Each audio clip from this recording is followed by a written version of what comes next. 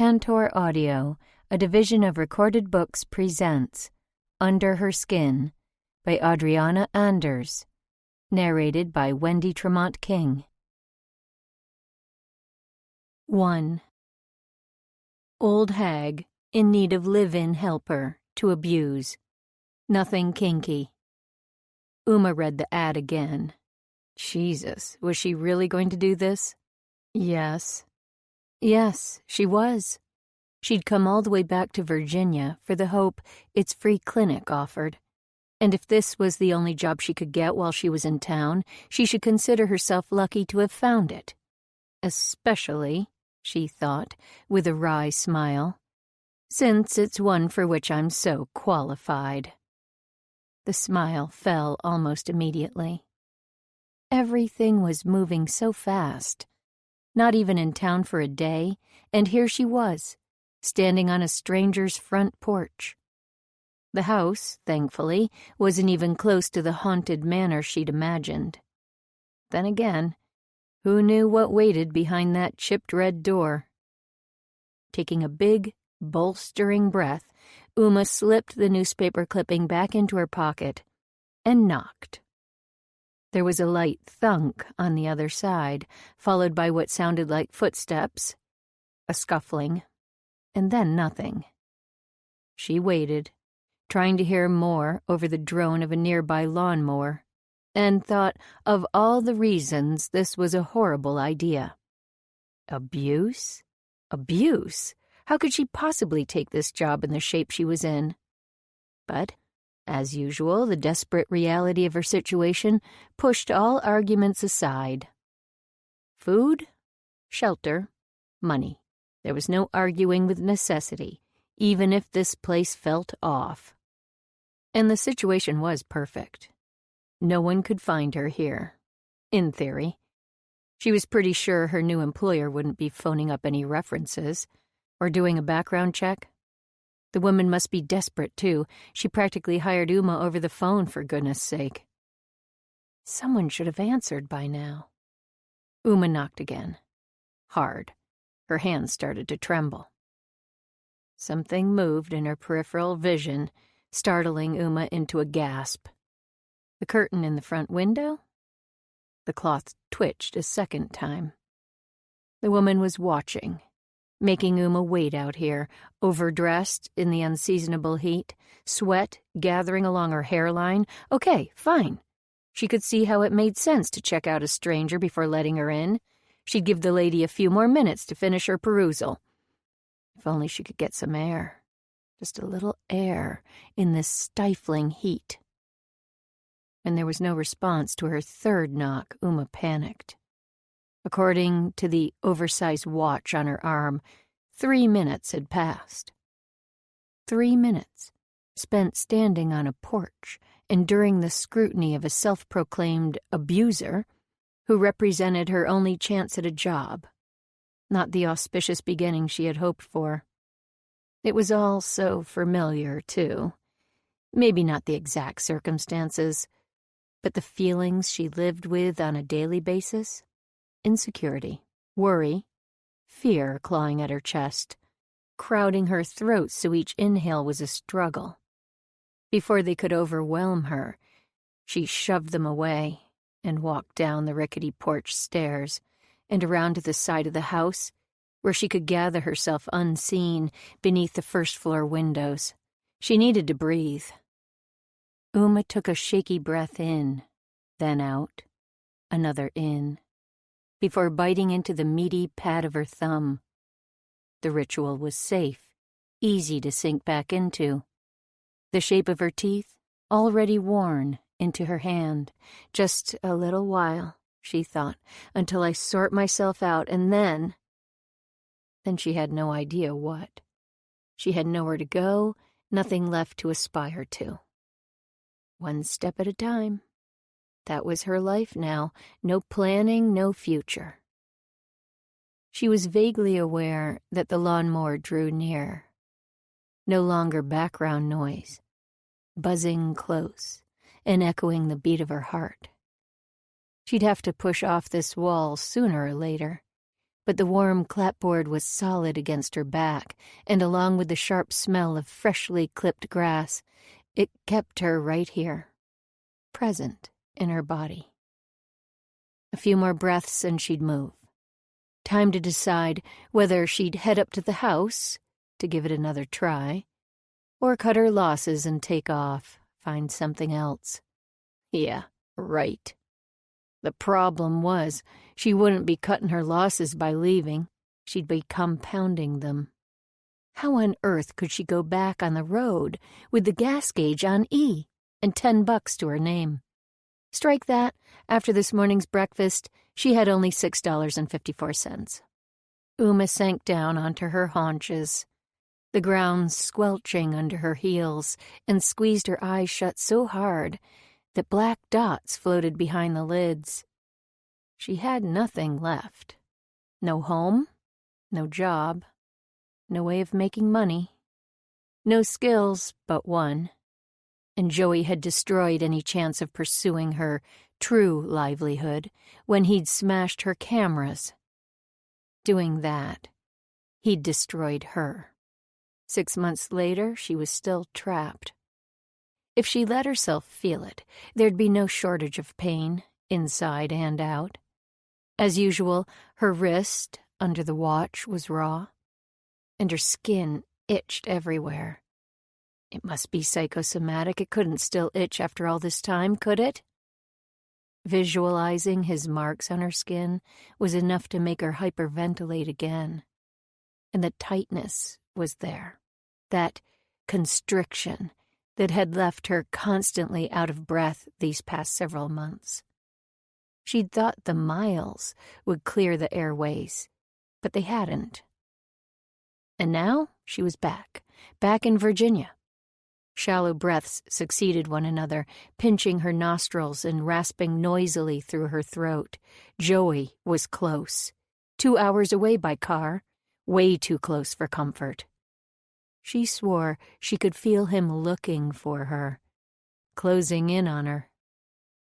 Something cold and wet swiped Uma's hand, snapping her back to the present. She opened her eyes with a start, only to come face to face with a dog. A black one, with a tan face, floppy ears, and pretty brown eyes rimmed in black like eyeliner. It smiled at her. It was something else, that dog, with that sweet look on its face, like it gave a crap. Weird. The expression was so basically human, it pulled back the tunnel vision and let some light seep in. The dog nudged her chest, hard, and pushed its way into her arms in a big, warm tackle hug. Uma had no choice but to hug back. Its cold nose against her neck shocked a giggle out of her. "Oh, all right. You got moves, dog." "She does," said a deep voice from above.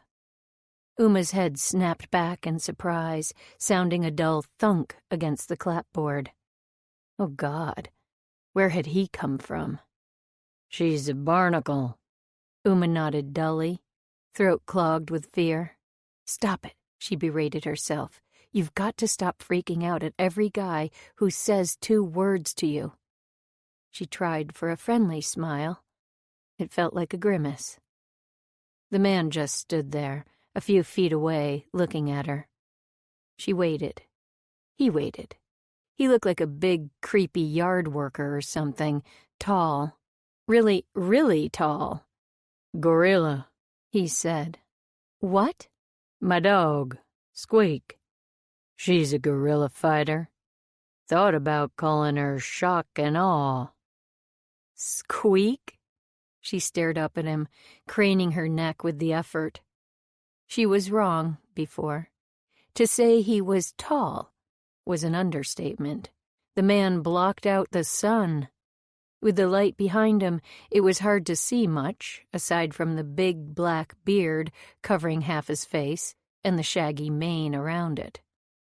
His voice was deep, gravelly, burly. It went with the hair and the lumberjack shirt. You didn't see guys like him where she came from. "Wasn't her name originally," She earned it. When he talked, the words emerged as if they hurt, purling out one slow syllable at a time, as if being sociable was an effort. Yet, for some reason, for her, he was trying. He waited, probably for her to say something in response, but she'd been running too long to be any good at repartee. She'd turned into more of a watch-and-wait kind of girl. The man finally continued, tilting his chin toward the house she was leaning on. "You are next victim?" Uma winced, embarrassed. "Guess so."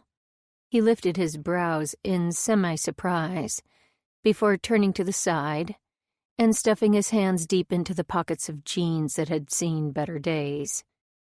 They were stained and ratty and littered with what looked like burn holes.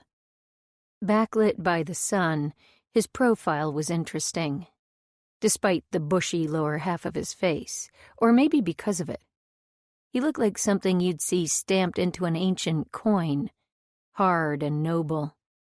The scene came easily into focus, clad in something stained and torn, wading into the thick of battle with his men, sword in hand, face smeared with enemy blood, and teeth bared in a primal war cry. Her hands came to life, itching for a camera. She blinked and emerged to see him as he was, a filthy redneck with a rug on his face. He was intimidating, to say the least. Not the kind of guy she'd choose to work in her yard, not looking all roughed up like he did. But this new phase of life was about taking back what Joey had stolen. It was about courage. And because this guy was so intimidating, Uma decided to face him head on. Show no fear.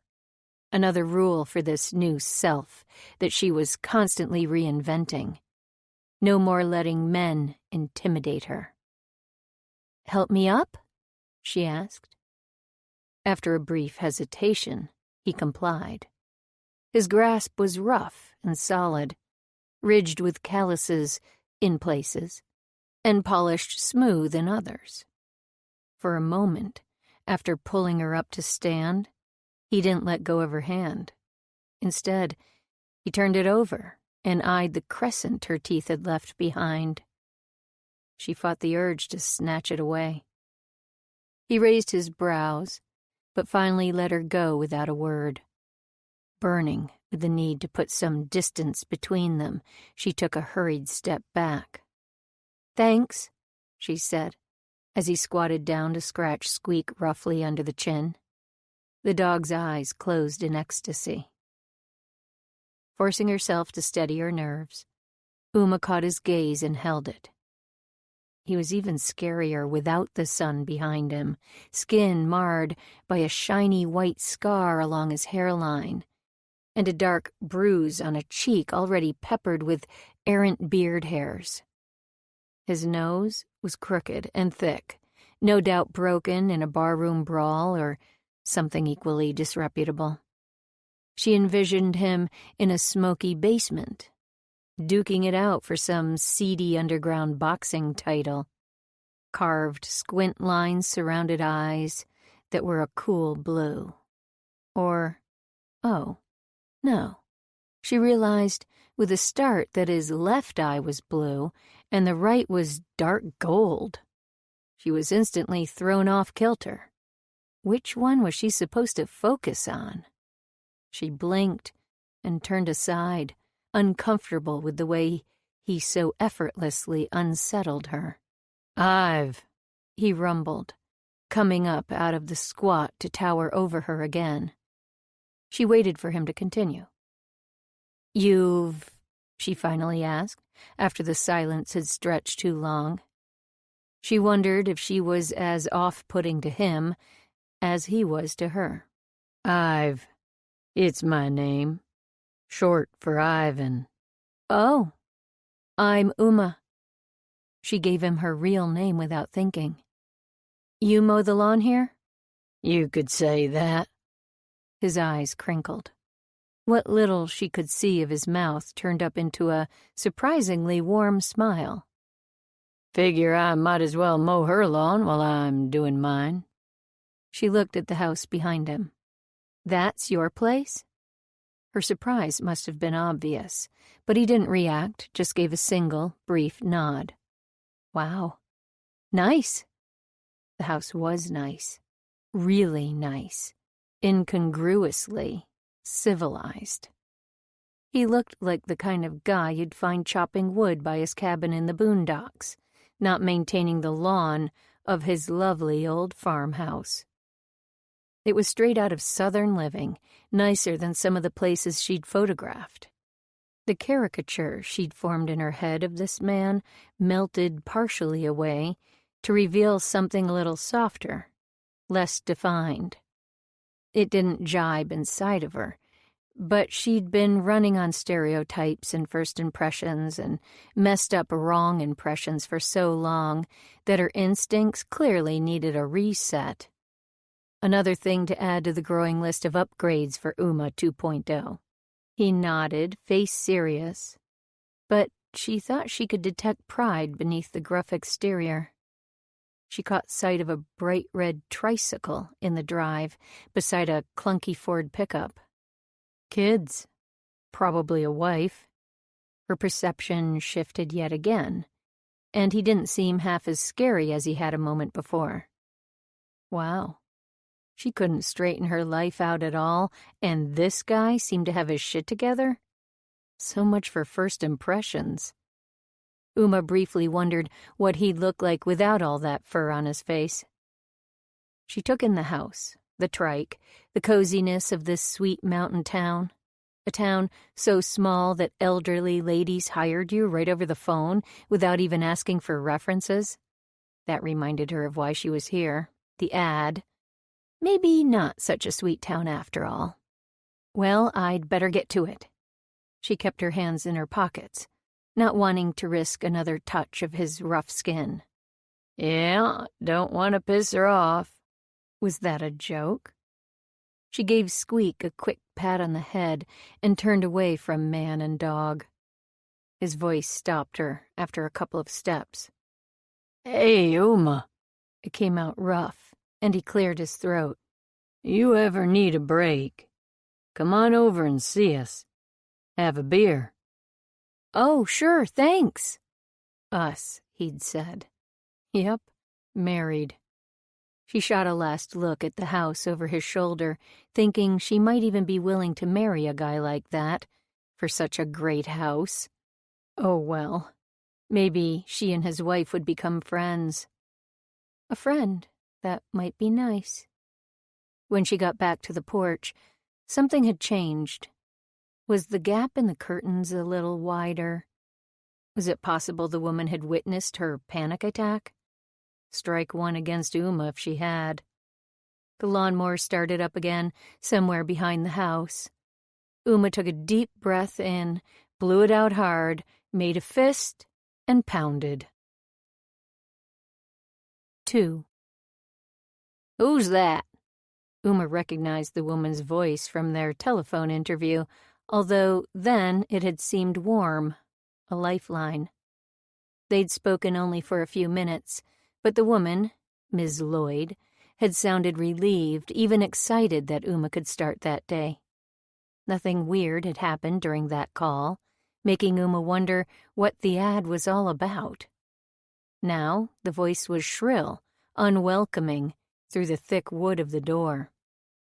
It's Jane Smith, Ms. Lloyd, she yelled. Let's see your ID. Uma hesitated. You said I wouldn't need to fill out a W-4 or give you my social security card or anything. I said we were doing this off the books, honey. I didn't say I'd let some random stranger into my home without at least getting a look at who she is. Right. Okay. Right, the woman had a point. Uma fumbled out her wallet and managed to pull her Virginia driver's license from the sleeve. Where do you want? Under the door.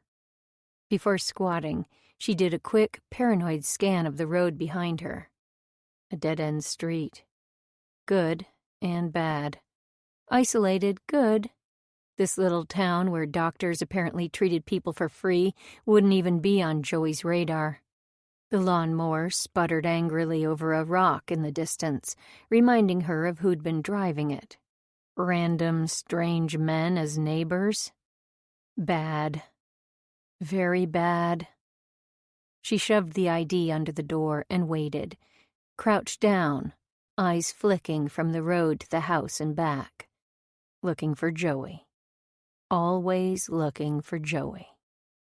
Abruptly, the door swung open, and Uma found herself on the floor, sprawled gracelessly at the slippered feet of her new employer.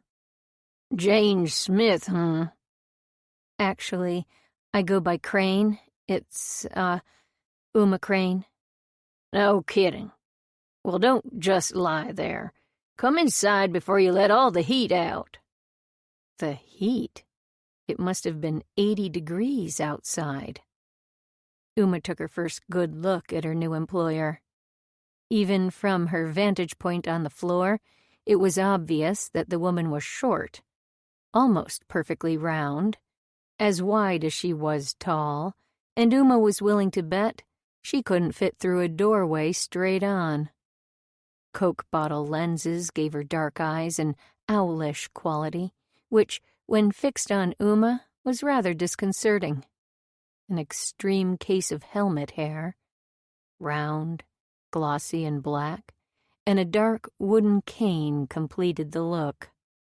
Uma had the distinct impression that she'd fallen straight into a spider's web. Old hag in need of live-in helper to abuse. Nothing kinky.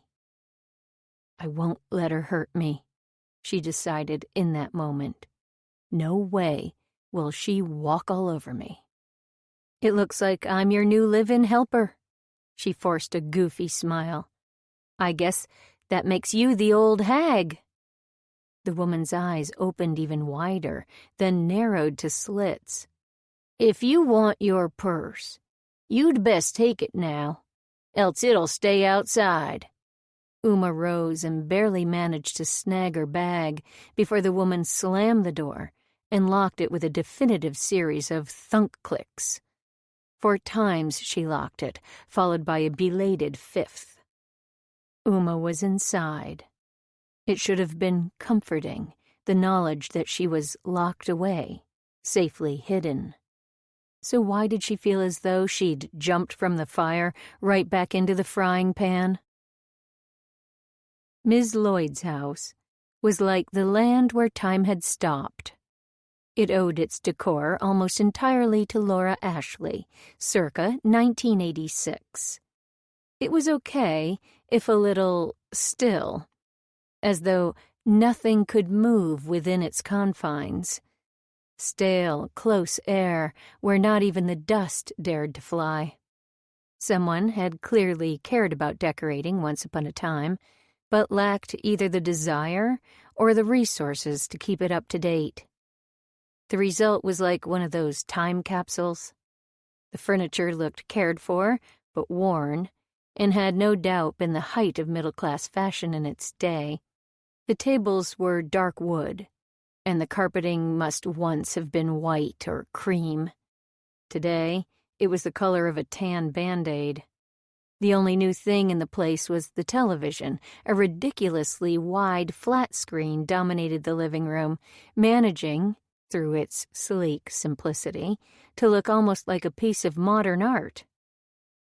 As she took it all in, breathing the musty smell of a house long kept closed, the woman's big black eyes followed her.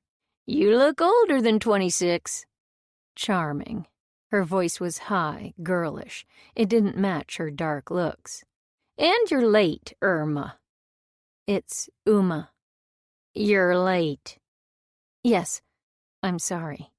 Uma took a breath, determined not to let her new boss cow her. "You must not have heard me knock the first time. I went around to see if you were in back." "Is that what they call it nowadays?" "I'm sorry?" "Flirtin'.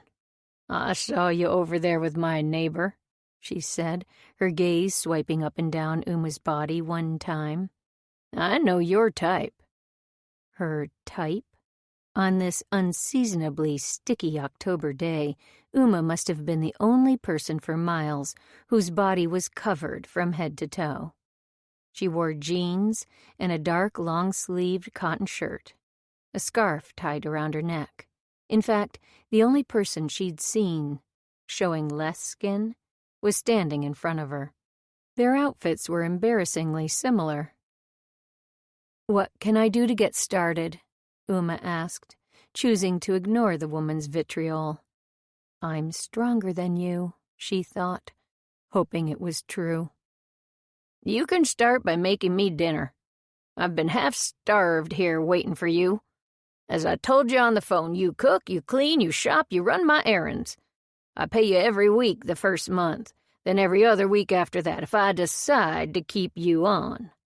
Ms. Lloyd pursed her lips and squinted at Uma, as if she found the notion highly unlikely. "No phone calls, no men, no back talk." Silently, Uma followed the woman's slow limp into the kitchen, where dishes overflowed the double sink and big brown stains spread across the white linoleum floor. "You talk, right?" "Yes, ma'am." "Do you understand the rules, or do I need to write them down for you?" She enunciated carefully, as if speaking to a slow child. "I understand." "I take my dinner at 5, sharp, early bird hour." More like geriatric hour, Uma thought, the little bit of meanness giving her a semblance of power. "I won't stand for missing any of my stories, so you'd best hurry. Might want to clean first, though." Ms. Lloyd sank into a chair at the kitchen table and turned the full intensity of her dark eyes onto Uma. This is it, Uma thought, taking in the stinking mess. My life. This is my fucking life. She picked up the sponge, dark and shriveled, hard as a rock, and ran it under water that took ages to heat. Breath coming fast, her heart fluttered with panic. All she wanted was to run. I can do this. This is nothing. She's an old woman. She can't hurt me. This was about her future, about getting back some kind of life. A prospect that had seemed utterly impossible until she'd heard the interview that brought her here. A doctor offering free tattoo removal. If anything, she needed to look at this job as a mental exercise. Physical activity to take her mind off everything else. Besides, fighting makes you stronger, right? "You're getting your sleeves wet," Ms. Lloyd's voice cut in, pointing out the obvious, and the one thing Uma had hoped she wouldn't notice. "I'm fine like this," Uma responded, sounding silly and small, despite all efforts at strength. "I don't mind getting wet." Uma attacked the dishes with energy, if not gusto. Crusted bits came off slowly under liberal applications of soap and elbow grease, and all the while she endured the woman's stare. Eventually, the dishes in the rack outnumbered the ones in the sink, and finally the sink was empty. "The menu du jour is soup and grilled cheese. Easy peasy. If you cook as good as you clean, we just might get along." Easy peasy was right. It took only a few minutes before she plopped 2 plates and bowls down on the tiny kitchen table and moved to sit across from her new employer, stomach growling in anticipation. From somewhere close by, a bell rang. It was an old-fashioned rotary phone sound that the woman ignored. "Need me to get that?" Uma asked. "Nope. Got a bathroom upstairs needs cleaning." The woman's words stopped her before Uma could pick up her spoon. "You want me to clean before I eat?"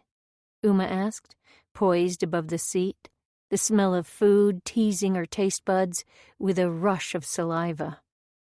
A raised eyebrow was the woman's only response, and Uma shut her eyes against the hunger.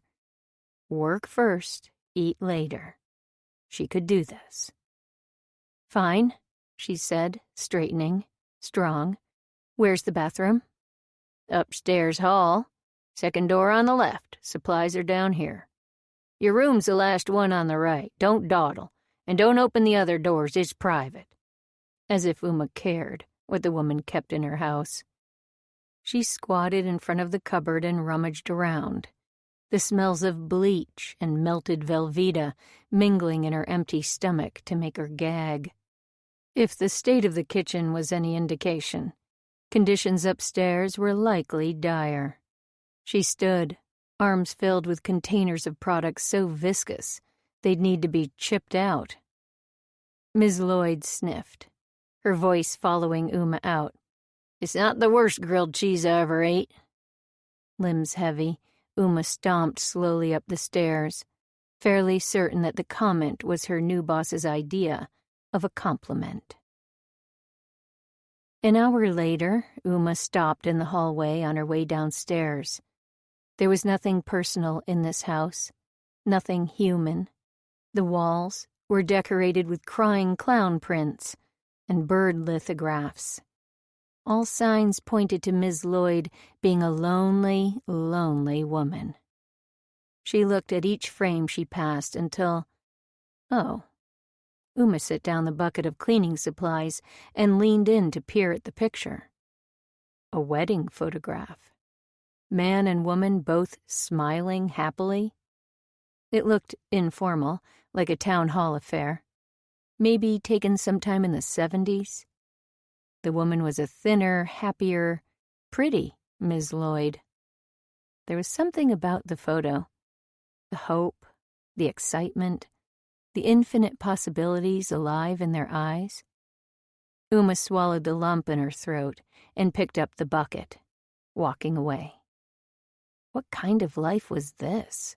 Meals, TV, bed, the same rituals day in and day out? God, what if she became this woman further down the road? She might not even take that long to sink to such lonely ruination. Uma and Ms. Lloyd bonded in loneliness. The thought repulsed her, but also brought with it the strangest desire to better understand her boss.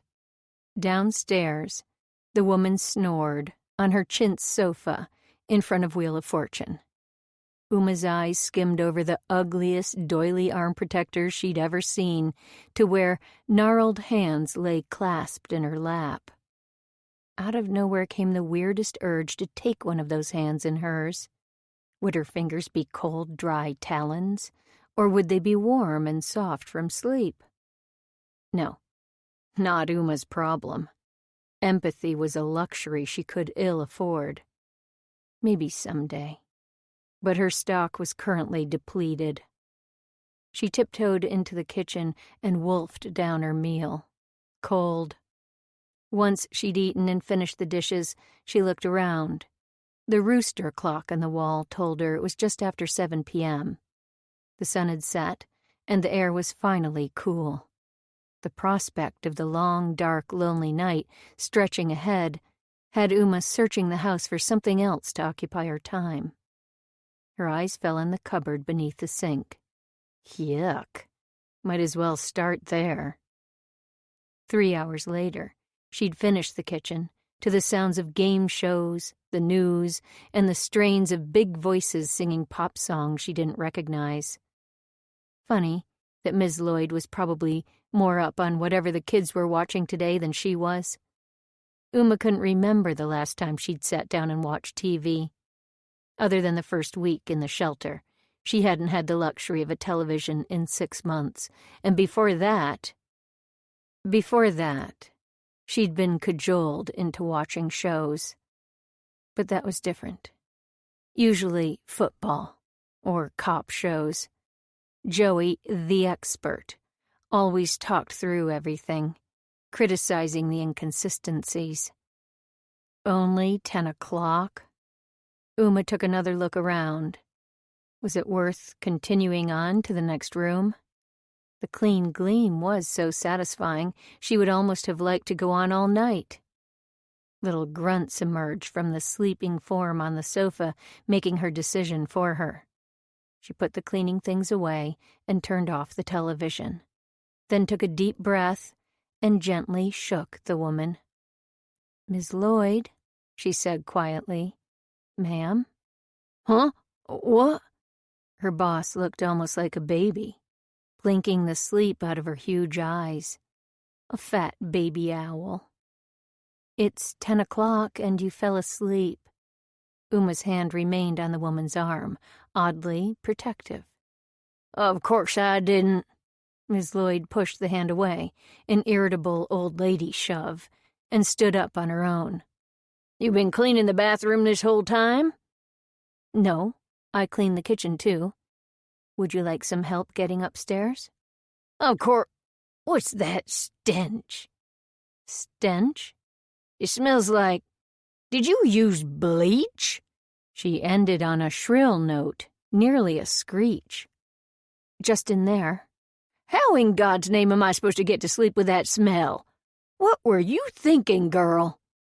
Uma refrained from mentioning that the stench hadn't stopped her from snoring through hours of scintillating programming. "I could open some windows." Ms. Lloyd gasped, as if Uma had suggested killing her firstborn. "Are you insane? Anyone could get in. You make sure you check the windows and doors every night before bed. Go on, do it." Ms. Lloyd shuffled to the back door, unlocked and relocked it, throwing the deadbolt 4 times, with a belated 5th. Her eyes followed Uma as she moved to the windows and tested locks. "You missed one. Look again." No, Uma hadn't missed any windows, but she did as requested. "Do it twice if you have to." Every window, every door was locked, relocked, bolted, and double-checked. Again, Uma caught herself feeling sorry for Ms. Lloyd, finally understanding the extent to which she'd made herself a prisoner in her own home. She wondered what had happened to make the woman need this level of protection, this shell. At first, she doubted there was truly a need for live-in help, when a cook or a cleaner would do just as well. It had seemed like a bit of vanity, a minion to do the crappy jobs, someone to push around, but Uma saw how badly Ms. Lloyd needed someone. In exchange for food, a roof over her head, and a few $100s a month, Uma very well might be providing Ms. Lloyd's sole connection to the outside world. How very, very tragic to be stuck all alone in this frozen, desiccated place. In the upstairs hall, Ms. Lloyd stopped in front of the first door and said, "I need you awake tomorrow morning at 5 o'clock sharp. Any lateness will be docked from your pay. Now help me to bed." Uma had always been very sensitive to place. Anything remotely off, and she'd lie stewing for hours. The house, with its crammed decorations, dust and gaping holes where memories should be, was an overwhelming presence, like an undecorated wedding cake left stale and hulking in a corner long after the big event was canceled. Nothing but a badge of shame to be hidden away. Uma closed her eyes, trying to force her mind to still. She always envied people who found sleep easily. Joey had been like that. He'd lie down, clamp one arm tightly around Uma's waist, and immediately fall into a deep, perfectly civilized sleep. No tossing or turning for him. Nothing to stain his pristine conscience. For Uma, the quiet, still night was like a vacuum, waiting to be filled with every doubt and worry her brain could offer up. Insomnia greeted her in that minuscule room, the same as it did anywhere else, racing around her own brain, replaying events, wondering how it all could have come out differently. The dark ate at her, stole her breath, poisoned her thoughts. She wondered if she might die there. Uma practiced her breathing exercises, teeth clamped tightly onto the meaty part of her thumb, and forced her brain to seek out something good, something positive. After what must have been hours, she arose from the single bed and pulled a straight-back chair up to the window. Although they weren't visible, The foothills of the Blue Ridge were just past the woods and the grassy field out back. This, and the place next door, were the last homes before the lush green ground moved gently but inexorably up and up. Beyond the hills were the violet-crested mountains. Country songs and anthems of yore ran through her head as she stared out at the dark. Songs her parents had sung when they were still together. Loving John Denver was one of the few things they'd agreed on. Her window looked out on the next-door neighbor's house. Ivan the Terrible. Ivan Denisovich? What was that? Maybe something she'd read in high school. Or Ivanhoe. Thoughts of Russia and England ran circles through her brain. A bearded man grimacing, and an old film her dad had let her watch. Illicitly, while her mom was away on one of her retreats. There were vague images of jousting, aggression, and blood, which fit in nicely with the face she couldn't stop picturing. It was good thinking of him, so much better than the alternative. She imagined the sound of his name in his oddly rough voice. It had crackled when he spoke, like spitting logs in a fire. Ive, Burl Ives, and Christmas, children skating, and Norman Rockwell. She pictured the red tricycle in his driveway, something else she would probably never have. She huffed out an annoyed breath at herself. What do I want, anyway? A tricycle? In front of a picture-perfect house? A big, scarred lumberjack man with intense eyes and a sweet dog to welcome me home at night? Who the hell was she kidding? That wasn't even Uma's fantasy, anyway. Her fantasy was... what was it? It had been the big city once upon a time. Artists and galleries with her work on the walls. Now, she had no idea. Besides, people like her didn't have sweet babies and lovely houses with flowers and landscaped gardens, husbands who mowed lawns. No. People like Uma made bad decisions, loved the wrong men, and eventually had to run far away from them, only to end up working for sad old hags. They had quite a lot in common, Ms. Lloyd and Uma. The woman didn't go outside, that seemed pretty clear, and though Uma may not have been quite there yet, the way her boss had shut herself in, the frantic rituals of her life, were eerily familiar.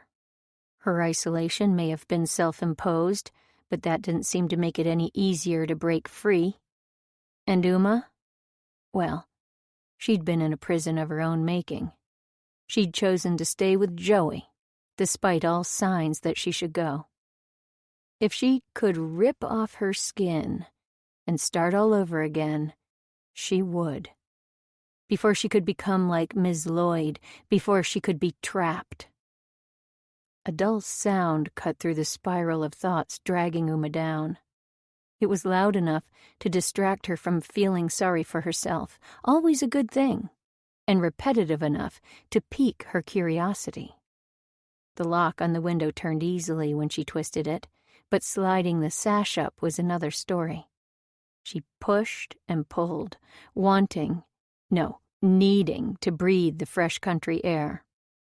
The sound continued, a bright punctuation in the still night, but she didn't dare bang on the window to try to get it unstuck. She sat there instead, face pressed to the cool glass, and wondered. Only a dim light shone from behind the white farmhouse next door. Probably a porch light. In the house, there was no sign of life, but that repetitive noise, so industrious for this late at night, kept Uma on the edge of her seat, filled with curiosity, almost ready to throw on some pants and run out to find its source. She didn't go anywhere, but she spent long minutes, maybe hours, listening and wondering and then imagining what it could be. What on earth was he up to over there? Chopping wood? Bodies? Strangely, After everything, that notion didn't scare her one bit. Ive opened up a 5th can of cat food and set it down on the stoop. It was a new flavor, and he wasn't sure how the animals would react, but he liked to mix it up every once in a while. Keep 'em guessing. It rarely worked, now that he thought about it. They didn't like change any more than he did. But still, it couldn't be good for them to eat exactly the same thing every single day. There were the 5 cats he fed on a daily basis. The big one, Ornery, wouldn't let anyone touch her. Even after 7 years of Fancy Feast, Ive still couldn't get close. The chickens, the rooster, then there was the baby skunk, Pepe, who'd recently joined the evening feeding fray. The cats didn't seem to mind the new species, and this one was especially fond of tuna and shrimp medley. Little guy fit right in, wanting the same old flavor day after day. "Not like us, right, Squeak?" he said with a smile, because Ive did eat the same thing every single day. Not because he didn't like other foods, but why bother changing something if it worked? And okay, so he didn't eat exactly the same stuff, but his selections were limited. It depended on what he'd hunted or grown, what the chickens had laid, or what some farmer had given him in trade. He bent to grab Squeak's bowl, filled it with dry food, and emptied half a can of wet food into it, then topped it off with water from the pump. Once everyone was fed and had water, his charges going to town with gusto, he thought back to the woman he'd met earlier. He hadn't stopped thinking about her. Uma. Ive mouthed the name, enjoying the shape of it on his lips and tongue. Strange name for a strange woman. An intriguing mix of help me and fuck off. He patted Squeak on the back, enjoying the way the dog leaned into his caress. "Help me up," the woman had ordered. Brassy as hell. Trouble. He could smell it a mile away. And not just the usual kind either, he thought, although he didn't dwell on what he meant by that. Trouble. Always trouble. Between the two of them, he and Squeak sure had a nose for it, didn't they? They didn't go looking for it exactly, but they certainly didn't shy away from strays, as was proved by the menagerie chowing down on the doorstep. Yep, Squeak had a gift. She'd sniffed out Uma, hadn't she? Had known immediately that something was wrong and offered comfort the way only she knew how. I've pictured how the woman had looked when he'd followed his dog around the side of the house. Defeated, tired, scared. He recognized that look, had seen it 100 times. Matter of fact, that was the exact expression Squeak had worn when he'd taken her from Old Man Huber's place. Son of a bitch. Had beaten her so bad that I've had to carry her straight to Dr. Campbell's clinic.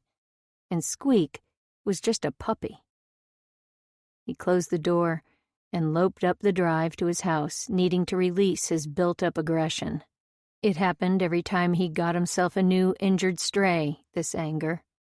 Rage, so strong, so painful, he had to take care of it the only way he knew how. Better than doing what he'd done to Huber. Only a tiny bit of guilt marred Ives' conscience over that one. He'd been so good. Hadn't hit anyone outside a ring in more than 8 years when he'd heard a puppy's yelps over the fence. It had been bad, though. Fucking awful. Squeak and the cats and that other dog, the one Dr. Campbell hadn't been able to save. Jesus, how could you not hit a guy like that? But he hadn't touched anyone in anger since. Steve, the sheriff of all people, had taught him how to hold back. "You can be as pissed off as you want," he'd told him. "Just gotta learn not to hurt anyone. It'll only get you in trouble again." He'd taught Ive to box, then gotten him hooked on Brazilian jiu-jitsu. Ive was big, and he'd done some wrestling in high school before he'd dropped out, which came in handy in the ring. Like pounding metal, fighting had saved his life. An hour later, Ive leaned into his heavy bag, stilling it with his full body. He was slick with sweat, and the minute he stopped moving, the chill crept in. He hardly noticed it. Muscles loose, rubbery from exhaustion, his temper still simmered too close to the surface. He couldn't blame the woman for his feelings. It wasn't Uma's fault, what she did to him.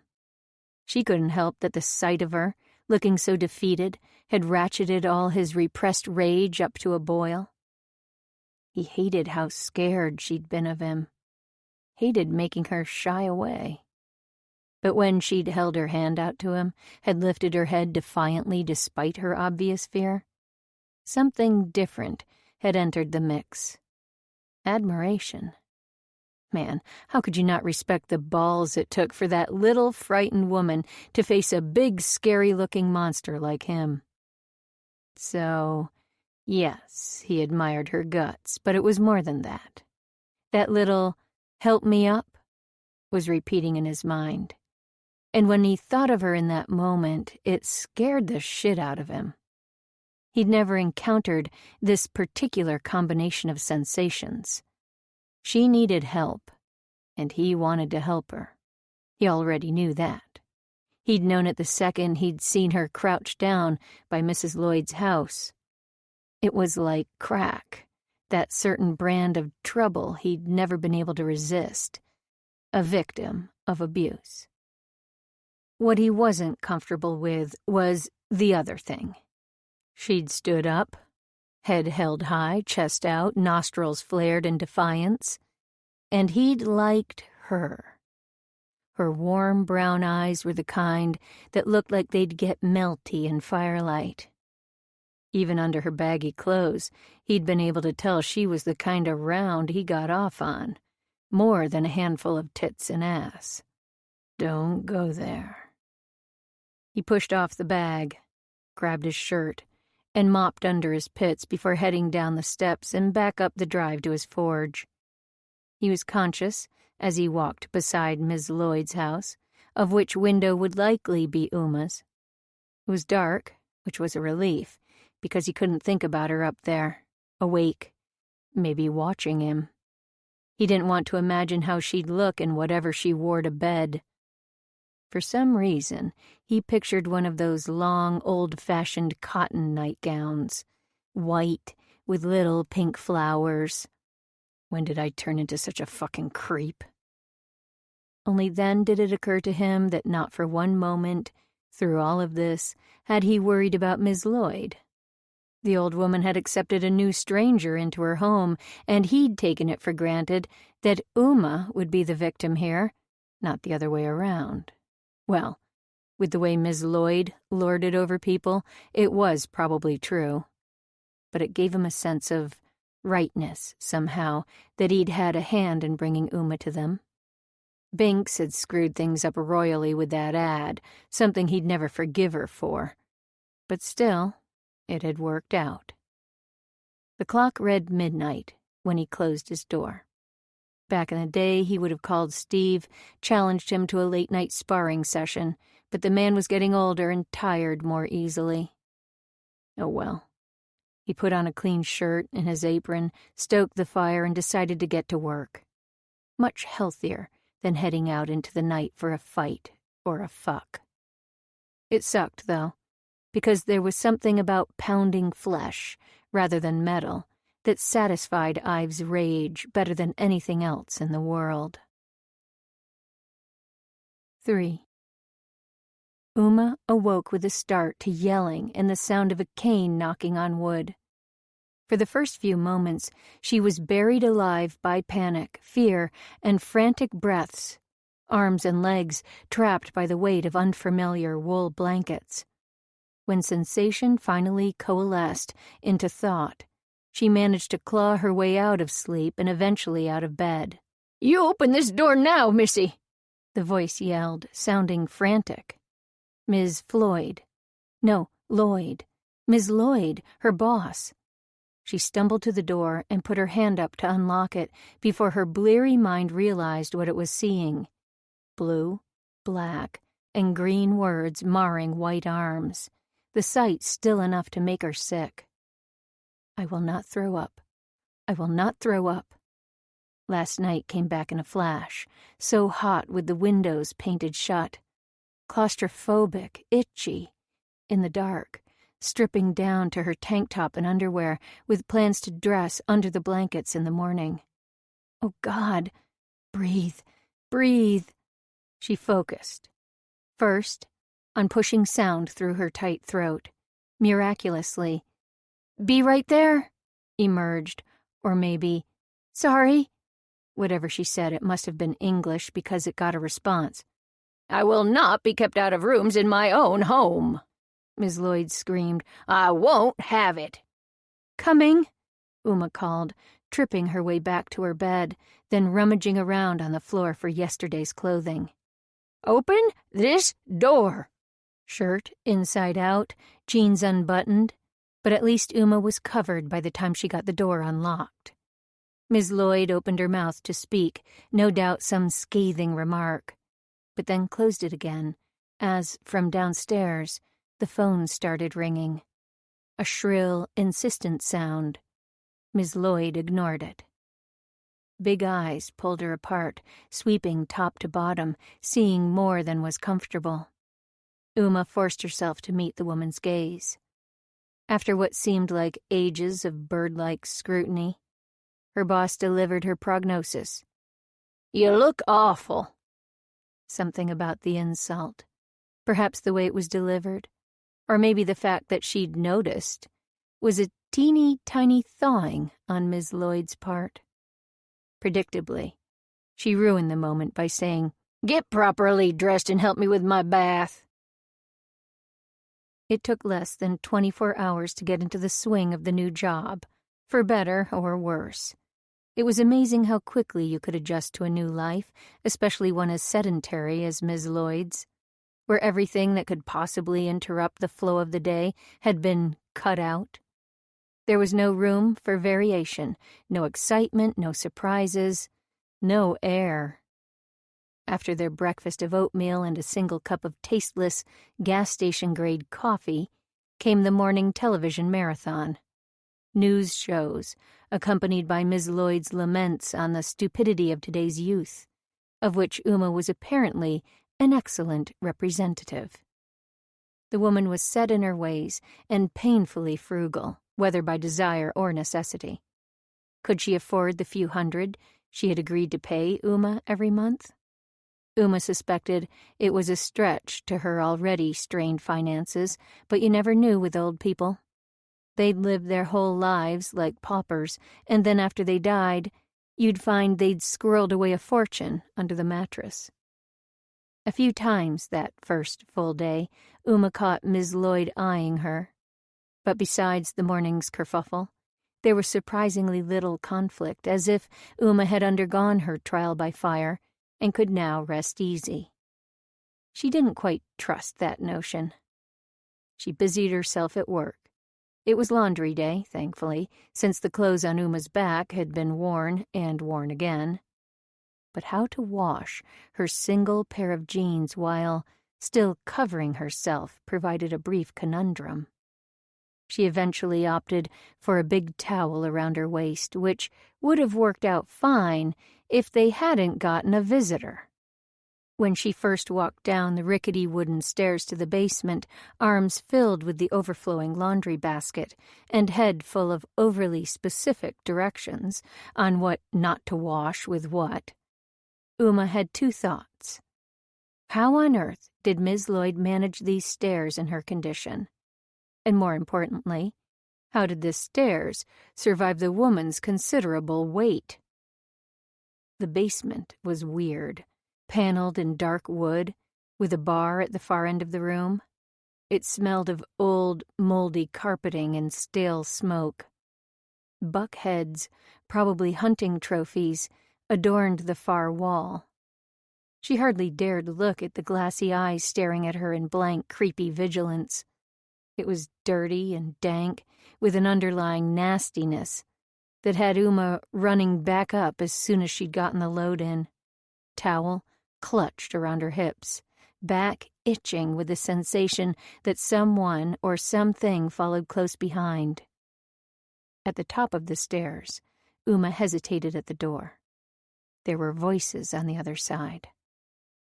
"It's fine, she'll do," Ms. Lloyd hissed, and Uma leaned on the basement door, straining her ears. "You sure? You know you don't have to do this. If you need me to, I can—" What? Do what exactly? She pushed her ear hard against the door, and it swung out with a crash, interrupting the conversation and sending blood rushing to Uma's cheeks. "Oh, well, look at that. Here she is," Ms. Lloyd chirped. Uma's heart hitched up to warp speed when she saw the enormous silhouette standing in the front door. Oh no, this is it. He's here. Joey, here to drag. The figure shifted, and perception caught up to reality. It wasn't him, not even close. Joey'd never been so tall or wide or calmly imposing. Self-consciously charming and perpetually wired about summed-up joy, not like this monolith. Calm, steady, a rock. Her mental camera snapped a reluctant picture, wanting to memorialize this man's tranquility and bottle it, an antidote to her own messed-up life.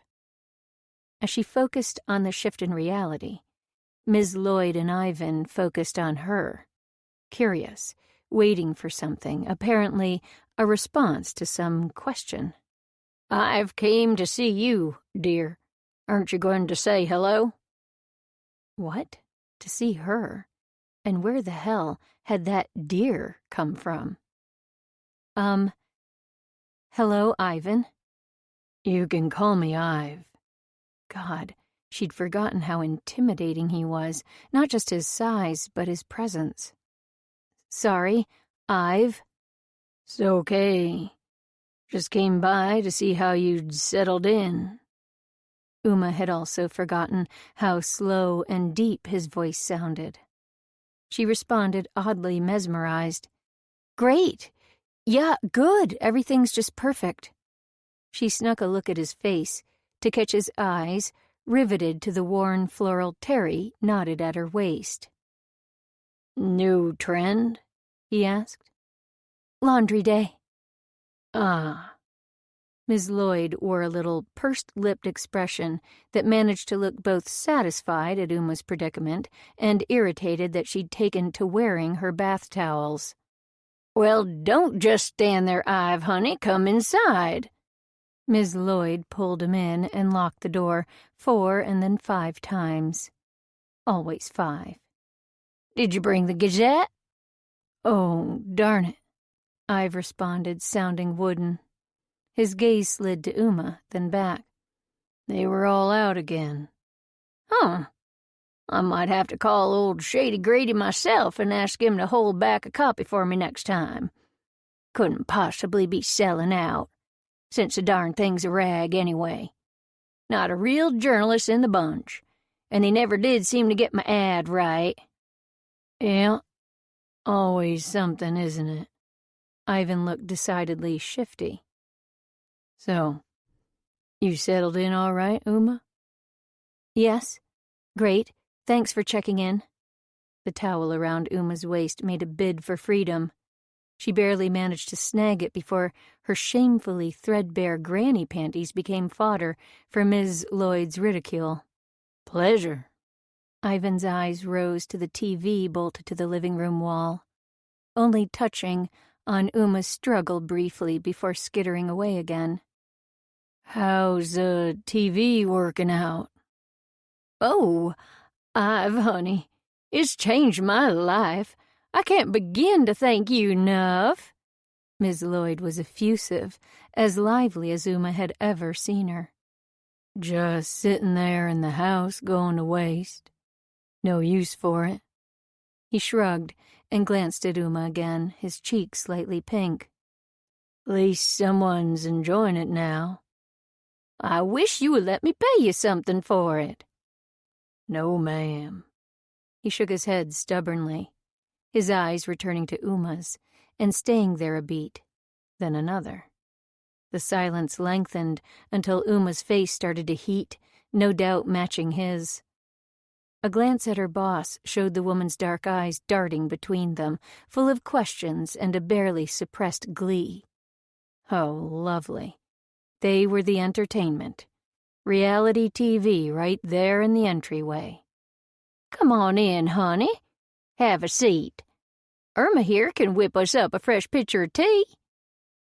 Uma didn't bother correcting her. Her boss knew exactly what her name was. Unless you want coffee, she can make a fresh pot. That's all right. I'm sure Uma's got better things to do. His eyes flicked to Uma, then away again. I gotta take off. Just wanted to... His voice fizzled, to leave a silence that he filled with an open-handed gesture, 100 times more eloquent than his words. Clearly he was a man comfortable in his body, not his speech. Thanks again for checking in, Uma said as brightly as she could. Her voice sounded fake and uncomfortable, a professional voice, the way she used to talk to brides before. In the kitchen, the phone rang, and with relief, Uma turned to get it. Don't touch it, the older woman snapped. Not answering, Miss Lloyd? Prank callers again. Uma opened her mouth. I could... Leave it be, Miss Lloyd said, over the last steady, sonorous dring. Not calling the police out for this, and no way I'm letting some prank caller bully me into changing a number I've had for 30 years. Let me... No, thank you, You've done enough. Okay, then. Brows raised. He put a hand on the door and tried pulling it open before he remembered it was locked.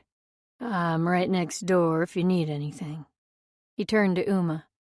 If the boss lady here ever gives you time off, come on by for a visit.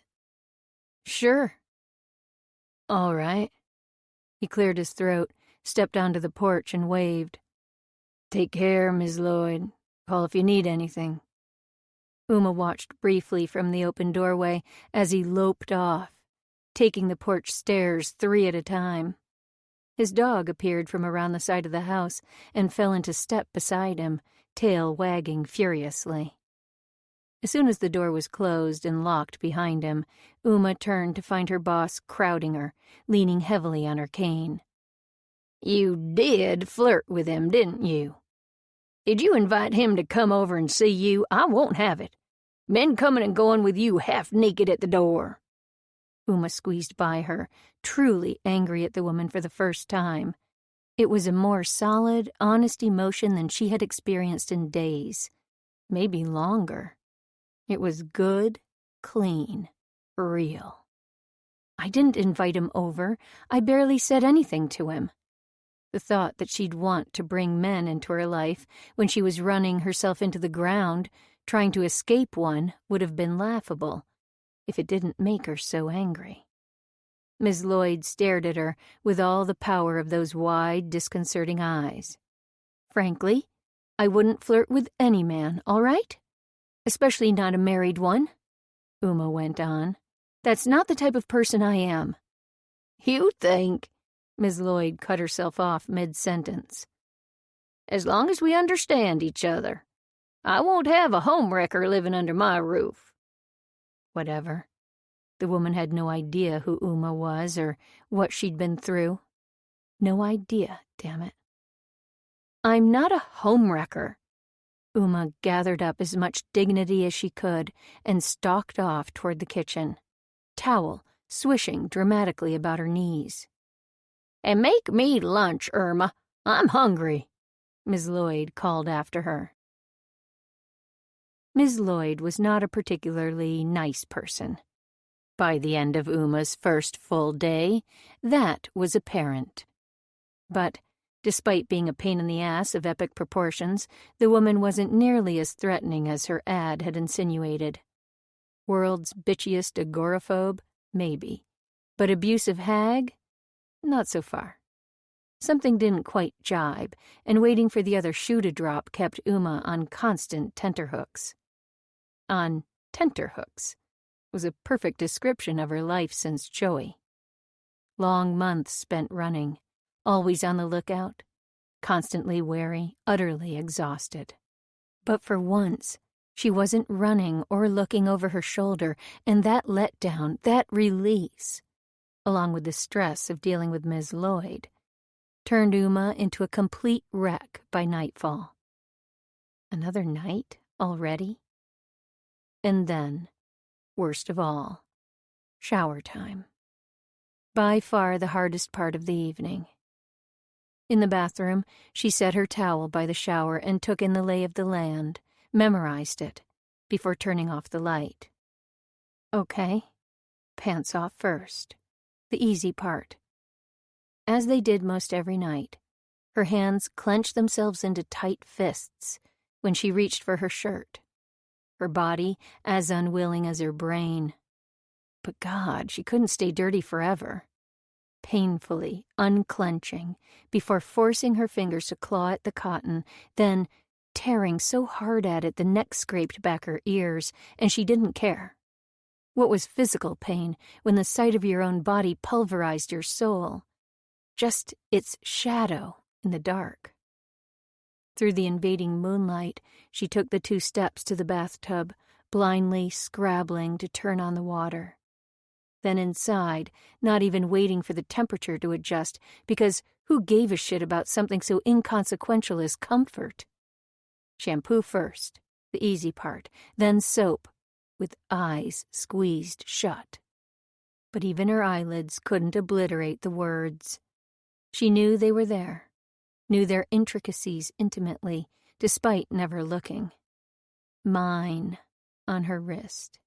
Bitch on both arms. One version misspelled and crossed out, and the rest more, so much more, all of it burning, burning, burning. Soon they'd be gone. It was why she was here, after all. Water off, she dried herself as quickly as possible and yanked her clothes on over damp skin. Done. Breathing hard, she went back to her room. How could the same house, the same room, the same air, all shift so drastically with the setting of the sun? God, why, in the thick of these lonely hours, was she reduced to hashing and rehashing events that she'd never be able to change?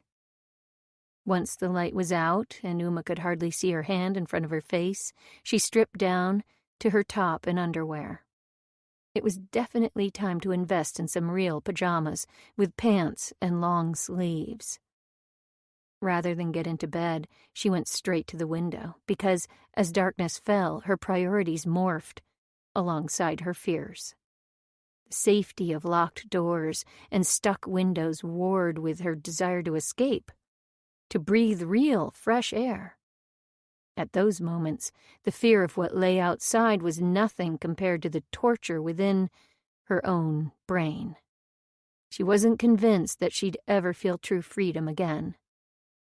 Then, the never-ending debate, to sleep or not to sleep. Sleeping meant dreaming, but staying awake meant dwelling on a dire past, a pathetic present, and a hopeless future.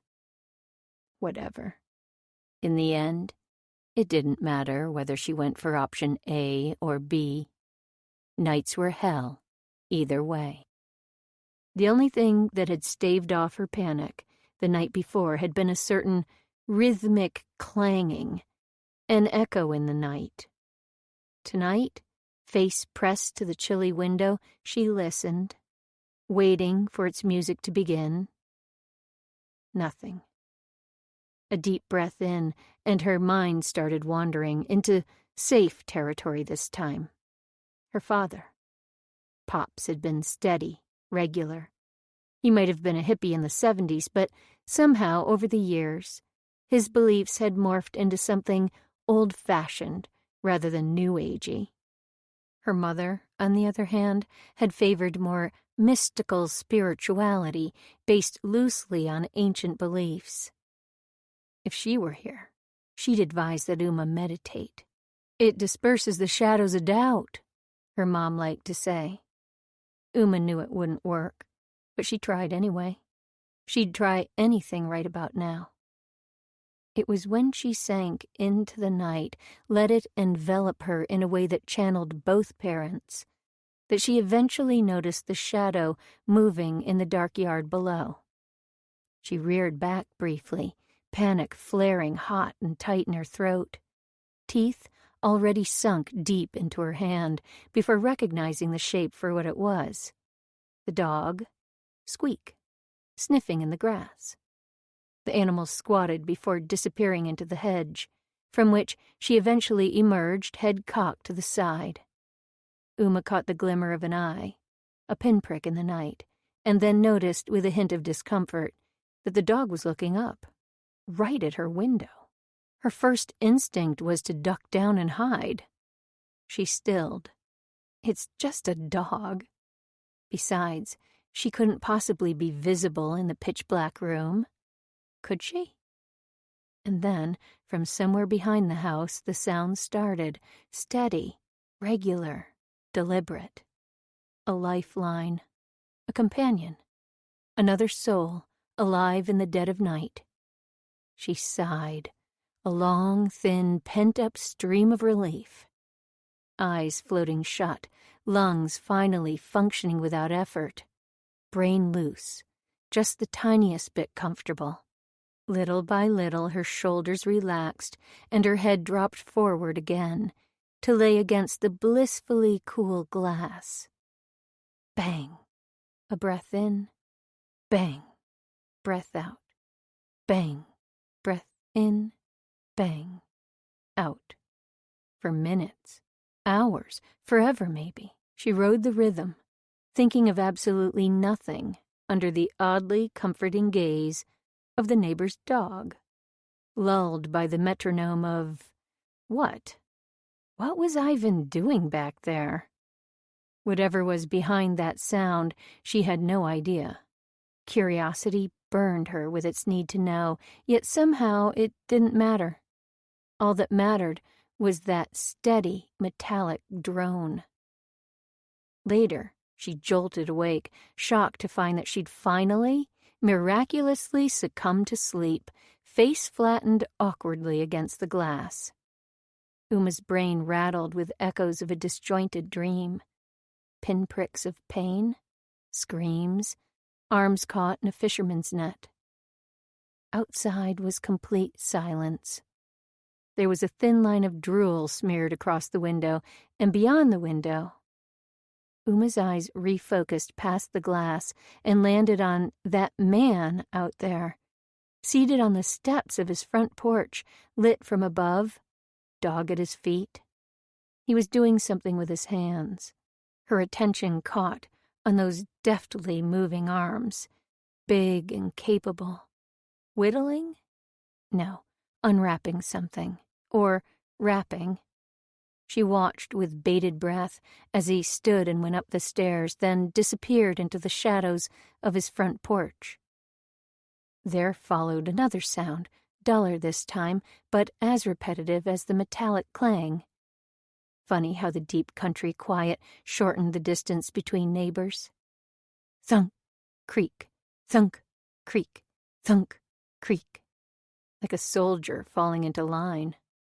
Uma's erratic heart once again took to the rhythm he set, needing its regularity, craving it like her lungs craved air. Part of her wondered what the hell he was up to, but mostly she didn't care. She just knew she needed that steady beat to get her through the night. 4. Uma's first excursion into the little town of Blackwood was a bittersweet affair. On the one hand, it felt good to be outside, driving with the wind blowing through her hair, an illusion of freedom.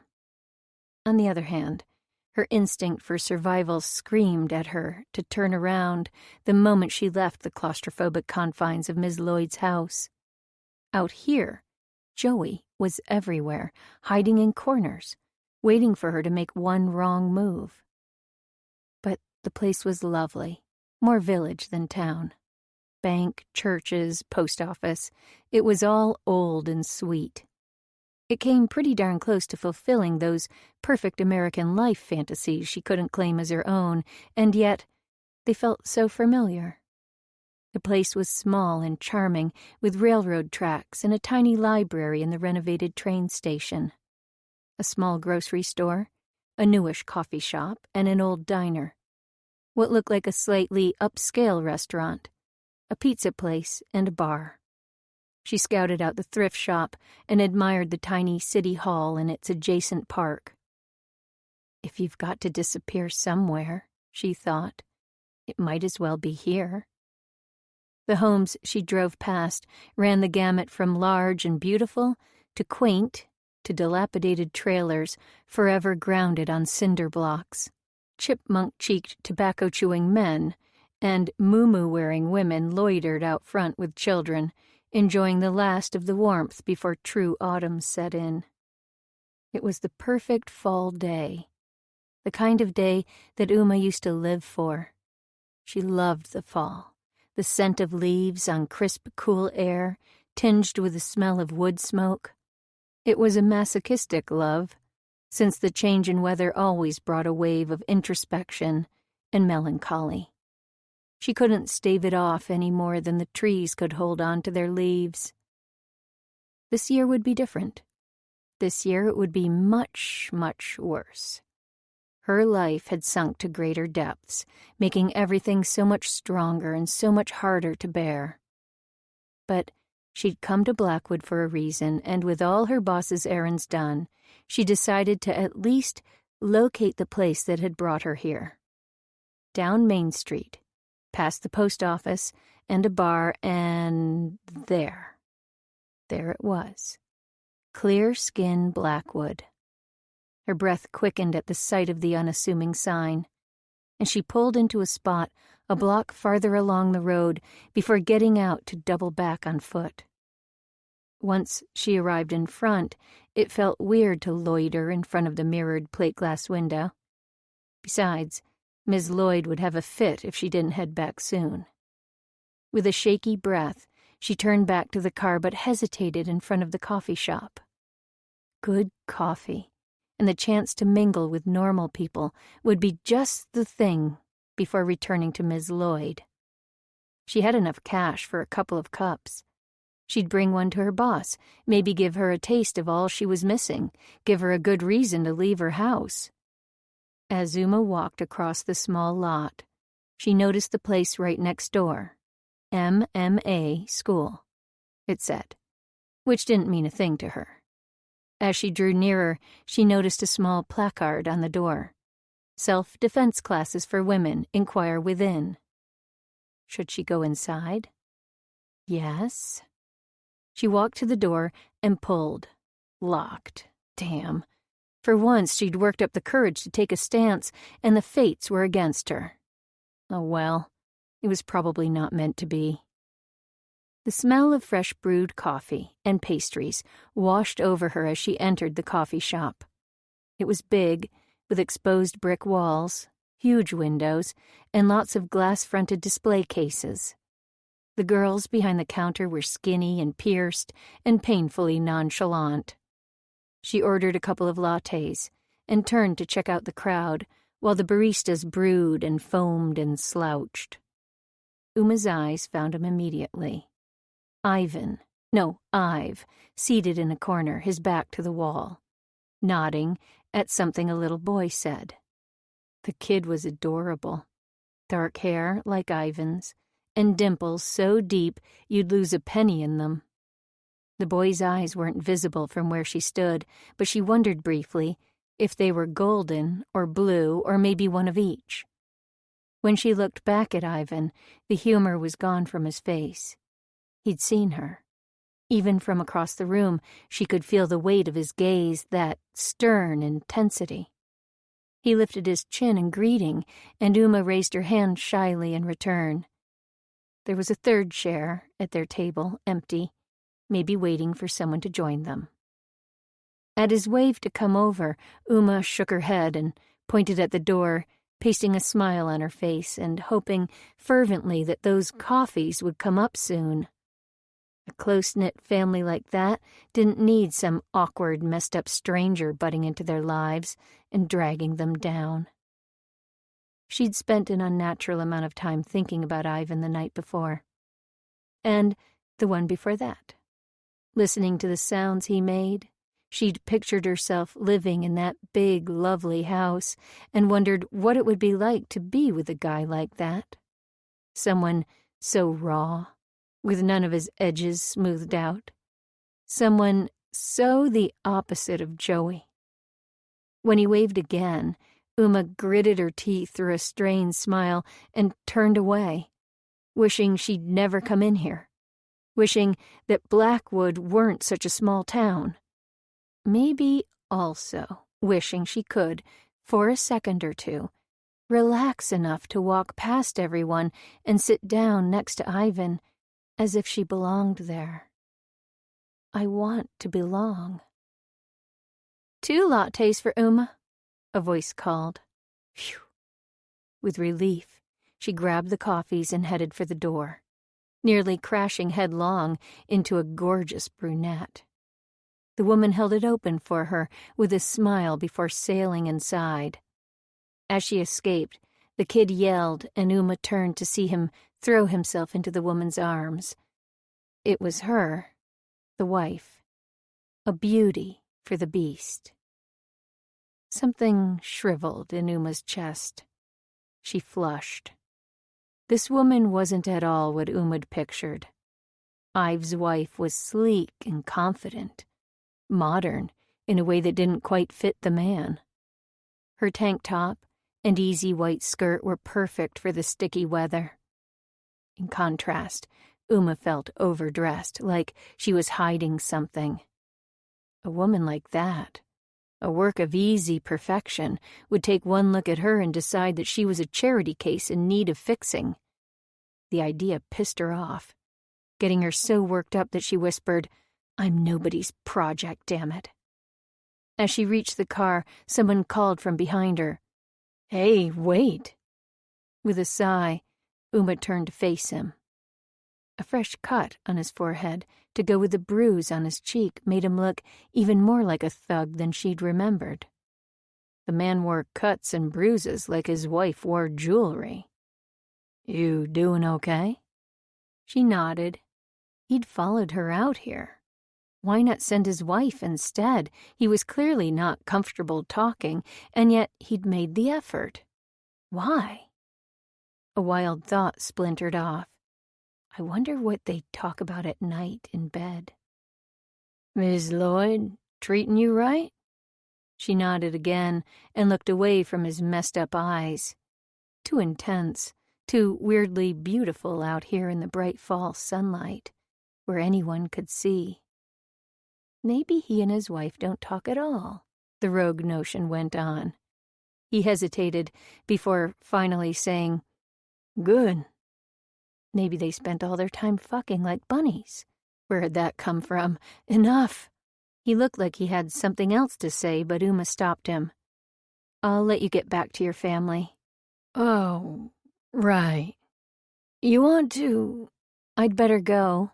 She nearly wrenched her arm, closing the car door, then took off, getting as far from him as she could. Far from those eyes, and those thoughts she couldn't seem to control. Yet, as Uma drove off, watching him shrink in her rear-view mirror, rather than give a sigh of relief, her body slumped with something resembling disappointment. "Who's that, Ivy?" Ive's sister, Jessie, swung her hair over her shoulder in that way she had. "New neighbor." "What's her story?" Her eyes were bright with curiosity. "Not sure." "Why'd she run away from you like that?" Gabe chimed in, as usual pinpointing the one thing that had bothered Ive the most. Why had she run from him? They were in public, after all. It's not like he was planning on hunting her down and dragging her back to his lair. He'd been with Jessie and Gabe, for Christ's sake. She had to have noticed Gabe, at least. "Guess I'm kinda scary looking," Jessie said, teasingly snide. "You can say that again." "You see me entering any beauty contests lately?" "No, but you could make more of an effort. What? I'm in shape. You're in shape, Ivy, the way cavemen are. A big hairy bag of muscles, not exactly what I'd call comforting. He shrugged. The way he looked had never bothered him before. Didn't seem to matter in Blackwood.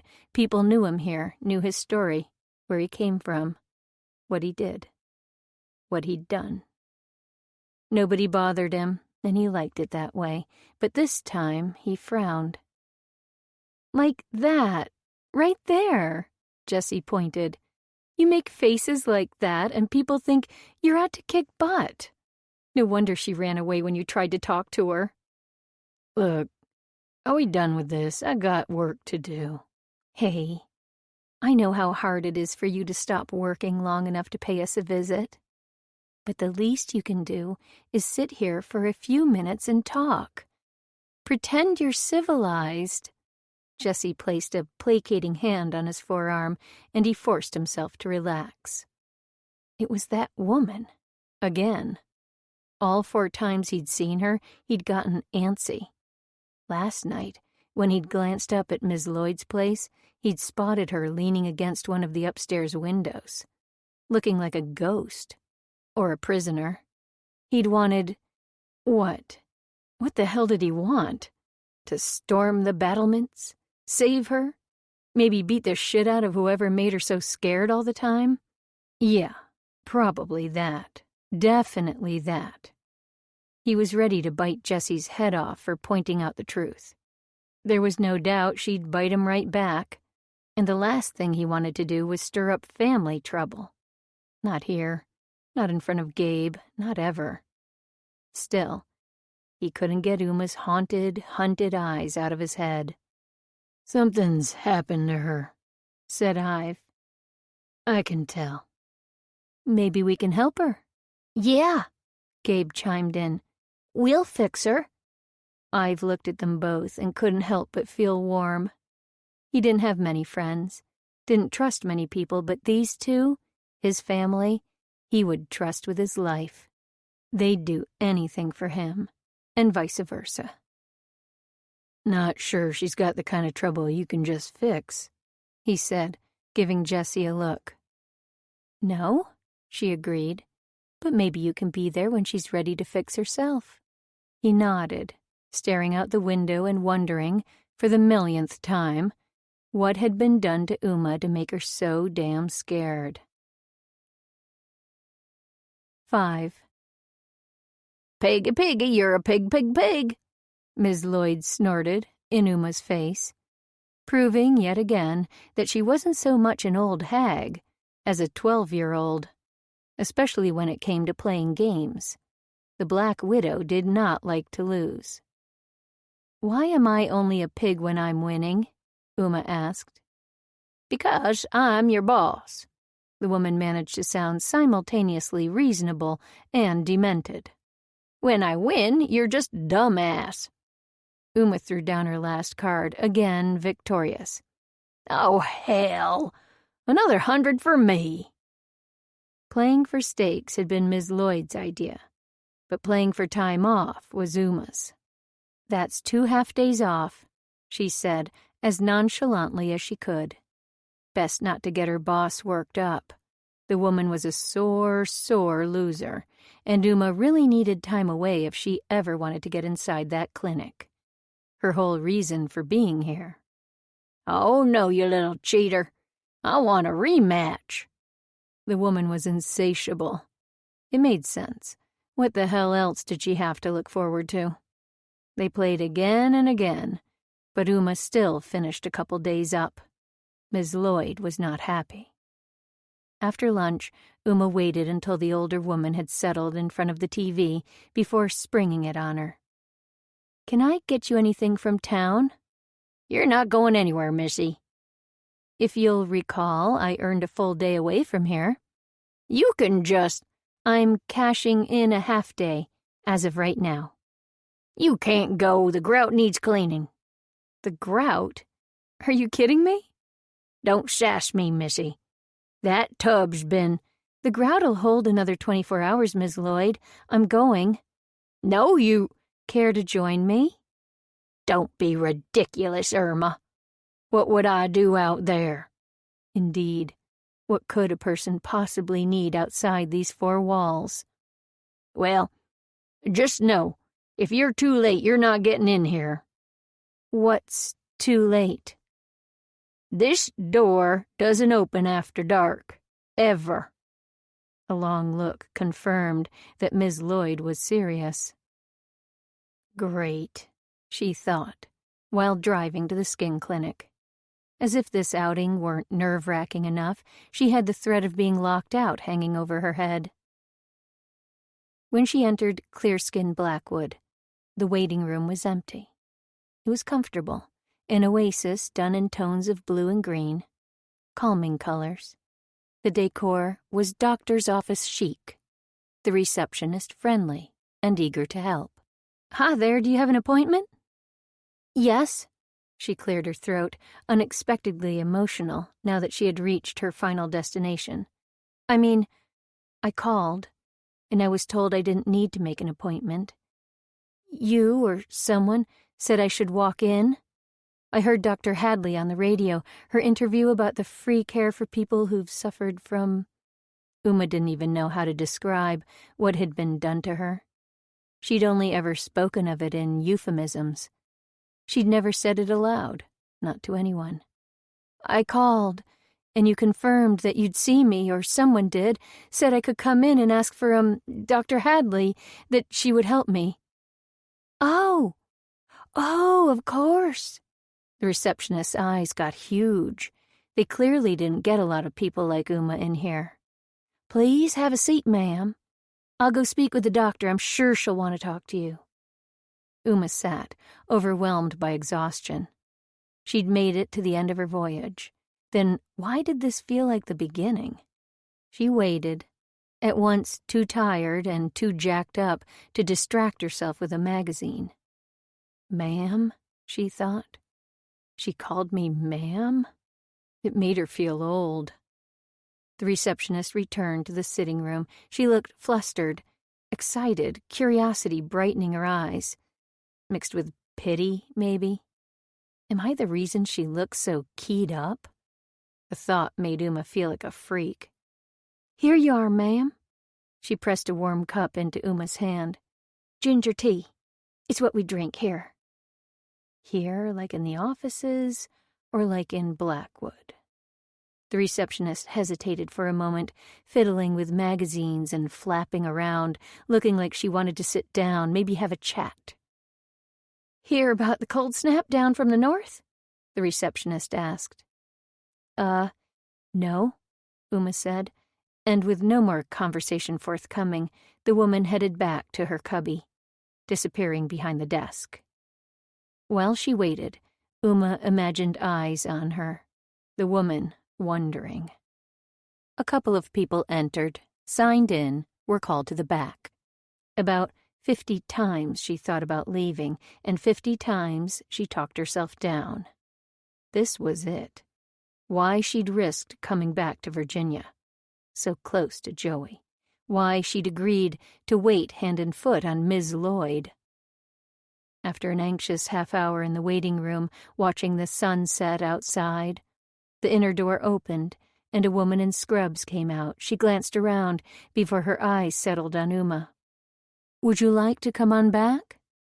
She concentrated on the woman's narrow back and dark hair as they walked. Self-imposed tunnel vision. So much hinged on this visit, possibly on this initial conversation. Again, she felt the urge to leave, to rush back to Ms. Lloyd's and hide, never come back. Too late for that. She followed the woman's scrub-clad form into the back, adrenaline making her buzzy and strange. Scared of what they'd say, but floating on a weak surge of hope. If this worked, Uma might become a normal person again. She couldn't imagine the possibility. "Come on in and have a seat, miss." The woman looked at Uma expectantly. "Smith," she lied. The woman's nod confirmed she'd accept whatever she was told. There was no appointment on the books, and they'd ask few questions. Curiosity, but no pressure. These women, this place, they were trying to help people like Uma. She hated that she needed their help. I'm Purnima. Sanskrit name, Uma thought, unsurprised. The woman was beautiful, gentle-looking. She'd known a Purnima growing up, a good friend of her mother's once upon a time. What had become of her? The doctor will be right in, she said. Can I get you anything while you wait? Uma shook her head and tried to smile. Another short wait. Uma tried to distract herself by studying the room. In a half-assed effort at camouflaging the medical feel, the walls showed photos of the Earth from space. There was a basket of sunblock samples, and she was tempted to take one, even though she couldn't imagine bearing herself enough to need it. She couldn't even look at herself. How could she possibly ask anyone else to do so? Oh, shut up. She grabbed a couple anyway. Might as well protect her face. It was her only remaining commodity, after all. On the wall, behind her, was a poster comparing different types of melanoma. Uma turned away from that. No need to see more blemishes. The door opened after a brisk knock, showing a woman much younger than she'd imagined. Too young to be the doctor, surely. Uma had to reevaluate the mental image the doctor's voice had conjured on the radio the week before. She'd pictured a wise, older woman, not someone close to her own age. Sunny and blonde. She didn't look like her story. This woman looked too innocent, too wholesome to have been hurt. Marked, branded like cattle. Panic streaked a cold swath through Uma. Was it all a complex lie? A ploy to get women like her in here and then back to where they belonged, back to the men who'd abused them? Dr. Hadley must have seen something in her face because she waited before speaking. She seemed to understand that Uma required time to evaluate, adapt, and adjust, or whatever the hell other touchy-feely shit she'd need to do to get through this. Did they teach people in med school how to deal with cases like her? The ones who were so fucked up they were more like stray cats than humans? Desperately in need of help, but no damn good at accepting it? The doctor sat and put down her pen and pad, pausing briefly before pulling off her lab coat, unbuttoning her cuff and rolling up her sleeve. Mine was right here, she said, jumping right into it. You can see a tiny bit of scarring, but it's pretty much gone. She watched Uma closely. I had another that I won't show you, but it's even better than this. On my belly. I can wear a bikini now. Not that I do, but... She smiled gently. Her skin looked immaculate. White and beautiful, with the faintest shadow of some ugly memory she'd chosen to erase. You're breathing a bit fast. Do you need a paper bag? Uma shook her head. More tea? She hesitated and then nodded. Maybe a moment alone would help. The doctor got up and left the room, reappearing moments later with 2 mugs. Real ceramic this time, instead of the flimsy paper the receptionist had used. Uma's had a stick figure doing a happy dance with the words, I pooped today, scrawled across it. She let out a huff of laughter. Dr. Hadley smiled, showing perfect white teeth, and then cut to the chase. Want to tell me about it or show me? We can talk as little or as much as you like. Uma started breathing fast again, embarrassed but incapable of tamping down the panic. One hand flew to her mouth, and she bit down, vaguely aware of how crazy it must look. Or, you can take my card and call me when you're ready. Uma nodded. The doctor mirrored the movement and sipped calmly at her tea. Some part of Uma's brain, the part that could think clearly through the panic, wondered if this woman had already been a doctor when it had happened to her. Or maybe she'd become a dermatologist because of it. Uma's lungs struggled to suck in a thin stream of air. 2, 3. She shut her eyes. I can't even look at myself. In a mirror? Or definitely not in person. I'm disgusting, she finished on a whisper. With an effort, she pried her eyes open, enough to see a bit of blue peeping out from under her massive watch. Turning away, she pulled the watch off and held her wrist up to the doctor, bearing 4 ugly block letters. Mine. Uma didn't look, couldn't.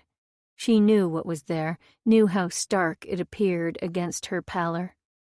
Dark, violent streaks embedded into her. One word of many. Every time she caught a glimpse, she relived that specific moment, that particular punishing hour. A piece of her past stolen, along with her body. For Uma, more than most, her skin held her history. A part of it she would never be allowed to forget. Other scars faded, but not these. They were a constant reminder of how messed up her life was. She heard her breath shaking as if from far off. Then there was the other woman's hand, cool and firm against her skin, compassionate, but still assessing. Strange how her brain flew to the last person who'd touched that skin. The neighbor, Ivan. Uma liked the name Ivan for him. Ive seemed too incomplete, like an unfinished thought. And he was the opposite of that. The man seemed so utterly whole. Dr. Hadley's touch was soft and comforting, but lacked the calming power of Ivan's bigger, rougher hand. For the briefest of moments, she wondered how it would feel to bare her skin to that enormous, frightening-looking monster. Get him to hold her. Maybe let her disappear into the steady beating of his heart, the way she lost herself in his nighttime percussion. Would her body shock him? No. He looked like nothing would surprise him. A supremely comforting thought. The doctor ran her fingers over the letters, stroked them with none of the clinical coldness Uma had expected from this encounter. We can do this, she said, placing Uma's hand back gently in her lap. Any others? Uma swallowed with a wet click, accompanied by the loud crinkle of paper on the examination table beneath her. The sound was jarring in the silence. With clammy hands, Uma grabbed at her sleeve. Would you like a gown? No.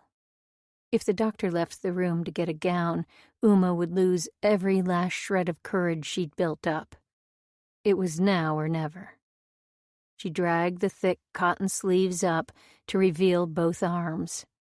The breath the doctor sucked in could be felt more than heard. Oh, God, I can't do this, Uma thought, flinching away, focusing on the ceiling, the floor, the earth poster on the wall, anywhere but at the mess of jagged lines her body had become. May I? Okay, whispered Uma. Dr. Hadley's fingers trailed over nearly every inch of Uma's arms, mapping the pain scrawled there. The woman exuded empathy, a gentle balm as she catalogued the wrongs done. This looks fairly recent. Uma nodded slightly, swallowed hard on the emotion, filling up her throat, and responded, 6 months. All of them? Yes. They were all done on the same night, except for one. For all that time, Uma had avoided them. Months without seeing herself, months of denial. They looked new in this blinding white light, raw. She was nothing but a gaping wound, her skin festered out in the open. Oh no, she gagged and lurched off the table. A trash can was pressed into her hands, and that day's green bean casserole made a painful reappearance, scraping against her throat, pushing tears out through her eyes. Funny that the only time she'd managed to cry during the 6 worst months of her life, it wasn't even real tears. The hand on her back was soft and smooth. It tightened on her shoulder, then disappeared before reappearing with a box of tissues. "I'm so sorry," Uma managed to say through lips that were stiff with embarrassment. "Don't be. Please." Dr. Hadley's warm, solid hand held her naked arm, the ugliest skin the woman had probably ever seen. "Please." Uma looked in her eyes and cringed at the sheen of tears there. She can cry for me, so why can't I? "Have you reported this? Called the police?" "No, I can't." It came out louder than intended. Rather than argue, Dr. Hadley nodded, then took back the trash can. "Can I put this outside?" "Thanks." The moment was mortifying on so many levels. "Do you have a safe place to stay?" Uma nodded. "Are there more?" "Yes." She swallowed again. "Yes, a couple more. My belly, my legs, and my—" She waved her hand in front of her chest vaguely, too ashamed to admit to what hid under her bra. "It's going to be a long process. Newer tattoos can be a bit more intensive, but we'll take care of you." She nodded, again overwhelmed at the emotion piercing through the embarrassment. "We'll need several sessions. Lots of factors are involved, such as how old they are and the color of the ink. Because most of them are new," she looked a question at Uma, who pointed at her upper back. "The professional one on my back is older." "Okay, well, this is going to take months. Can you do that? Do you have a place to stay for the next few months?" Months. Months hiding out with Ms. Lloyd, enduring her quirks, her bitchiness. Yes. At Uma's expression, the other woman hurried on. "The treatment is no charge. We'll take care of you. Could you maybe come evenings, weekends?" "Yes, whenever you can fit me in." The doctor pulled down Uma's sleeve so Uma didn't have to. Would she ever be able to face her own body? "And I don't have money now, but I'd like to pay for—" "Please, don't worry about that. I am so sorry this happened to you." Dr. Hadley took Uma's cold hand in her warm one. Like a lump on the hard vinyl of the examination table, Uma sat, shoulders bowed beneath the weighty legacy of all that ink. But she bared herself to this woman, if only partially, and damn it, she'd survived. To have that person be sympathetic to her plight, to understand at least some of what she'd suffered, without pitying her, it was deeply comforting. She shut her eyes and imagined tears rolling down her face, sobs filling the void. "I'm glad to meet you, Miss Smith. It's Uma Crane. I'm glad you came to us, Uma. I'm George. We're going to take good care of you here." Uma believed her. This woman would take care of her skin. Of that she had no doubt. It was the rest that she worried about. The small, shriveled heart of her, deep down inside. Because that, she knew, was what she'd become, just a shriveled little raisin of a heart. Despite this woman's kindness and the relief her promises of help brought, at her very core, Uma suspected that the pain would never really go away. Night had fallen, and the lights were on at the place next door when Uma emerged, still shaky, from the doctor's office. Great. Unless she'd been bluffing, Ms. Lloyd wouldn't let her back into the house. She must have been kidding, though, right? Uma took a couple of steps along the sidewalk, dazed and a little lost.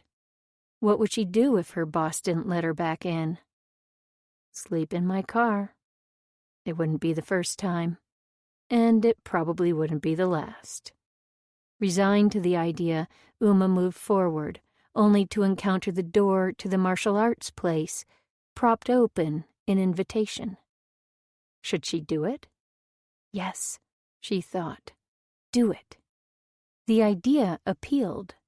It would be something to help distract from the pain of digging up all the horror of her life. Something to make her forget it all before facing the long, dark hours of night, whether in a tiny room or a car. She'd just endured one of the hardest hours of her life. She could do this. She could do anything. This is it. Do it. Uma walked inside, greeted by a gust of warm, gym-tainted air.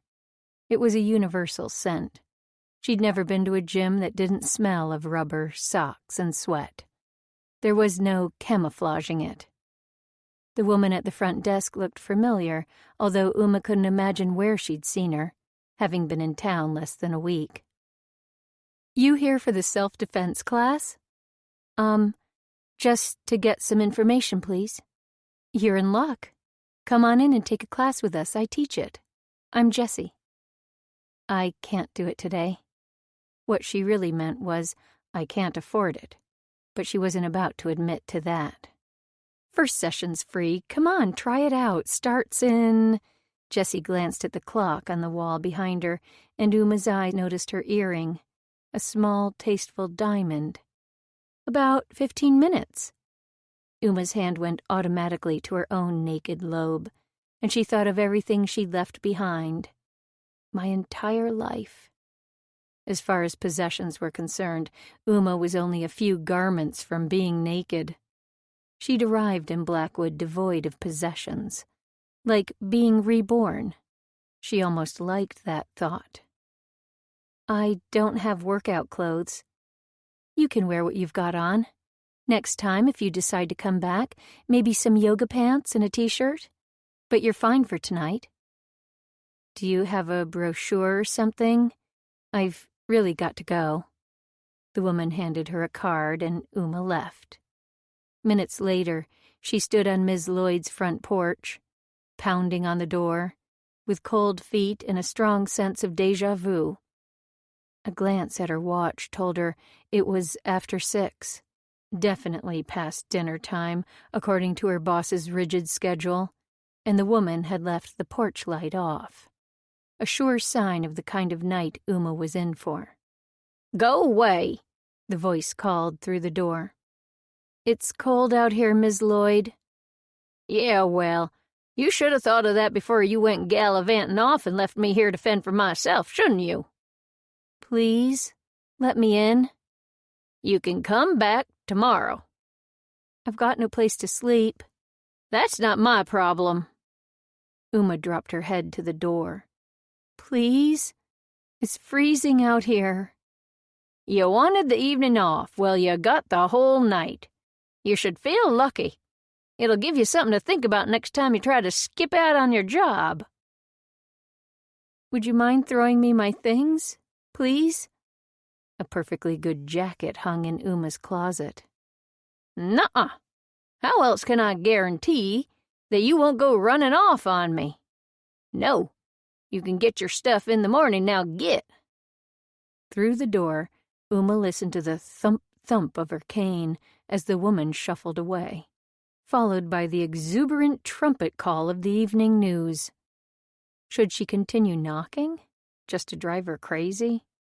Probably not. She wouldn't put it past Ms. Lloyd to call the cops on her. When did it get so cold? She wondered, shivering, as she turned to eye the darkness beyond, hating to leave the porch and the slight shelter it provided. Her thoughts landed for a millisecond on the house next door, where she imagined Ive having dinner with his wife and kid. But even from here, she could see it was dark. Not that she would have had the courage to knock anyway. 6. With few options, Uma drove back downtown. She tried the door of the skin clinic. Closed. A glance next door showed the martial arts school still wide open. No more excuses then. She walked inside. "You're back," said Jessie before handing her a form to fill out. She put her name as Uma Smith, using Ms. Lloyd's address, removed her shoes, and moved into the room where a couple of men fought on a mat. The place was cavernous, larger than you'd guess from the street, and sparse. A male space, if she'd ever seen one.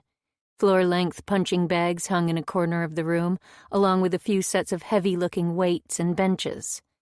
Toys for boys. Her eyes moved back to the pair fighting. The one whose back was to the room was huge. They apparently grew them big around here. Both men wore padded head protectors, which covered their ears and left only their faces open. The little one did something with his leg, whipping it out in a surprisingly quick kick, and they both ended up on the mat.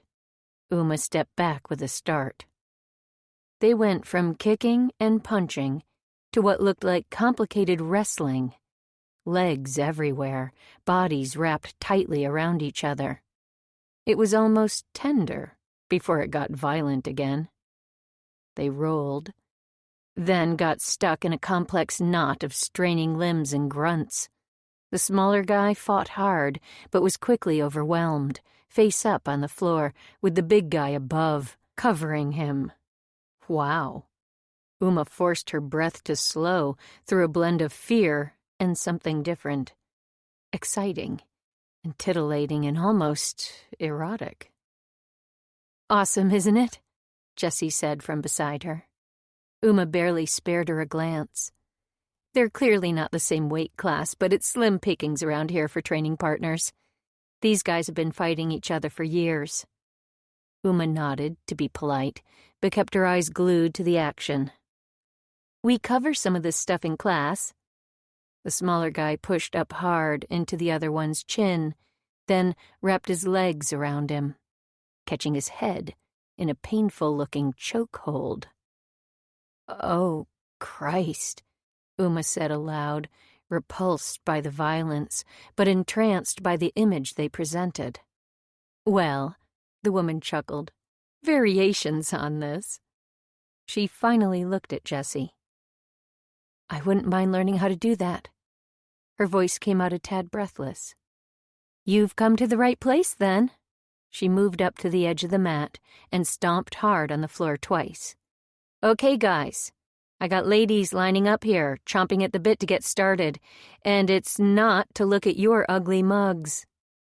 Uma glanced back toward the door and was surprised to see that several women had indeed arrived. They were taking off shoes, shooting the breeze, stretching on another mat. The stragglers shivered as they entered, and all everyone seemed to want to talk about was the cold snap. The idea of having to interact with them made her regret the impulse that had brought her in here. At the same time, she knew she wouldn't leave. Not with the way her heart raced. Not with this messy mix of anticipation, fear, excitement. Besides, where the hell was she supposed to go? With the coming cold, the best thing she could do was stay inside. The men high-fived into a hug, then the big one turned and... It was that man again. Ivan. He pulled off his headgear as he approached, followed by Jessie and the other guy. His face changed when he spotted Uma, from relaxed and smiling to serious. He stopped a few steps away. "Hey, Uma. Good to see you again," he said. "Hi." "You doing self-defense with Jessie?" Ivan reached back and grabbed the woman behind her shoulders in a squeeze that looked slightly too tight. Not waiting for a response, he went on. "This is Jessie. Jessie, I told you about Uma." It all came back to Uma then. The coffee shop. The kid. This woman walking in. Of course. She watched as Jessie wended her hands around Ivan's arm and twisted so she ended up outside his hold rather than inside it. On tiptoes, she threw her arm around his neck in a chokehold of her own. "Don't ever let him get the better of you, Uma," Jessie said with a wink before pushing away to the center of the room. "All right, ladies, let's get started. Line up on the mat, please. We are going to begin with a little warm-up and then go into some simple evasion techniques." Uma inserted herself into the back row, unable to stop her gaze from returning to Ivan. He left the mat, catching her eye before disappearing into a back room. She looked away, a second too late, embarrassed to have been caught staring. When Ivan and the other guy re-emerged a half-hour later, his messy hair was damp, curling around his face and the nape of his neck. He looked freshly showered and healthy, dressed in a tight t-shirt with sweatpants that must have been a couple of decades old. Uma tried to ignore him, but the man was true north to her wandering eyes. Like a car crash, she thought wryly. I don't want to watch him, but I can't look away. It looks like it's that time again, ladies. Our guys are back. Let's put our moves into situations we might encounter with real-life attackers. Jessie turned to the men. Get your bottoms over here, boys. Oh, hell no. No, no, no, no, no. Uma barely caught herself before saying it aloud. She'd done okay with the other women, but this was touching men and pretending, and no way. Ladies, as you know, here we have Ive and Steve, our handyman puppets for the evening. They look mean and ugly, especially the big one, but it's nothing we can't handle, right? The women responded with a few raucous catcalls as the two men walked toward them. Uma's eyes caught Ivan's for a moment and shifted away. Chicken. She faked bravado, forcing herself to look back. A strong woman, that's what I am. Fearless. Their gazes met and held until her face must have turned the same shade of fuchsia as her sparring partner's shirt. The color looked fabulous on the other woman, not so sure about her face. Okay, we're going to get out of a wrist grab. Let's show these guys what we've learned. Monica, you go with Ive, and Anne C. head over to Steve. They all moved to the center of the room and started in on their new moves. Everything was different, heightened, now that the men were back here. Uma kept her eyes riveted on Anne and Steve, avoiding the sight of Ivan's muscles shifting beneath his absurdly tight shirt. Great. Now, Penny, get up there and show us what you got. Anne Riley, why don't you try it? Jessie was working her way down the line, with Uma at the end. The wait was agony. I can't do it. I can't. I won't. Penny and Anne finished up, and the next two went. Binks and somebody else. Uma stopped remembering their names and concentrated instead on preparing. Okay, she could do this. She could let a man touch her. In fact, this wouldn't be any different from when Ivan had held her hand. She wouldn't be intimidated by him. That wasn't his goal, though, was it? Intimidation. That part was all in her head. The man might look scary, but so far, all he'd done was act inviting and friendly. Uma! Jessie's voice broke through her thoughts. You feel ready to try it out?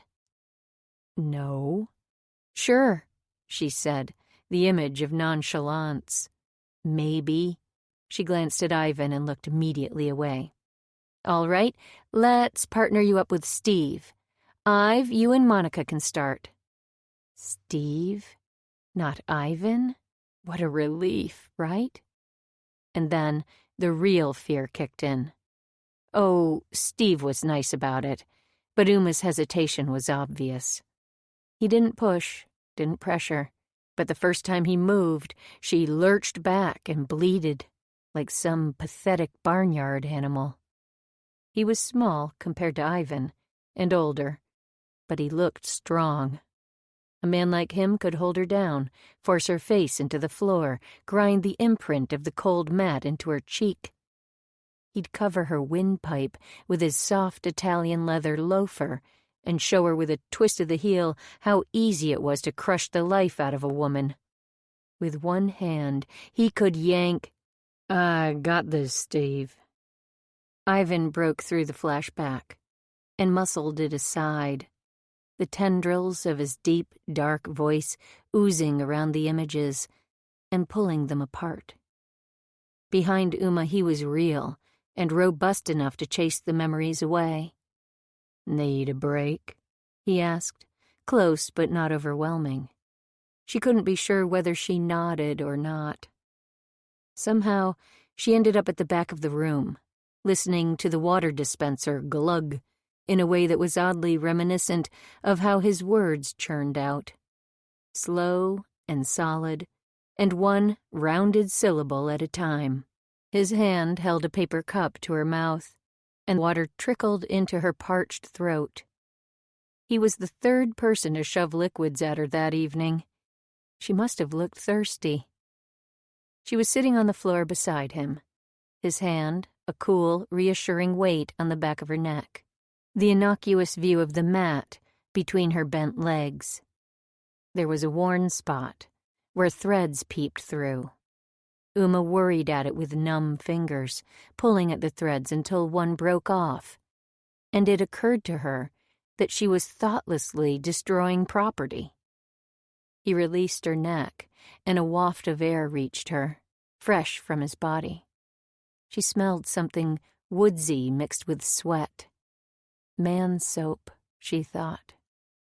She hated herself for how weak she'd become. This was all wrong, not at all how her new life was supposed to be. She was supposed to be fearless and strong. "I'm sorry," he grunted. "I can't believe I did that. It's just—" Uma cleared the tightness out of her throat and grasped at the paper cup shoved into her hand. After a sip, she mumbled, "Embarrassing. Sorry." "Quit that," he rumbled softly. "Sorry." He sighed, sounded like he'd say something else, then settled for a second grunt. "I guess I'll go." She set the cup aside and pushed up to standing, then stopped when his hand landed lightly on her calf. She looked down, met his eyes, and the room tilted. His hand tightened, but he didn't stand. "Stay." "Oh, no, I'll help you. Come on."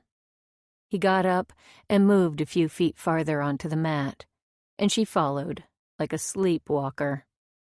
Ivan led her through it again, attacking without touching or any hint of aggression. The movements were purely mechanical. A lean in, a counter. She swept her wrists in, up, and out, and he stepped away. It couldn't possibly be that easy in real life, but it was progress. She didn't dare look at the rest of the class, didn't want to see the pity on their faces. Jessie's voice rang out, telling the other ladies to move on to the second move. She and Steve were acting as attackers. Uma looked up to meet the curious gaze of one woman, Binks, whose eyes flicked between her and Ivan. Ignore him. The second round involved a different kind of move altogether, what Jessie called an arm bar. A hand to the shoulder, countered by the brutal twisting back of the attacker's arm. There would be more invasion of personal space this time, inevitably, their closeness underlining what a sweaty mess she'd become in her long-sleeved shirt and jeans. "Ready?" he asked. She nodded once and waited for him to step straight in, less than an arm's length away. His hand landed gently on Uma's shoulder, but it might as well have been on her breast for the effect it had. Electrified by the contact, she grabbed and twisted. "Follow through, Uma," Jessie called out, bringing her back into the class, back to reality. "He's a lot bigger than you." "No shit." "Remember, ladies, you need all the momentum you can get with an attacker this much larger than you. Try it again, and put your body into it this time." His hand was too low, too real. Uma wanted to shrug it off, Instead, she grabbed and twisted, followed through with her other hand, and then her body pressed into his. She ended with her face along his side, under one arm, in a place too intimate and warm for a room this bright, an audience this big, including his wife. She could smell him again, that man-smelling soap, augmented by a light hint of sweat and a smoky metallic twang. Uma stumbled and leaned further into his body, grazing her chest against his elbow. He stood her upright and muttered, "Good," but his eyes weren't on her face. She followed them to her arm, where a cuff had slid back to reveal the dark lines of a tattoo. Uma moved it behind her back and yanked the sleeve down. She couldn't even look at him then.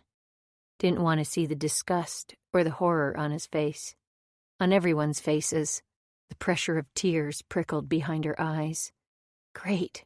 My body decides to break its crying strike in front of a room full of people. She shoved the emotion down and stepped away. "You good?" he finally asked. "Yeah, I'll just be right back."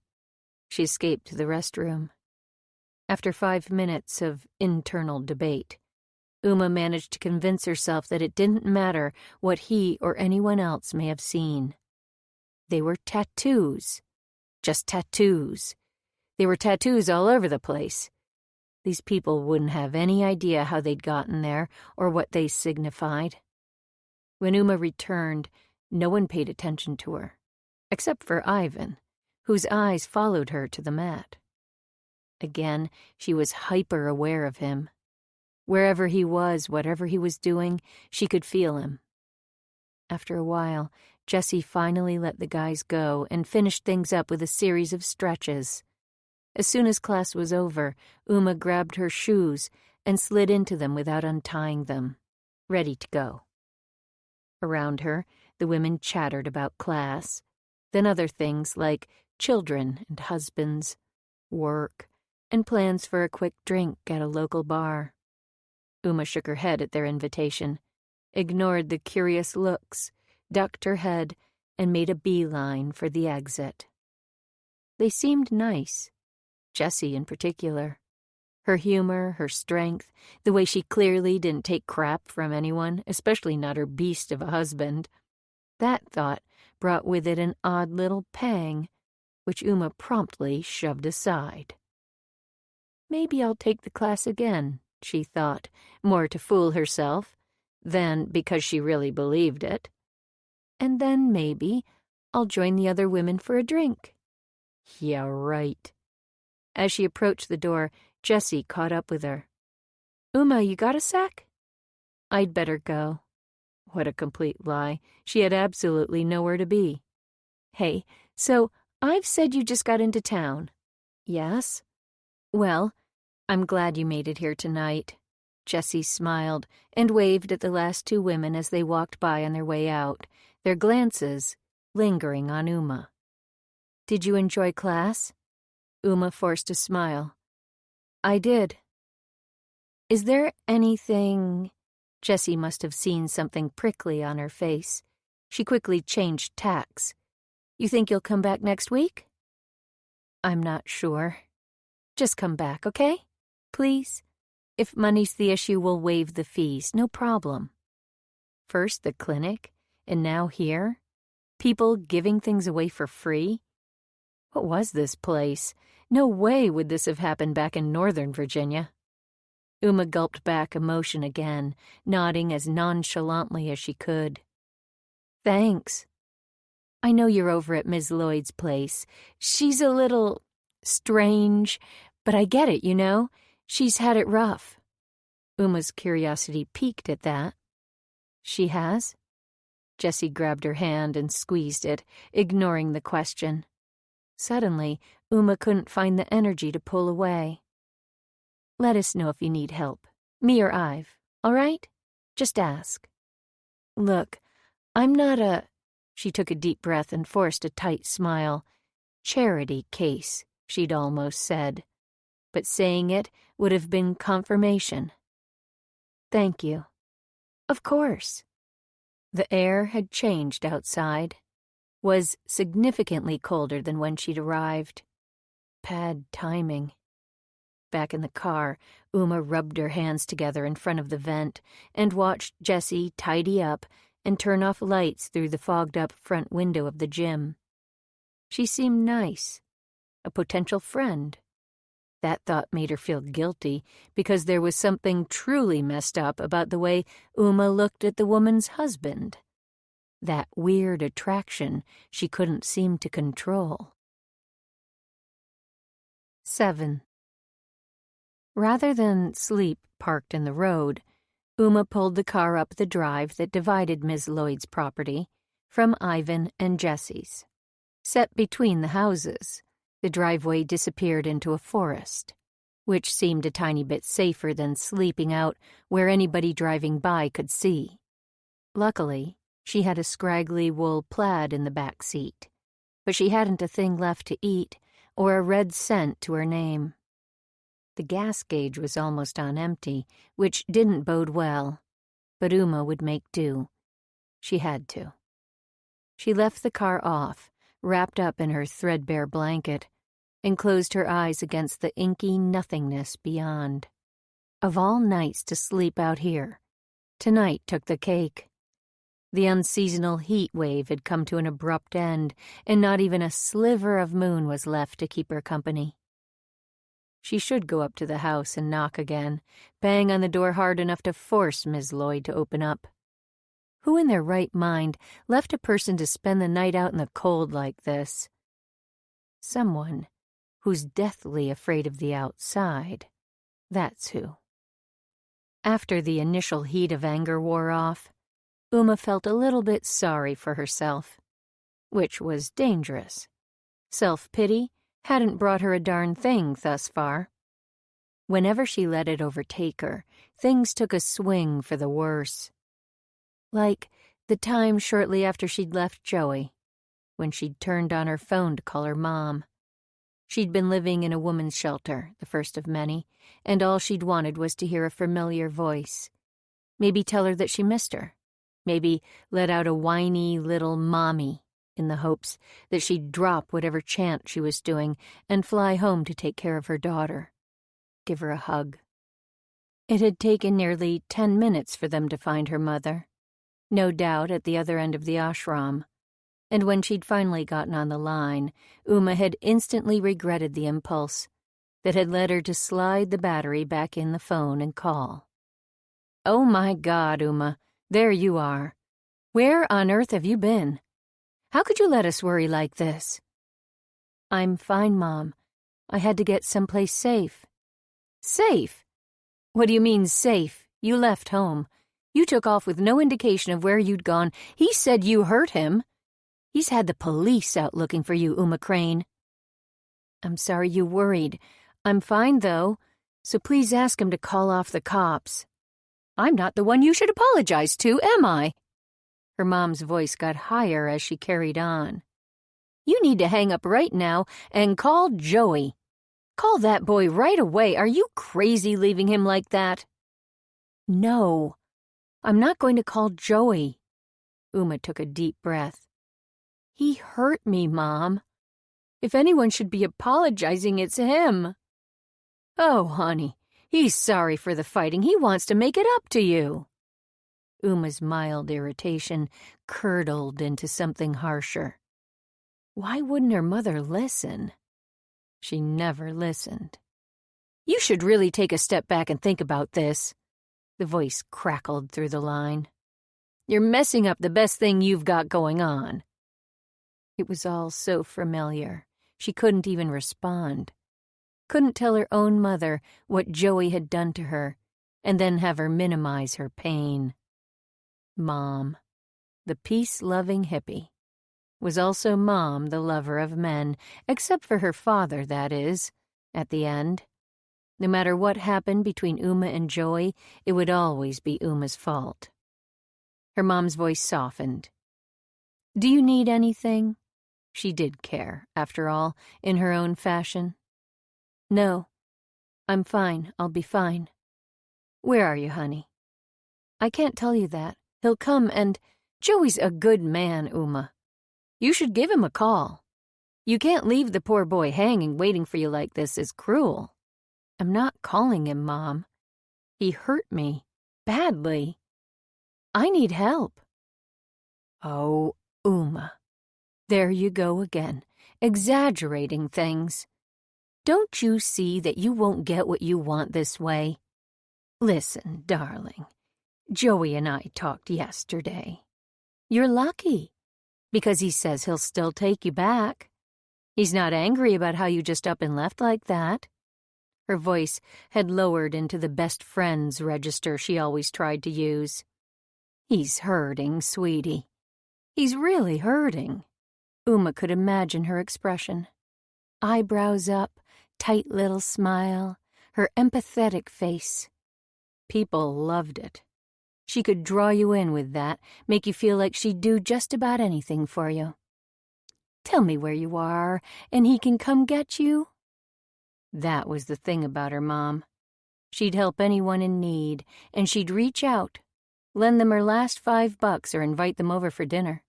She'd barbecued tofu for more strangers than Uma could count growing up. She was good that way. Why the hell wouldn't she take the time to pay attention to her own daughter? Uma had taken air in and let out a shaky, nearly crying breath. Easier in the end to let it go. I just wanted you to know that I'm okay, Mom. I'll be fine. Oh, Uma, you've— Her mom paused, maybe searching out the right words for an apology. Maybe she'd offer to fly her daughter to India, have her join her there for healing meditation and yoga. Maybe that wouldn't be so bad. You've had us in quite a state, was all her mother said. Every part of Uma had sunk with disappointment. She shouldn't have let her hopes get up, but she had. She always did. Yep. Well, I'd better go, she finally bit out between stiff lips. Tranquility, Uma, my sweet child. She said it fondly, but Uma was still resentful. Yes, right. Hari Om, Mum. Blessings. After hanging up, Uma had sat there in the shelter bedroom, waiting for the knot in her chest to unravel. The single bed beneath her had been threadbare but neatly made, like the others. She'd shared the room with 2 other women, all victims of domestic abuse. No, not victims. Survivors. I'm a survivor, she remembered thinking, although she hadn't felt like one, because this was what life had come to. This. Her mom and Joey teamed up against her. They made quite the pair, the 2 of them. Master manipulators both, doling out enough guilt to last a lifetime. Uma's breath had started coming faster, and she'd gotten that tunnel vision, squeezy eye thing that told her a panic attack was not far behind. At some point, one of her roommates, Carla, had come in and found her rolled into a ball on the floor, clutching her phone in one hand, her other hand a bloody mass of tooth marks. She'd called one of the shelter volunteers, and they'd calmed Uma down. When the police car pulled up in front of the shelter that evening, it hadn't even occurred to Uma to be scared. At the time, she'd had no idea to what lengths Joey would go to get her back, or to get back at her. She'd been sitting in the den with a few of the women, staring blindly at the TV, when Carla had come in, grabbed her arm, and drawn her quickly through the kitchen to the back door. Cops are here, Carla had whispered out on the stoop. You gotta go. What? You said your ex works with the law? Uma had nodded. Well, girl, you gotta go. He knows where you at. Uma still hadn't budged when the woman hung her purse over her arm, then nudged her toward the back gate with a final hissed, Go! Uma had gone without thinking, following the orders of someone who'd been running from abuse for a lot longer than she had. Finally, at the gate, she'd looked back at the house, seen the blue lights of the police car reflected off the neighbor's siding, and realized that there really was no choice. She had to get in her car and run faster, harder, farther. Curled up in that same car, the closest thing Uma had to an actual home, the oppressive weight of Joey's presence was everywhere. At one point, she'd considered stealing a new license plate, but she'd never been much of a rebel, and the idea of getting caught had been too scary. In New York, she'd been lucky to meet a fellow survivor who'd given her a place to hide. God, she wished she were back there, warm, in Benny's tiny bunk instead of freezing in her car. I can't do this, she thought, before taking a deep breath to quiet the screaming in her brain. She reached for something else, some other emotion than fear and anxiety and hopelessness, to brighten her outlook. And then, as if by magic, the sound started. That nocturnal metallic clanging. In the perfectly dark car, it echoed like some kind of prayer bell, chased by the smell of smoke on the chill air. Something about the sound, the smell, the rhythm within the perfect, moonless vacuum brought an aura of peace. It cleared her head of those fuzzy, messy emotions until something new emerged, a sensation so unfamiliar that it took Uma a while to identify it. When it finally coalesced, she recognized it for what it was. Anger. Good, clean anger, sublimating weak and wretched into strong and firm. Without clear intention or thought, she wrenched up her sleeve and ran cold fingers over the lines scrawled there. She couldn't see them in the dark, but the words were there, a part of her now. "Fuck you," she whispered. She'd never said that aloud, not to her mother or to Joey or to the woman she worked for, who wouldn't even provide shelter for the night.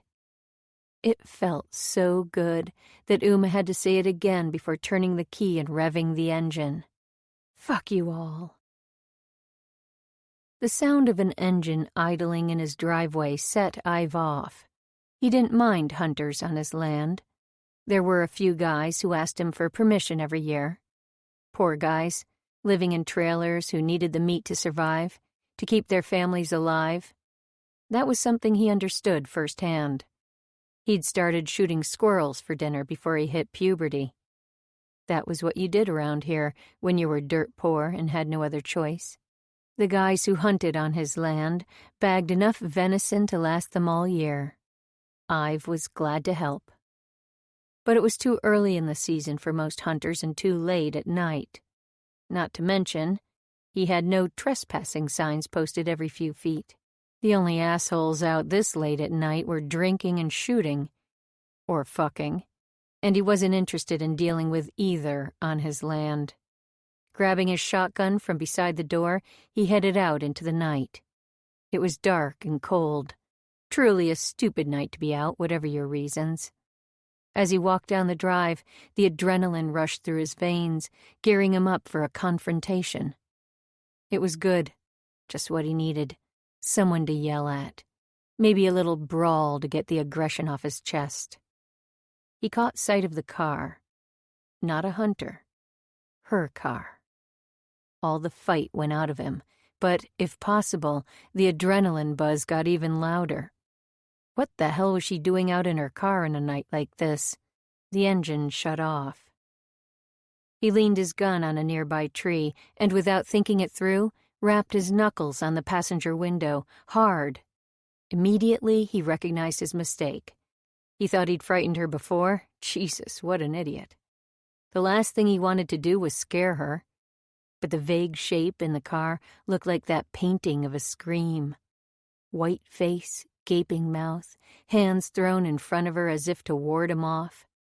He stepped back from the car, willing himself smaller. "It's Ive, Uma. The neighbor." She stayed against the opposite door but slowly lowered her arms. "You okay?" he called, yelling to be heard and trying his damnedest not to sound scary. How the hell was he supposed to do that? Need something?" The white hands fluttered like birds, and her voice came through the window sounding strangled. "I'm fine, thanks. Good." Fine? No.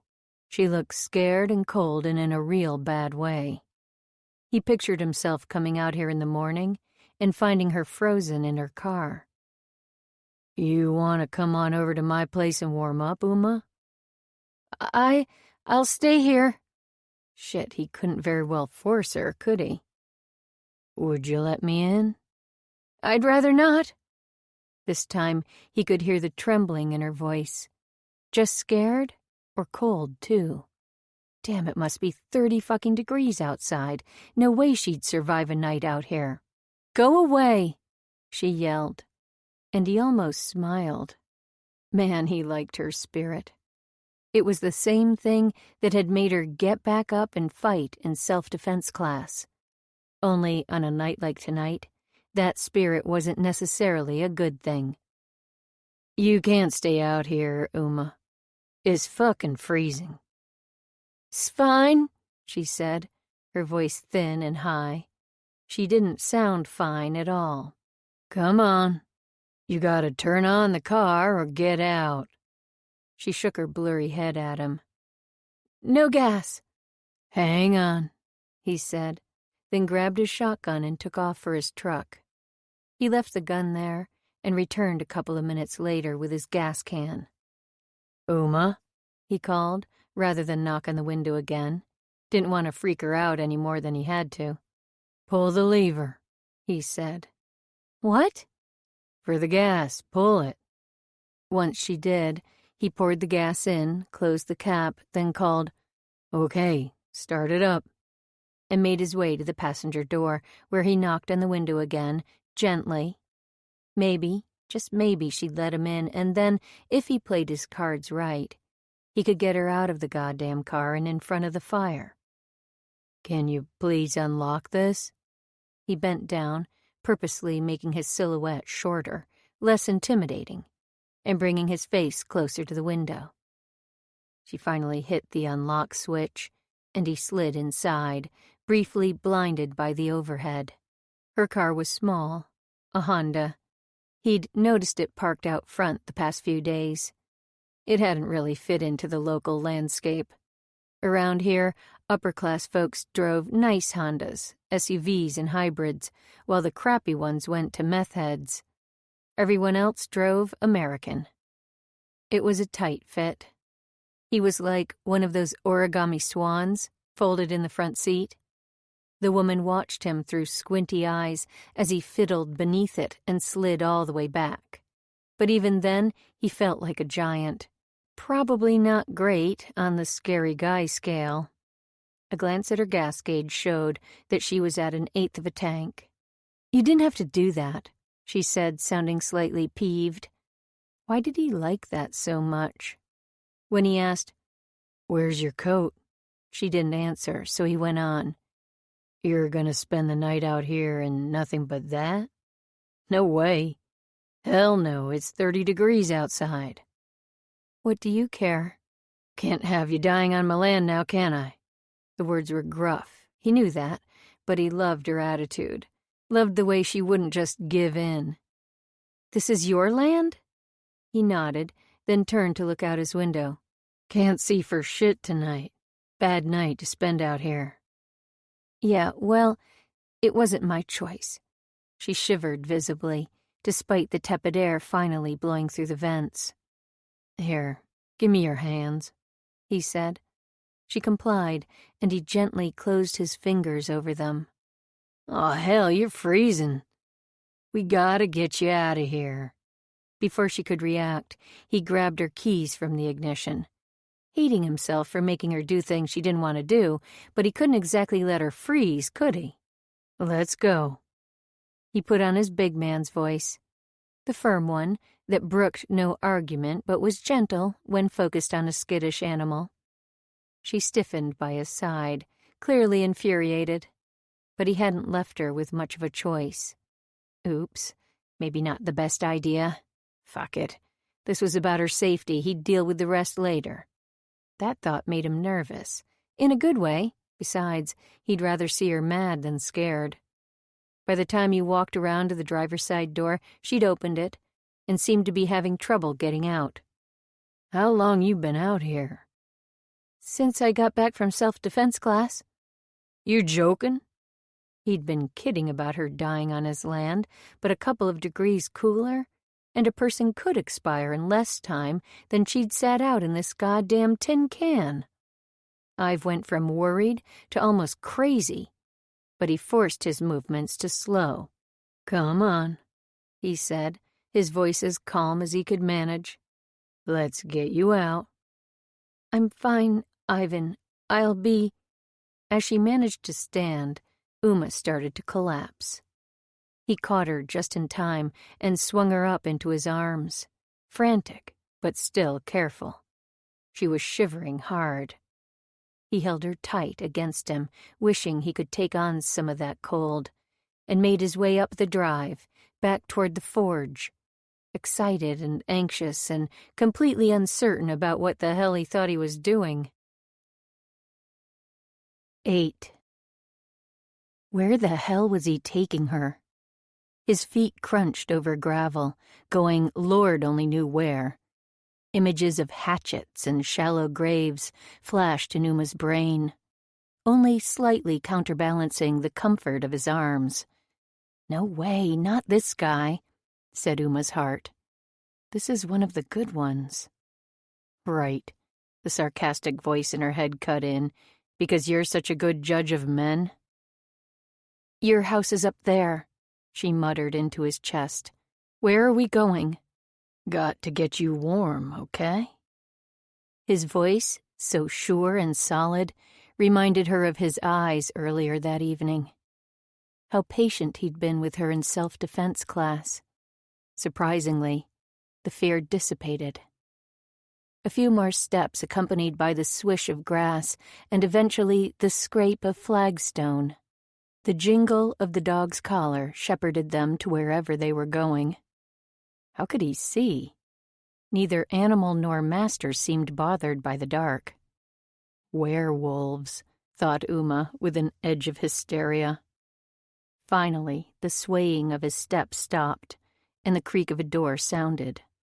His foot bumped something metal on the threshold. A trickle of light from the doorway illuminated several food bowls on the stoop. He stepped in, and Uma squinted her eyes against the glare. Sit here. He sat her in a chair, in front of a merrily roaring fire. Merrily, she thought. Why would fires be merry? Happy fires? Stay. Uma barely had time to settle in before rough hands plunked something heavy over her. A quilt. He went outside with a hefty cast-iron kettle, only to return and plop it atop the wood stove. The fire was beautiful, alive. It had every right to feel pleased with itself. She got lost in the flames, then in the steam curling from the kettle's black spout. Some time later, his hand re-entered her scope of vision, poured the water into a cup, and held it in front of her. It was thick, brown china, chipped. She liked cups like that, old-fashioned and durable. It suited the palm, gripping it. Take this. Uma stared at the cup until he squatted and put it to her lips. Drink. Oh, of course. The first sip scorched her tongue. She didn't mind. On the other hand, the burn, as it made its way down her throat, was not pleasant. Not pleasant at all. She sputtered, coughed, and pushed the mug back into his hands. What is that? Hot moonshine. Heat you up. It's disgusting. Well, I'm plumb out of champagne. This is what we got. Uma reached up and wrapped her clammy hands around the too-hot mug.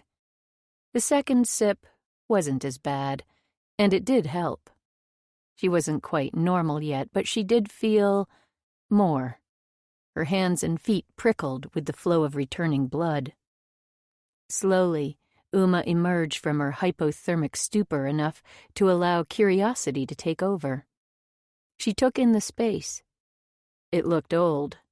If Ms. Lloyd's house was a 3-decade rewind, this place kicked her back centuries. She took another sip, testing the drink against her tongue. It still seared her insides, but was no longer uncomfortable, just unfamiliar, and perfectly suited to the venue. Ivan's big hands scooted her chair back, scraping the wooden legs along the stone floor. He bent in front of the stove, opened the door, letting out a fresh wave of warmth, and fed a couple of logs into the fire. "Figured you were a hunter out there at first. We get a lot up here. Drunk assholes shooting in my woods. I thought you—" He huffed out something that might have been a chuckle. "Ain't never seen a hunter in a Honda Civic, though. Sorry I scared you." "It's okay." Uma's lips were coming back to life, but they were still like rubber. "Ms. Lloyd kicked you out, huh?" "Yeah. I got back too late. She wouldn't let me in." "Yeah. She won't open her door at night. Scares the shit out of her. She know where you'd be spending the night?" She shook her head. It was loose on her neck. "Didn't think of maybe getting a hotel room or something?" Uma ignored him and looked around. The building was made of stone. It was a large workshop, one side taken up by wooden barn doors. They were closed right now, but her photographer's mind could picture them thrown open during the day. No doubt a magnificent view of fields and forest and mountains beyond. She turned in the chair to see that a massive work table and anvil dominated the space. Large cast-iron gates leaned against a wall, and pieces of dark metal, rings, poles, curved shapes, and arrows were strewn everywhere. There were railings, enormous gates, and what appeared to be brackets. Hanging along the walls and covering every possible surface were tools that looked old, polished by time and use. Leather, wood, and metal. She could smell it. She could taste it. I'm in a daguerreotype, Uma thought. Sepia, cluttered with the paraphernalia of a bygone era, bleached of color, soft around the edges, so much lovelier than reality. "Here," Ivan said, pulling the quilt off her. "This seat's better."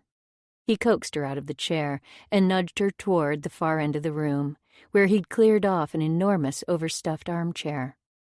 An unmade bed looked incongruous in the corner beyond that. It made her nervous enough to turn away as she sank deeply into the seat. Ivan placed the quilt back over her, and the dog curled onto her foot with a sigh, going to sleep instantly. Lucky bitch. "You're a metal worker?" "Blacksmith." "Oh." "Here." He grabbed her mug and went to a shelf to refill it, adding a dash of hot water from the pot on the stove. "Thanks."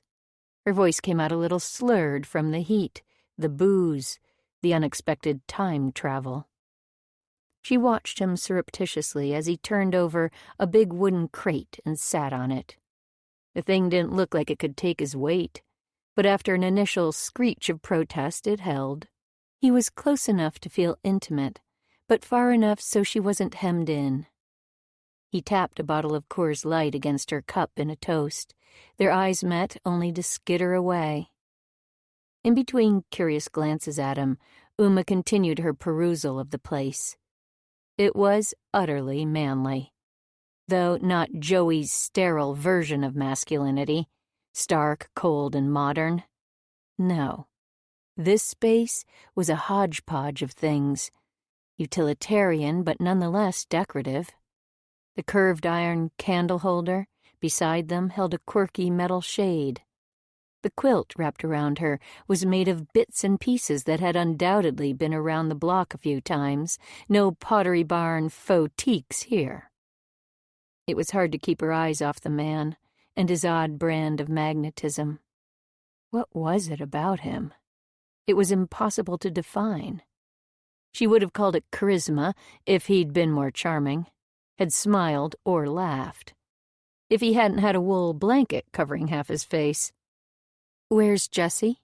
she asked instead of wasting time trying to understand his allure. "Jessie? She mind you being out here in the middle of the night?" I think she's okay with it." "Wow, that's nice of her." "What are you talking about?" He screwed up his face. It was the most expressive thing she'd seen him do. "I wouldn't want my husband out in a shack in the woods with some strange woman in the middle of the night." "You wouldn't?" "No. I'd want him right in bed next to me where he belonged." He nodded, his pursed lips barely peeking out from his beard. "Well, I got a bed right here. If a wife wanted to sleep with me, she'd know where to find me."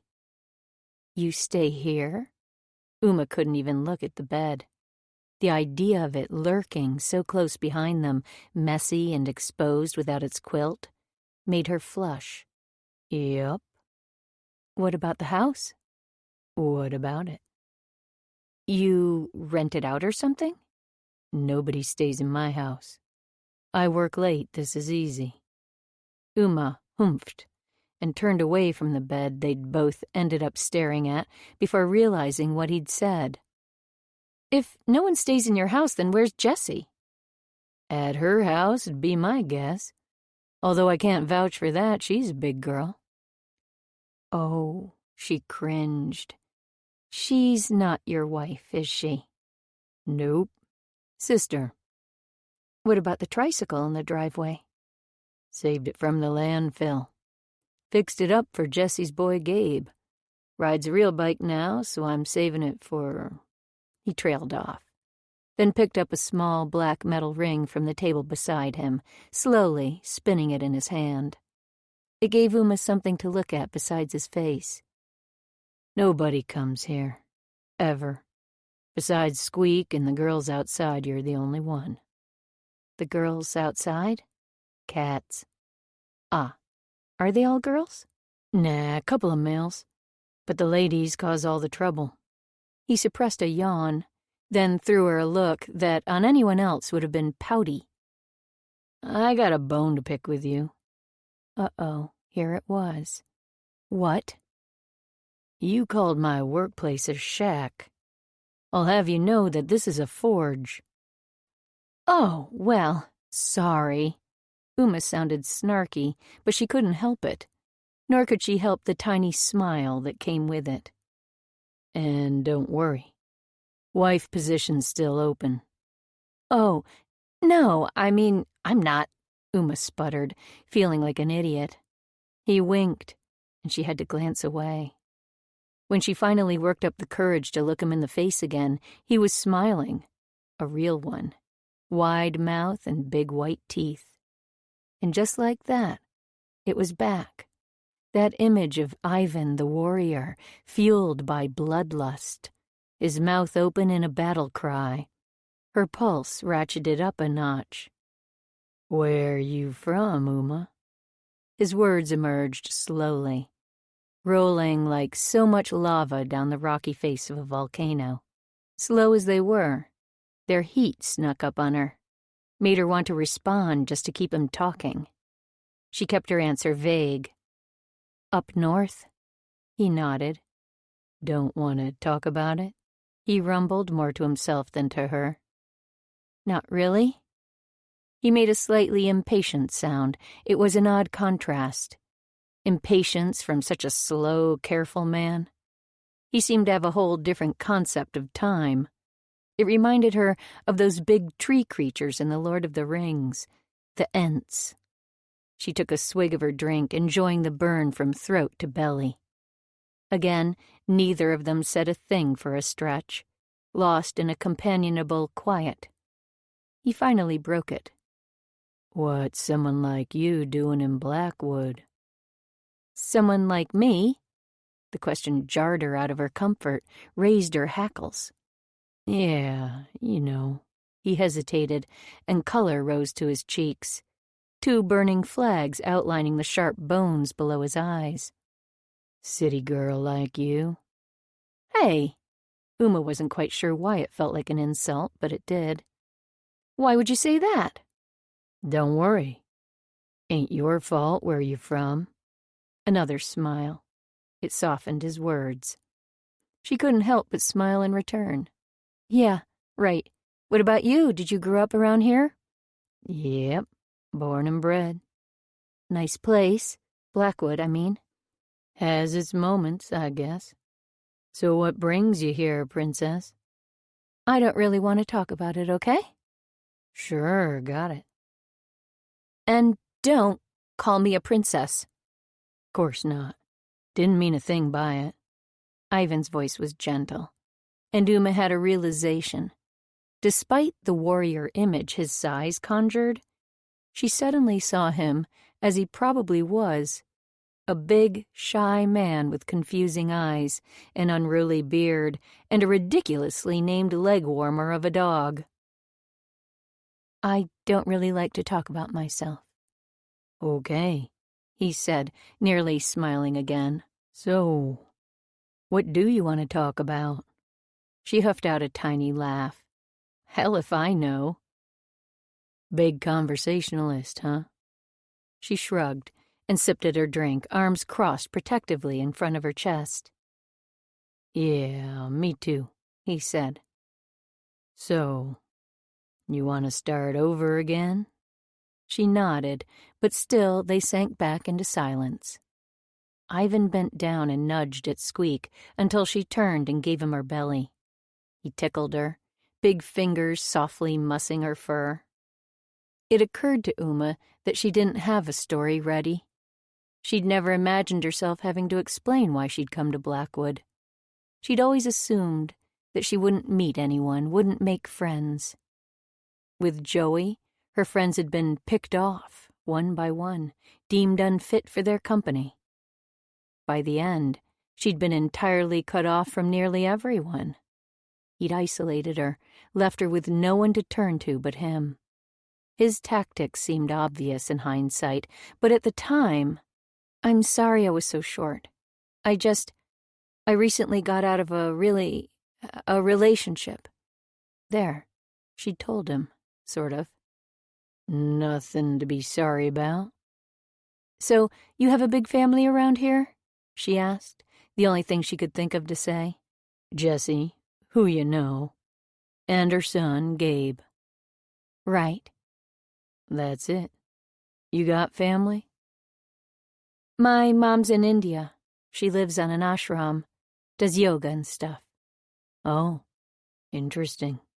That it?" "Pretty much. My dad died when I was in high school." Why was she telling him all this? "You got parents?" "Not really. Never knew my dad. And Mom? She's gone too, long time ago." "I'm sorry." He shrugged, then seemed to hesitate for a moment before leaning forward to say quietly, "Look, you need someone to talk to him for you?" His body tensed, oozing menace, and she wondered what kind of a talking to he meant. Uma shivered, a not unpleasant sensation. "Who?"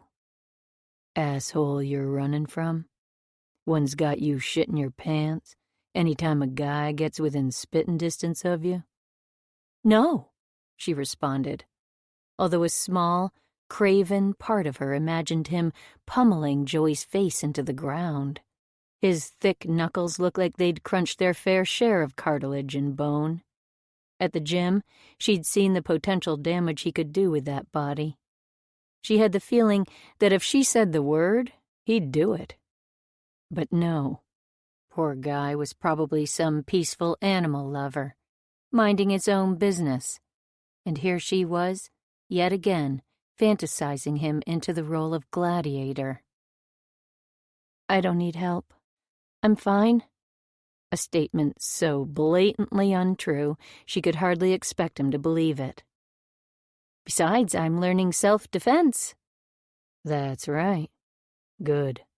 He nodded with a smile. I could teach you more if you want. Oh, sure, yeah, thanks.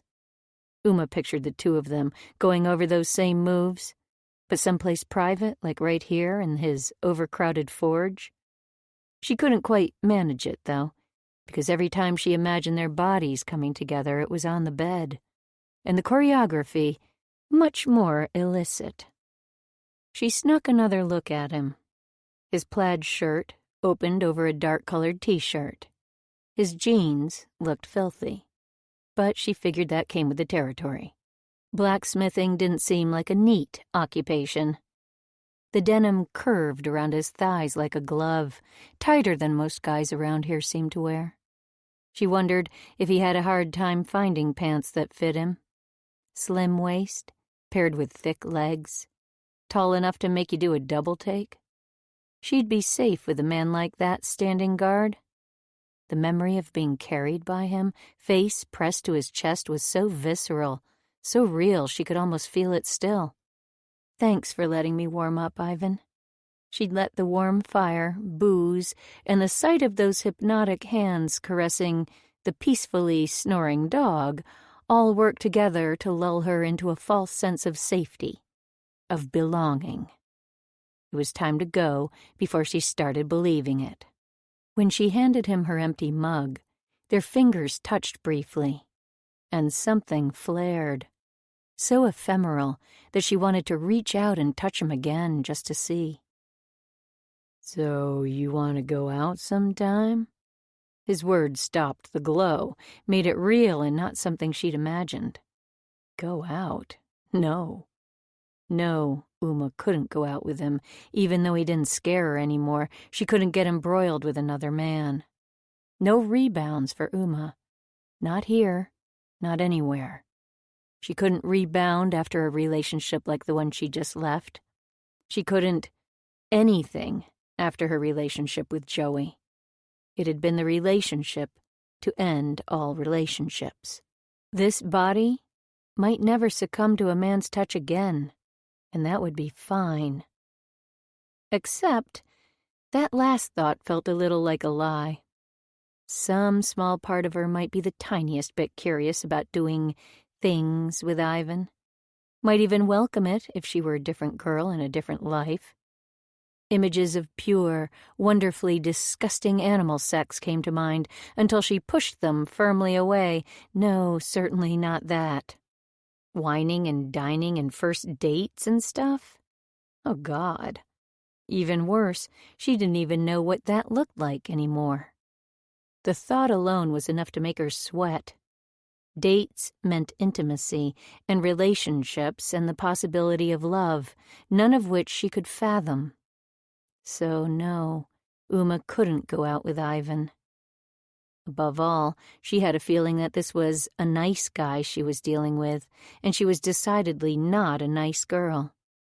She'd lost the chance at being just another nice girl the day Joey Chisholm had flashed his baby blues at her and wended his way so firmly under her skin that she feared she would never get him out.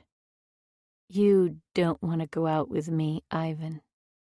He looked ready to argue for a moment and then nodded, slow, like everything else about him. He didn't look defeated, just calm, maybe a tiny bit determined. Uma wondered if he was a stubborn sort of person. She thought he might be. For some reason, she didn't mind the idea that he might try again. As a matter of fact, a contrary, selfish little piece of her hoped he would, in case she decided to change her mind. Where are you gonna stay tonight?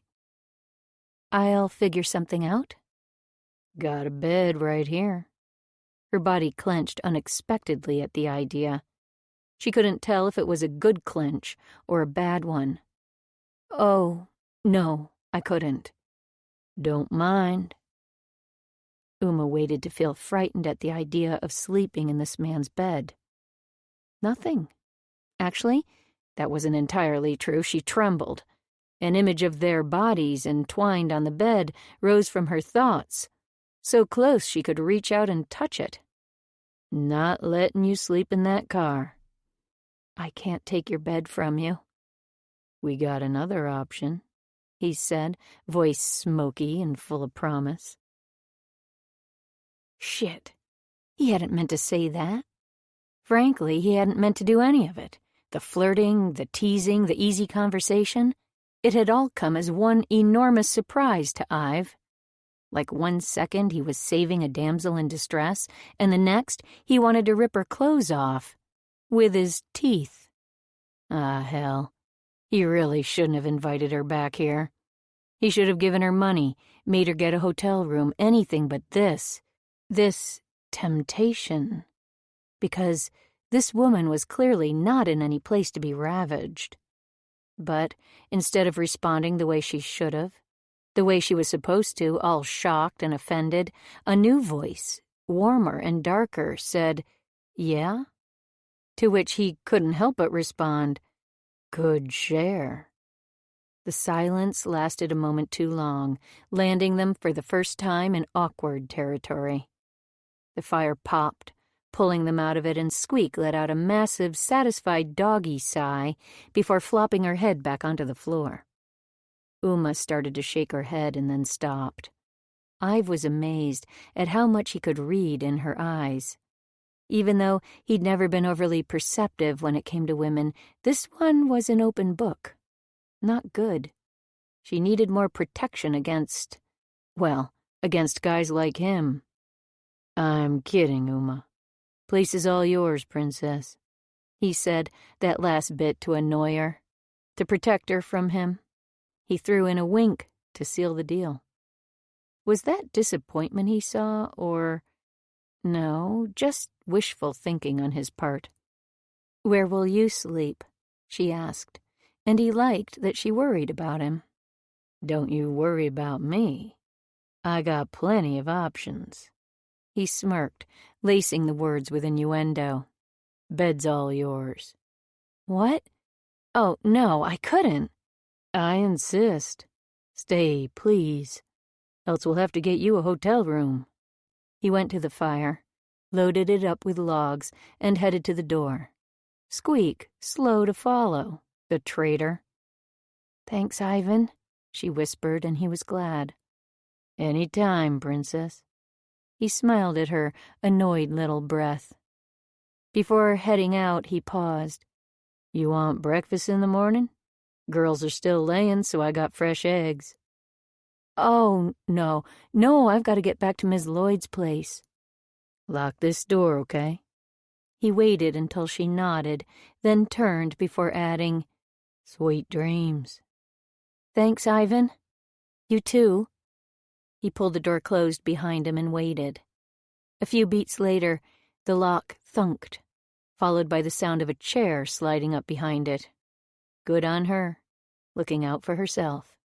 Ive walked to his big house, went inside and brushed his teeth, peed, then turned to look at the stairs heading up to the second floor.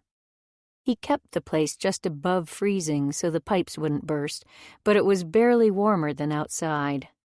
Why bother heating an empty house? No beds, no blankets. Only the one threadbare towel and about 5 slivers of soap smashed together on the side of the bathtub. He considered taking his towel into the kitchen, firing up the stove, and trying to make the place his own, but it was no use. He'd tried before. He'd even brought his entire bed in here once in a bid to make it a real home. At this point, he should probably just sell the house. This place wasn't him. It was too good for him, too nice. But he needed to finish fixing it up. Banister, and then the porch. That windowsill upstairs looked like it might be rotting out a bit, and yeah, there was a ton to do still. He'd move in once he finished, or sell it. On that thought, he pulled the front door shut behind him and went to his truck, where he and Squeak would spend the night snuggled under a sleeping bag. He didn't usually mind being out in the great outdoors, even in weather like this. Only tonight, for the first time in forever, there was a woman in his bed, and the thought of her wrapped up in his sheets would be enough to keep him from getting any sleep at all. 9. Uma knocked on Miss Lloyd's door the next morning, feeling more rested than she had in months.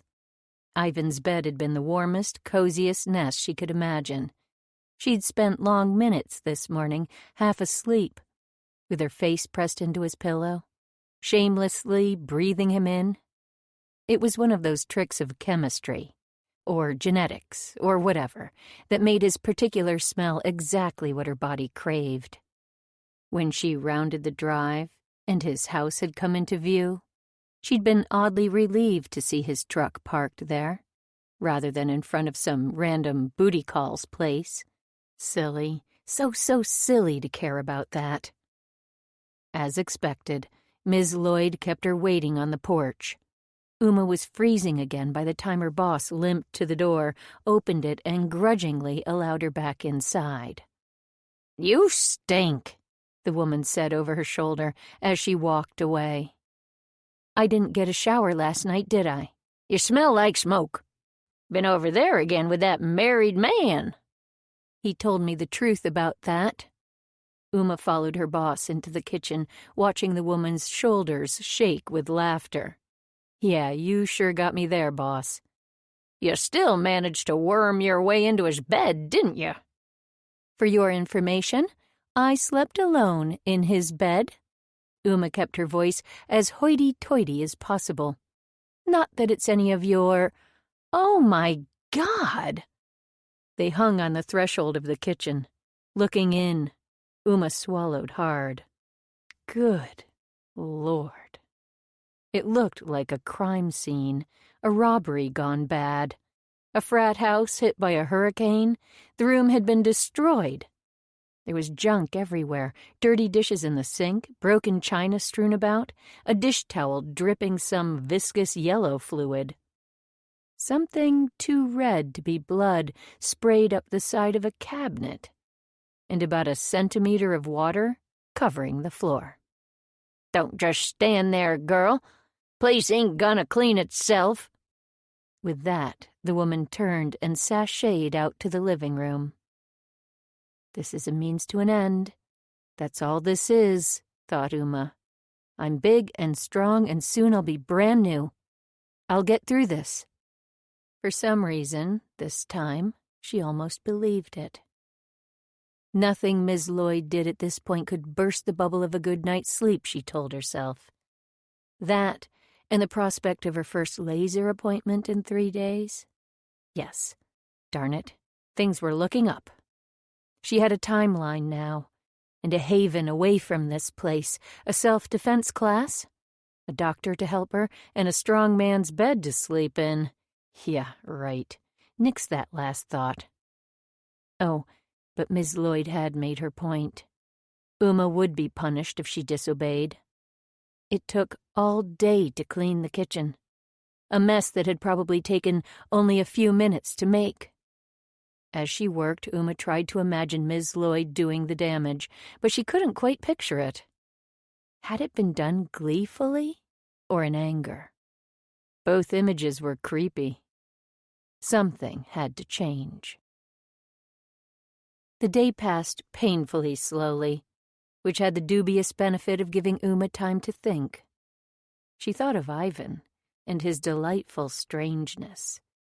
He appeared rough and mean, and if you didn't scratch the surface, that was all you got. But given the opportunity to delve a tiny bit further, the man wasn't an ogre at all. Far from it. He was... She wasn't sure what he was. Sweet? Not quite. Gentle? Almost. But there was too much underlying violence there for that to be right. Good? Was that it? Was he a good person? Maybe. Yeah, just maybe. She also thought of her boss and how very messed up she was. It was all a play for power, Uma knew that. Every little thing the woman did at this point was a test to see how far she could push her new employee. And that meant one thing. If Uma was to have any chance at surviving this long term, she had to counter with a play of her own. At least until something better came along. That night, after dinner, Ms. Lloyd roped Uma into washing her hair, although she was fully capable of doing it on her own. Uma managed to fit a single wooden chair into the house's only cramped bathroom, flush to the sink. Rubbing the old woman's head was an oddly intimate activity, considering. It also, she quickly learned, put her at a distinct physical advantage. "How did you wash your hair before I got here?" she asked. The older woman's eyes were closed. She looked like she was enjoying this. A wisp of a memory floated to the surface, something Uma had heard about how spiders liked getting their bellies rubbed. Without her glasses, Ms. Lloyd looked young, naive. She looked like someone who needed protection. The way her hair flattened to her skull left her looking small, like one of those dogs that shrink to half their size once you get their fur wet. "With great difficulty."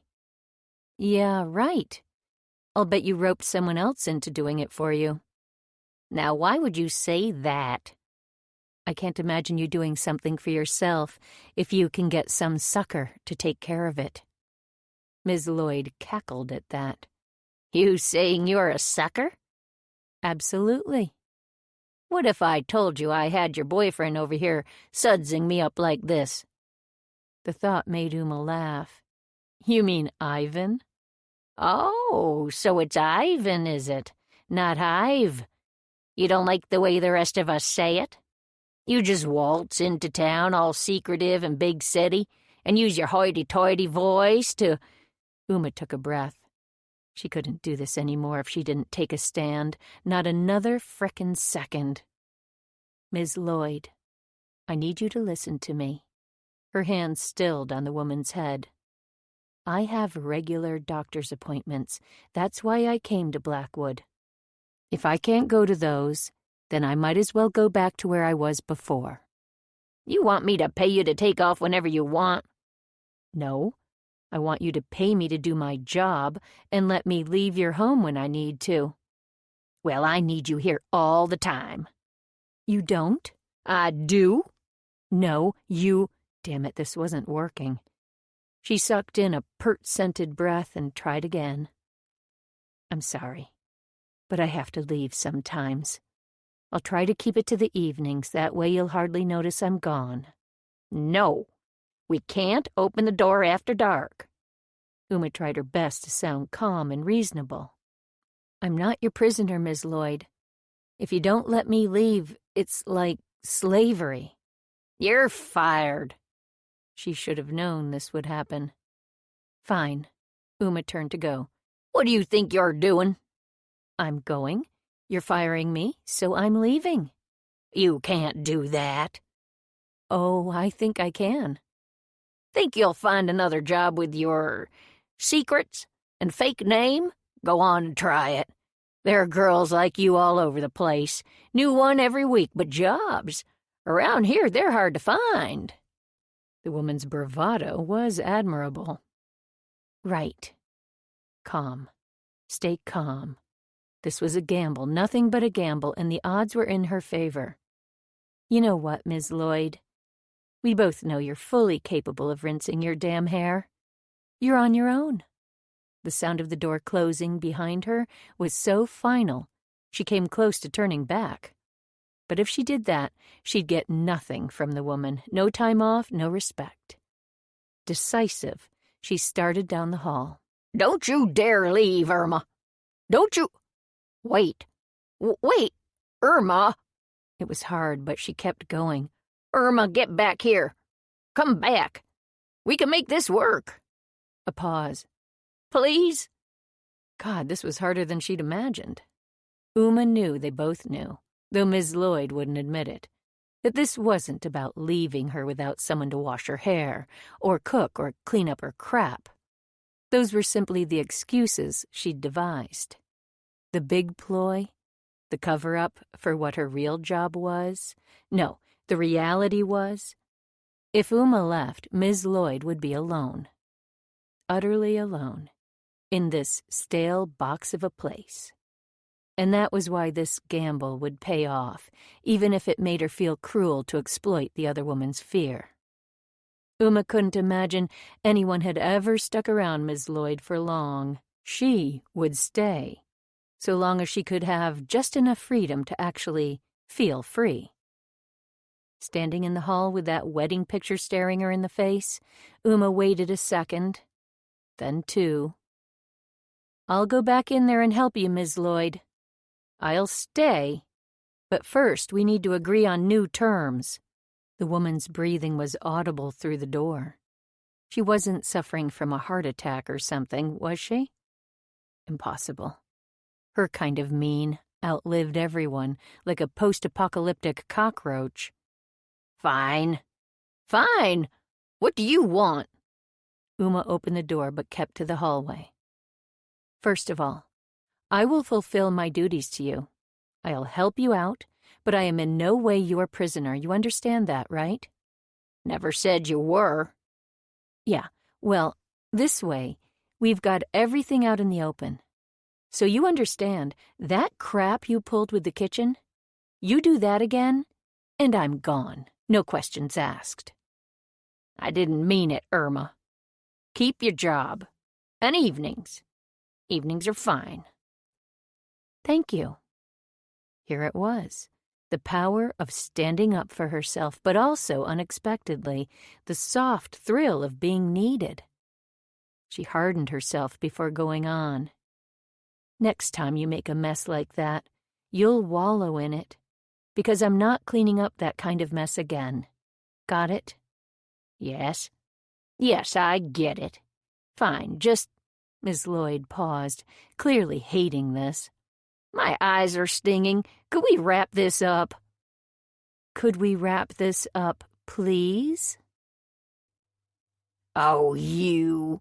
Miss Lloyd stopped, breathing hard, her eyes staring at Uma with a strange mix of angry, pathetic, and proud. Apparently, her need for companionship won out over her stubborn temper, because she gave in with a quietly whispered, "Please." "And my name's Uma." Yeah. Say it. Uma. Okay? You happy now? Right. Thrilled. Without answering, Uma allowed herself the tiniest of smiles as she turned on the faucet and tested the temperature before rinsing her boss's hair. Happy? No, not even close. But satisfied? Certainly. And maybe a little bit hopeful that things could get better. She'd just have to wait to see how it played out. 10. After what Uma came to think of as the standoff, Ms. Lloyd was surprisingly agreeable. In fact, she was in superfine fettle the next day. Probably because Uma let her win at cards. Their truce was friendly, and after all was said and done, she might one day grow to like the old bird. Stranger things had happened. After a morning spent shopping, Uma went to the kitchen to prepare what she had dubbed their leftover lunch. Today it was tuna melts, using what remained from last night's tuna casserole. At the store, she'd realized that her culinary upbringing may have had more of an influence on her than she liked to admit, prompting her to make slight changes to the menu. From her bag, she pulled ingredients probably fresher than anything this kitchen had ever seen and got to prepping. "What's that you're washing?" Miss Lloyd asked distrustfully from a spot close behind her. Her large breast nudged Uma's elbow in a way that felt oddly familiar, strangely comforting, almost maternal.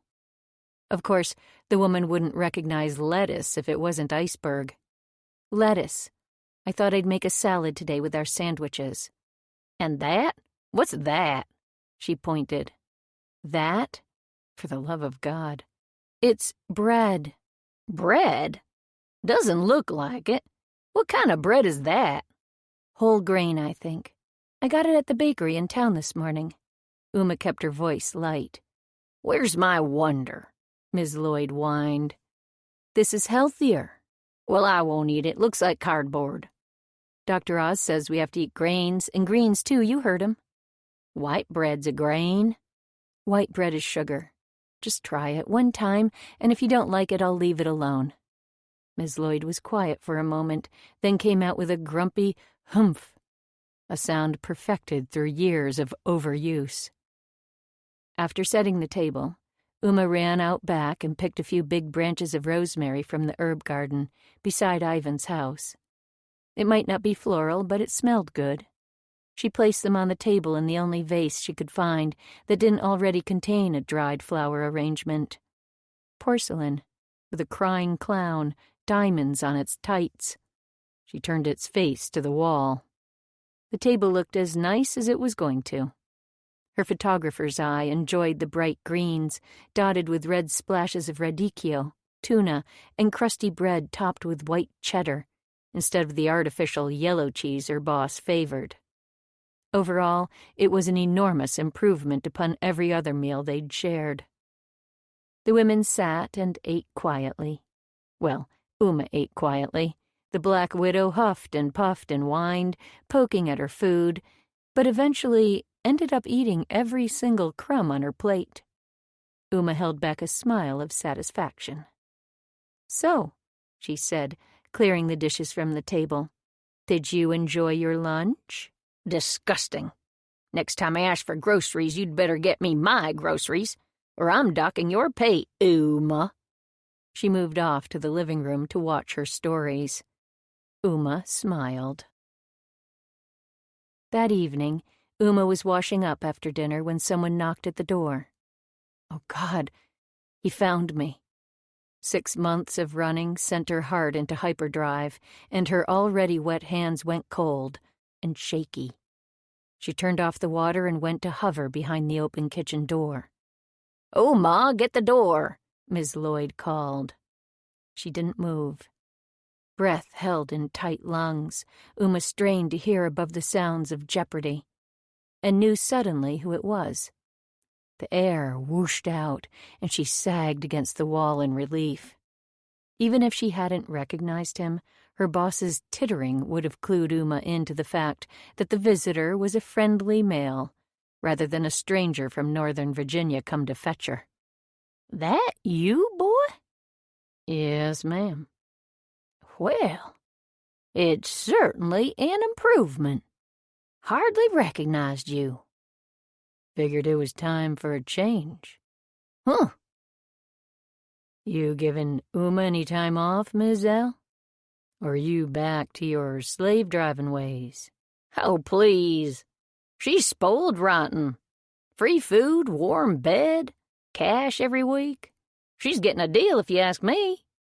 Just as Uma was about to move through the kitchen door, he said, "She around right now?" Oh, he'd come to see her. Something about that idea made her hesitate, unsure what to feel. Good? Bad? Guilty? What did he expect from her? Had she led him on? Did she want to? "You want to talk to her?" "Yes, ma'am." Was he there to ask her out again? "Well, she's not currently available." She stayed still and waited, stifling a gasp of outrage. "Her car's here, so I thought." "She's very busy and doesn't want to be disturbed." He paused then, longer than you'd expect. "Could you please mention that I stopped by?" "Course I will." Steps sounded on the porch and then stopped. "So I take it the ad worked then. You like her?" "She's a bit mouthy. Course it's only been a week. We'll just have to wait and see, won't we?" "Guess so." "What'd it say, anyway?" asked Ms. Lloyd. "Did they get it right? I never got to see it in print." His voice faded in and out as he responded. "Nice, older person, live-in helper." "Well, I guess it worked all right. Go on now, boy. And don't come back unless you've got those donut holes I like and a copy of the Gazette." Uma didn't hear his response, but she didn't really need to. Why was Ms. Lloyd asking Ivan about the ad? With the distance between them transforming things, she'd probably misunderstood, but it sure sounded like... Holy shit, had he done that? Placed that ad? A moment came back to her. That first meeting with Ms. Lloyd, when she'd called her an old hag? What if... She covered her mouth to stifle an "oh" of embarrassed surprise and sagged back against the counter, stuck there until the woman came into the kitchen. "What's got you?" asked Miss Lloyd, looking the slightest bit guilty. "Remember what I called you when we first met?" The older woman frowned, eyes narrowed. "Indeed I do. You're lucky I didn't throw you out right then and there." "Do you know why?" "Why what?" "Why I called you that?" "Because you're a vulgar hussy, that's why." "There is that, but—" "Hang on." Uma stood up straight. "I'll be right back." She took off up the stairs and into her room, where she found the ad, crumpled on the dresser, next to a stale, 20-year-old bowl of potpourri. In the dark hall, before heading back down, she hesitated again. Should she even show this to Miss Lloyd? It would hurt her feelings, wouldn't it? Remembering the look on the woman's face when she'd called her a hag, though, clinched it. She deserved to know the truth. Back in the living room, she pressed the paper into Miss Lloyd's hand. The woman read aloud. "Old hag in need of—" She looked up and blinked. "What is this?" "The ad I answered for this job. From the Gazette. See? That's your number right there." "You mean—" Her voice trailed off as her owl eyes met Uma's. Despite her concern, it was shocking to see pain there, quickly stifled. "That son of a bitch." "Is Ivan the one who placed this for you?" "Yes." "So he wrote it?" "Oh, my." Miss Lloyd moved across the room and sank onto her pink floral nightmare of a sofa, looking small and defeated. "Why would he do this?" Uma asked. "I have no idea." Damn it, why had he done it? Was it all some sick game? She thought back to the way he'd taken care of her, asked her out on a date, even offered his bed. That level of kindness didn't make sense. None of it did. And what about his relationship with Miss Lloyd? Was he pretending to care about her? One day, Uma would be long gone from their lives, but they'd still be neighbors. He was the only outside contact she seemed to have. Her only friend. But what kind of friend did this? "No wonder," said Miss Lloyd, coming slightly out of her daze. No wonder what? "The calls. You've heard 'em. The damn calls." Because of the ad? "That'd be my guess. Pranks. When you called me a hag, you were— let's just say you weren't the first." Am I the first serious response you've gotten through this ad? Miss Lloyd shrugged. "Had a few before. 7 or 8. From previous ads. He always did 'em for me, no problem. I read 'em in the paper. Every one. But this one— he always said the Gazette was sold out, so I didn't see it this time." She sounded listless. Nothing like the woman Uma had grown to tolerate, if not completely like. "Have you been advertising for a while?" "Few years now, maybe 5. Whoa, that was a long time. Ive always does it for me. Always. Such a nice boy." You've had 8 different people here in 5 years? How long did they last? "Couple of days. One of 'em lasted 15 minutes. After a pause, the old widow reared her head. "And good riddance, too. Darn girl couldn't even speak English right. Sounded like she'd been brought up by retarded pigs." And there it was. The woman had a knack. In one fell swoop, sympathy gone, although the anger still lingered. Miss Lloyd swiveled to face the TV and turned the volume up, a clear indication that the conversation was over. The rest of the evening was quieter than usual. Uma found that she almost missed her boss's constant commentary. Later, in bed, it was harder to forget. What the hell was that ad about? Why would Ivan do something so cruel? It didn't fit. Rolling, she turned her pillow over and smacked it before laying her head back down. Uma closed her eyes, drew in a breath, opened them again to glare up at the ceiling. He must have had a reason for placing that ad, right? She twisted and flopped in the silence. And why the hell wasn't he working? It was too darn quiet. God, her head. She couldn't take another minute of this silence and doubt, wondering. She should go over there and ask. He wouldn't betray Miss Lloyd like that for no reason, would he? And why did it feel like he'd betrayed her, too, when she'd answered it? Because I like him? Oh, God, there it was. She liked him. And she'd turned down his request for a date, and here she was, alone in this crappy bed again, and he was off somewhere, not working in his forge, in any case. Not keeping her company in that roundabout way, and somehow the quiet was lonelier now than it had ever been before. It felt like she'd been here in bed forever, with nothing but questions and irritation and doubts, and damn it, where was he? If she went over there and asked him? No, stupid idea. Besides, he wasn't even home. He was... clang. There it was. The breath left her body, relief pressing her into her bed. He was there. Another bang. And another. And soon, without effort, her heart fell into step with his rhythm. Nothing. Nobody had the power to relax her like this. To take everything else away? Rather than fight the urge, Uma went with it. She got up and dressed in the dark, grabbed that stupid ad and stuffed it into her pocket, and then tiptoed past her boss's door down the stairs and out the kitchen door, headed straight for Ivan. As she walked, the clanging rang out, louder with each step she took. The thought that she'd finally get to witness Ivan the blacksmith excited her, and almost made her forget everything else. The door stood open, leaking warmth like an oven. The place must get incredibly hot in the summer. He was bent low over the anvil, hammering a piece of bright red, burning metal with a mallet.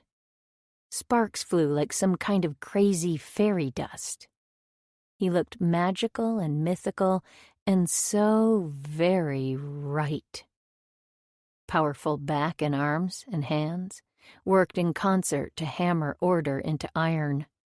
And an errant thought escaped. Images of him working her over the same way, shaping and molding her into something strong and lasting. She trembled. It took Squeak's wet nose to shake Uma out of her reverie. The dog met her in the doorway with what could only be described as a series of squeaks. When Uma glanced up, Ivan was watching her. Only he no longer looked like the same man.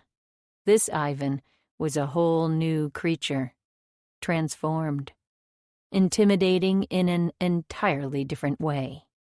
He looked pleased to see Uma, but insecure, awaiting a verdict. "Oh," she stammered out. "Wow. You're... just wow." And what a verdict it was.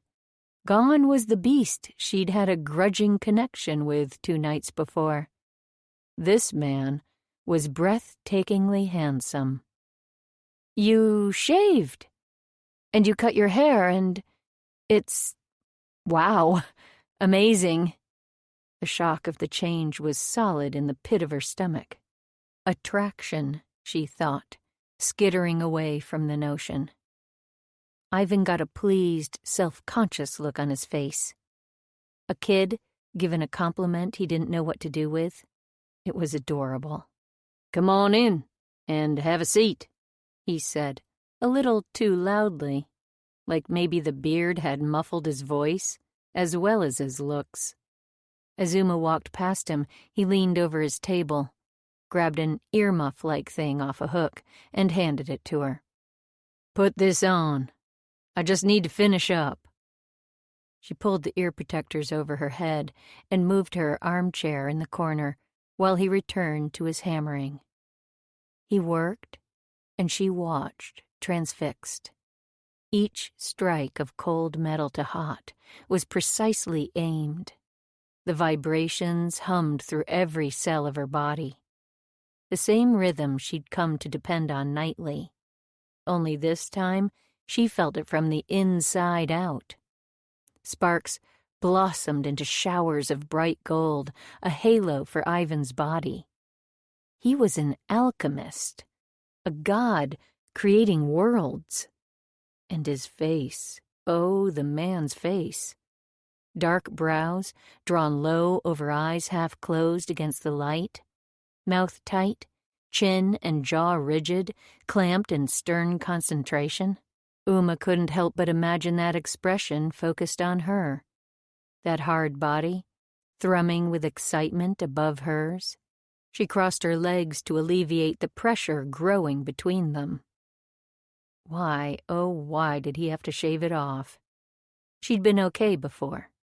Puzzled at the faint stirrings of attraction, yes, but willing to put it down to the feelings of coziness and safety he engendered in her. And then there was how different he was from Joey. That was it. It rang truest, back to faulty instincts again. They'd failed Uma so miserably when it came to Joey that she'd wanted to ignore them when it came to this man. She'd wanted to stay away, despite how easy it had been. He'd gone from scary to trustworthy in less than a week. Who was she kidding? In less than a day. So maybe her instincts weren't broken after all? Merely slow? Like an arrow on a gauge, they needed time to swerve before settling on a final reading. "You got more of that moonshine?" she asked, too antsy to just sit there staring. He didn't look up when he said, "Yep, right over on that shelf.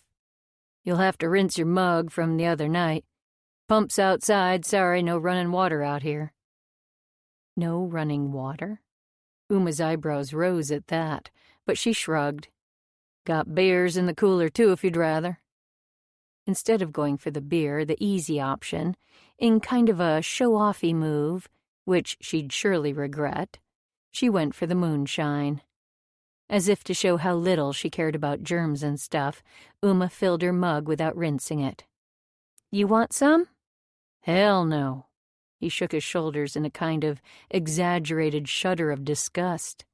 "Can't stand the stuff." "Hey!"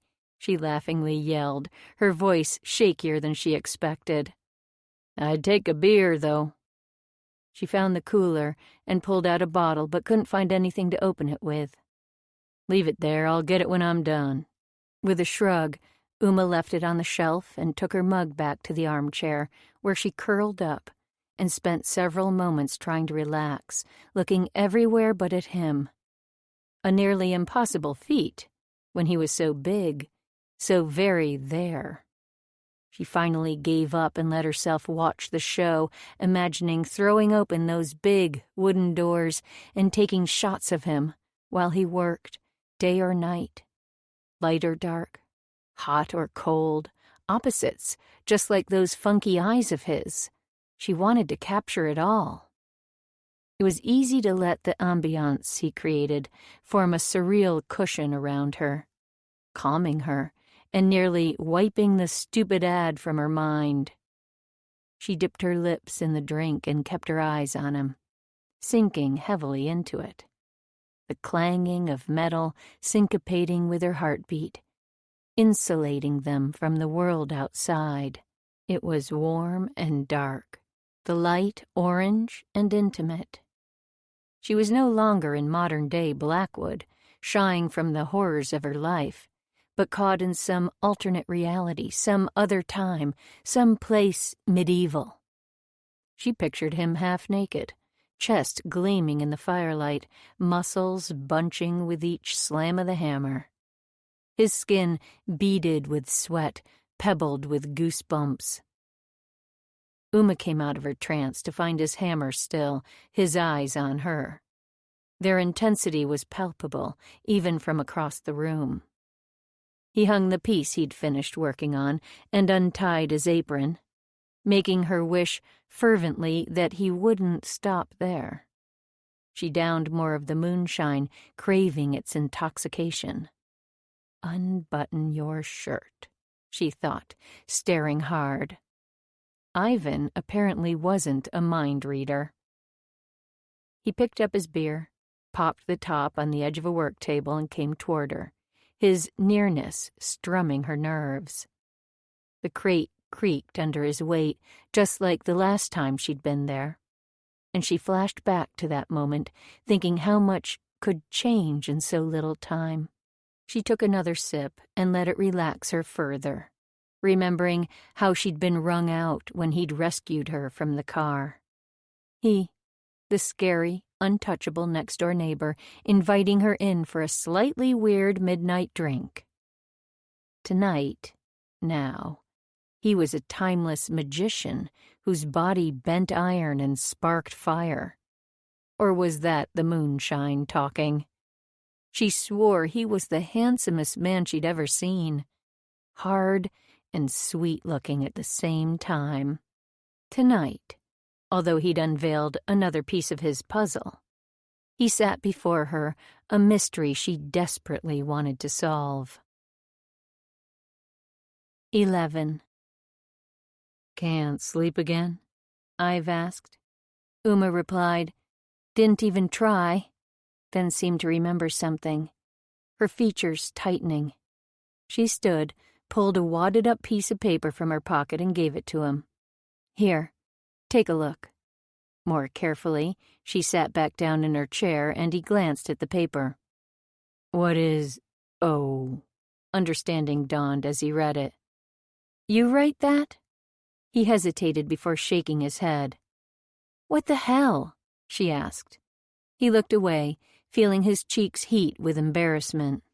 "You do this for shits and giggles? Trying to torture a poor old lady?" "No way," he growled, seriously offended before tamping it down. It wasn't her fault. He'd be pissed too in her shoes.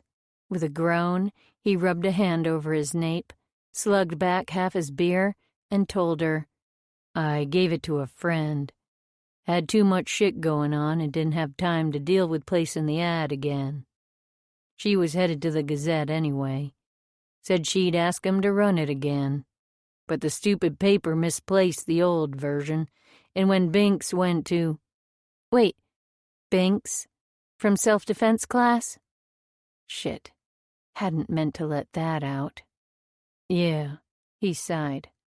"Don't think she meant any harm by it. She just does stupid crap, you know, without thinking." Uma made a disbelieving little sound in her throat. "Why didn't you have them pull it when you found out?" "I did. Course I did, Uma." The words came out defensive, so he pulled himself back. "Switched the ad as soon as I could, but the kid responsible for the ads kept screwing up and keeping the old one. Maybe he thought it was funny. Maybe he had his hands full and kept forgetting. Whichever it was, took a few days before they finally got it right. Hell." He looked at her. "I've been helping Ms. Lloyd for years now, you know. She's all alone, can't find anyone. The people she does get take advantage of her, steal shit. Not like she has anything worth taking, but they treat her like shit. And she's there all by herself, and one day I'm gonna head over there and find her on the floor half dead. And then I'll have to go out and hunt down the fucker who did that to her. I wouldn't want to put something out there that'd attract people who'd want to hurt her. I'd never do a fucking thing like that." Uma leaned forward in her seat. "You could have told her at least, warned her about it. No point hurting her over something neither of us could change. And then you showed up, and I figured I didn't need to." "Congratulations to Binks. You can tell her she managed to get half the loonies in the county calling Ms. Lloyd." "What?" "Yeah. She hasn't mentioned all the calls?" "No." "Well, good job looking out for her." She shifted back and drained her cup, leaving them in silence. "I'm so damn sorry, Uma. If I'd have known..." She eyed him a second before turning away. Her features, less angry if not entirely settled. The ad got me here, didn't it? At least for now. And I have no intention of hurting Ms. Lloyd, so I guess it worked out for everybody, in the end. True. Who'd have thought anybody'd be crazy enough to answer an ad like that? Her smile was a little bit sad. Yeah, well, here I am. He pictured himself leaning forward to kiss it right off her face. I'm sorry. With a toss of her hair, she puffed out a hard breath that changed the air in the room. Guess I'm the only person crazy enough to answer that stupid ad. There was a challenge in those words. Yeah. He looked down at the paper in his hand and smirked. Which part was it that sold you on the job? Kinky? Or maybe you're into the old hag thing? Oh, please, whatever. No, seriously. What'd you think when you read it? What did I think? Seriously? Let's see. Why not? Love a good challenge. Yeah? He asked, not believing her but enjoying the back and forth. Yeah. Oh, he liked this Uma. A little pissed off and sarcastic, maybe flirty underneath. He narrowed his eyes and leaned in, head tilted at an angle. Focus divided between her eyes and her lips. So, princess, just how crazy are you? Why did that come out sounding like a challenge? She must have felt it, too, judging from the way she responded, her eyes darting over his face, assessing him openly before she responded, Crazy as a shithouse rat? Still interested? She imitated his tone, was better at it. How about you, Ivan? How crazy are you?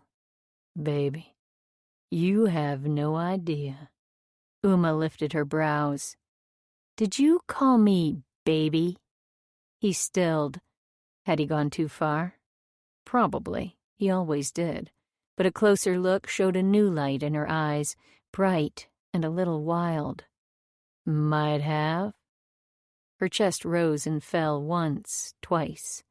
She broke her gaze away from his, put her cup to her mouth, and took a gulp. Better than princess, I guess, she said grudgingly, but with a sharp stab of humor that he hadn't realized was there. In that moment, Ive knew he was toast. He'd do whatever she wanted, whatever she needed. He caught himself staring, and had to turn away before she ran, screaming what everyone in Blackwood knew about him anyway, that he was a psychotic freak. She surprised him again when she abruptly shifted gears. So, the beard. How's it feel without it? Pretty good, he managed to say, rubbing his palm over his chin, assessing. Weird, actually. Been a few years. Yeah?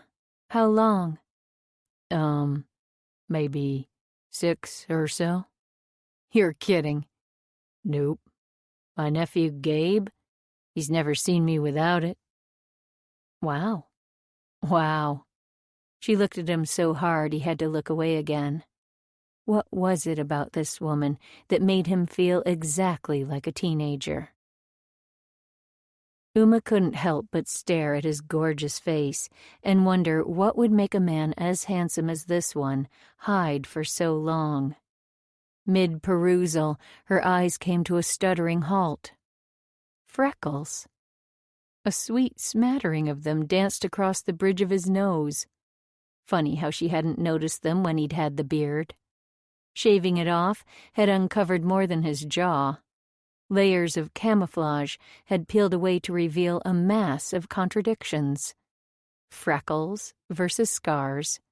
Soft, lush lips versus hard, mean jaw. Jesus. She wanted to see him in black and white, with such high contrast that the blue eye would be white and the freckles would pop like flecks of fairy dust. The other eye, Uma couldn't picture how that whiskey color would photograph. He must have caught something in her gaze because he sort of squinted at her, shyly flirtatious. Like dipping your toe into hot water after years without a bath, Everything south of her belly button went sloshy. Crap. What was this? She looked away first, relieved to see him get up, grab her mug, and move to fetch a new round of drinks. "You been married?" he asked from across the room. She shook her head. Something about the way he asked made her counter, "You?" "Nah," he hesitated. "Came pretty close once, but—" He stopped short, and she could feel the story there. Back on his crate, he handed her the cup and then reached his bottle out for a toast. "Here's to being crazy, right?" They clinked, the sound reminiscent of a million toasts before. Toasts her pops had shared with friends who stopped by for a drink after closing. Other toasts, too. Her mother and stepdad celebrating over mugs of whatever home brew he'd made, before invariably spitting it out and lighting up a doobie. There'd been toasts in college, with kids whose parents had no idea they were getting wasted on Mommy and Daddy's dime. At least, their folks would have cared. Uma's mother didn't give a shit what she did to her body, as long as she did yoga and ate organic. And then, the toasts with Joey. Uma's mind wanted to shy away, but she forced it back. New Uma faces the good and the bad, remember? There'd been toasts in nice restaurants, where he'd shown her off to his friends. Intimate dinners at his place before it became their place.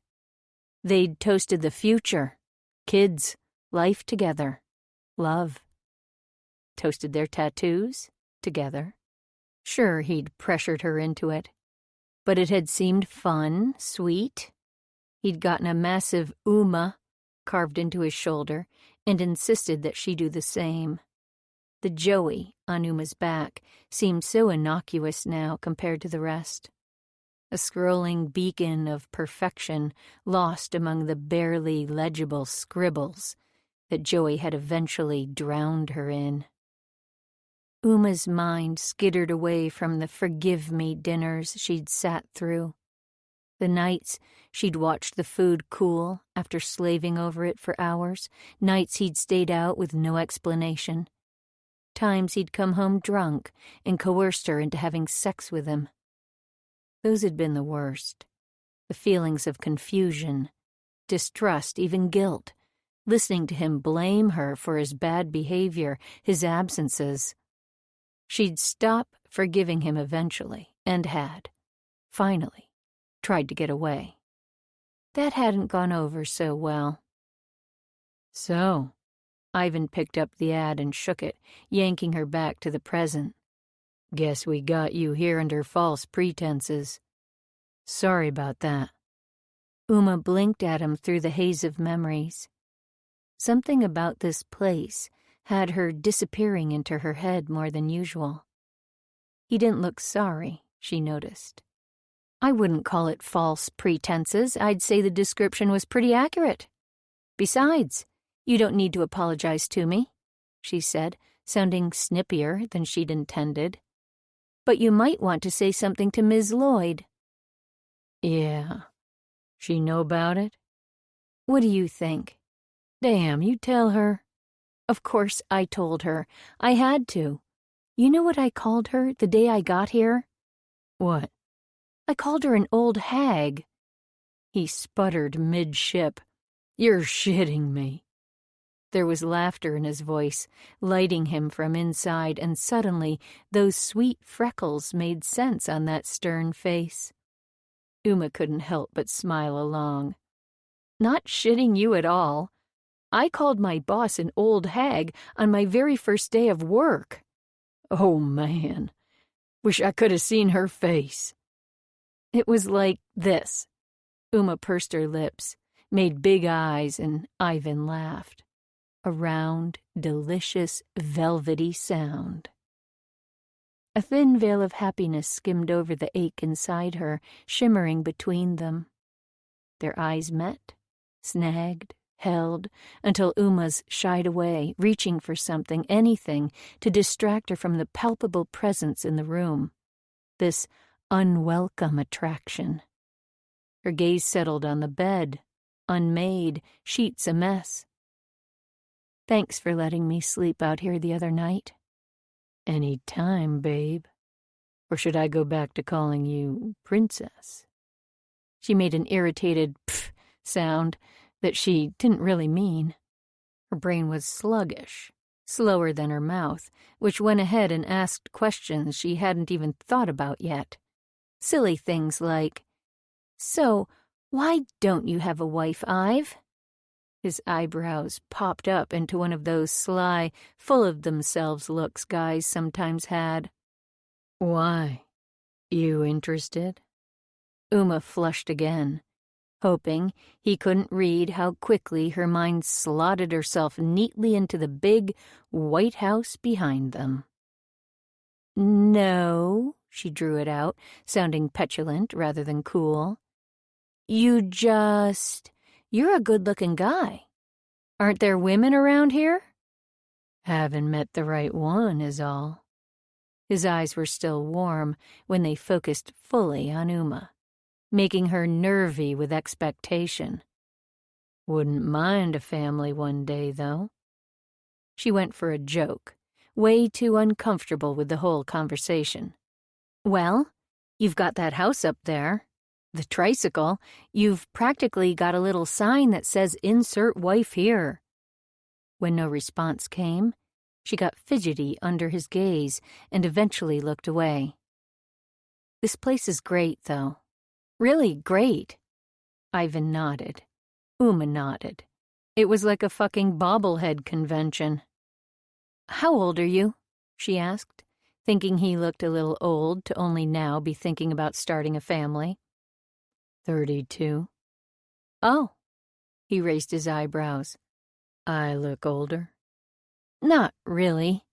Without the beard you look about 12, but before, not so much old as impossible to tell.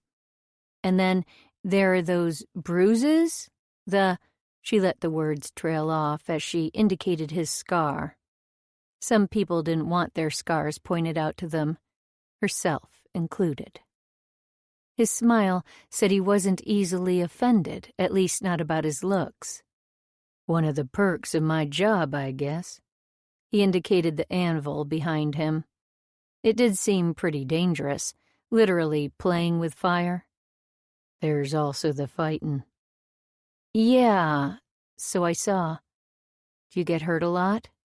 Uma remembered his limbs entwined with his opponent's, the sound of a hard tussle, and that smell. Oh, man. If she ever got a hold of a camera again, that would be her first stop, back to the gym to capture it all. There was nothing like the challenge of communicating those indescribable elements through a photo. The sounds, the smells, the adrenaline, and above all, this man. The way nature surely meant for him to be. Uma wanted that so badly. She could feel the camera's absence prickle her hand like a phantom limb. Fuck Joy. Just fuck him. For destroying my equipment? For taking my soul away from me? Yeah. Keeps me out of trouble. So, you make a living doing this? Yep. Feeling fidgety, she stood and crossed to the long wall that held the enormous set of gates she'd admired before. Intricate and beautiful and masculine. You're an artist. Nah, I just pound metal. Her fingers lit on a piece of the gate, following it from the top to halfway down. It ran smooth and shiny black, graceful and strong, coming together with the other pieces in waves, without any of the scrolling curlicues you might associate with the medium. This is amazing. It's for out front. Here? He nodded, and she could see those gates framing the end of the driveway, facing the street, keeping out intruders. A strong statement. She took a turn around the room, admiring other bits of ironwork, and random things that had nothing to do with metal. An African-looking wooden statue of a pregnant woman, her large breasts brazenly nude and not remotely sexual. A pair of mercury glass hurricane lamps, the melted candles inside saying they'd seen lots of use. A dog bed in the corner with a big black cat snoozing comfortably.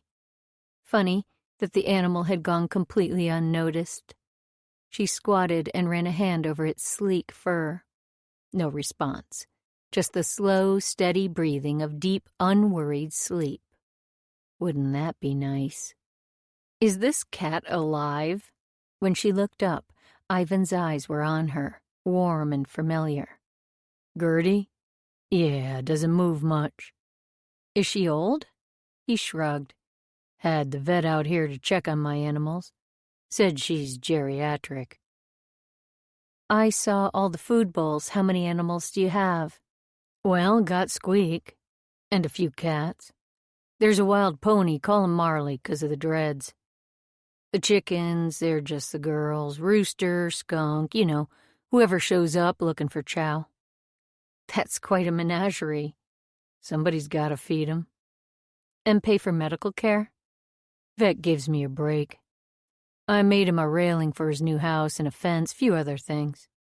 She smiled, then stood and moved back to the armchair, feeling his eyes on her. You barter with the vet? It's a country, princess. Guess I'm not in Kansas anymore. Their eyes met and held, the warmth in his evident. Uma wondered if he could tell how much she liked him, not just as a man, but as a person.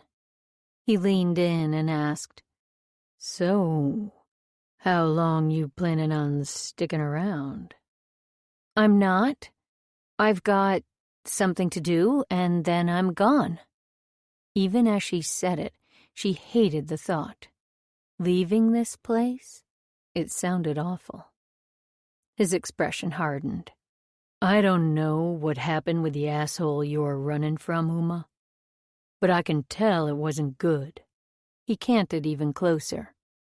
I know I'm big and ugly, but I don't hurt women. You got that? Ever, he said fervently. I will tear some shit up in a fight. I mean, I've been stupid as hell in my life, but never with a woman. Never.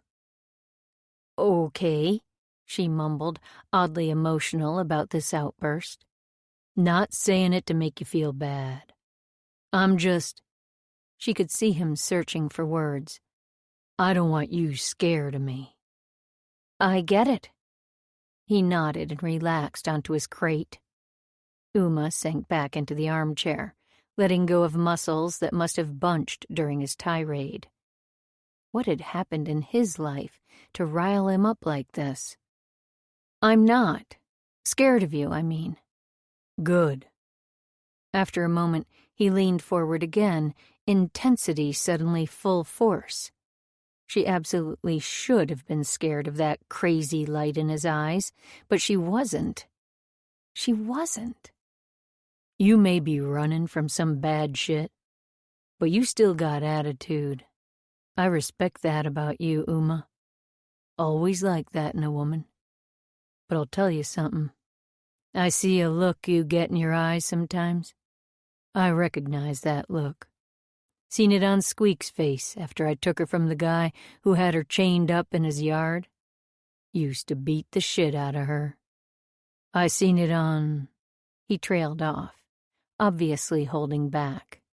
That was okay. He didn't owe her anything, and maybe she didn't want to hear what else he'd seen. But I find out who your man is, what he did to you.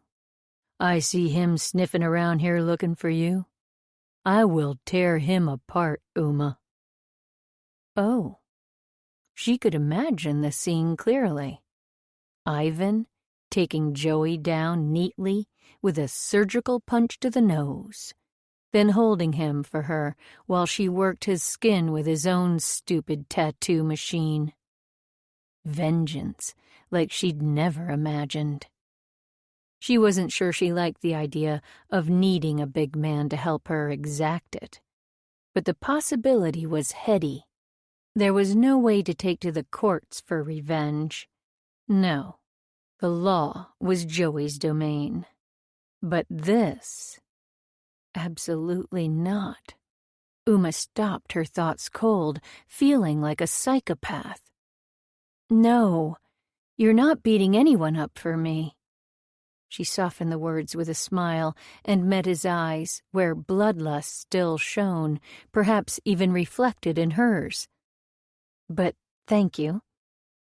It took all the courage Uma had to reach out then and place her clammy hand over his warm one.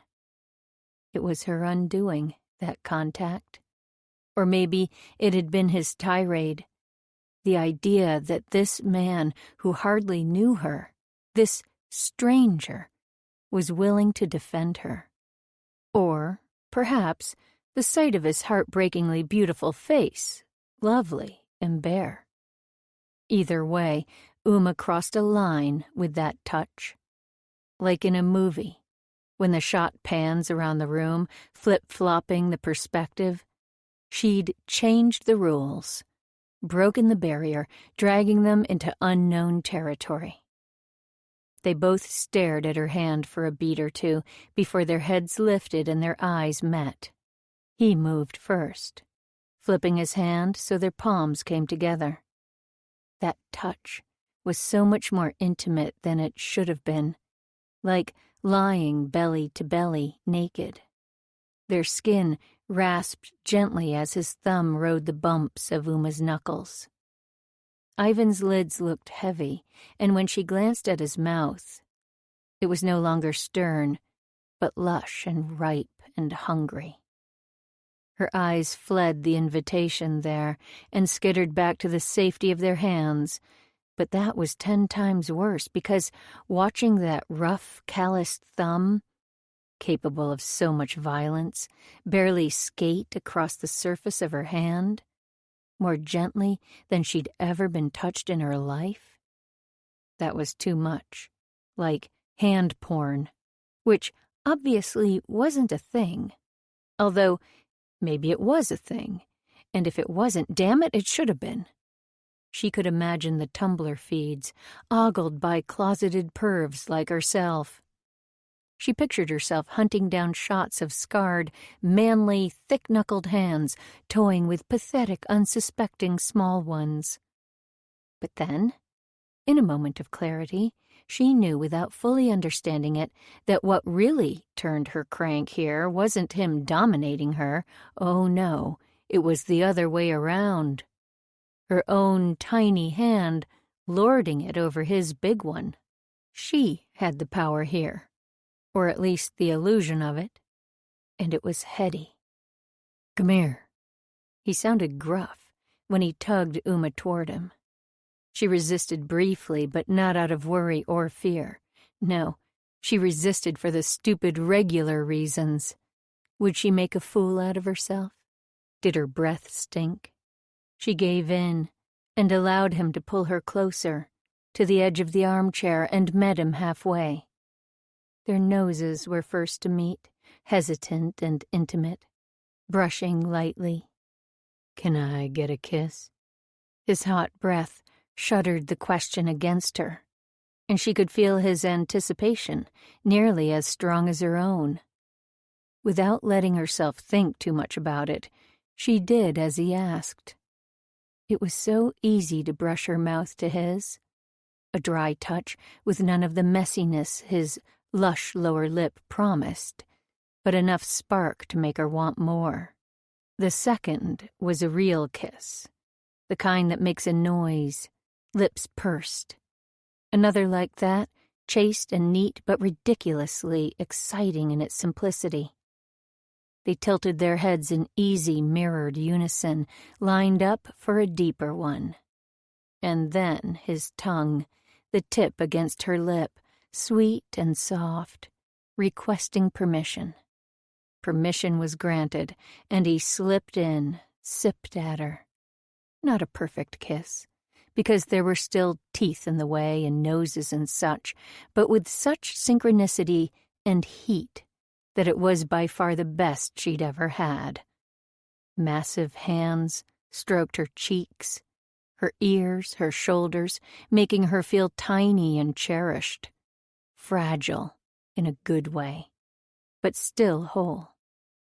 It was so right, and he was so patient, that something pushed her to ramp it up a notch. Bite his bottom lip, probably a little harder than she should have. Pull it taut, then dive back in.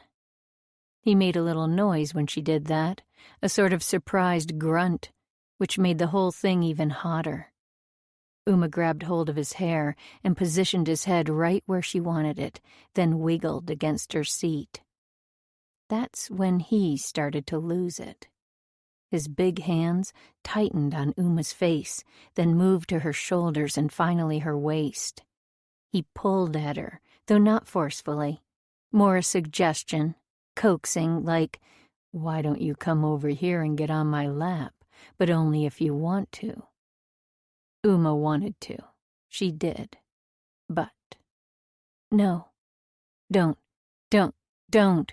She pulled back, gulping air. It was too much, too soon. "I can't. I'm sorry." "Okay. It's okay."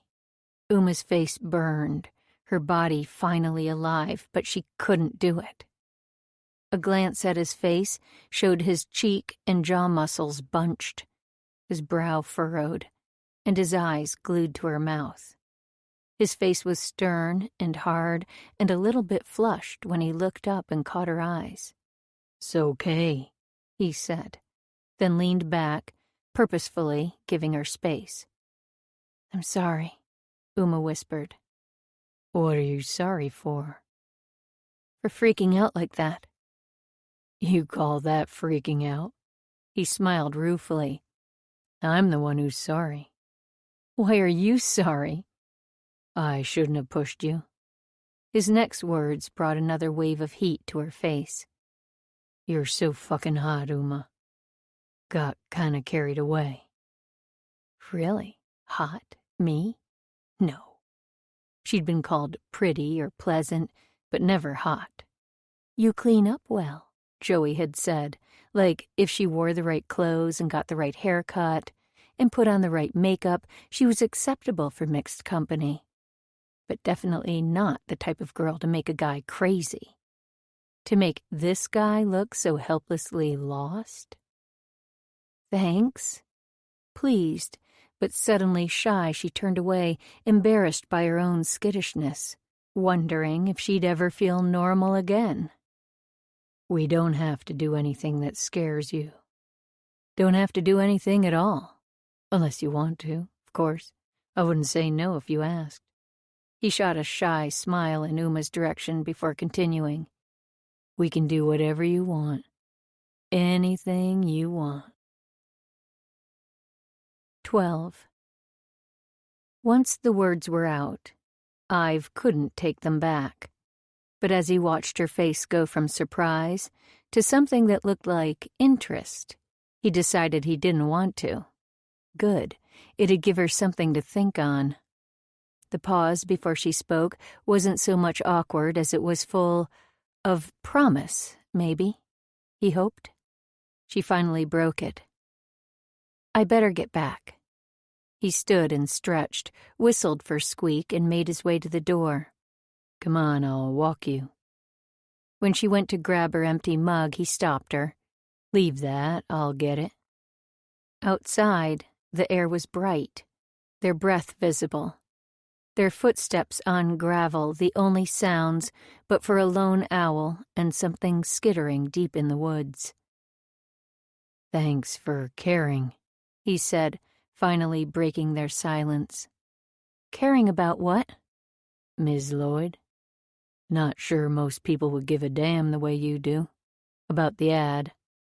"Yeah, well, she's not always nice, but she's lonely." She shrugged. "I guess I can relate." He huffed out a tiny sound of humor and agreement and glanced up at the stars, so bright above them. When they rounded the bend and the dark house came into sight, Ive had a moment of panic, like he'd regret it if he didn't touch her again. So he reached out a hand, and instead of grabbing hers like he wanted, he rubbed the back of his knuckles against hers. It was probably a reflex that had her turning her hand and stretching out her fingers for his. But he took it, loving the feel of her skin against his, the way she held on as if she liked it. They didn't kiss goodbye or anything, but he kept her hand until the last possible second, only loosening when they reached the foot of the kitchen stairs.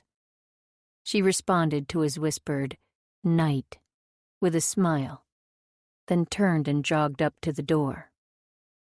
He stood outside Ms. Lloyd's house and waited until the lights turned off. Kitchen, hall, followed by a couple upstairs, switching on, then off. After a while, he started back up the drive toward the forge, a jumble of things inside him, too mixed up to unravel.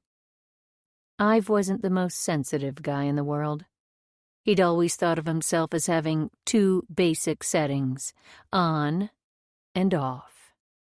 Normal and angry, sane and crazy.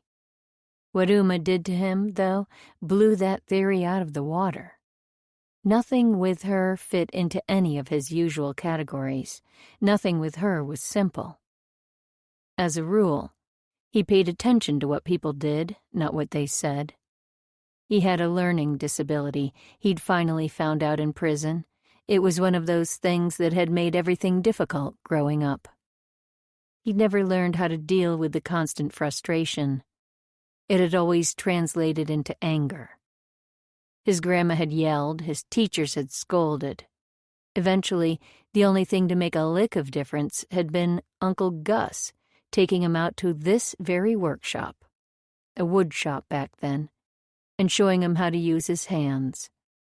Even so, he'd spent his life feeling like he was shouting through a wall of glass. Everything was different with Uma. First of all, when she spoke, he actually heard her. That wasn't something he had much experience with. Usually, words rolled off him. Sounds were meaningless unless backed up by actions. She'd called him an artist, said what he did was amazing. Her compliment had meant more to him than any he'd ever gotten. People had oohed and awed over his work before, but their praise had been just words, worthless. What she said was different. It held meaning, weight. I've actually heard her, like English dubbing on a foreign film.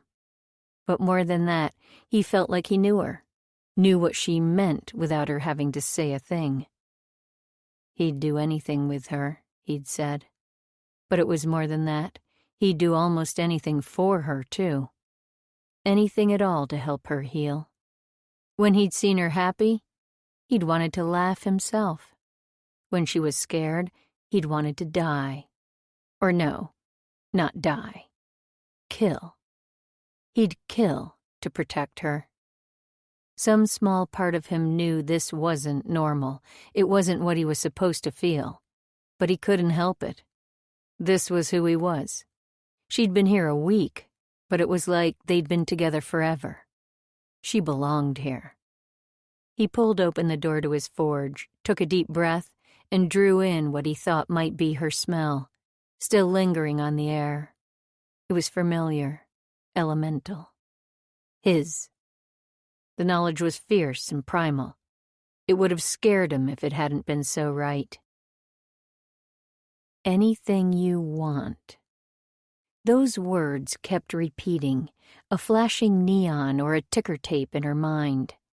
All the way down the drive, with Ivan by her side, up the back steps under his watchful gaze, closing the deadbolt behind her in the kitchen, up the stairs, quietly, and finally, in the lonely safety of her room, those 3 words echoed through her mind. Under the safety of darkness, Uma stripped down to her shirt and underwear before getting into bed. The frigid air lovely against her overheated skin. She could almost hear the sizzle as she slid between the sheets. It was like being a network of nerve endings made sensitive by just that one amazing kiss. She couldn't remember ever feeling like this, so alive, on fire, awake in a way she hadn't been in years. Tonight, Uma didn't want to go to sleep, although for once she might have been able to without much trouble. Apparently, 2 moonshines and the protection of a strong man did that to a girl. It had been so long since she'd had that wash of girlish excitement, the crackle of new attraction. She wanted to revel in the sensation. Anything you want. After Ivan's offer, she'd been too shaky to stay without making more of an ass of herself. The walk down the drive had been excruciating, in a good way, filled with an awareness of him and the sort of anticipation that comes with knowing a guy likes you, but not giving in to the attraction. And that kiss. If she had succumbed, oh wow. What came next would have been amazing. There was no doubt. She'd never been kissed like that, had never reacted so strongly. Would he try again? Probably. Did she want him to? Maybe. Oh, who was she kidding? Yes. Hell yes. But she shouldn't. She wasn't hanging around Blackwood after all. She'd be leaving once the tattoos were gone, and the last thing she needed was something to keep her here. Uma breathed in, remembering Ivan's smell, reveling in the recollection. That first slow moment, faces barely touching, getting to know him with her nose, before letting her mouth or teeth or tongue get involved. The moment had been distilled to nothing but those senses. She'd never been so turned on in her life. They were so different, though. He was a man made to inhabit his body, everything in his life centered around his hands, his arms, his muscles, all working together. He was carnality itself, and Uma was... She was a mess. And so tired of inhabiting this useless shell of a body. It had let her down when she needed it the most, left her vulnerable, pinned to the floor, weak, nothing but a pitiful, weak woman. We can do whatever you want. The memory made Uma shudder. God, how could someone who'd seemed like such a brute be that way? Would he really let her do whatever she wanted to him, without trying to force anything on her? No, she was leaving. But then again, he was a man, and men wanted temporary, right? Lots of them did. So maybe... Uma's eyes drifted, closed, as she remembered how carried away she'd been. She regretted not paying more attention to the feel of him under her mouth and hands. Oh, why hadn't she touched more of him? What were his arms like? Those firm biceps, or the long slope of thigh she'd ogled as he worked. His face. Her breath caught at that. She wanted to touch his lips, to test their springy plushness with her hands. She pressed her thumb to her mouth, wondering how much harder his would be under her fingers. Her imagination skittered on, over the stubble sprouting along his jaw. She wanted it rough, abrasive like sandpaper. An image intruded. Joey's smooth, perfectly shaved chin. It was a cold shower to Uma's budding libido. She gritted her teeth at the memory of him, pinning her shoulder with that chin, while his hands held her arms and his deceptively heavy legs covered hers. Every part of him had incapacitated every single inch of her that night. She'd been helpless, utterly. No, this wasn't what Uma wanted to think about. She wanted to thrill at images of Ivan, thick and strong and raw. and yet so gentle. The antidote to everything, Joey. Joey. Would he ever leave her alone? As surely as he was out there somewhere looking for her, he was with Uma, every second of every day, dogging her footsteps, haunting her life. Fucking Joey. Regret fisted her innards, making her queasy as she thought of him. Maybe she needed to let them come, those images. Maybe she needed to let him back into her brain to exorcise him completely from her life. Thinking about him took courage, almost as much as it would take to finally work up the balls to look herself in the mirror at the obscene evidence he'd left all over her body. Okay, if this is what it takes. Uma opened her eyes, needing to be wide awake to face the memories. Uma was a goner the first time she met him. It had been a wedding, some cousin of Joey's marrying her longtime fiancé. Uma'd been there as the photographer. Considering her free love upbringing, Uma had been a pretty inexperienced 24-year-old. A couple of boyfriends under her belt, and a single, stupid one-night stand in college. Nothing that could have prepared her for Joey's laser-sharp attention. He'd been lovely to look at, tall and wiry, almost slender, with piercing blue eyes that drew a girl in fast, too fast. He'd had the same appeal Frank Sinatra must have had in his heyday. Easy to look at, smooth voice, and pure sex oozing from every pore. Panty-dropping eyes to go with his silver tongue. A deadly combination. Uma would never forget the moment she'd first laid eyes, or rather, lens, on Joey. She'd taken the photo, knowing it was a good one, and then realized, with a strange jolt of awareness, that its subject had been looking directly at her. He'd gazed right through the camera and literally set his sights on her. Out of all the perfect, well-dressed women there, how strange that he'd noticed the invisible one, the woman behind the scenes.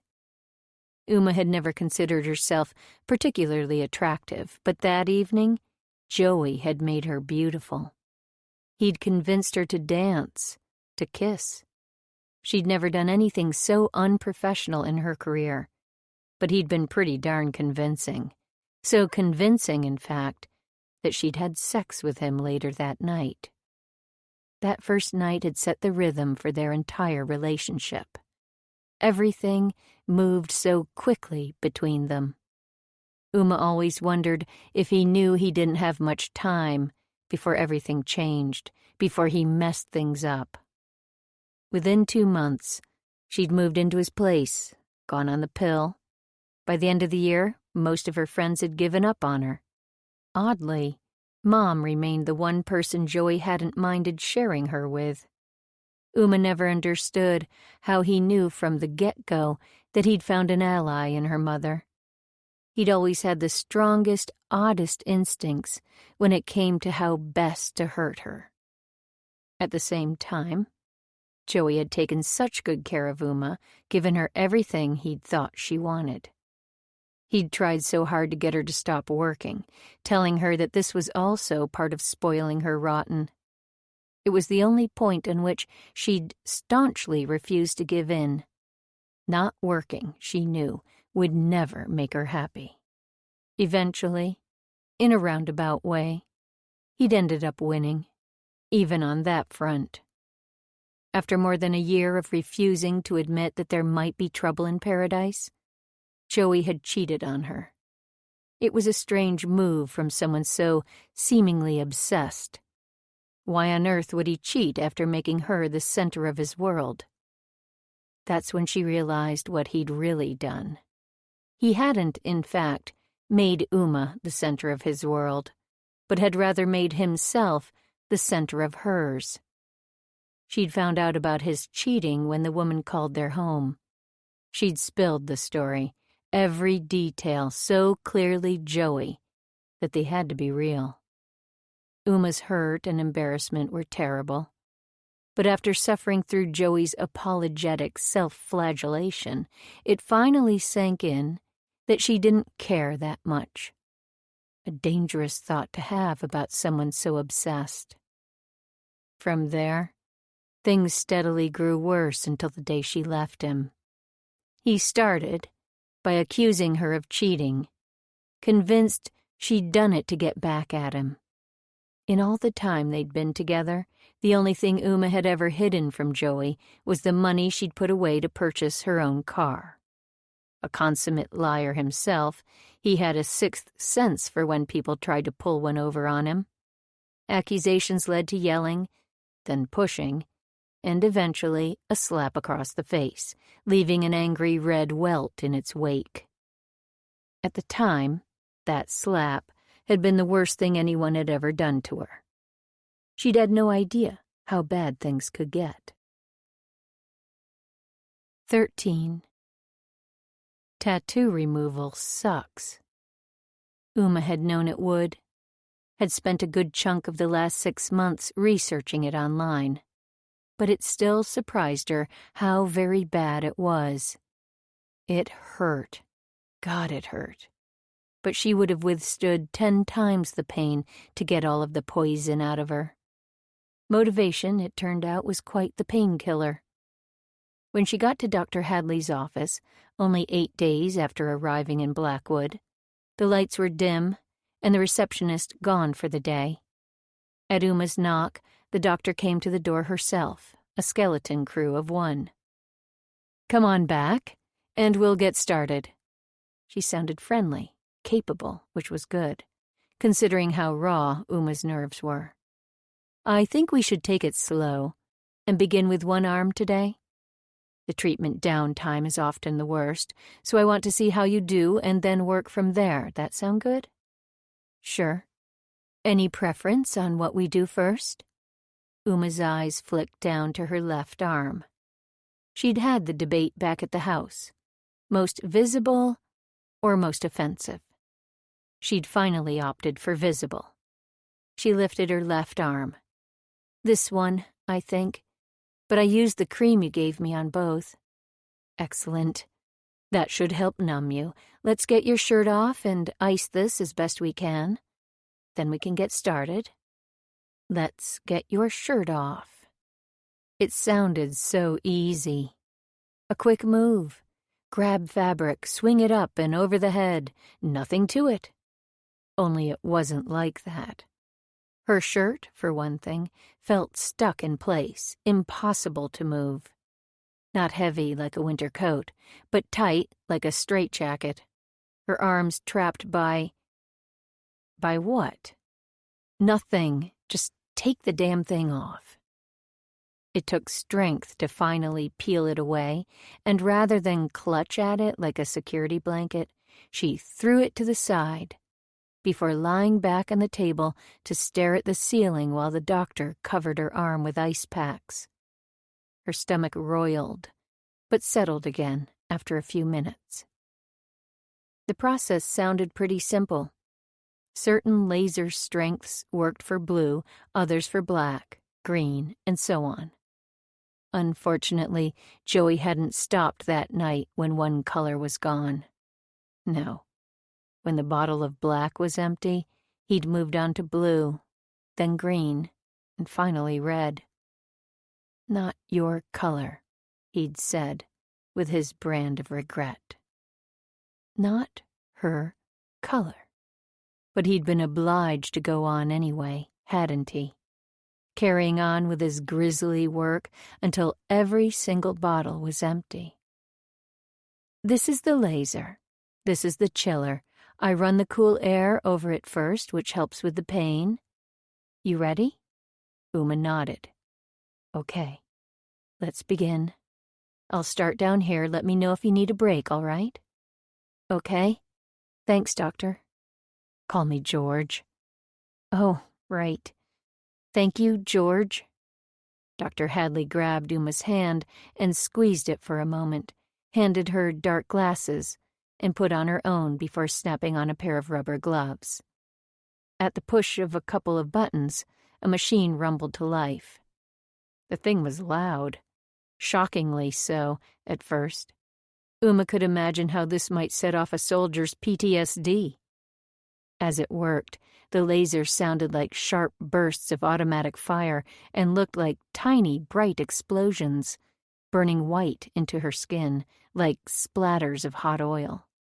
But the burn lingered longer than bacon grease would have. Pain is relative. Getting the first tattoo had hardly hurt at all. She and Joey had been drinking, and they'd been happy. So stupidly in love. It had been his idea initially, although, being Joey, he'd changed history to suit himself and had given Uma the credit. There'd been a slight hesitation on her part. Yes, she'd loved him, or at least she'd thought she had. But she'd also known how people could change, known they could disappear from your life for one reason or another. She'd seen the impermanence of her mother's relationships and worried about putting something so indelible on her body. But Joey had prodded and cajoled her through that moment of sanity, making her feel bad for not believing in them as strongly as he had. Since Joey had gotten tattoos in the past, he'd gone first. UMA. For some reason, even at the time, seeing those 3 letters scrolling over his upper back hadn't given her the feeling of security she'd been looking for. And then Uma's turn. The 4 letters in Joey took up more space than her paltry 3, and on her back they'd looked massive, as if already he owned more of her than she did of him. Afterward, the tattoo guy, she could still remember his name, Zap, had rolled back his chair, giving her room to get up and look. "What do you think?" he'd asked, around the toothpick in his mouth. Uma had stood, staring over her shoulder in the mirror and feeling 2 distinct, warring sensations. First, there was some pride. Her eyes caught Joey's, and she'd recognized it in his face. It only occurred to her later that it had been pride of belonging, while his had been pride of ownership. Not the same thing at all, as it turned out. The second thing she'd felt upon seeing those dark, dark letters stamped on her skin was a sharp twinge of regret. It was that feeling that came back to haunt Uma every time she caught even the faintest glimpse of Joey's legacy. The same weight that made sleep so elusive at night. This is it. The words had floated through her brain as she'd stared past her reflection into the mirror that night. It's permanent. There's no turning back now. Feeling the doctor's zapper work its way over the thick black M embedded in her wrist, then the I, the N, and E, brought something new trickling in. It was the first time it had appeared in months. A tiny grain of a notion so foreign it wasn't even clear whether it would stick around long enough to be identified. It dug down into Uma's heart, lodged itself there, and nearly choked her with its newness. As the ink dissolved slowly, oh so slowly, the sensation, whatever it was, dug in deeper, mingling with her flesh, melding with her blood. After 20 minutes or so, George, leaned back to switch the machine off. The absence of sound left the room feeling empty and so very still.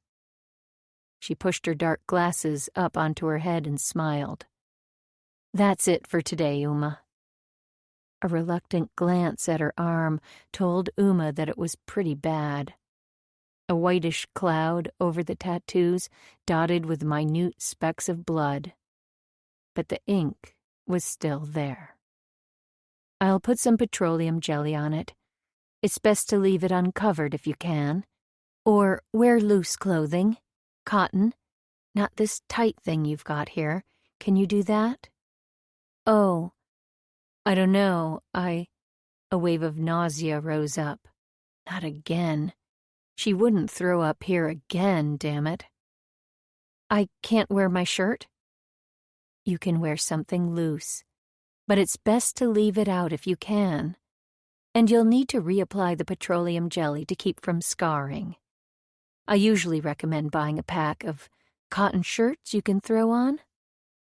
Okay? Yeah, okay. Cotton shirts and petroleum jelly. At least today was payday. You okay? The doctor looked worried. Uma considered her question. Am I okay? Practical matters aside, she actually thought she might be. I think so. The first session's hard, I know. Dr. Hadley grabbed Uma's hand again and squeezed. You'll get through this, I promise, all right? Yeah, Uma squeezed back. Thank you. It was true, she realized. She was going to be okay. One less layer of ink to pull out. One day closer to becoming a clean slate. Hope was a tiny grain lodged in her heart. Like a speck of dirt in an oyster shell, she had a sudden notion that the minuscule particle would pester her, gathering layer upon layer of protective grit until it built into something big enough to hold on to. For the first time, there was light at the end of the tunnel. I can do this, she thought. And, for once, she knew without a doubt that it was true. With no other options for now, Uma slipped back into her shirt before driving back to Ms. Lloyd's place. As she drew near the house, she came close to releasing the brake and letting the car glide those few extra feet down the road to Ivan's. The fantasy of disappearing into his workshop and his bed to heal was unbearably appealing. She pretended, for the handful of seconds it took to walk to Miss Lloyd's front porch, that her arm didn't burn and her heart wasn't tight in her chest. The door, of course, was locked. Faced with the prospect of walking her scarred, aching body to Ivan's, or facing the she-devil inside, she'd opt for the latter. Please, please, please open up, she begged Miss Lloyd, or God, or Providence, as she shoved uselessly at the front door. She started banging, more frantic than the occasion probably warranted. But standing there made her feel naked, the pain of her arm bringing her back to the night she'd worked so hard to forget. She wouldn't look down, wouldn't acknowledge that it hurt, wouldn't give these wounds another moment of attention. Blinders on, head in the sand. Don't see it, don't feel it. Miss Lloyd, let me in, please. Her voice came out thin, frantic. Her hands scrabbled at the knob again, and she twisted, pushed. Locked. Uma's head turned woozy, eyeballs constricted. Stress, she thought. This is stress. Breathe. In, out, in, out. The door suddenly swung open, and she fell in behind it, jostling her boss in the process. After pulling the door from the woman's grasp and slamming it shut, she leaned back on it, bent double from the waist, gasping. It was like that first day here, against the side of the house, and a ghostly whisper of Ivan's warm hand. Just a memory, but tangible enough to calm her. She glanced up and caught Miss Lloyd's horrified expression. "What the hell is that?" the woman snarled, pointing at Uma's arm. Her sleeve was stained dark with grease and dotted with blood. Nothing. She tried to move to the stairs, but before Uma understood her intention, Miss Lloyd blocked her way, grabbed hold of the fabric, and yanked it up, baring half her left arm. It hurt. Oh, it hurt. You call that nothing? What is wrong with you? This what you been doing in town, getting these filthy things put on? Miss Lloyd's accent got thicker when she was riled up, more country and less genteel. No, Uma muttered, her vision, dark at the edges, narrowed on Miss Lloyd's face, the focus too close, an eyebrow, a hair. You just did those. She swallowed. I didn't. Don't lie to me, girl. You think I'm blind. It's all red. A tiny, snide little voice inside Uma almost pushed her to laugh. At Miss Lloyd's innocence, maybe. The fact that she had no idea what a new tattoo looked like. It was weirdly liberating, because what did it matter anyway if she knew? I'm getting them removed. A pause. What? She forced herself to watch the woman's face as understanding dawned. Yeah, that's it, lady. Look at the freak show you hired. Those enormous black eyes took in the story, read the words scrawled across Uma's skin, no doubt shoring it up as ammunition to drag out at some later date. The messy J's and O's, E's and Y's, veering off into skid marks when Uma had gotten a kick in. Other things, too, marking Uma as devalued property, like where he'd forgotten the T in bitch and scratched the whole word out. What she couldn't see was that he'd moved to the other side to start afresh. Mostly, though, what Miss Lloyd stared at was a roadmap to the single worst night of Uma's life. A series of jagged, unintelligible inscriptions, documenting Joey's descent into jealousy-fueled madness. Who did this to you? My ex?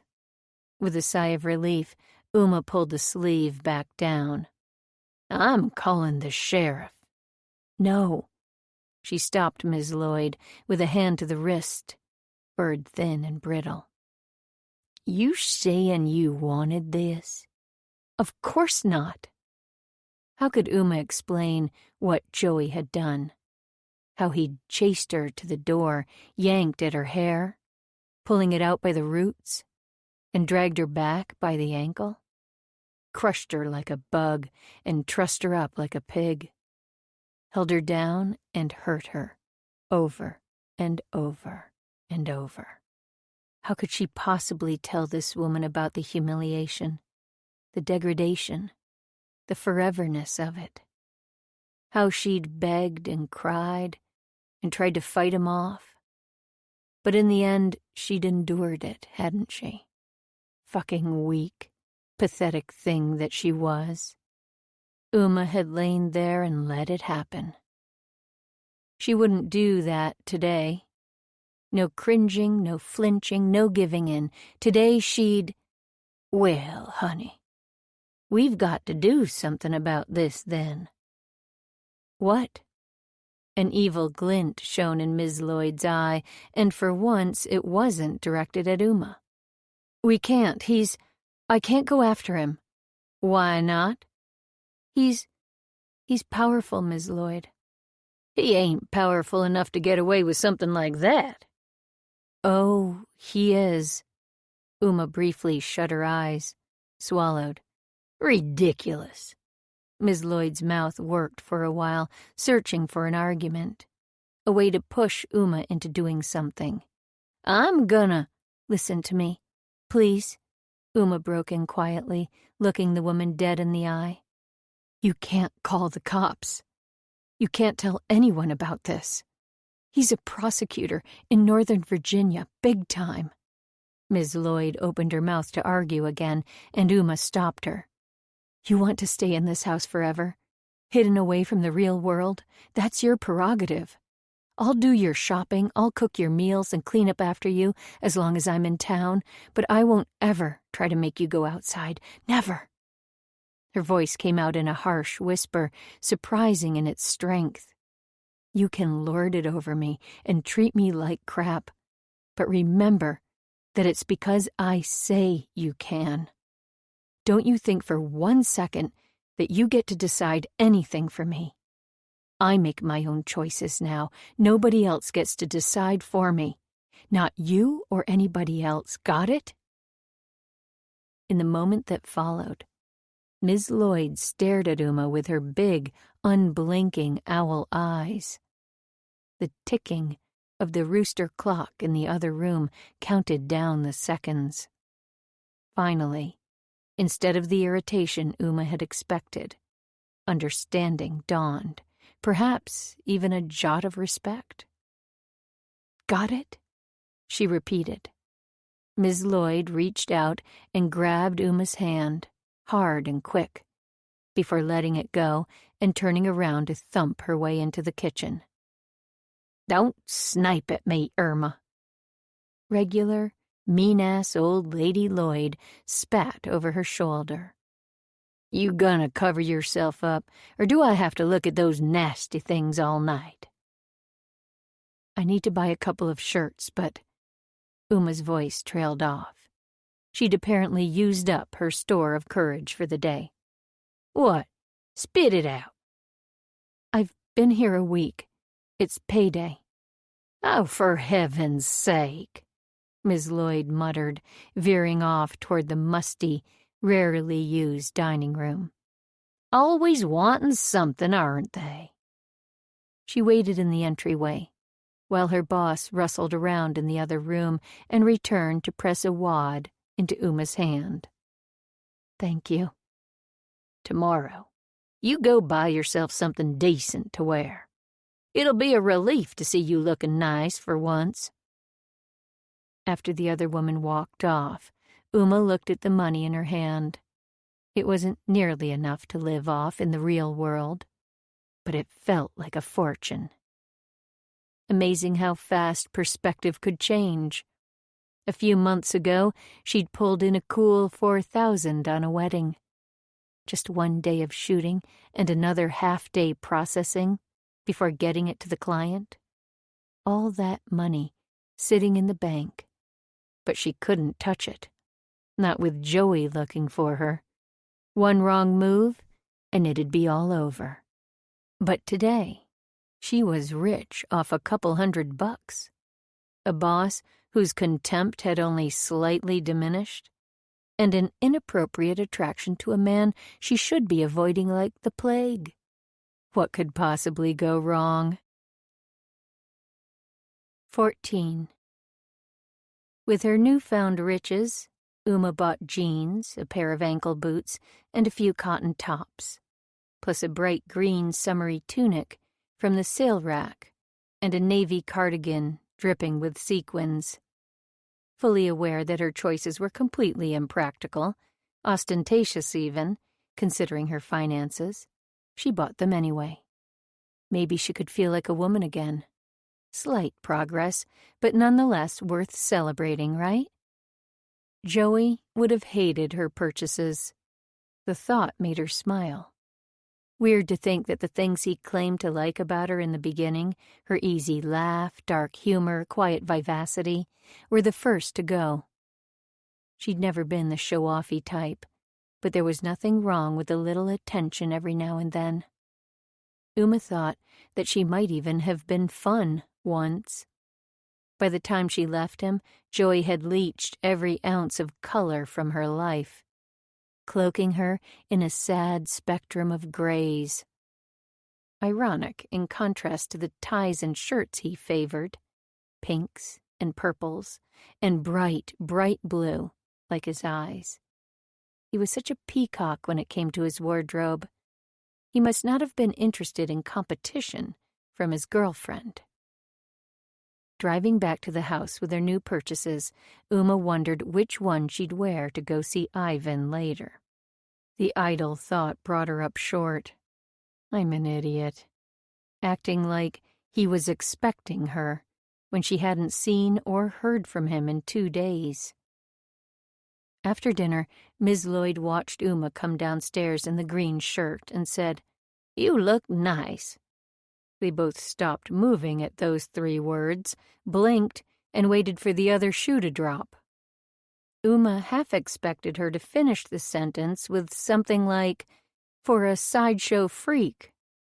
Surprisingly, Miss Lloyd didn't temper the compliment with an insult. Of course, she couldn't hold back her curiosity. "Where are you headed looking like that?" Uma held up a 6-pack of beer she'd picked up with her precious few dollars. "Thought I'd go see Ivan and take him this." "Is that what young ladies do nowadays? Visit men with bottles of booze?" "Yep." "Not very subtle, is it?" "Maybe I'm not a subtle person, Miss Lloyd." "Well, you tell him I'm still mad at him." "About the ad?" "Yes." She sniffed, glancing at an enormous bouquet she'd received that morning. "He'll have to do a whole lot better than flowers if he wants to make it up to me."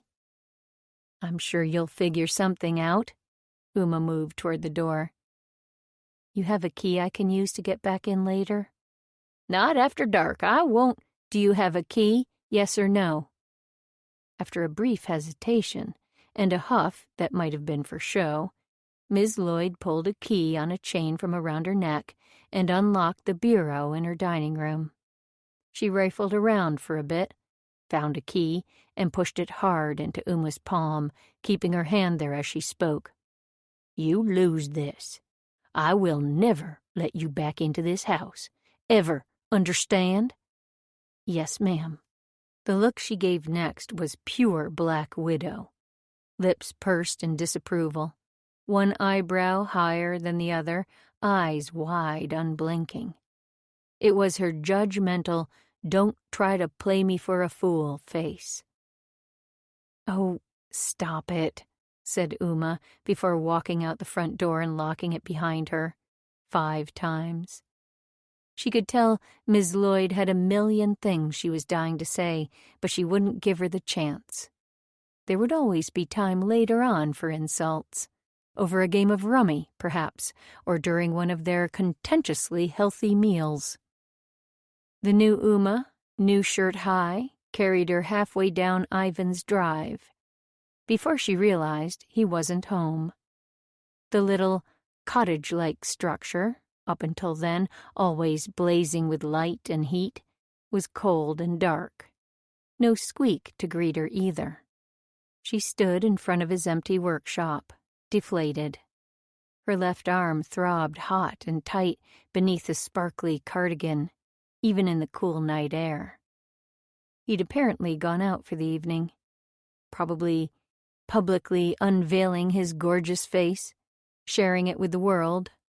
She pictured him in some bar surrounded by women, neck-deep in cleavage. It pissed her off. He'd shaved for her, damn it. Then she'd gone and skipped a night at his place. One night. Absurd though it was, for a moment she was convinced he'd taken off to punish her. Maybe I'm overreacting, she thought. Maybe not every man punishes you for perceived injustices.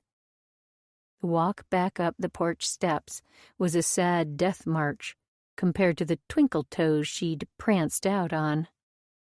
"What'd you get stood up?" Their boss's voice was perkier than ever before. "Nope." Uma smiled tightly and made her way to the kitchen.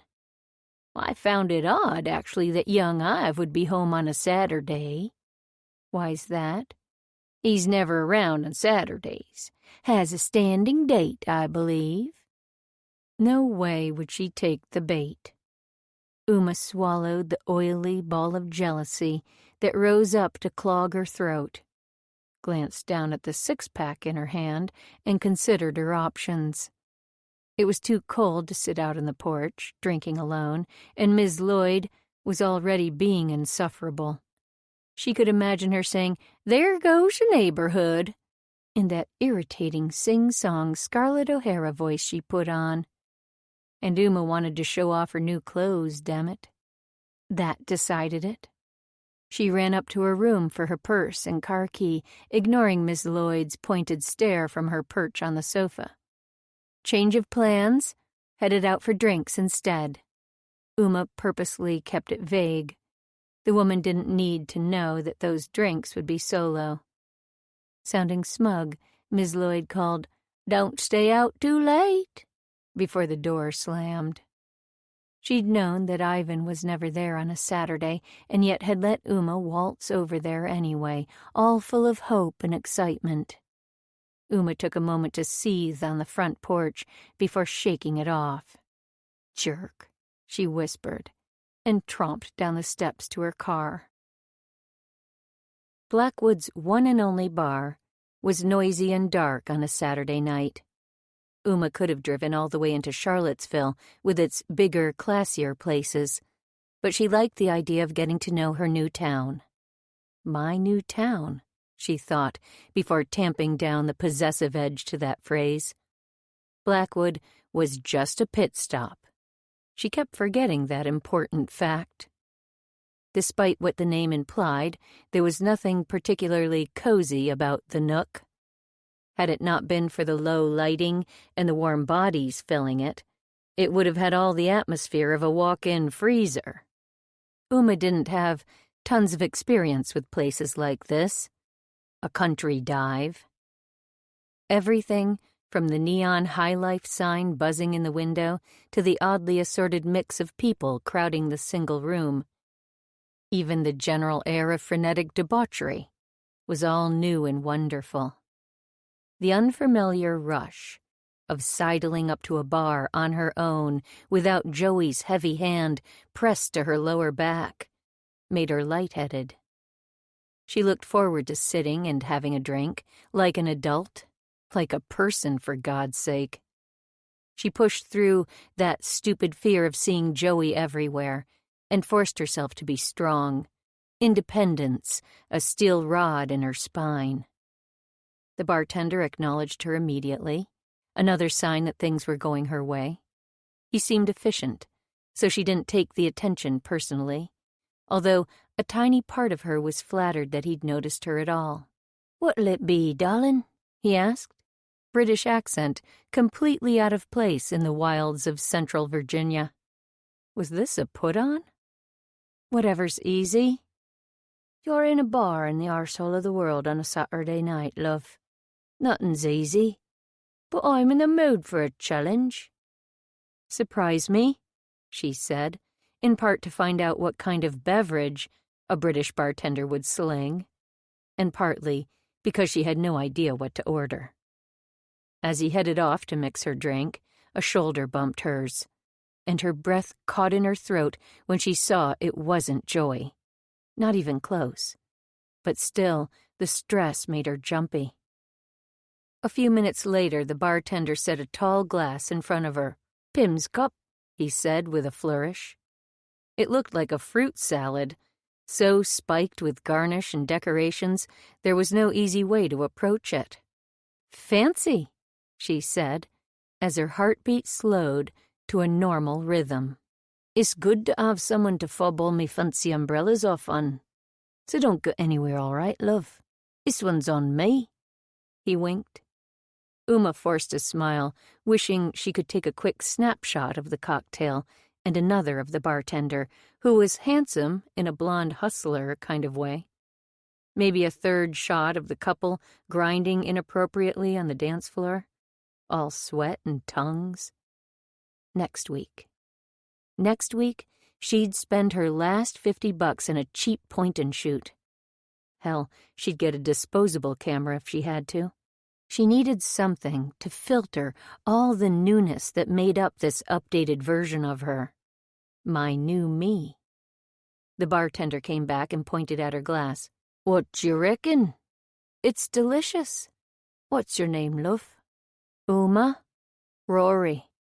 He held out a hand, and she hesitated only a few seconds before giving him a firm shake. She liked him. Confident, kind, no bullshit.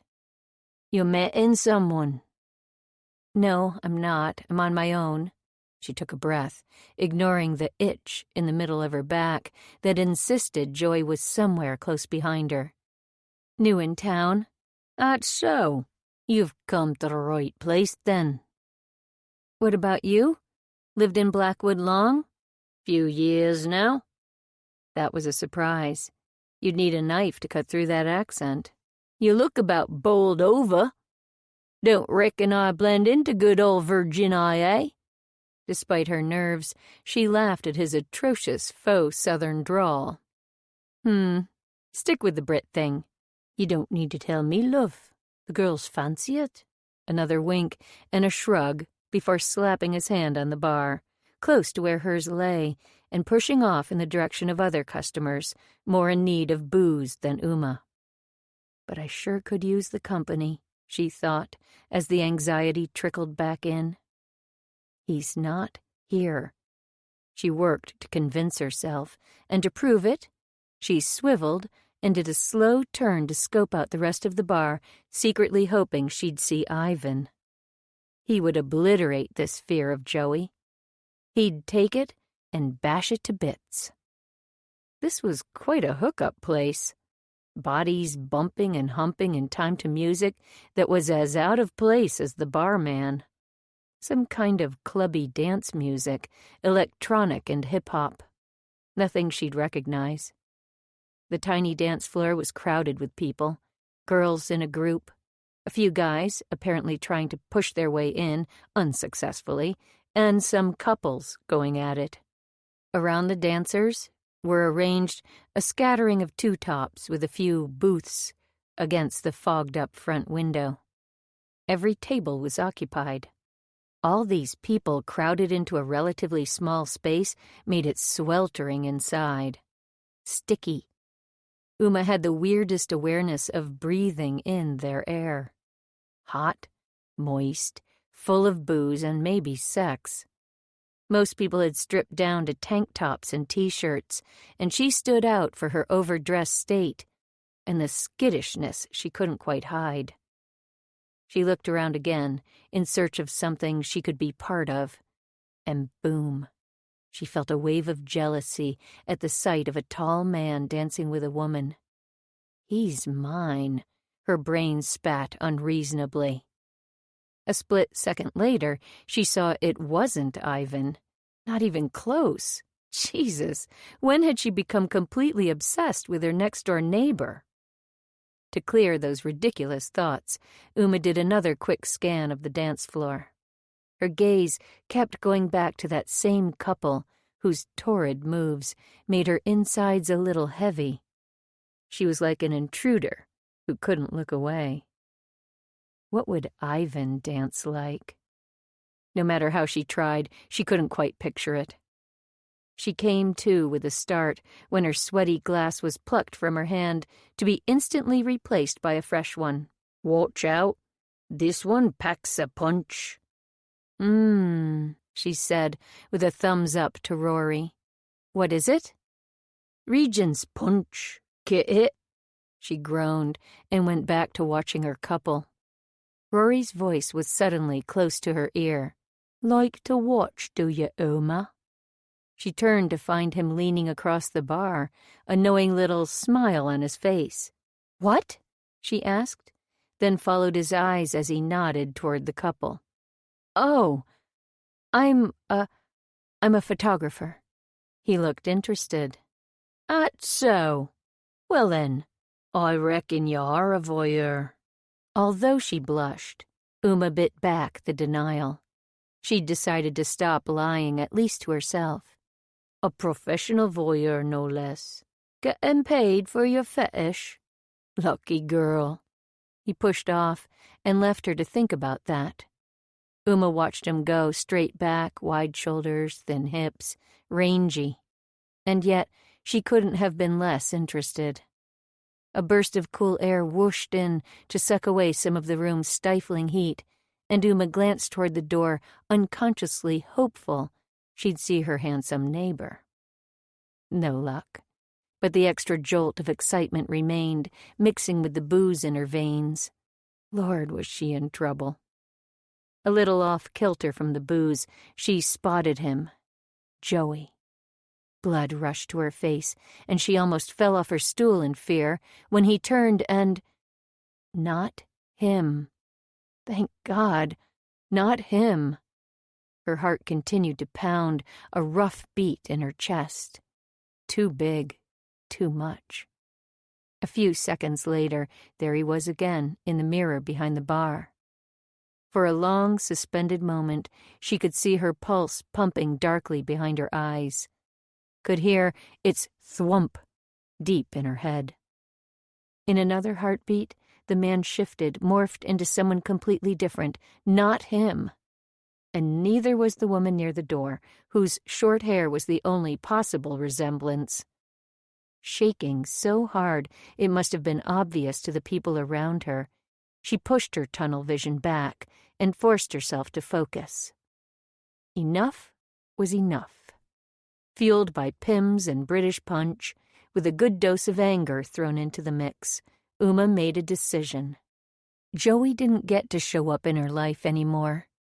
He didn't get to be a ghost in her mind or smother her skin.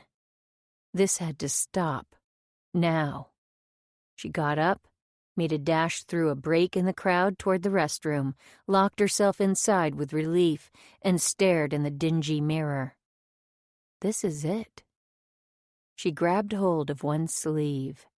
Her breath picked up, tight in a chest that had suddenly grown too small to contain it. Inch by inch, her right hand revealed a decorated left arm. And all the while, her eyes remained fixed on her face, defying her. She pulled the green fabric to bunch at the elbow and waited for her gaze to catch up. A knock on the door broke up her internal duel, and she released the sleeve, relieved in a cowardly way, but also weighed down by so much disappointment. That fantasy of the dancers, of Ivan touching her, just wanting to touch her?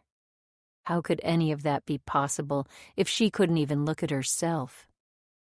At a second knock, she called, "Be right out," and washed her hands, looking herself in the eye hard and straight.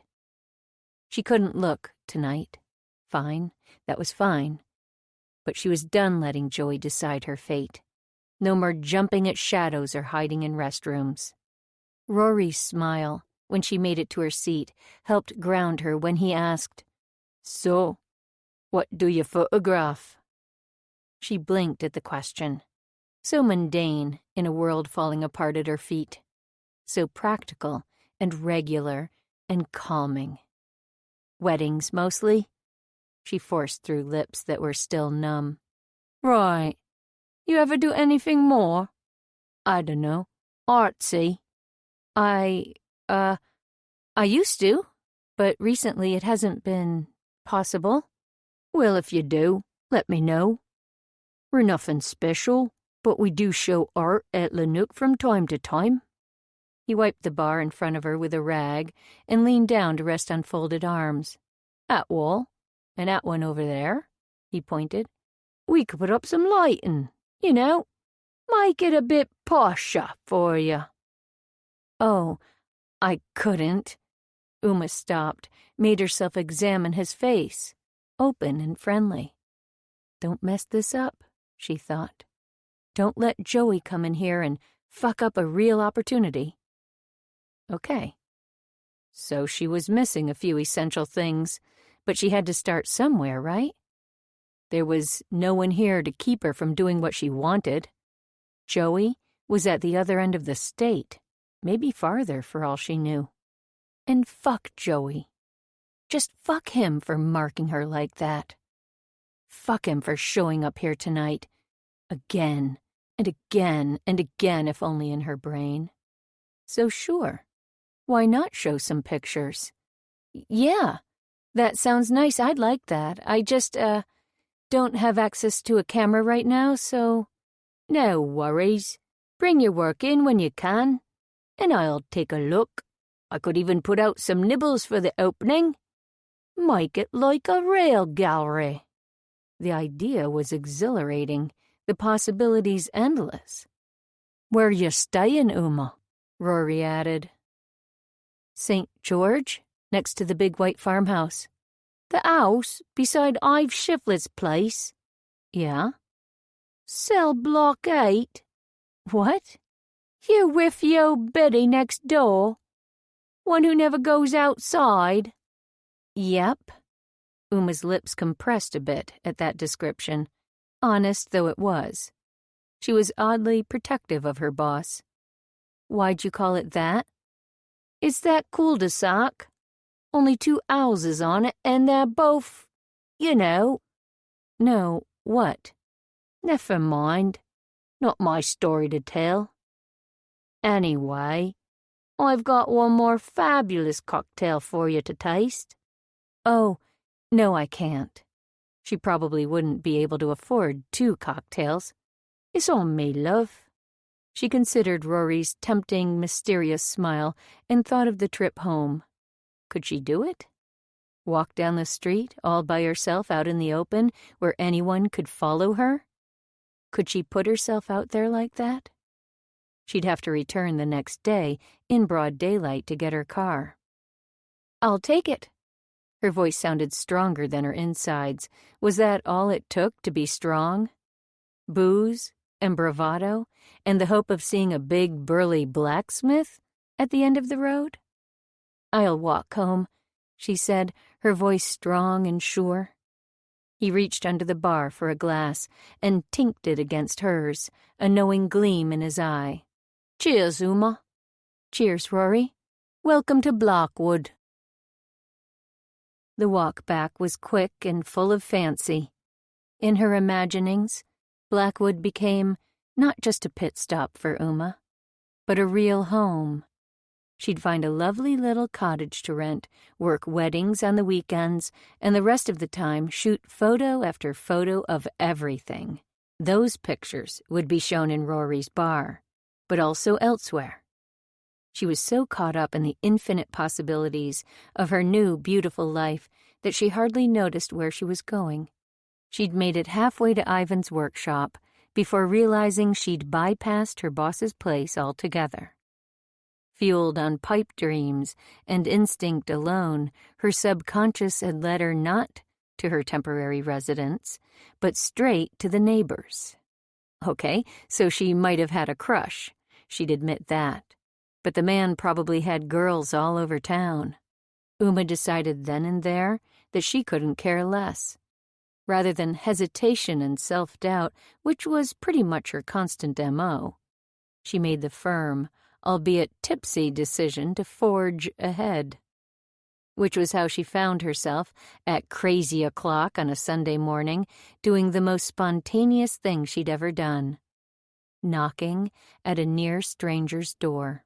A dim light shone through the workshop window, and she might have imagined the warmth of the wood beneath her knuckles. After a few seconds, the door swung in, and Uma took an involuntary step back. It was too late to run, too late to turn around. With a certainty she hadn't known in months, maybe years, she knew what she wanted was right there, in the flesh. 15. He was beautiful. Still big, still intimidating, but half naked and sleepy, Ivan looked soft, approachable. His groggy face was hard to read, one squinty eye open, the other crinkled shut. "Hey, Uma, what are you doing?" His voice was beyond gravelly, into some deeper key that wouldn't have been audible more than a couple of feet away. "I came to see you." "Yeah? You weren't here earlier." "Got a standing date Saturday night. With my nephew." "Oh, that was a relief. All that jealousy for nothing. Can I come in?" It was almost insulting how long it took him to decide, but he eventually turned and preceded her into the room, pulling up the form-fitting boxer briefs that had ridden low on his haunches. Squeak, asleep in front of the fire, barely lifted her head in acknowledgement of the new arrival. It smelled different tonight. No longer a workshop, it had that slightly musky, sleeping man scent. The one you don't notice when you wake up to it, but have to air out if you re-enter a bedroom. It softened the usual fire and brimstone of the place. Uma's eyes scanned his shadowed shape, and the word voyeur popped into her head. Rory was right. It made so much sense. She'd always spent time with people who had to be the center of attention. Her mother growing up, then all those drama department friends in school whose friendships hadn't withstood Joey, and then Joey himself. It was a rare moment of insight to realize what a parasitic relationship she'd had with those people. All of them. No, not parasitic. Symbiotic. They'd craved the attention, and she'd thrived off giving it to them.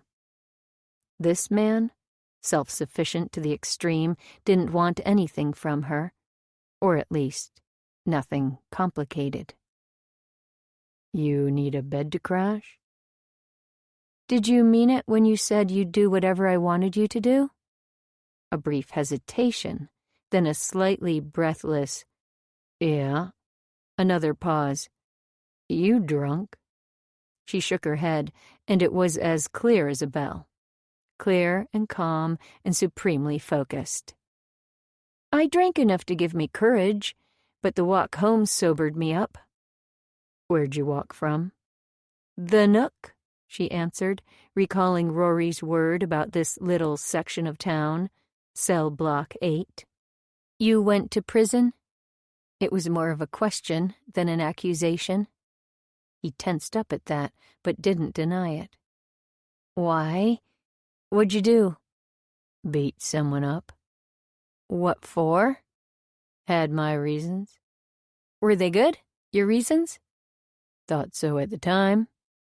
In the middle of the room, he looked away and turned back to her. Ivan rubbed a hand over his eyes and spoke wearily. What can I do for you, Uma? Something came over her. That inner voyeur, once identified, had taken on a life of its own. Here, with a half-naked Ivan, its pull was strong, deep in her bones. I want to see you. She wondered what it would take to get him to pull his underwear off. Take off your shorts. Uma thought the words, and then they were out, charging the air between them, positively zipping with energy. A barometer in that room would have swung wildly in both directions, unsure whether to settle on stormy or electric. Either would have suited her fine. She was fierce, wide awake, as she watched first surprise, then awareness overtake Ivan's features. His chest rose and fell, the sounds coming from him grown harsh. He was measuring her. She could tell, trying to figure her out. She saw the exact moment he decided to give up. Smart man. It was a lost cause. Come closer, he said. So Uma could see him better? So he could get a clearer look at her? So he could touch her? She wasn't sure she could take him touching her, but she gave him 3 small steps. Still a ways from the rumpled bed in the corner, he stood beside his anvil, shirtless, in the half-light. She wished he'd pick up the hammer and make the sparks fly again. She wished for bared teeth to go with the dark smattering of fur across his chest and arrowing down into his waistband. Uma wanted him feral, a beast she could tame. Would he bite her if she let him? Her gaze slid down his body, taking in the long lines, marred by gentle whirls of dark hair and the occasional scar. Thick thigh muscles wrapped in white skin. Their heft excited her. Her nostrils flared with some strange animalistic desire to bite him. Oh, that notion was right. Will you take your shirt off? He asked. She shook her head. No. It didn't even sound like her voice. Harder, surer. A strangled little half-sigh escaped his mouth, and Uma felt for him, she really did. Only she wanted so badly to see him that she couldn't let him off the hook, so she waited. And then he did it, throwing his head back to look down his nose at her in that defiant way that big men have. Professional athletes in the stadium, soldiers on the battlefield. He curled his fingers around the elastic, clinging to his hips.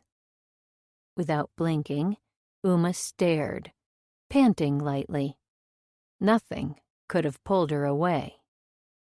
For once, she wasn't the self-conscious one. For once, she was in the position of power, the watcher, instead of the watched. Was it wrong to enjoy it? Probably. She nearly put her hand out to stop him. She shouldn't demean him like this. He smiled. A strange hybrid of a smile, a perfect mix, much like the man. The kind of smile a gentle monster would give, half sweet and half utterly wicked. Uma fell into the moment head first, drunk off stronger things than booze. She squinted and bit her lip in concentration. She'd done strip shows for Joey. Pathetic seductions after a few drinks on a Friday night. He'd enjoyed her embarrassment, probably more than the nudity itself. The bastard had gotten off on her powerlessness. This was different. Uma commanded, and Ivan complied. He could overpower her at any moment, but chose not to. She was drunk off his acquiescence. The shorts made a sound as they dragged over his skin, a slight rasping against hair, followed by the creaking of bones as he bent to tug them off. None of it was particularly graceful. His grace was reserved for the anvil. But it was lovely. Perhaps even lovelier for the lack of finesse. And his body. Lord, his body. From the irresistible blend of uncertainty and cockiness in his eyes to the hard curves of his chest and the sleek line of his flank, he was beautiful. Below the waist, his penis, no, his cock, rose, half hard from a dark thatch of hair. An answering weight settled in Uma's belly, making her panties uncomfortably wet. She liked that he was already aroused, the fact that this situation made him hot. "You like me telling you what to do," she said, in a voice clogged with desire. It wasn't a question. He licked his lips before speaking, glancing down at his erection and letting out a tiny, strained laugh. Guess so. She couldn't laugh with him or even smile. This beautiful man, stark naked in front of her, was no laughing matter. Good. She stepped closer to him with a first brief pang of uncertainty, wishing, yet again, for something to filter the intensity of the moment, to protect her. Don't move. She waited for a beat, testing whether or not he'd do as she asked, giving him time to defy her. But he was still, utterly still, breath bated, waiting, for what came next, for her.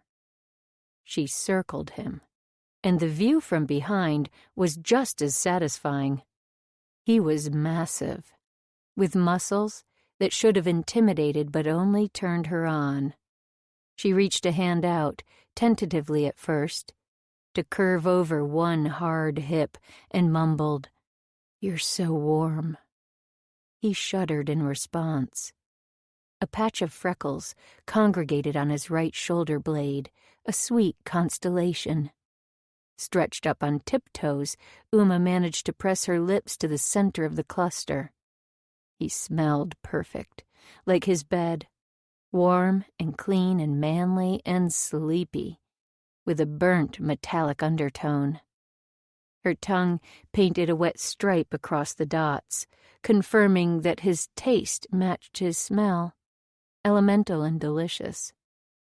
Standing behind him, she laid a trembling hand on his other hip and hesitated before leaning fully into his body, her head settling on his back with a sigh. She swayed against him, a strange, sexy, slow dance that finally swung her back around to his front. He reached for her, and she almost stepped back, loath to give up control. But when he bent to touch his mouth to hers, it didn't matter who was leading. The sparks between them had a life of their own. He kissed her long and slow until she was too breathless and had to break away. The noise of protest he made was gratifying, and Uma loved this feeling of being in charge. She tugged at his hips, pulling him closer to the bed. She sat, and he slid onto his knees between her legs.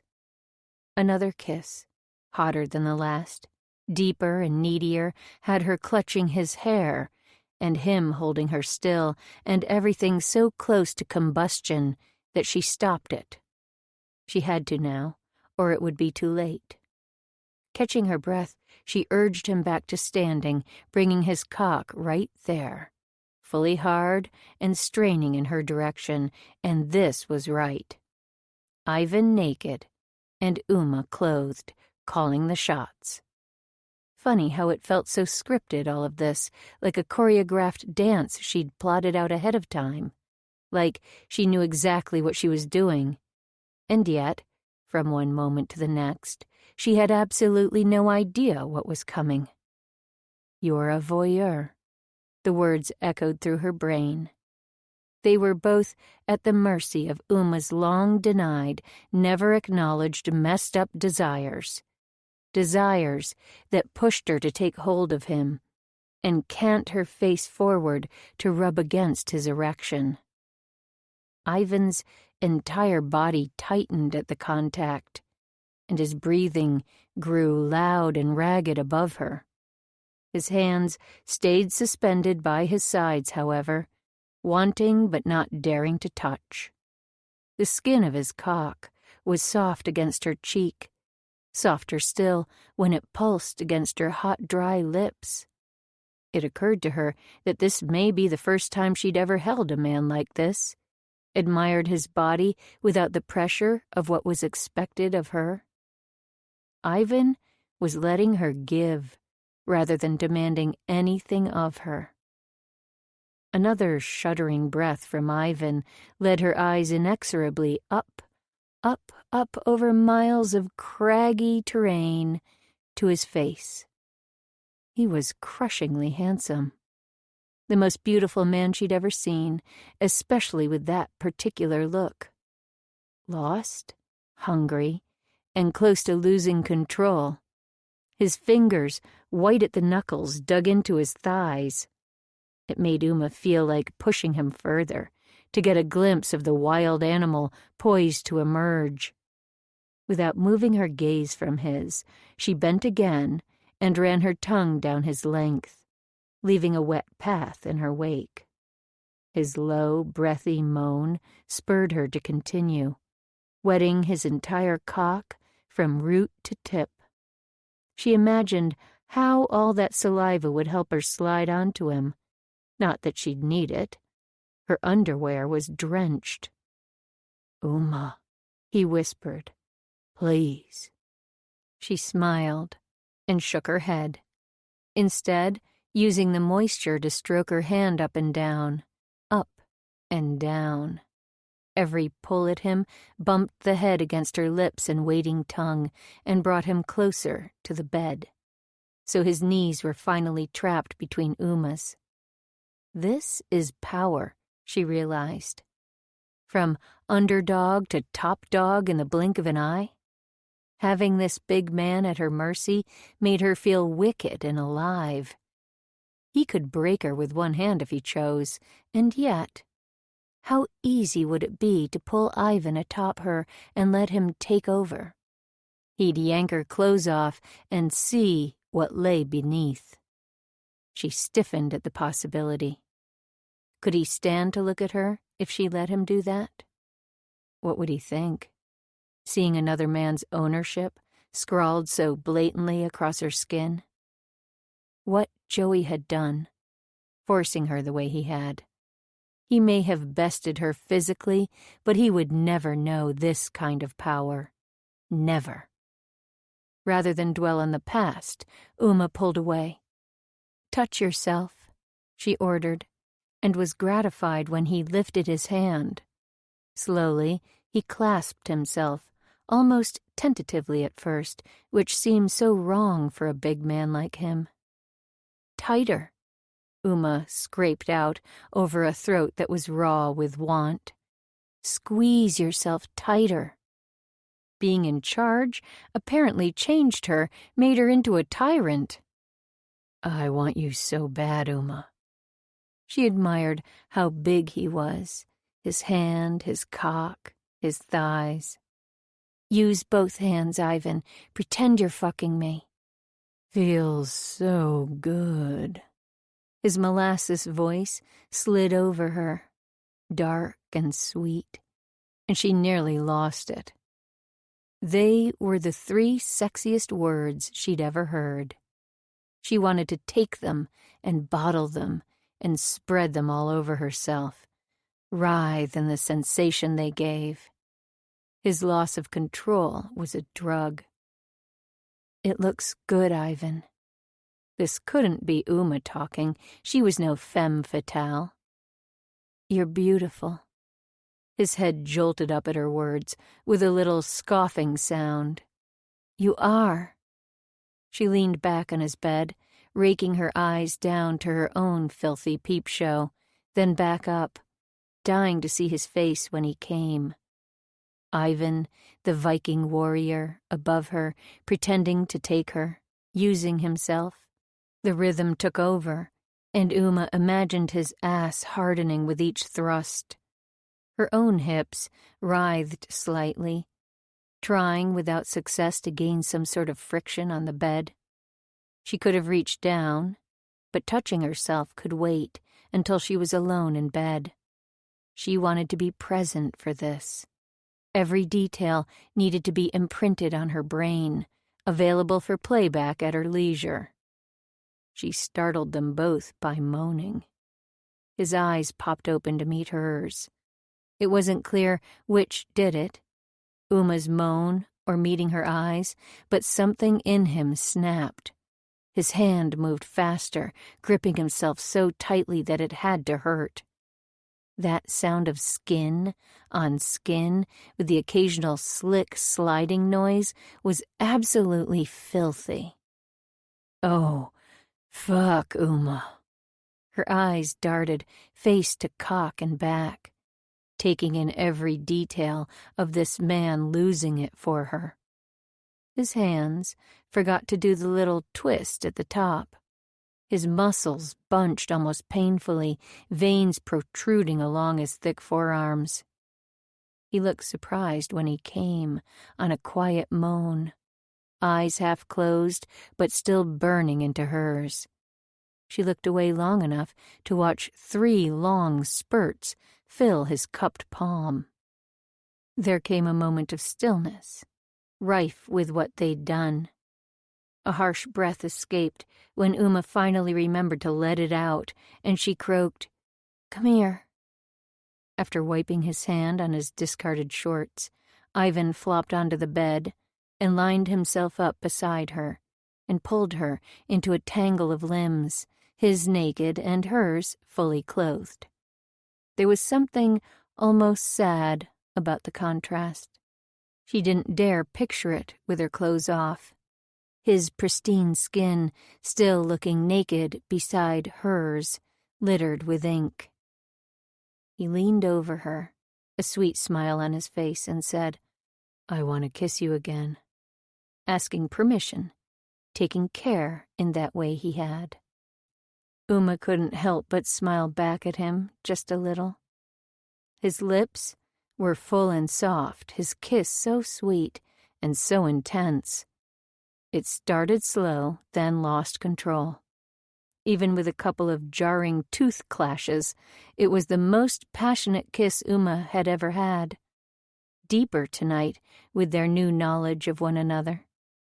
Twice he reached for the button on her jeans, and twice she pushed him away. They made out like that, mouths and hands and writhing bodies, for what seemed like forever, learning each other. First hungry, then deep and sweet, tapering off to gentle caresses until she settled into his neck, and he eventually relaxed and fell asleep half on top of her. For a while, Uma enjoyed his weight in the silence. The fire had died down, leaving the workshop dark and cold, full of unfamiliar shapes. Finally, she fretted. Again, that nasty habit, the worrying at night in bed. She'd managed to sleep in this bed before. She could do it again. Any reasonable person would pull the blanket up to her chin and snuggle in with the gorgeous man she'd made out with. But not Uma. She had to tear it apart, piece by piece, worry at it and make it into something bad. "What you doing?" Ivan's groggy voice broke in to interrupt her insane musings. After a brief hesitation, she decided to be honest. "Fighting with myself?" "What about?" "Whether or not I should leave." He grunted and pushed up on an elbow, a dark shape above her. "Who's winning?" She smiled briefly. "Guilt. I shouldn't have even come here tonight." "Why not?" "It's just not a good idea. I'm too raw, you know?" He didn't answer right away, and Uma wondered if she'd hurt him a little. It never feels good when someone regrets what they've done with you, especially if they're still right there in your bed. "Well, you may think guilt's winning, but from where I'm sitting, you're still here lying in my bed." He flopped back down and pulled her with him, tucking her head onto his chest. "Only regret is that you won't let me into those pants so I can return the favor." She laughed and pushed at the hand touching her waistband. "What is it? You don't like to be touched? Is that it? Or there's something you don't want me to see?" Uma stiffened. "It's dark in here, Uma. You don't even have to take 'em off. We'll keep the jeans on, okay? Lights off, covers on." She didn't say no, which was like a resounding yes. She could almost pretend not to notice what he was doing. Slowly, so slowly, he tugged open the button and pulled down the zipper. The jagged sound was muffled by the blankets. His hand slid into her pants 1 inch at a time, giving her time to push him away. It was quiet, with her breath tightly reined. She didn't hear him breathing either, but she could have sworn she heard the lazy, measured beating of his heart. They were waiting, listening to each other. Every tiny, wet, embarrassingly sloppy noise was loud in the vacuum created by their held breaths. The thought of how long it had been since she'd bothered to shave down there gave Uma a brief moment of embarrassment. But then his rough fingers slipped through her curls and down, and he didn't seem to notice or mind the hair there. His middle finger descended farther. She jerked when it glanced over her clit, on its way to part her lips. That finger continued its torturous downward trip, gently penetrated her, giving her a brief moment of satisfaction, and returned to her clit. Uma curled up on herself again on a burst of expelled breath, and Ivan breathed out and in, the sound restrained. It was too much, too close, too quiet, too intimate, breathing his air, his smell. He dipped down again and pressed farther this time, his finger huge inside her, but nowhere near fulfilling this craving her body had suddenly developed. "You like this?" he whispered. Uma couldn't respond. She needed air to respond. You're so fucking wet. Oh, that was embarrassing. Why did he have to go and point it out? She managed a little sound of protest, and he stopped entirely. You want me to stop? Did she? She hesitated, then finally shook her head, and after a beat, he chuckled gently and started up again, faster, finger pressing into her, thumb rubbing quick circles over her clit. I want to make you come so hard, like you did for me. That okay? Will you do that for me? No way could Uma respond. Besides, she didn't want to tell him that making her come was more of a marathon and less of a sprint. That, if she was honest, she didn't really come when someone else was involved. She couldn't. Oh, she knew how to do it on her own, but no guy had ever gotten it right. She pretended for Joey, of course. Otherwise, he'd have punished her for it. Pouted for ages afterward. I'll bet if I fucked you right now, I'd slide right in, you're so wet. Nothing to stop me at all, is there? Whoa. Those words ratcheted things up a notch, and Ivan apparently didn't expect a response, which was good, since listening to him talk was its own sweet torture. A little mortifying, but so goddamn hot. He leaned in and pressed his face into her neck, ran his nose into the hollow behind her ear, and followed it with his mouth. Before Uma could prepare for the shock, his teeth were on her, nipping their way to her earlobe, and then biting. Just how she'd imagined. More than the touching and the talking, it was the mental image of those big, strong teeth tearing her apart that did it. Uma moaned. An animal sound that would make her blush when she thought of it later, and a groan that she was incapable of containing. Her next utterance was closer to a scream, but Ivan took it from her, sliding his lips over hers to consume her shouts. And, oh fuck, there it was. That elusive orgasm. The one she'd heard about but never quite been able to achieve. The kind that takes you somewhere else, outside yourself, away from all the pain. She couldn't say how her body felt, only that it blew her mind and left her completely spent. Good girl, he muttered, and she didn't even bother to correct him. Oh, shit. Her words, when she finally spoke, were graceless.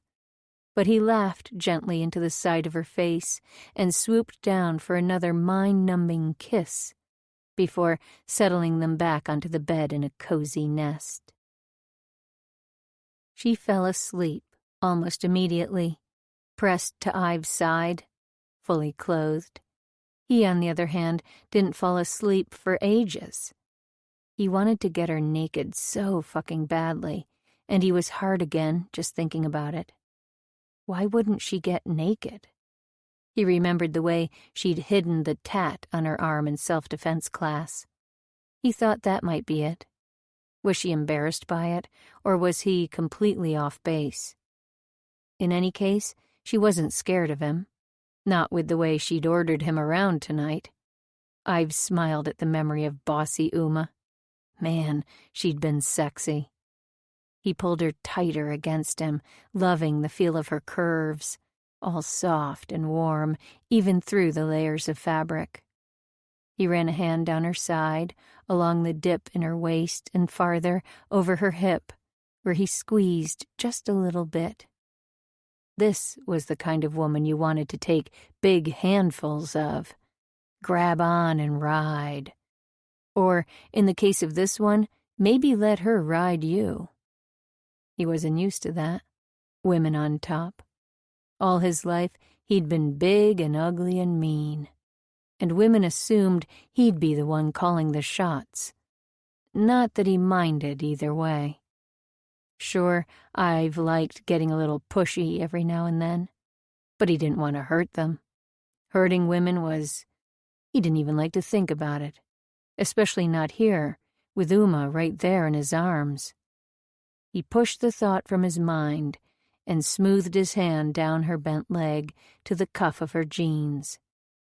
Gently, very gently, he slid his fingertips underneath, up above her socks to her skin. Gently, so gently, almost like air, the way he'd touch a fawn or a barn kitten. He stroked her there. Not even stroking, really, more just a soft settling. But it was enough. She was what he wanted. Not smooth, but stubbled over with lady hairs, a texture more feminine than anything he could imagine. Better than smooth, really. She shifted slightly, snuffling adorably, and he pulled away, not wanting to get caught in this forbidden foray. Man, even that little touch had been sexy. He thought about trying the same thing elsewhere, getting a tiny feel of her belly or her breasts, but that would be going too far, and he knew it. A betrayal of trust, the worst possible thing you could do to someone. No, he wouldn't betray the trust she'd shown him thus far. He'd rather die. Waking up fully clothed, wrapped up in the hottest potato of a man ever, with a dog nose wet against her face, was not exactly the most pleasant experience ever. Add to that Uma's burning desire to pee, and she was pretty darn miserable. But opening her eyes to Squeak's smile helped, followed by a glimpse of a naked Ivan curled around her like an enormous vine. She kicked away the comforter and smiled at the John and Yoko portrait they made. Uma's breath puffed visibly in front of her, confirming that it was absolutely freezing. Squeak pushed at her again, and she extricated herself fully from the big man's hold, making sure to cover him up again. She speed-walked to the door to let the mutt out and cast a fruitless glance around, maybe hoping a bathroom had sprouted overnight. It was a brief struggle to locate shoes under the bed, and a near-hysterical moment spent thinking she'd left her purse at the bar, keys and all. She finally found it sitting on Ivan's anvil in plain sight. Once she got herself as together as was possible, Uma went to open the door again, unsure whether to leave Squeak out or not. The dog answered that question by pushing her way back in, followed by 2 black cats, and running to Ivan's bed, where she rooted her way back under the covers. Uma smiled at the sight of them there, awash in a wave of premature, bittersweet nostalgia. This could, and probably would, be the only time she'd get intimate with this man. If he ever saw what was hiding under her clothes, he'd run as far as possible. Without letting herself think about what she was doing, Uma reached into her purse and pushed the battery into her old phone, a relic from her other life. As it powered up, Ivan snuggled farther under his comforter and wrapped a thick arm around his dog. Maybe he thought he was still snugged up to Uma. She smirked. The photo would be perfect. Lovely, warm man, smelling like sleep, his big body no longer an instrument of intimidation, but one of pure, sweet pleasure. Ivan's hair was a dark, tousled mess that Uma wanted to run her fingers through. There were so many things she hadn't gotten to do, to touch and smell and taste. 2 legs peeked out from beneath the blanket, one human and one canine. Uma pressed the button, and the stupid electronic shutter click sound was like coming home. She glanced at the screen, memorized the image, and quietly pulled the door closed behind her. The music started, just as her finger moved to power off the phone. It was immediately recognizable and entirely chilling. Joey's ringtone. She'd know it anywhere. A glance at the screen showed his photo, the one she'd taken of him singing karaoke one night in a bar with a bunch of his colleagues. He'd done My Way in a near-perfect Frank Sinatra imitation, and there it was, My Way, ringing out as if he'd been waiting for her all this time, as if he'd known the second she turned on her phone. How? How had he done that? Did he know where she was? Could he trace her? Or was it some kind of auto-redial? Uma's shaking hands dropped the phone, and it landed with a dull thud in the grass. She bent and shut it down frantically before rushing back to Ms. Lloyd's house. Happy glow utterly decimated. 16. After the phone call from Joey, things changed for Uma. Everything was worse, much worse. The fear was constant, and even the pain was back, her skin raw. Twice her boss commented on the constant scratching. She must have looked like a smack addict coming down. The worst part, though, when she really allowed herself to feel it, was how she'd lost all sense of hope. Again. That tiny spark she'd barely sensed a few days before was gone, leaving nothing but a brittle, hollow shell. Her heart, a dried bean, rattling around inside, hot and parched and feverish with fear. Joey was out there. Uma could swear she felt him closing in, and all because of that photo. She'd followed an honest impulse, and everyone could be punished for it. For a stupid picture. She regretted that impulse, she truly did. If Joey found her, she'd have to delete it, the only proof she had of what had happened with Ivan. The thought made Uma sadder than anything else. But she couldn't involve Ivan in her sordid life. She wouldn't put him in the crosshairs like that. The biggest favor she could do for him would be to stay out of his way. If Joey ever found out about him, he'd obliterate him. So, Uma avoided Ivan all day Sunday, a difficult task. She walked to the bar for her car, keeping an eye out for passing vehicles. She also went so far, later in the day, as to hide out in the kitchen when Ivan dropped by to see her. It killed her to pretend she wasn't there. Because Ivan would do something crazy for her. He'd said so himself. He'd go after whoever hurt her, and go back to prison, and it would all be Uma's fault. She liked him too much to destroy him like that, so instead, she let Ms. Lloyd lie straight to his face.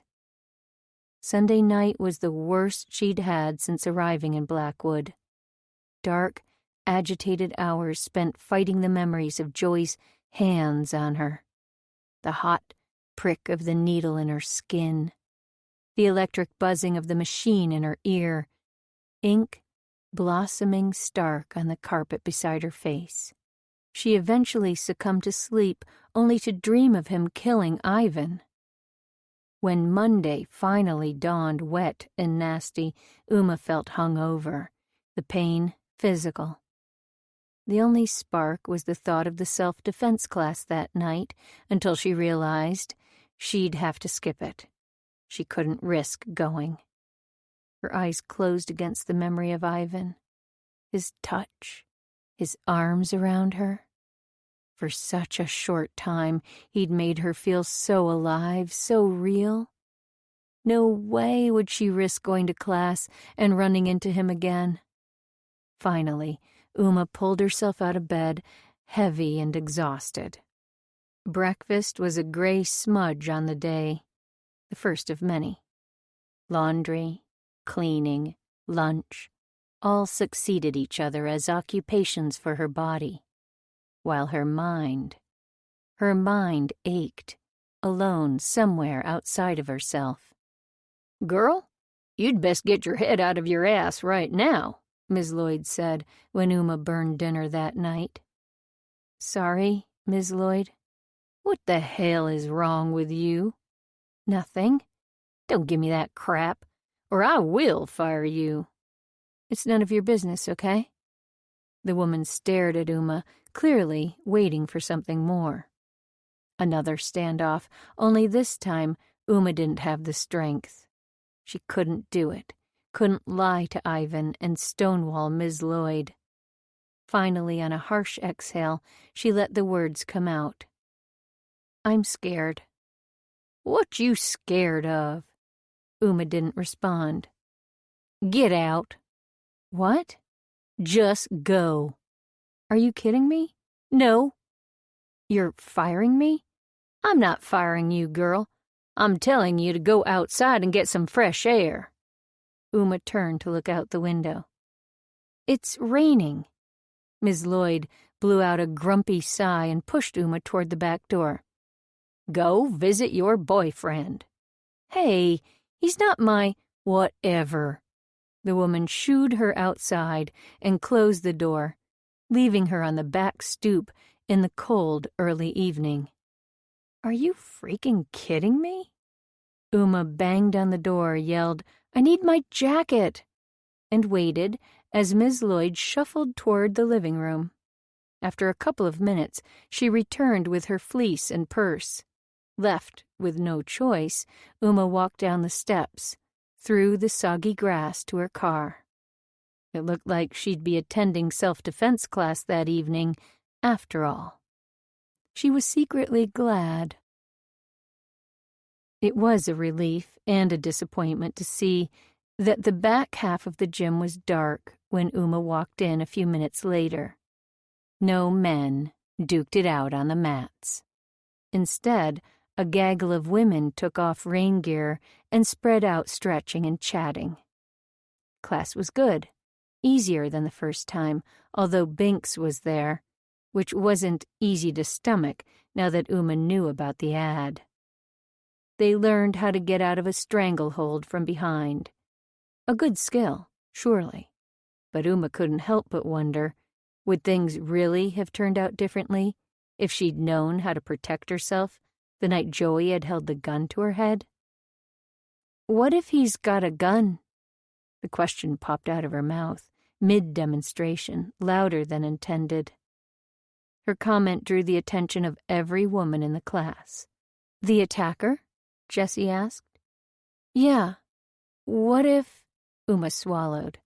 1 in 5, she'd read.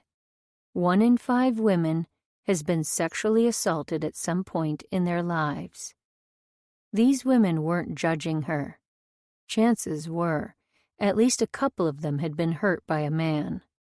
They were on her side. What if your attacker has a gun? You run. What if it's not an option, like maybe he's got that gun to your head? If you want to stay alive, you do what your attacker wants. Jessie turned to the rest of the class, and Uma's body sank just a little, with an odd sense of relief. I can show you a couple of moves, but really, ladies, these are last-ditch choices. Weapons up the stakes. If someone approaches you with a gun, your best bet may be to talk yourself out of it. She caught Uma's eye, delivering this message right to her. If all else fails, do what he wants. There's no shame in doing whatever it takes to stay alive. Uma blinked and looked away. Jessie called them all forward to teach them a disarm and paired them off to practice. Uma's awkward moment was quickly forgotten. Beside Uma, Binks stage whispered to her partner, You guys see Ive yet? Uma stiffened. No, why? Oh, man, he looks good, she said, looking as lascivious as a 5-foot-tall blonde pixie could. I might not fight back tonight, might just let him jump me. She pushed Anne's hand away and twisted into the follow-through. Hey, Binks, that's my brother you're talking about? Jessie called from the center of the room where she was walking one of the women through a leg sweep. Keep it clean. I know it, girl, but great day. That man is looking J.U.D. good. Binks's eyes landed for one long beat on Uma. Was that a challenge? "He is?"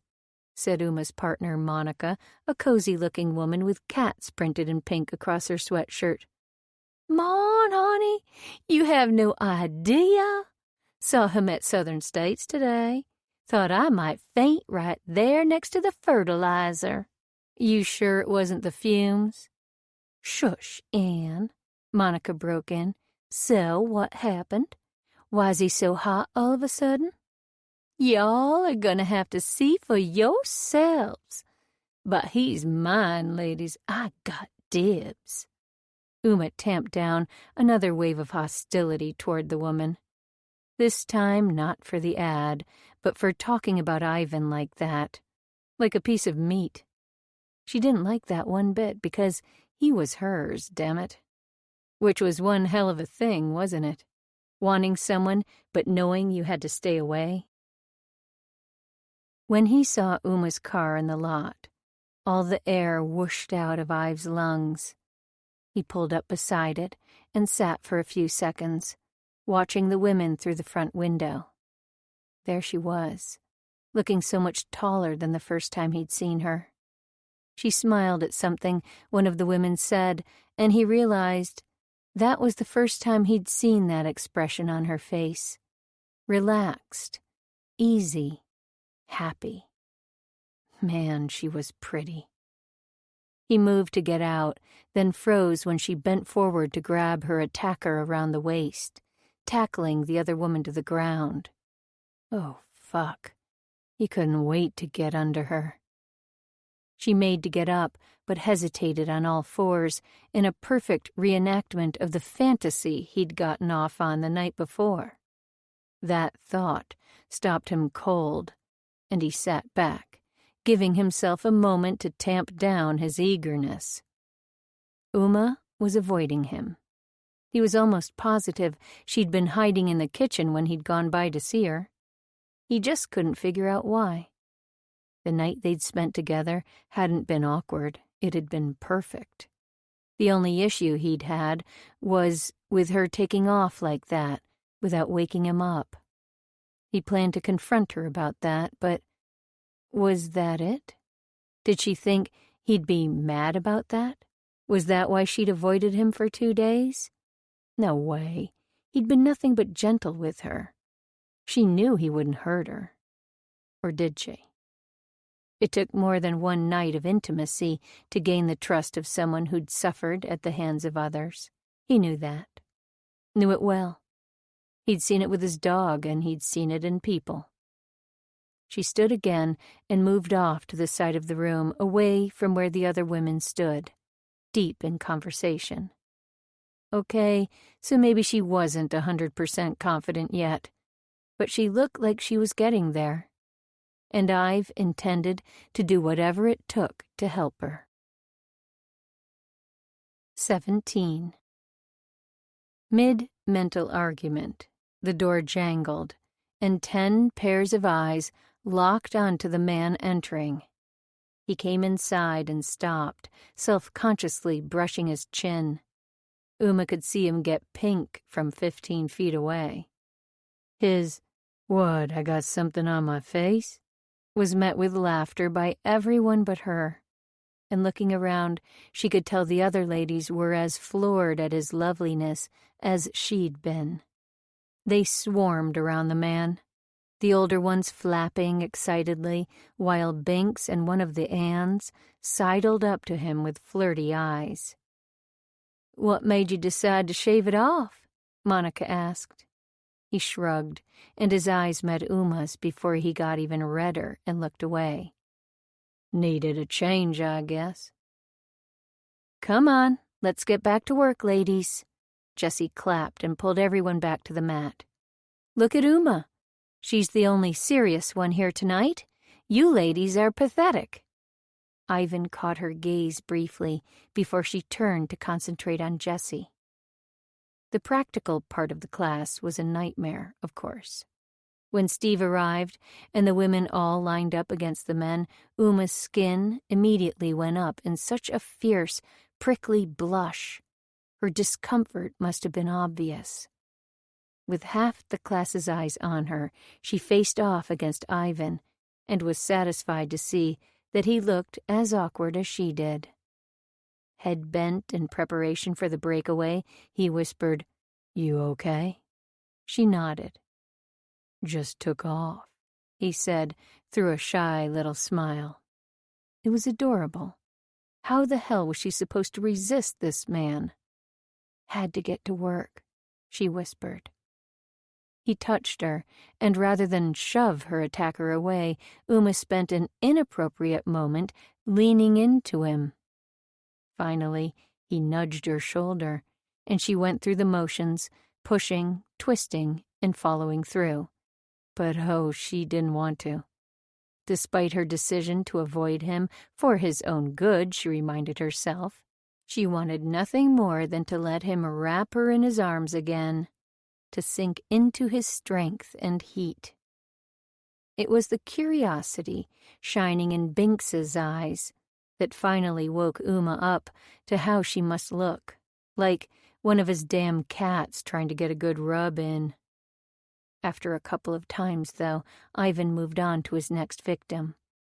He got back around to her right after, cutting in before she could be paired up with Steve. This time, he lingered inappropriately, and it was all she could do to push out of his stranglehold.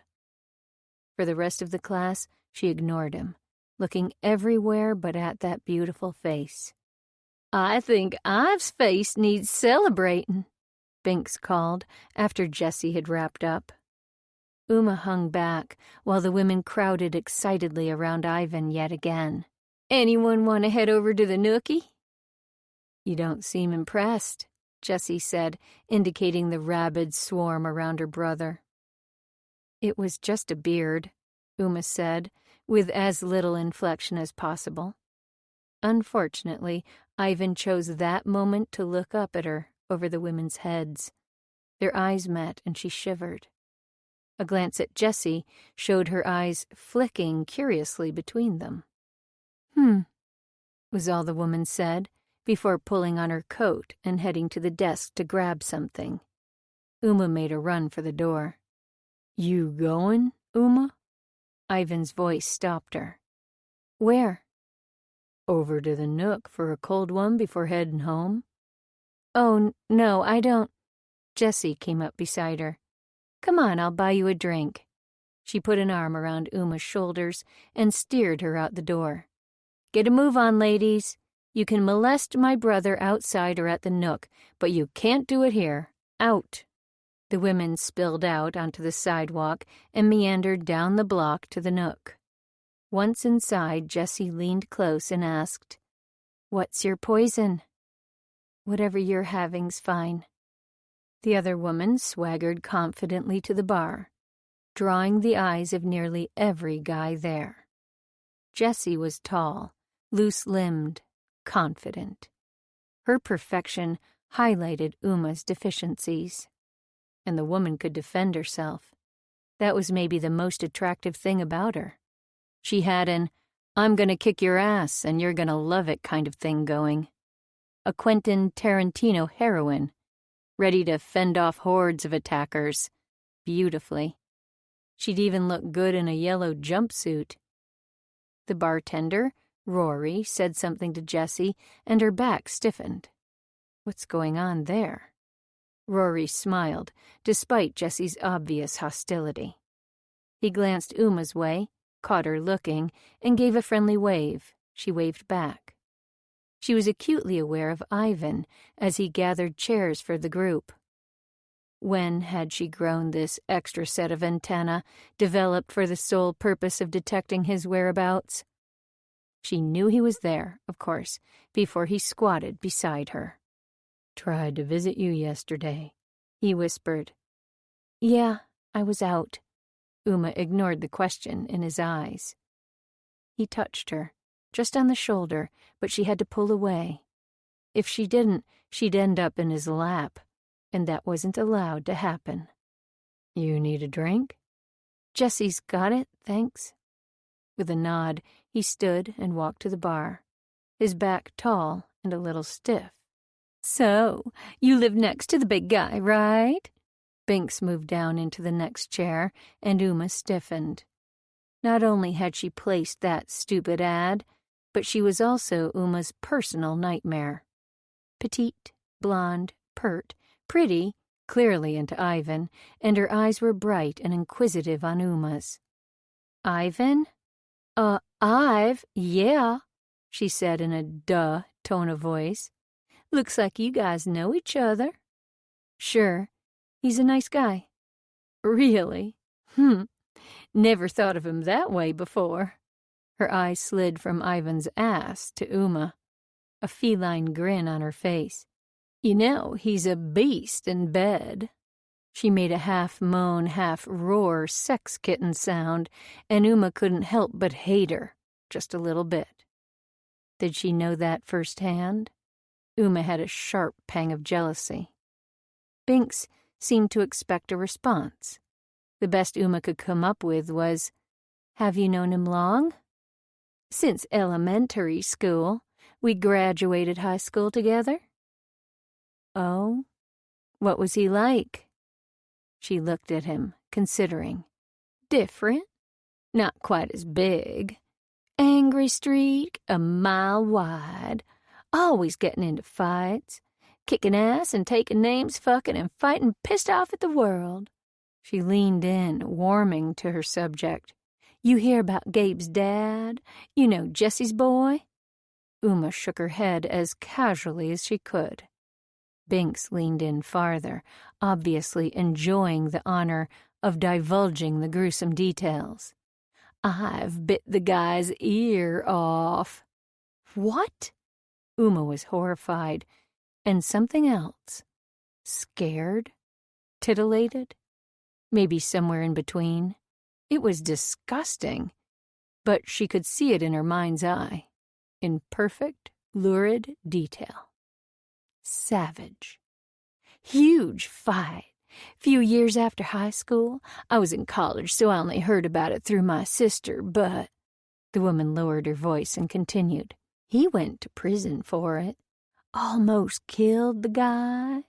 She whispered the last bit, full of drama, clearly enjoying herself. Uma was slightly queasy. "Why?" "They say Frank was beating Jesse, and how long you planning on staying with us, Uma?" "Oh, I'm just here not long." Uma looked up to see Jessie lower herself into the chair beside her. "This is for you from Rory." Jessie set a ridiculously frou-frou pink cocktail on the table, so crowded with umbrellas and fruit that it took Uma a minute to find the straw. "What is it?" "Singapore Sling. He says you'll like it, even though it's not strictly British." "Well, thank you." "Don't thank me, it's on the house, so's mine." She lifted a tall drink, a clean orange column, devoid of decoration. It seemed oddly significant. "What's yours?" Through tight lips, Jessie said, "It's a slow, comfortable screw against the wall." Binks hooted with laughter and slapped her thigh. "The dog! What is up with you two?" "The guy is a complete asshole. I ordered a beer and he handed me this instead.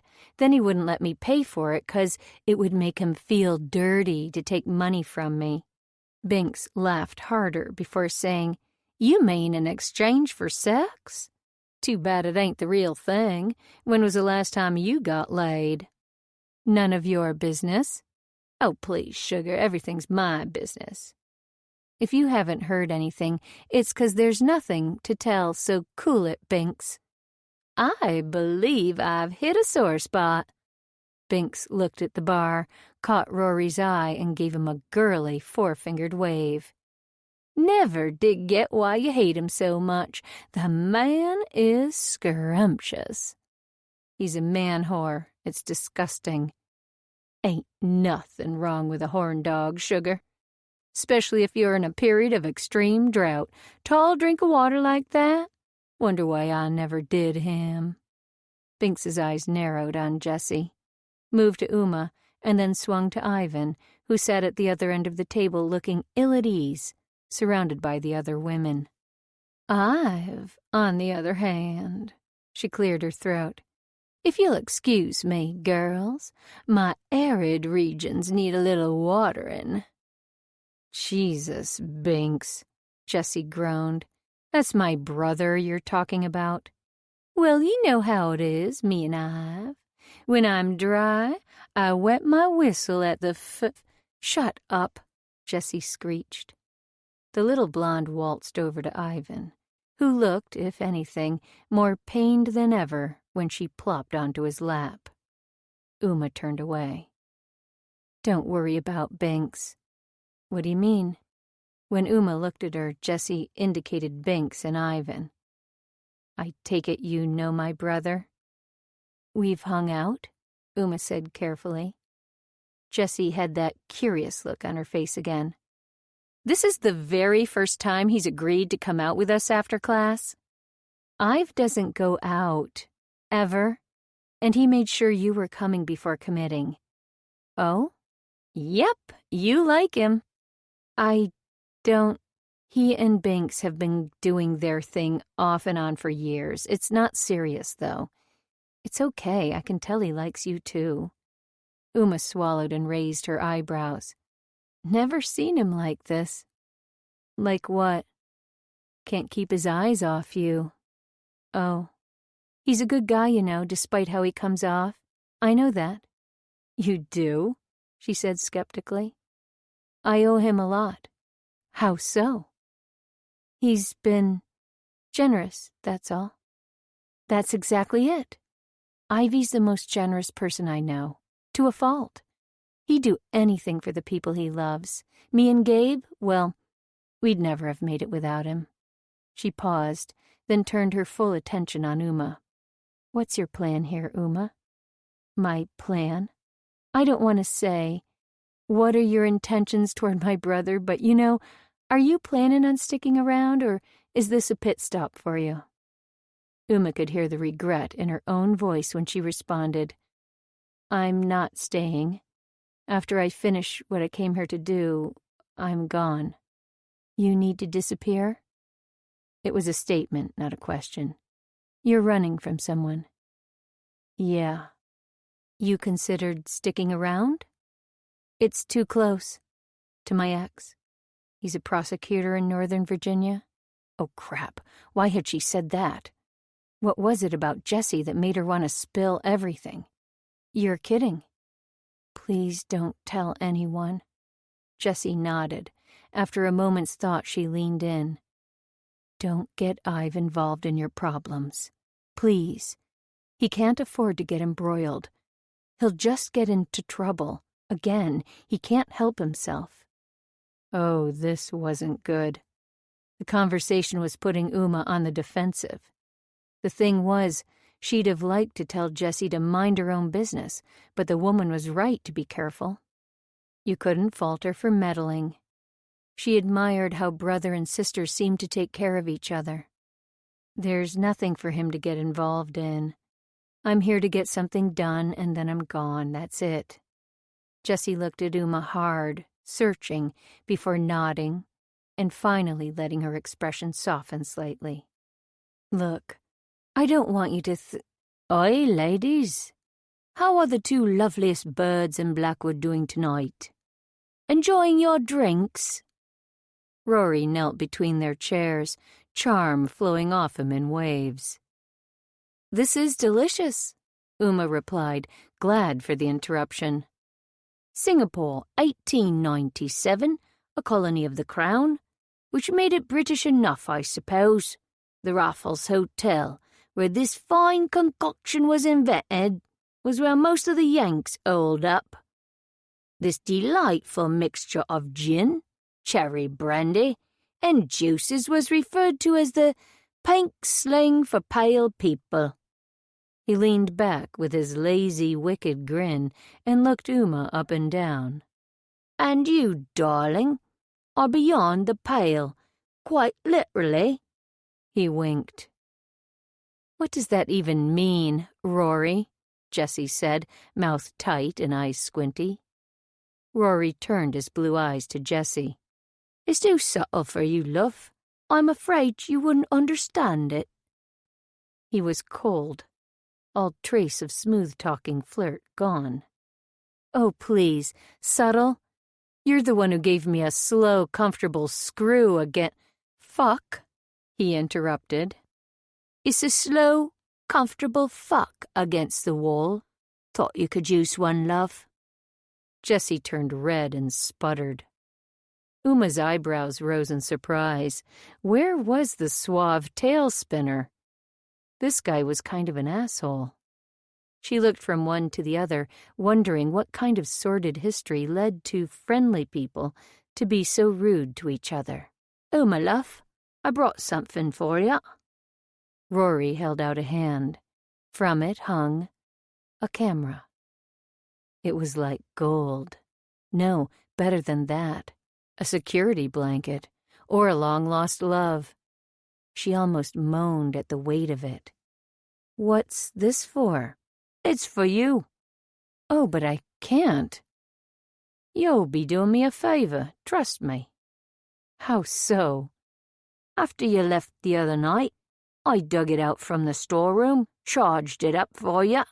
Somebody left it here perhaps 3 years ago. Charger, case and all. I reckon they're not coming back for it. Sounded as though you could use one. I'm not certain of the quality, but it should tide you over for a time, right? Oh, wow. Uma breathed as she shifted it into her right hand, let her grip slip into place, the pads of her fingers tingling. It was a crappy point-and-shoot, but she didn't care. It was beautiful. Perfect. Her heart picked up speed. This must be what drug addicts felt with their next fix in hand. Wow. This is... She looked at Rory and would have cried if the tears would come. Thank you. No worries, love. He winked, rose to standing, looked down the length of the table and raised his voice. Got your hands full, haven't you, Ive, mate? Uma pressed the on button, wound a hand through the strap, and lifted it to her eye. As if by magic, he was there, more real than before. Ivan, saying something to Rory, making everyone at the table laugh. Looking through the lens took the edge off seeing Binks perched on his lap. She snapped a picture, turned the camera, snapped another, zoomed in, click, click. Ivan didn't look exactly comfortable, but he didn't appear unhappy either, surrounded by women. Oh, but this was good. Her armor, a relief, protection. In her element, Uma stood and took 2 steps back.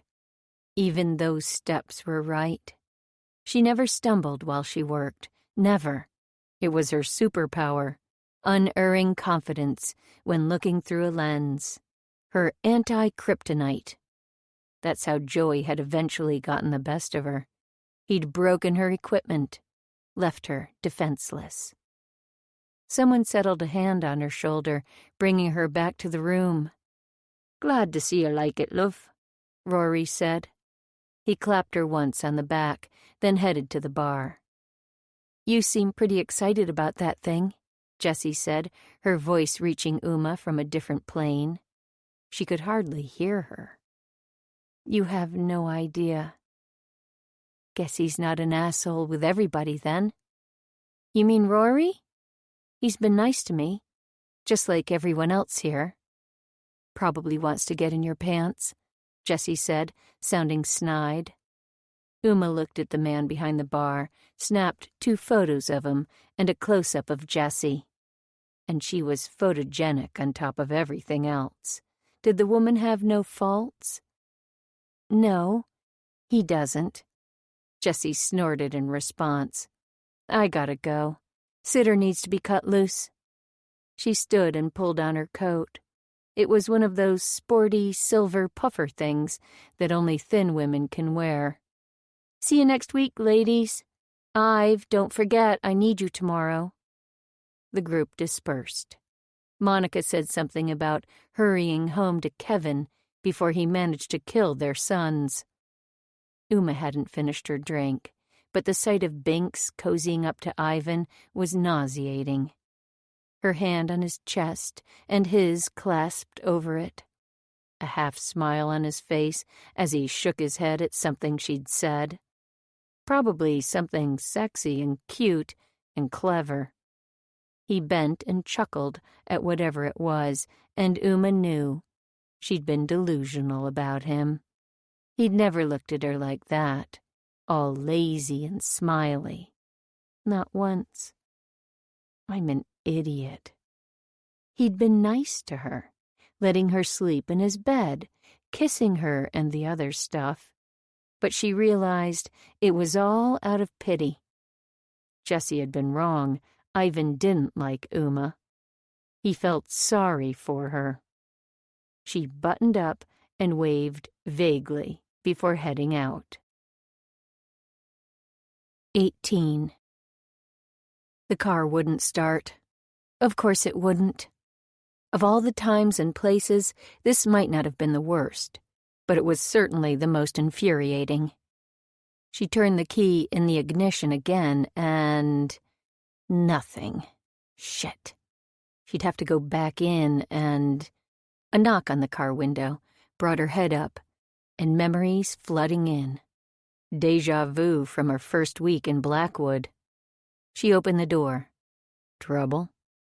Yeah. Pop it. I'll take a look. She popped the hood, and Ivan disappeared behind it. The tiniest sliver of a hand was visible, a sleeve moving around behind it. She wondered if he knew what he was doing. Of course he did. He was exactly the kind of man who could fix a car. Try it again. She turned the key to an empty click. Battery's dead. Got cables? No. Of course not. She wouldn't even know what to do with them if she did. You stay in there, I'll give you a jump. Ivan drove his truck up beside the Honda and rummaged around under both hoods for a minute. Finally, he started his truck and asked her to do the same. Nothing. Not a solitary sound. Shit.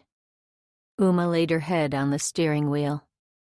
It had been an old car to begin with, and the most she'd done in as long as she could remember was fill the tank with gas. So it could be anything, really. Ivan opened the door and crouched down. Come on. I'll take care of it in the morning. Without lifting her head from the wheel, she took a deep breath.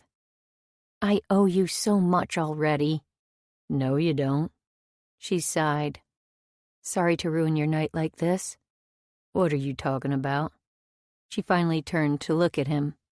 You know, you and Binks. His eyebrows lifted toward his hairline. What about me and Binks? You look like you were having a good time. I'm sorry to ruin that. Binks is an old friend. Wasn't planning on doing anything with her, though. Because you like me? Uma's pathetic inner voice screamed. No? Ivan shrugged and looked away. Figured you might need a place to crash again tonight. His words brought Uma's body humming back to life. Amazing how little it took to get her going nowadays. Simmer down, she thought. He's just offering a place to stay. Besides, she was supposed to be avoiding him for his own good. It'd be great if you could drop me at Miss Lloyd's. She's been behaving herself, gave me a key and everything. Gruffly, he said, Suit yourself. Come on, I'll take you. She got out of the car and locked it, pointlessly. Despite the size of the cab and the growl of the engine, the inside of Ivan's truck was small and quiet, hemmed in. Uma heard his breathing and thought she might be able to smell him, too. That woody fire scent that her body was already conditioned to respond to. In some offbeat version of Pavlov's dogs, she'd sniff him and go into heat. You been avoiding me, Uma. His voice sounded harder than before. No, she said, breathless at the lie. I told you I've been very busy. His mouth curved down. He pulled up in front of Miss Lloyd's and threw his truck into park. A crack of blue light shone through the living room curtains. The television. Uma looked at the house for a moment. She had no desire to go in there. She wanted to go home with Ivan, to sink back into his bed and let him help her forget. Teach her how to feel real again, and why shouldn't she have that? Joey didn't know she was here, after all. He couldn't possibly, could he? The phone call was some automatic thing set up to scare her. But no way he'd traced her here, right? Okay. Thanks. I'll come get you in the morning. We can change the battery. Thank you. She made as if to open the door, dragging out the motions of getting out. And if she were really dishonest, she could blame Ivan for the look he gave her, the way it held her, forcing her to stay, despite all her misgivings. So light, but still a weight that anchored her there. She couldn't move. Didn't want to. And enough with the paranoia. Joey wouldn't find her here. He'd never connect her with Ivan. When her eyes got caught up in his, her breath snagged, tight in her throat, and she wondered, couldn't I kiss him again? Just once? Is it so bad to want one more? Didn't she deserve this little bit of happiness before leaving this place forever? Change your mind, he said, the smile already playing with his lips. Uma answered after a sigh. Yeah? Blame it on the Singapore sling. Ivan's workshop was dark and cold. Squeak was there to greet them, but the place had none of the golden, flame-drenched magic of Uma's previous visits. Ivan went to work, providing light and warmth, but something about the space seemed almost sad now. Why would he live here when he could be in that beautiful house? It occurred to Uma that this man might very well have as much wrong with him as she did. He bit off someone's ear, for God's sake. As he lit things, she took off her jacket but kept hold of the camera and looked around the room, snapping pictures of everything despite the lack of light. A rifle hung on an iron rack above the door, a bow and arrow beside it, a random worm-eaten newel post, and a pile of books lay next to the bed on the floor, mostly big coffee-table-size hardbacks on wrought iron and landscaping with a couple of ratty paperbacks thrown in the mix. She read a spine. Ender's Game. Impossible to imagine Ivan reading for relaxation. Her eyes swung back up to the gun. It should have frightened her, but oddly it didn't. You hunt? Yep. What do people hunt around here? Deer. Squirrel, if you're dirt poor. And you? Ate a whole lot of squirrel growing up. Uma shuddered at the thought. Squirrel and rabbits. Little bones. Today, mostly venison. A straight-backed chair sat near the bed, almost invisible beneath a heap of clothing made up of jeans and shirts, maybe boxers. Something sticking out from the bottom caught her eye. A bright blue tie, oddly out of place here. You own a tie? She dragged it from the precariously balanced pile with a light hiss of slick fabric and let it dangle from her fingertips. Think I can't spruce up? I have a hard time picturing it. Uma tilted her head and shut one eye. Nope. She couldn't wrap her mind around the idea of him in a suit. She didn't mind, though. Joey had been a clothes horse, made for designer duds. Ivan was made for something more elemental. Uma liked that about him. Let me take you to dinner and I might show you. There was a challenge there. You asking me out again? Maybe. You gonna change your mind if I do? She shrugged as nonchalantly as possible. Just might. I'll think about it. One rejection's about all I can take in a week.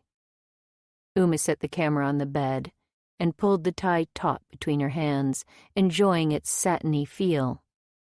Somehow, she ended up behind Ivan, who knelt, stoking the steadily growing fire. She could see the top of his newly shorn hair, the blunt tips of his shoulders, the rounded, work-hewn muscles lining his arms.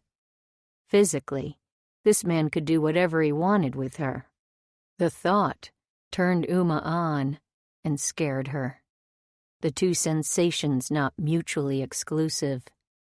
She stepped closer, daring her fear into submission. Ivan sat on his heels and let his back flatten against her legs. It was hot in front of the fire, but she stood her ground. God, she liked him there, kneeling at her feet. The hair under her fingers was silkier than it looked, finer, sweeter, like him. She gave it a slight tug, tilting his head back and bringing his eyes in line with hers. She could almost hear the click as they connected. Could feel it somewhere in her abdomen, the echoes skimming along her spine to her fingertips, where the tie in her hand immediately took on new meaning, a second life. Purposefully, Uma stretched it out, showed it to him before pulling it over his eyes and smoothing it over his battered nose. He didn't complain when she yanked hard, tying a fat knot at the back of his head. In the silence, his breathing sped up to match hers. What on earth am I doing? She thought. Can you see anything? No. You sure? Nothing. Almost anxiously, he added, I'll keep my eyes closed. Uma nudged him, so he turned toward her. But when he made to get up, she set a hand on his shoulder, kept him down. As much as she or anyone had the power to keep this man down. He hesitated, and Uma sensed the tight strength of him, restrained. The tension eased and his lips parted. He sat, head level, back straight. He's waiting for me to tell him what to do, she realized. It was warm beside the fire, but the air was still cool enough to make Uma's nipples pebble into hard little nubs. She reached forward and tweaked them, enjoying the feel of her own body for the first time in months. What are you doing? His voice sounded pained, impatient, and so fucking turned on. Are you touching yourself? She nodded before realizing that she had to speak. Yeah? Tell me. My nipples. What are you doing to them? I'm kind of pulling on them. Why are you doing that? Ivan sounded tormented. Uma spoke, hardly recognizing the words as her own. They're so hard they kind of hurt. Oh, shit. His breathing was frankly asthmatic, his excitement palpable. Show me. As an afterthought, he added, Please. And it sounded an awful lot like begging. You want to feel? Said the vixen, wearing Uma's body. Yeah. She dropped to her knees in front of him, bringing their chests together. He followed orders so well. The thrill of being in charge ran through her veins like electricity. Uma's voice was a combination of eager and condescending as she said, Go ahead, Ivan. You can touch them. He surprised her, because although his hands shot up, rather than go straight for the prize, he clasped her arms, ran his fingers lightly up them, over her shoulders to her neck, then forward to her jaw. He clasped her gently, one hand cupping her ear and the other under her chin as he bent his head and dropped a kiss on her mouth. A wet swipe of lips and tongue across her cheek to her neck and back to her face, her lips. He made a lost little noise before dropping his hands, one to clasp her waist, the other, finally, her breast. His fingers pinched, and she yelped. Fuck. He kept surprising her. This man, tender and harsh, playful and helpless. So different from Joey, whose need to control had turned sex into a performance. Contrived, choreographed perfection. It had been good for a while, but quickly turned hollow. Ivan was an animal first and a man second, and by letting Uma lead, he was tamping down those natural instincts. But like a caged feline, he couldn't seem to help nipping every now and then. Am I playing with fire? She wondered. Mistaking a lion for a kitten? Maybe, but it was too good to stop. Ivan's palm settled over her, warm and rough and a little disorganized. It was so massive, covering her breast, that she felt small there for the first time ever. Oh, Christ. Uma. Christ. He breathed into her mouth just before she bit his lip. He jumped, and his hands spasmed against her body, clasping and tightening. I gotta touch your skin. Not this. He pulled at her shirt. You, Uma. I want to feel you. Ignoring her frightened inner voice, Uma grasped his hand and let it down, beneath her top, to place it on her breast, over her bra. He squeezed once, brought his other hand beside it, and before she fully understood what he planned, he pulled both cups down. Only her shirt kept her from full exposure. She groaned his name before he put his mouth over hers again, swallowing her words and distracting her from what else he was doing. He was tweaking her, taking those hard points and flicking them. He pulled away, bent down, and bit Uma through her shirt right above the nipple, in a way that was so possessive she felt it. A clenching ache, deep inside. He moved his head down a couple of inches. You're beautiful. You're so fucking beautiful. He rasped out and sucked hard, right through the fabric. Uma fisted his hair in her hands and pulled him against her, letting her eyes fall closed with a quiet ah. It was too much and not enough. Again and again he pulled, nuzzled, bit, and sucked, all the while peppering the air with little grunts that were out of control and sexy as hell. Finally, she urged him over to the other breast, and he went to work there. Before she knew what she was doing, Uma tugged his head away and unbuttoned her pants. Take off your shirt, she whispered, and he did, clumsy in his hurry. She shifted back to her knees and crawled forward until their chests were pressed lightly together. Hot skin to damp cotton. Fuck, it's good, he groaned, and he was right. It was amazing. Too much. So close to being perfect. He grabbed her hips, and Uma could feel his excitement when he pulled her harder to him. I'm so fucking turned on with you, Uma. So fucking worked up. How'd you get me like this? I don't know. This isn't me. He squeezed her hips, ground them together, and then reached out, found the opening in her jeans, worked his hand inside and cupped her. Oh, fuck yeah. Take off your pants, Ivan. 19. Uma had never seen Ivan do anything as quickly as he whipped off those jeans. He hadn't changed since she'd last seen him, but still his body took her by surprise. It wasn't the muscle or the prettiness of all that pale skin that got to her. It was how real he was, as if Joey had existed on some other, more ethereal level. But Ivan was right there, with her, solid and true. What am I doing? Part of her wondered.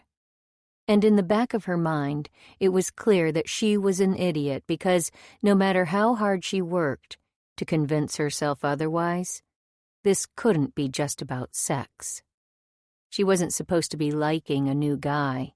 She was supposed to be avoiding men, not falling right back into bed with the first one to come along, especially not in this temporary town.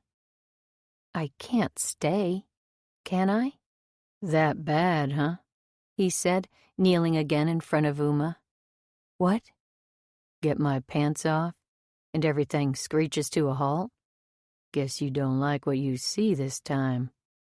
Was hoping I'd convince you to take yours off, too. He grinned.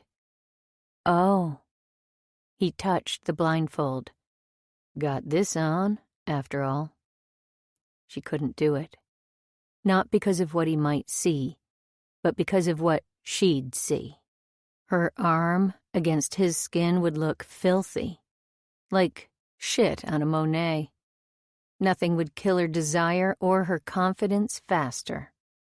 She collapsed in on herself, a bundle of stupid insecurity. Suddenly, she had to get out of this place, this town. It had sucked her in, made her feel like she could stay and be... what? Look, Ivan, you've been really nice, but I'm not. She made as if to pull away, but Ivan's hand circled her calf, tight enough to remind her exactly who was top dog around here, if he chose. He could crush Uma like an ant, not something she could afford to forget. Stay. I have to go. Stay here.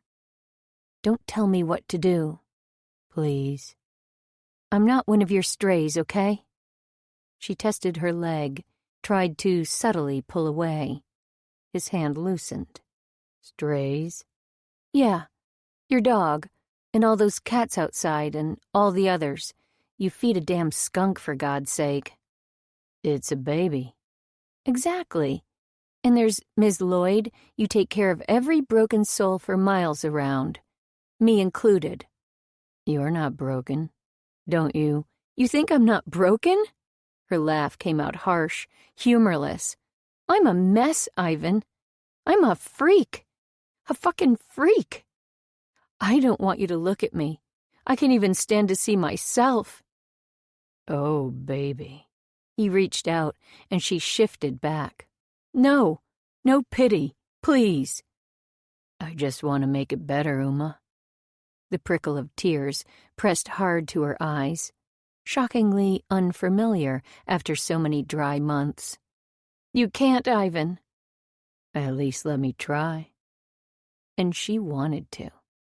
She wanted him to make everything okay. You trust me, Uma? Yes. She took a breath in. She'd known him, less than 2 weeks, but the answer was obvious. Yes, she whispered, releasing the air from her lungs. Yes, I trust you. All right, then close your eyes. What? Let me make you feel good, Uma. Trust me, please. With eyes squeezed shut, she waited while he got up, stumbled around the room, and returned to wind something around her head. The tie? Had he taken it off? See anything? No. She reached up. Not the tie. This was thick and rough, cotton. Good. Stand up. She stood, disoriented and a little seasick, and not at all sure she was ready to take orders rather than give them. He moved her back a few steps to the bed.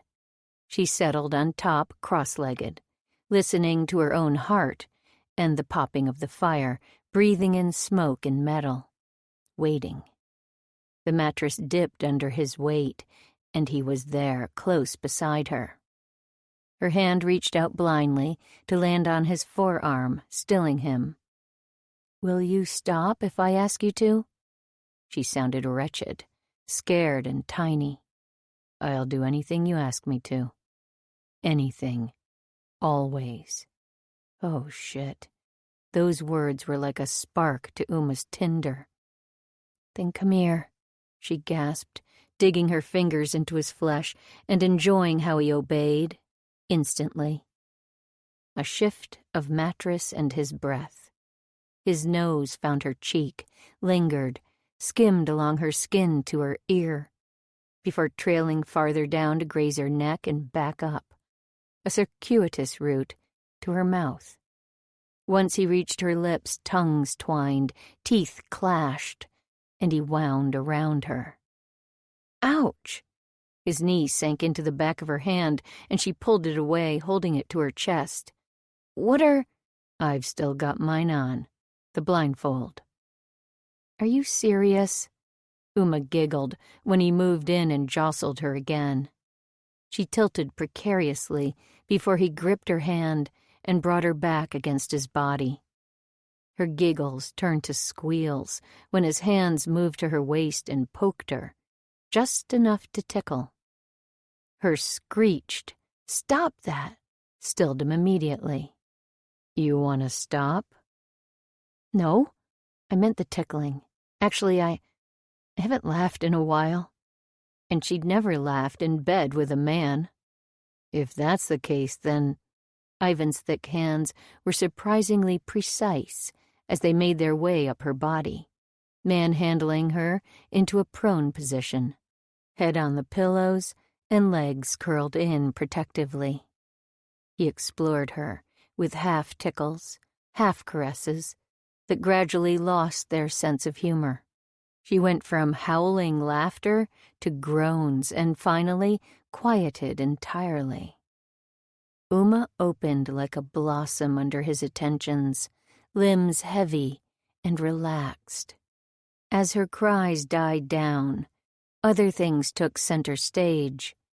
The rough rasp of his fingers against her skin as he slowly pulled down her pants, followed by the soft slide of his lips against her belly.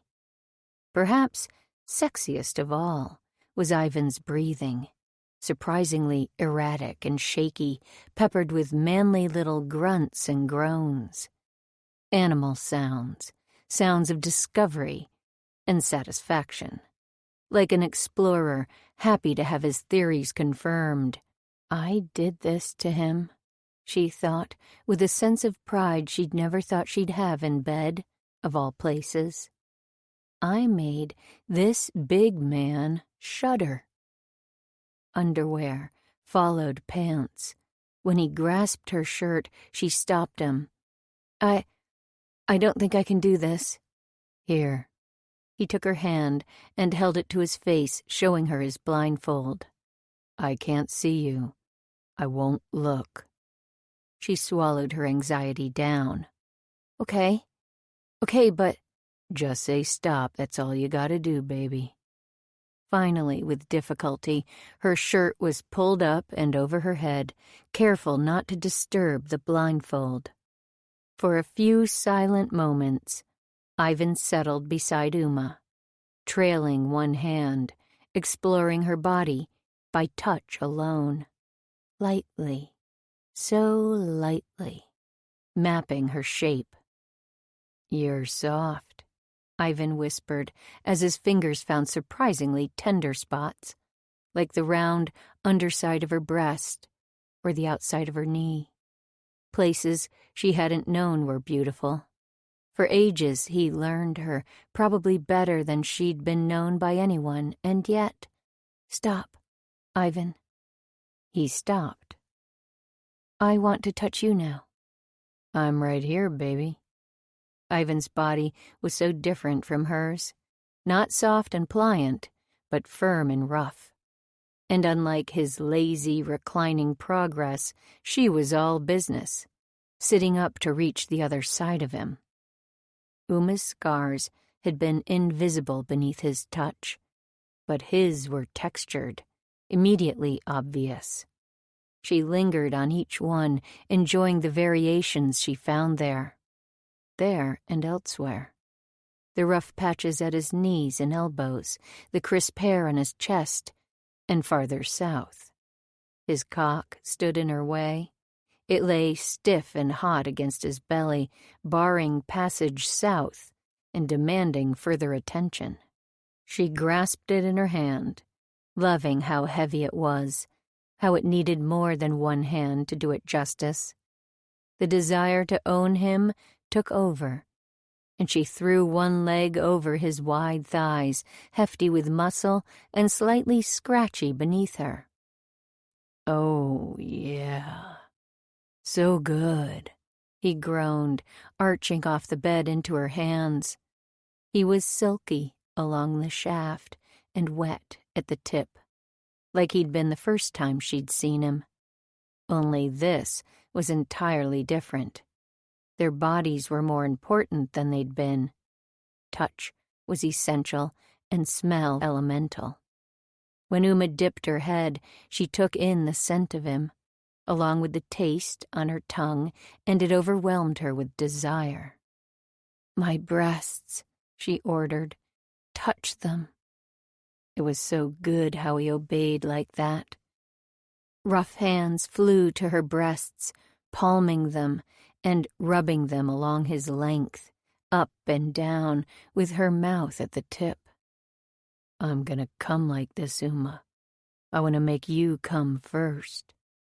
"You'll come when I tell you to come, Ivan."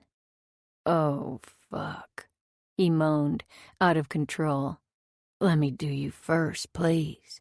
Come on, please, Uma, baby." And Jesus, did she like the sound of him begging? "Say it again." "What?" "Beg me some more." "Uma, you've gotta let me touch. I want to taste you, please." Amazing how the blindfold made her hungrier. She let go of his cock and moved up to bury her nose in his neck. She bit and sucked, reached her hands up to grasp his head, and found the tie covering his eyes. "I love that you kept this on. Now all we can do is feel." It was a strange sentiment from someone who'd used sight as a crutch for so long. A blind voyeur. His palms landed hot on her breasts, his aim impressively precise. "You done this blindfold thing before?" she asked, breathless. He chuckled. "No, just been thinking about getting you naked a lot." He planted his hands on her ass and pulled them up to sitting, leaving her momentarily disoriented. Soft, wet licks were followed by tight, intense pulls on her nipples. "Your teeth," she said, almost grunting the words. "I want your teeth." Immediately, he bit, thrilling her with the pain and the pleasure and the way he followed her orders. She succumbed, lost in it as he nibbled and licked with endless patience. What would he feel like down there, she wondered. "Kiss me," she whispered after what seemed like hours, nudging his jaw. But instead of moving to her mouth as she'd expected, he kissed her right where he was, taking her demands literally, with a loud, slurpy, sexy French kiss right on her nipple. He took orders well, too well. It was heady and sweet and sexy as hell being in charge. She could get used to this if he let her. In that moment, she had so much tenderness for Ivan, treating her with such care, slowly taming her. So calm, you could almost forget how strong and scary he was. Maybe it wasn't so bad to be one of his strays. "I don't want to leave Blackwood." The thought rose up from nowhere, scaring the hell out of her. "I want to stay here, with this sexy, scary, sweet man." Man, his woman was bossy, and he fucking loved it. The way her voice got meaner as things progressed. First, it was her tits. They'd been perfect. Her nipples like little cherries, answering one of the questions he'd been asking himself since the first time he'd seen her. He couldn't get enough of the way they felt in his mouth, against the new scruff on his cheek, pressing into his cock. Then her belly, as he made his way down her body, all soft and pliant, the way a woman was supposed to be. He let his fingers continue to learn her, wanting to memorize the shapes and wondering if maybe he'd buy some clay and sculpt her. It was something he'd always wanted to take up, just never had a reason to before. He wished he could see her. The skin under his fingers was perfectly smooth, and he wondered for a brief second what she could possibly be hiding from him. "Fuck, you feel good." She huffed out a skeptical sound, which would have made him smile if it didn't annoy him so much. She truly thought there was something wrong with her. What the hell had that stupid ex of hers done to make her so insecure? Maybe he'd called her names, told her she was ugly. He remembered the way Frank used to talk to Jessie, and didn't doubt the power of words. A sharp nudge from her hands, another command rather than a suggestion, brought him back to the room, and he moved farther down the bed, grasping her by the hips and settling her hard over his face. "Oh!" The exclamation sounded like it was wrenched from Uma's lungs, and her hands clenched his head. For a second, he thought she intended to push him away, teetering on the brink of refusal above him. He waited, holding back with difficulty. He wanted this so badly, wanted her like he'd never wanted anyone in his life. Something about this woman made him more than horny. She made him hungry. For her, for sex, for life. Fuck it. He turned and nipped her along the crease of her thigh, then dove, face first, into her. All the shit Uma had worried about disappeared with each swipe of his tongue, each rough, whiskery scrape of his jaw, and slick slide of his nose between her lips. Ivan's hands were magic. Sometimes keeping her firmly anchored to him, and at others, when it all got to be too much, fluttering over her, doling out touches of reassurance. After a while, she lifted up slightly and pulled at his hair, yanking his head out from under her. It was hard to convince him to move. When he finally did, it was to say, "Come on, babe. Been dying to do this," before dipping down again to lick right up her center.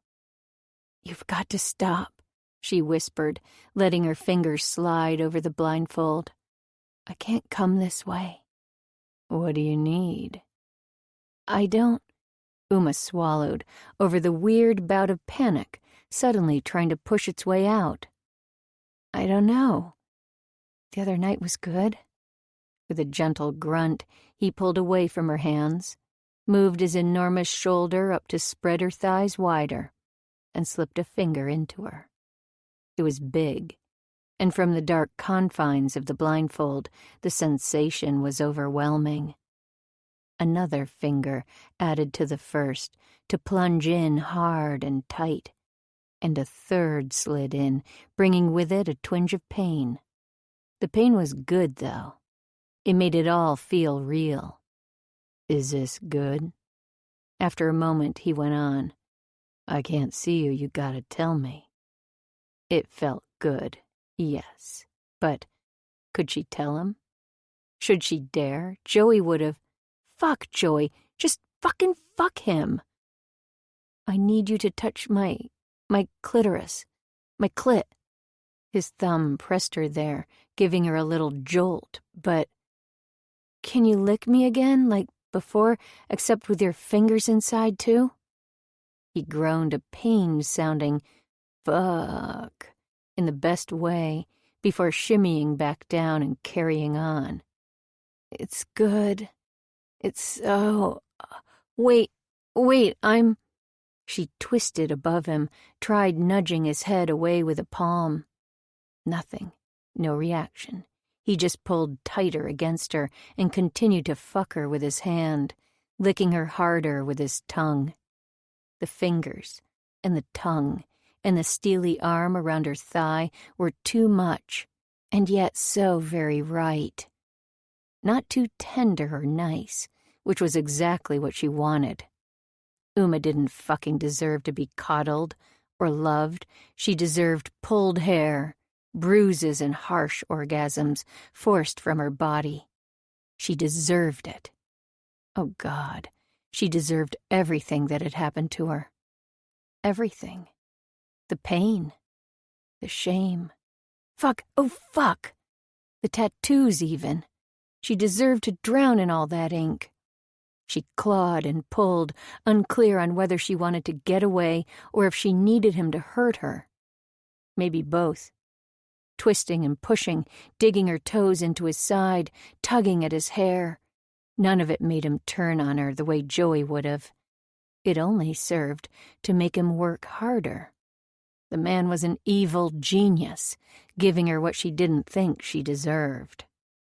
His fingers bent and prodded, tweaking her just right, even as she yanked hard enough to sting his scalp. With a moan, he stopped, and she could imagine his expression, the one that she wanted to see there, wet mouth, flushed cheeks, his eyes buzzing with want. For several seconds they paused like that, her fist holding him up by the hair, suspended. It had to hurt, but he was either too out of it or too into it to care. The hand disappeared from around her leg. Slicing through the silence came the sound of skin rubbing skin, and with a start she realized he was touching himself, masturbating, right there beneath her. "Go on," he said, sounding even needier than she felt. "Do it. Use me. Come on me." Oh, God, he likes it. Picturing how it must look, his fist pumping himself with short, tight, violent pulls, made her clumsy and desperate. She was hurting him, and he liked it. So fucking wrong. Weird and wrong and shameless. But it flipped a switch in her, and she lost it completely. The image obliterated her tenuous control, and she shoved his face back at her body with more force than she would ever have dared with a weaker man. He can take it. She knew with absolute certainty. He can take whatever I give him. Her hands pressed his face to her body, drowning him, and all the while he groaned and muttered things against her flesh, pulling so hard at himself that he rocked beneath her. It had to hurt. Oh, the noises the man made. These harsh, hungry little grunts, wild and uncontrollable, and absolutely the sexiest thing she'd ever heard in her life. The best part was the words, a diatribe she'd never imagined would be sexy like this. He muttered things that made no sense. "Make me," and "fuck you, baby." Words that should have made her cringe. Nonsensical filth that had her digging her nails into him. Telling her he was hers, all hers. Somehow, the orgasm snuck up on Uma. She tightened around his fingers, to his surprised grunt. All the straining and clenching brought it on too fast. 1 minute, she was listening to him, tense with the fury or the want or something, and suddenly, the nervy twinge blossomed at her clit. Deeper tremors radiating out from the solid pressure of his penetration. And finally, through the almost palpable mirage of his hungry gaze on hers, she came.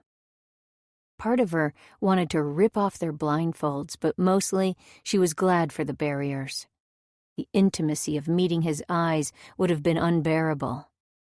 As the last of it left her, Uma sank, boneless, onto the pillows, unsure if he'd come or not. "You're so fucking hot," he said as he joined her high in the bed, voice all fast and frantic, wound up like his breathing. "I want to fuck you, Uma." She moaned, stretching back out and tugging at him, ready to let him in. He could do anything he wanted with her. "Oh, God. Hold on, just hold on," he said, placating as he grasped her hip. "I want to fuck you," he began, but she stilled. Uh-oh. Here it was. He'd caught sight of her skin, and she repulsed him, or maybe she'd been wrong. Maybe he'd been able to feel the tattoo somehow. Maybe I don't have a condom. She paused. "You don't?" "I'm a fucking idiot." "Don't you ever—" "They're in my truck." "What about—" "Never had a woman out here before." "Oh." He climbed over her, one calf between her thighs, knee pressed against her wet core, and leaned his forehead into hers. His face smelled like sex, and she had a flash of what it would have been like with the beard. More. Better. "Here, spread your legs a bit farther," he said, pulling her down and framing her with his arms, sliding between her legs, thighs together. Oh. Uma was powerless to hold back the moan when he pressed his shaft tight against her. He slid easily along her lips, up and down. She tilted her head as if to look, meeting his forehead with hers. "You trying to see it too?" All she could do was grunt out a sound, as close to a laugh as she could get. "Yeah, it's frustrating, but it's also, oh God, I can smell you. Us. I hear you, too. It's all so much more than Jesus, Uma. You feel so fucking good." The smell was stronger here. Warm and musky in the space between their bodies. His voice was tight and urgent, like she'd never heard it, and his body? She couldn't get enough of it. The skin beneath her hands was scalding, and he was right. Everything was unbelievably intense. He was slippery, sweat and musky lips, liquid pleasure and dark pain, wetter, harder, saltier, sweeter, more. His hard, hot cock, pressed to her body, forced a gasped, "Oh, God," from Uma. Jesus. She bit her lip at the idea of trying to fit that inside her. Ivan shifted above her, and one large hand slid down her waist to her hips, anchoring them in place. Sure to leave 5 perfect round bruises on her skin. They were marks that would eventually fade and disappear, but they'd be hers. She owned those bruises, unlike every other mark on her body.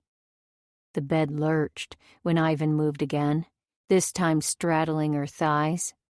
His hand grabbed hers roughly, and wrapped it around his cock.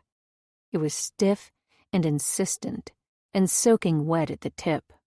"Squeeze it," and he rubbed her hand up and down over his shaft, clumsy and painfully tight. "Please."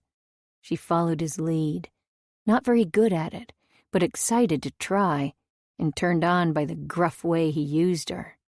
Their roles had reversed again, but he seemed more desperate than she had, in charge, but only barely. Ivan's hand left hers to reach up and palm a breast.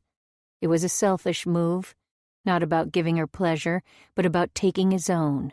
He wanted to touch her like that, and suddenly she had her own selfish desire to watch him come. With her free hand, she reached between her legs and swiped some of her moisture, brought it up to lubricate him. Another shift, and she pulled him down between her tightly clasped legs. With that move, it all got easier, more obscene. The sound of her hand sliding wetly along his length, and his ragged grunts having her groaning in turn. Joey had never lost it like this man did. He'd never shaken with wanting Uma. Nor had she ever wanted him like this, her body aching and unbearably empty. Her skin nothing but a sheet of raw nerve endings. She wanted to bite and slap and scratch. She wanted to rut like an animal. Ivan said, "Fuck me, Uma. Fuck me with your fist. Slide it on you. Get it wet. You're so fucking wet." He pulled back, pushed, pulled, pushed, dragging her into a mind-numbing rhythm. The tight hold that should have scared Uma made her instead let go. It was a heady powerlessness and reminded her of this ever-shifting balance between them. "Jesus, girl," he muttered. "You always get this wet." She shook her head. "Huh? Do you? You always begging for it like this? Tell me I can't see you." "No." In a moment of clarity, she understood what he was looking for. It was his turn to be the big bad man. Only, unlike Joey, he didn't need to hurt Uma in order to get his rocks off. "Beg me," Joey had said. "Beg me, you stupid bitch." Ivan, on the other hand, wanted his ego stroked. That she could do. "No, Ivan, just for you." He groaned a shaky, "Oh." "It's true," she said, realizing how powerful this man made her. "I've never wanted a cock the way I want yours." "You want me to fuck you? Say it." I don't know, Ivan. Your cock's big. I think it may be too big for me." Oh, he liked that. He bucked against her, hard. "I'm gonna fuck you anyway, Uma. You'll take it. Say it." "I'll take it. I'll take whatever you give me." "Me too, Uma. I'll take whatever you want, anything you give me." His rhythm faltered, and she could feel the control ebbing from him, flowing straight into her. She struggled until he released his hold slightly, enough for her to line their bodies up. She reached a hand down to nudge him so the tip almost notched into her. Just an inch, a centimeter. Not even that far, really, but enough for them both to stop, frozen. She had a moment of guilty desire, a tiny reckless spark of, do it, slide him in. The beast took over, flipping them so she was on top, thrusting against her from below, exactly as she'd imagined, rutting. She pulled harder, interspersed with those risky slides against him for a couple more minutes, before he pushed her hand roughly aside, took hold of himself, and circled the head against her clit before jerking away. Filthy, lewd images crowded her mind, a stranger's fantasies.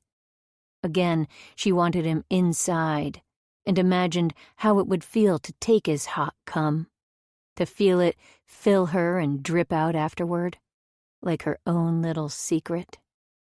She was back, full circle, to the fantasy where she had children, only this time in a dirty way, in a get me pregnant, fuck me full of your cum kind of way. When he finally came, it was with a sound of such helpless shock that she wondered if maybe she'd said those words aloud. Had she? It didn't matter. Nothing mattered as this frightening, strong, beautiful man lost himself with her. She wrapped her hand over his impossibly tight fist as his shaft pumped 3 hot, thick spurts onto her thigh. Mesmerized, she ran her finger through his cum, blindly brought it to her mouth and tasted. Heedless of the stickiness between their bodies, Ivan bent and kissed her, long and hard. They were quiet as they walked back to Miss Lloyd's. Uma couldn't stop thinking of Ivan's invitation. "Stay here," he'd said after their, make-out session? Love-making? "I can't," she responded, wondering whether he'd meant tonight, for a while, or forever. Ivan hadn't argued. The idea that he wanted her to stay seemed way too good to be true, too easy after all the struggle. As they approached the back door, Squeak ran up and dropped a stick at Ivan's feet. He gave her a good scratch behind the ear and threw the stick, smiling. A couple of weeks ago, I couldn't even imagine this man smiling, she thought. And now... She kept her eyes on the dog, whose pleasure in the game was evident. This is what I want, she thought. I want this dog and this life, this man.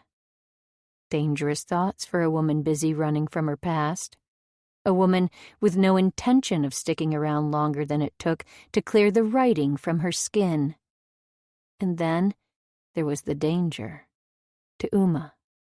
To Ivan. If Joey found her here, for all she knew, he could already be on his way, and she'd let herself get sucked back in.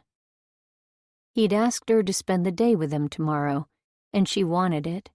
So badly it scared her. She couldn't say no, but she also couldn't ditch her boss, so she'd agreed to go see him that night instead. She shouldn't, of course, but he'd kissed her and... I'm not planning on sticking around, you know, she said, interrupting the silence. Someone had to put a stop to their madness. So you said. I've got to leave Virginia eventually, go far away, maybe out west. Somehow he managed to invest a lot of skepticism in that sound. He'll find me here, you know. Uma hated how scared her voice came out. She met his eyes defiantly, expecting arguments. What she saw there instead made her itchy. Unless you stand up and fight. Let me take care of him, Uma. I can't do that. I can't. Bullshit. He works with the law, and he's powerful. You don't know him, Ivan. You don't know who he is. Well, he doesn't know me either. She walked inside, leaving Ivan watching her, shivering at the thought, and made her way silently upstairs to the bathroom. Things were different tonight, as she turned out the light to undress and prepared to step into the shower. Strange how quickly things were changing in her life, in ways she never could have expected. For once, it wasn't the state of her body that she regretted the most, as she squeezed her eyes shut and let the water sluice over her skin. It was the scent of Ivan disappearing down the drain, the imprint of his kisses on her lips and his hands on her body. Ephemeral elements that she had no way to capture. It was silly, she knew, since she'd see him again tomorrow. But still, while Joey's marks were indelible, Ivan's were too easily washed away. Eyes still closed, she put her cheek to one naked shoulder and rubbed, the motion sensuous, lovely. What if I showed him? He'd be disgusted. Pushing back the idea, she soaped herself up and got rid of all traces of what they'd done. Every last bit.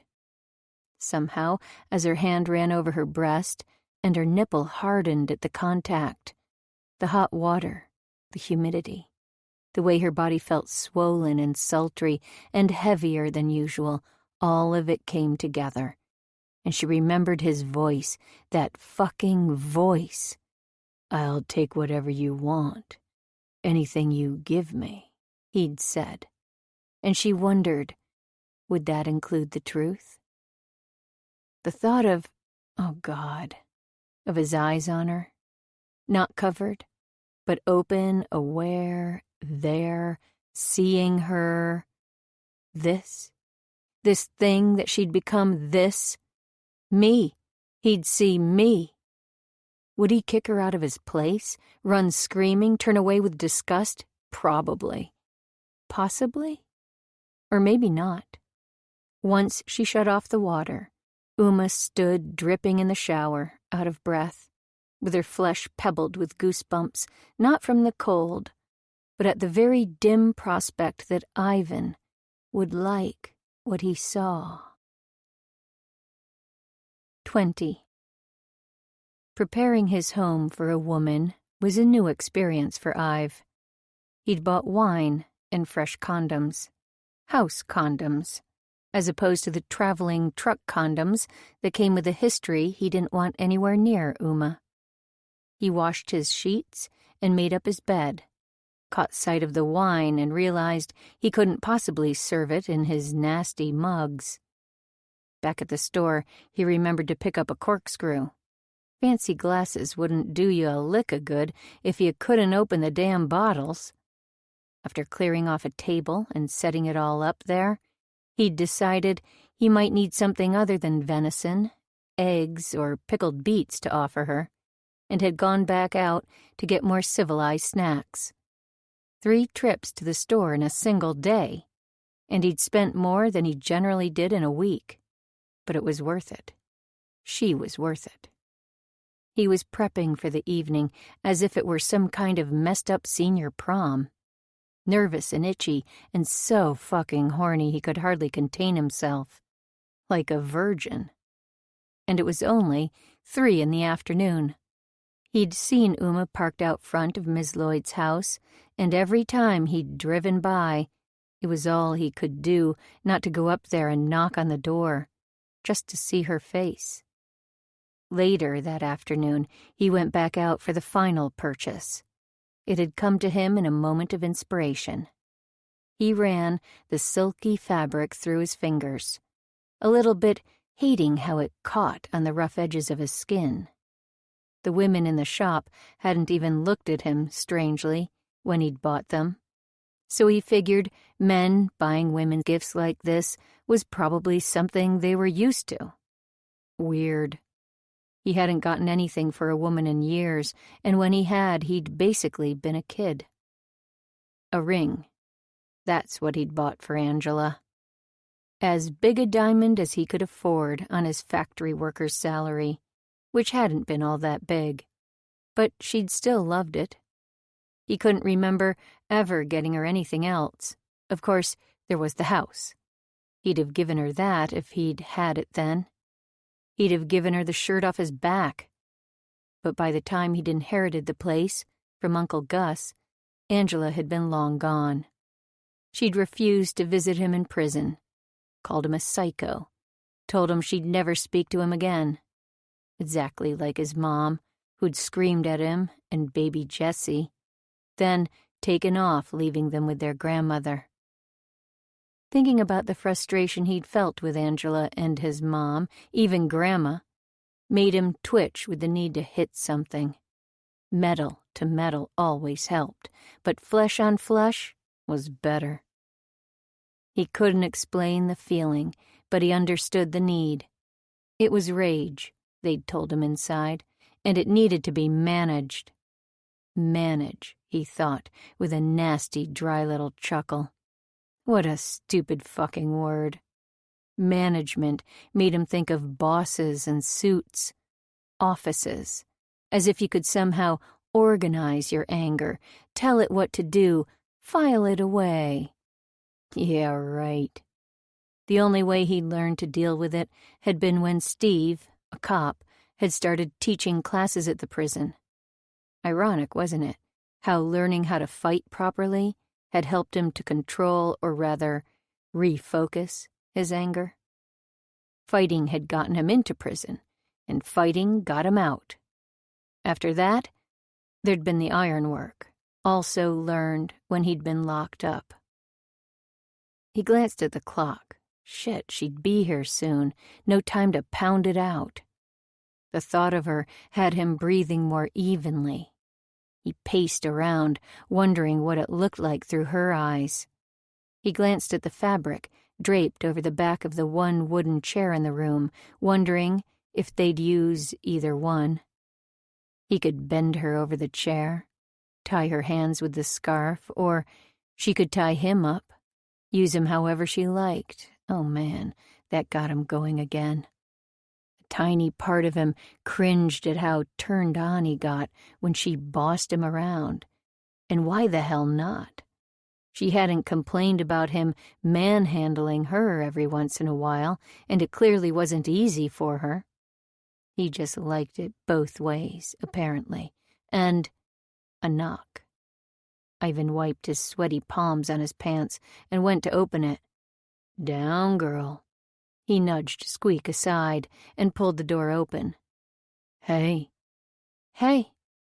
Her eyes widened as she looked him up and down, and her lips curled up into a gentle smile. "You look nice." "Oh, thanks." He ran his hand through his hair that he'd actually brushed. He'd had to buy one of them, too. "You too, come on in." "It's a beautiful night outside. The sky's insane. I don't think I've ever seen so many stars." "Oh, yeah? Maybe I'll take you for a walk later." Again, something he'd never done. Walked with a woman. Angela would have rather gone straight to hell than spend time outside. "Go stargazing?" "I'd like that." She sounded like she meant it. Uma squatted down to scratch Squeak behind the ear, and Ive had to stop himself from grabbing her. He had to give her time, not maul her as soon as she got inside. And seeing her down there, loving on his dog was... He swallowed hard and turned away. "The place looks amazing," she said, still squatting, like maybe she wasn't quite ready to come back up and get the evening started. He grabbed her hand and pulled her to standing, then led her to the table, feeling stupidly proud of his accomplishments. "Oh, a tablecloth, fancy. And wine? This is..." Her hand landed on the chair back, and the scarf scrunched between her slender white fingers. "It's amazing, Ivan." There it was again, his full name. He loved that. The way she wouldn't short him a syllable. He loved the smile, too, how she blushed when he paid attention to her.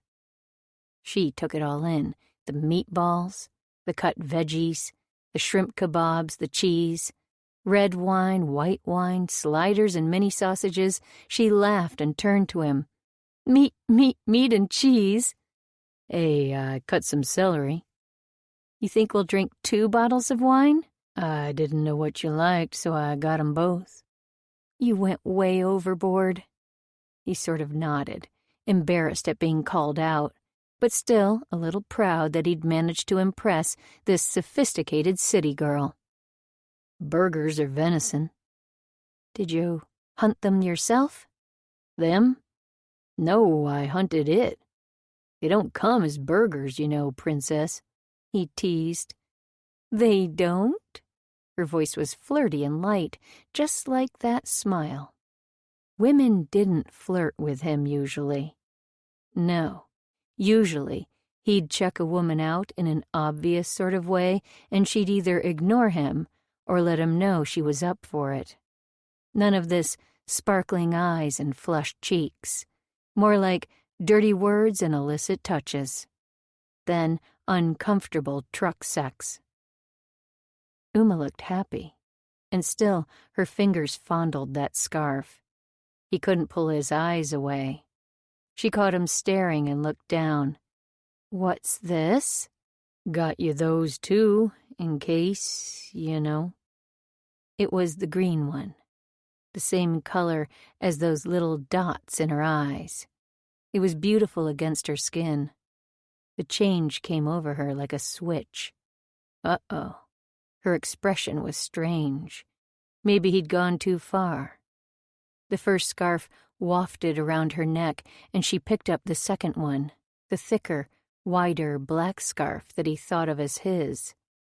When her eyes met his this time, she looked positively wicked. Oh, man, this was the woman he'd hoped to see again tonight. What was it about this woman that made him feel so reckless? Uma's best-laid plans would always go awry. It was a rule in life. But apparently, life was telling her to stop trying to control everything. She'd come to Ivan's place tonight with the full intention of baring her skin and giving him the chance to get out when he saw her as she was, someone else's leftovers. Instead, this. How could she possibly refuse his offering? They'd do it for real. blindfolded again, because it was what he thought she wanted. He'd given her everything, and for a split second, it scared the living hell out of her, until she picked up the second scarf with its thicker weave. "Come here so I can put this on you. Want a glass of wine first?" Oh, right, that was what a civilized person did. You sat and had wine and snacks, and then you ravished the beast who'd put himself out to please you. "Okay, sure," she sighed. Ivan smiled. "You don't, do you?" Uma shook her head and smiled back at him. "Good." He picked up the corkscrew. "'Cause I don't even know how to use one of these." She said, "Come here," and he set the corkscrew down before obeying. He caught her wrists as she moved to twine the black fabric around his head. "Can I get a kiss first?" "Oh, right." Her eagerness was a little mortifying, but his smile told her it was okay. Gently, sweetly, he leaned in and put his lips to hers, giving just the right amount of pressure. Slowly, with impossible calm, he kissed her. When he pulled away, he left her barely able to stand on her own. Wow. She hadn't meant to say that out loud. "Yeah." "Now, can we?" He smiled and grabbed a box of condoms before moving to the bed. "Yeah." It was different this time. Every move felt set up somehow. He pulled back the quilt, and they settled on the bare bed sheets before putting on the scarves. Premeditated sex with intent to shag, she thought, a little hysterically. Would he notice that she'd taken the time to shave? Probably. He'd spent enough time down there last night. He smoothed her blindfold on, and Uma muffled another nervous giggle. She was quickly losing her cool. This wouldn't do. Jesus Christ, if she didn't have her cool, what the hell would she hang on to? "Relax, baby." "I'm okay," she protested too quickly. "We don't have to do this, you know." "I want to." "You sure?" "Yeah. Yes. A pause. "What do you say if you want to stop?" Ivan asked. Stop?" He laughed against the side of her face. "Yeah. You'll say it, right? If you want us to stop? Or if I do something you don't like?" "Yeah, I'll say it." "Good." Oh, there were those lips again, kissing her to distraction. And there went her sparkly cardigan, followed by her shirt, and punctuated with a hot, wet ellipsis of kisses along the side of her neck. A nip at her shoulder coincided with the snap and zip of pants, his, not hers, and the sound of fabric sliding against skin. Her bra went next, oh God. And those perfectly coarse fingers deftly undoing her jeans. She shimmied out of them, nearly falling off the bed in the process. Ivan's grasp on her arm saved her at the last minute, and her gasp of panic turned to a huffed laugh groan when he pulled her in and took her nipple in his mouth.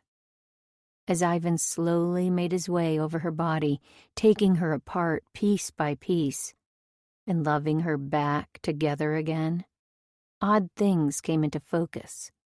The slight sting of wood smoke in her sinuses, the scent of metal embedded in his hair, the gentle tink-tink of Squeak's collar as she shifted on her bed in front of the fire. Everything was made sharper, more poignant by the blindfold. Kisses along her belly, placed with the utmost care, interspersed with moments of complete abandon. Grabbing hands, melting into moaning mouths, and her slick wetness making noises she should be ashamed of. He tickled and licked and bit his way around her body until she couldn't stand it anymore. "Stop it!" she yelped. "What?" he said, his voice sounding breathless. "You're killing me, Ivan. I want us to do this. Why did this suddenly feel wrong? She swallowed back the doubt. Now. I'm killing you? She could hear the smile in his voice, clung to it. This is Ivan. Good, kind, sweet Ivan. Forcing a playfulness she suddenly wasn't sure of, she slapped his arm and tried to pull away, more unsettled than she'd realized. In search of distraction from the shakiness in her limbs, she asked, "Can you find the condom, or do I have to—" "It's right here, baby." She forced out a breath and made herself sink back against the pillows. Okay, this was it. She was doing this. They were doing this. With a nod, she said, "Good. Now, put it on." The crinkle of the wrapper, the snap of the rubber, the smell of it, jarred her overripe senses. "Come here." He was over her, poised. "You ready?" He was out of breath, shuddery. And suddenly, she wasn't ready. Not at all. She remembered the last time with Joey, and what had felt like nerves turned to something else. She was shaking. "I don't know." "Okay." He paused and pulled away, then after a moment settled at her side. "What's going on?" Oh God, I want to do this with you, but Tell me." "I want to look at you. When we do it, I want to see your eyes. I want to know it's you." "Okay." "But I don't think you'll want to keep going if you see me." "Oh, baby, No, you don't understand. It's bad. It's so bad."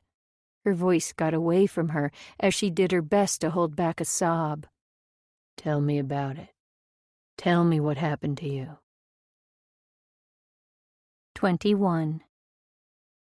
He'd asked her for the story, but suddenly, Ive didn't want to know. He was almost afraid to, afraid of the rage it'd stoke inside him. He'd take back the words if he could. But he wouldn't, really, of course not, because the last thing he wanted to do was make her feel bad about herself. "If I show you what he did to me, Ivan, you'll never be able to look at me again." "That ain't true."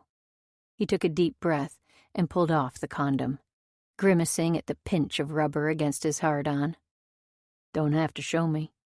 Start by telling me the story." I don't want you to feel sorry for me." "I know, baby," he said. What did she need? What could he do for her? Maybe getting out into the dark, starry night would help. "Come on, let's go for that walk." They managed somehow to get dressed, then pulled off the scarves, and spent a few silly moments blinking at each other like squinty-eyed moles. That brought the smile back to her face. He got an idea. "Grab the quilt and I'll get this stuff and we can have a picnic." "In the dark?" "Hell yeah. That's the way we roll in the country." He emptied a basket filled with iron odds and ends and repacked the food in its fancy wrappers, then stuffed everything inside. "Red or white?" he asked, arms suspended above the bottles. She hesitated, eyes darting between the two bottles. I have no idea." "That's okay, we'll take 'em both." "I should know that, though, shouldn't I?" "What do you mean?" "I should know what I like." He shrugged. "Not if you don't drink wine. I don't." "It's not that, I hate this about myself. I hate it so much." "What?" "I let everybody else decide. Joey always ordered white wine for me. He never asked me what I wanted, not once. And the thing was, I was used to that. I didn't want to decide." "That's okay, I can No," she interrupted harshly. Hand up and dominatrix expression in place. God, even that tiny little taste made his cock throb. He was one sick puppy. "I want red wine." "Red it is. You ready?" "Let's go." Once outside, Ive remembered the corkscrew and went back in, leaving her alone to gaze up at the starry sky. He found it on the table, then rooted around in a dresser drawer for a couple of thick sweaters. It was cold enough that they'd need them, along with the quilt. From the door, he took a quick glance around and spotted the 2 scarves on the floor. Should he? No. The blindfold stayed here. Whatever happened between them out there tonight, they'd have their eyes wide open.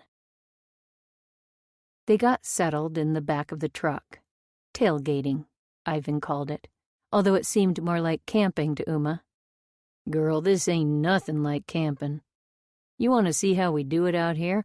I'll take you with me someday. Up there. He motioned to the mountains behind the trees. Appalachian trails just up over that first rise. Could do some hiking, have ourselves a campfire. Roast marshmallows? He chuckled. Yeah, make s'mores. She said, I'm in, and his chuckle morphed into a happy little sound. After making her put on one of his enormous sweaters, he pulled the sleeping bag from the cab of the truck and spread it out for them like a blanket, then set everything up again. Uma liked it this way, just them under the stars. Ivan served wine. This time, the sound of their 2 glasses clinking together in a toast didn't bring with it a flood of memories.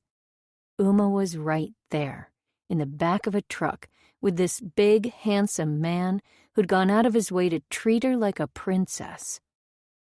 Ivan leaned against the back of the cab and snuggled her into the crook of his arm. The stars were even more incredible, leaning back like this. What kind of moon's that? She asked. Almost a first quarter. How can you tell if it's coming or going? Lord, I should know that. My mom would kill me. Remember how dark it was the night you tried to sleep in your car? Yeah. That was the new moon. Oh, so now it's waxing? Yep. Ivan leaned forward to snag one of his little burgers, handed it to her, and made quick work of 2 of his own. What do you think? Delicious. Didn't even know what you like to eat. My mom's a hippie. Tried to bring me up vegan. What's that? Vegetarian, except without eggs or cheese or anything like that? Oh, so you... I rebelled. Love meat and cheese and eggs, and... She clinked her glass to his again. Red wine. Better than white? Yeah, it's... She took another sip and swished it around her mouth the way she'd seen Joey do in posher restaurants. Rich. And I don't know, carnal or something. Carnal. Or, meaty, maybe. No, that's not right. More like earthy, or of the flesh. She shivered. In fact, that was exactly how she would describe Ivan. He took a slow sip in silhouette, eyes closed. Her gaze traveled along his neck to where his Adam's apple moved as he swallowed, then back up to catch the flash of his eyes on her. Seems all right to me, but my taste buds are burned out from too much Coors. I've never been a big drinker. He smiled. That's okay, too. What else you got for me to taste? Oh, this is a blue cheese? Lady at the store told me it's French. The mother of all blues, she called it. Here. He handed her a cracker and made up his own. Roquefort. You know this stuff? Yeah. She didn't elaborate. Joey had enjoyed teaching her all about the finer things in life. Cheese and foie gras. She'd enjoyed the cheese, but refused the goose liver. You could take the girl out of the commune, but you couldn't force her to eat tortured animals. She hadn't been completely deaf to her mother's teachings, after all. They ate a little of everything. Sometimes he fed her, and sometimes the other way around. But what she liked most was rediscovering it all with this man, erasing the bad and replacing it with the good. She liked the way he offered without insisting. She liked the way he listened to her opinion. Before she knew it, the bottle was gone, and they'd decimated the snacks. What'd you like best? Your venison. Yeah? You just saying that? No, it was good. You ever think about hunting? She jerked a little at the thought before letting it settle over her. No, never. Do you use a gun? Yeah, that and a tomahawk. What? Oh, ha ha. She snuggled farther into him, liking this, liking him so much. We're out of red. Want to try the white? You brought it? Girl, I brought everything. Everything? Got the condoms. What about the scarves? He hesitated before saying, Nope. She let out a big breath. Good. Come here, he said, pulling her to him and into a heady kiss, slow and sweet and deep. Everything okay? Yeah. Is this okay? He meant them, what they were doing. Yeah. You go out with me now? You mean like a date? Yep. What's this? No, I mean dinner, movie, maybe get lucky. She hesitated. Don't expect me to wear a dress. No dresses, got it. He pulled her down and rolled them onto their sides, squeezing her close against his body so everything lined up. They fit perfectly under the quilt. When? How about tomorrow? Aren't you sick of me yet? She asked, teasing, but kind of worried that he was. She rolled to her back, facing the stars rather than him. His hand stayed at her waist, light, but definitely there. Hell no. He sounded a little surprised at the idea. Kinda getting used to you hanging around. Ivan cleared his throat. Like I said, you could stay here, for a while, I mean, as long as you wanted. If you got sick of living next door. What, in your truck? She joked, deflecting the thrill of hope that the invitation gave her. Yes, yes, yes. Oh, please, yes. Let me stay here, and you can keep me safe forever. Yeah, right, he chuckled. But there was a tiny bit of insecurity in his voice. Oh, crap. He meant it. He really wanted her to stay. You could stay in the house, pick a room, get you a bed and stuff. Uma closed her eyes against the hope swelling almost painfully in her chest. It would be so easy, wouldn't it, to let him take care of her. What's the deal with your house? She deflected. No deal, just fixing it up. Ivan's hand moved from her belly to her hip, stroking her gently through her clothes. Do you have a kitchen there? And working bathrooms? Sure. Working on detail stuff now. But you don't live there?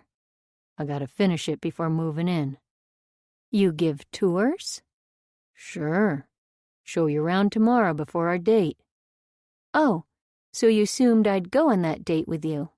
Nah.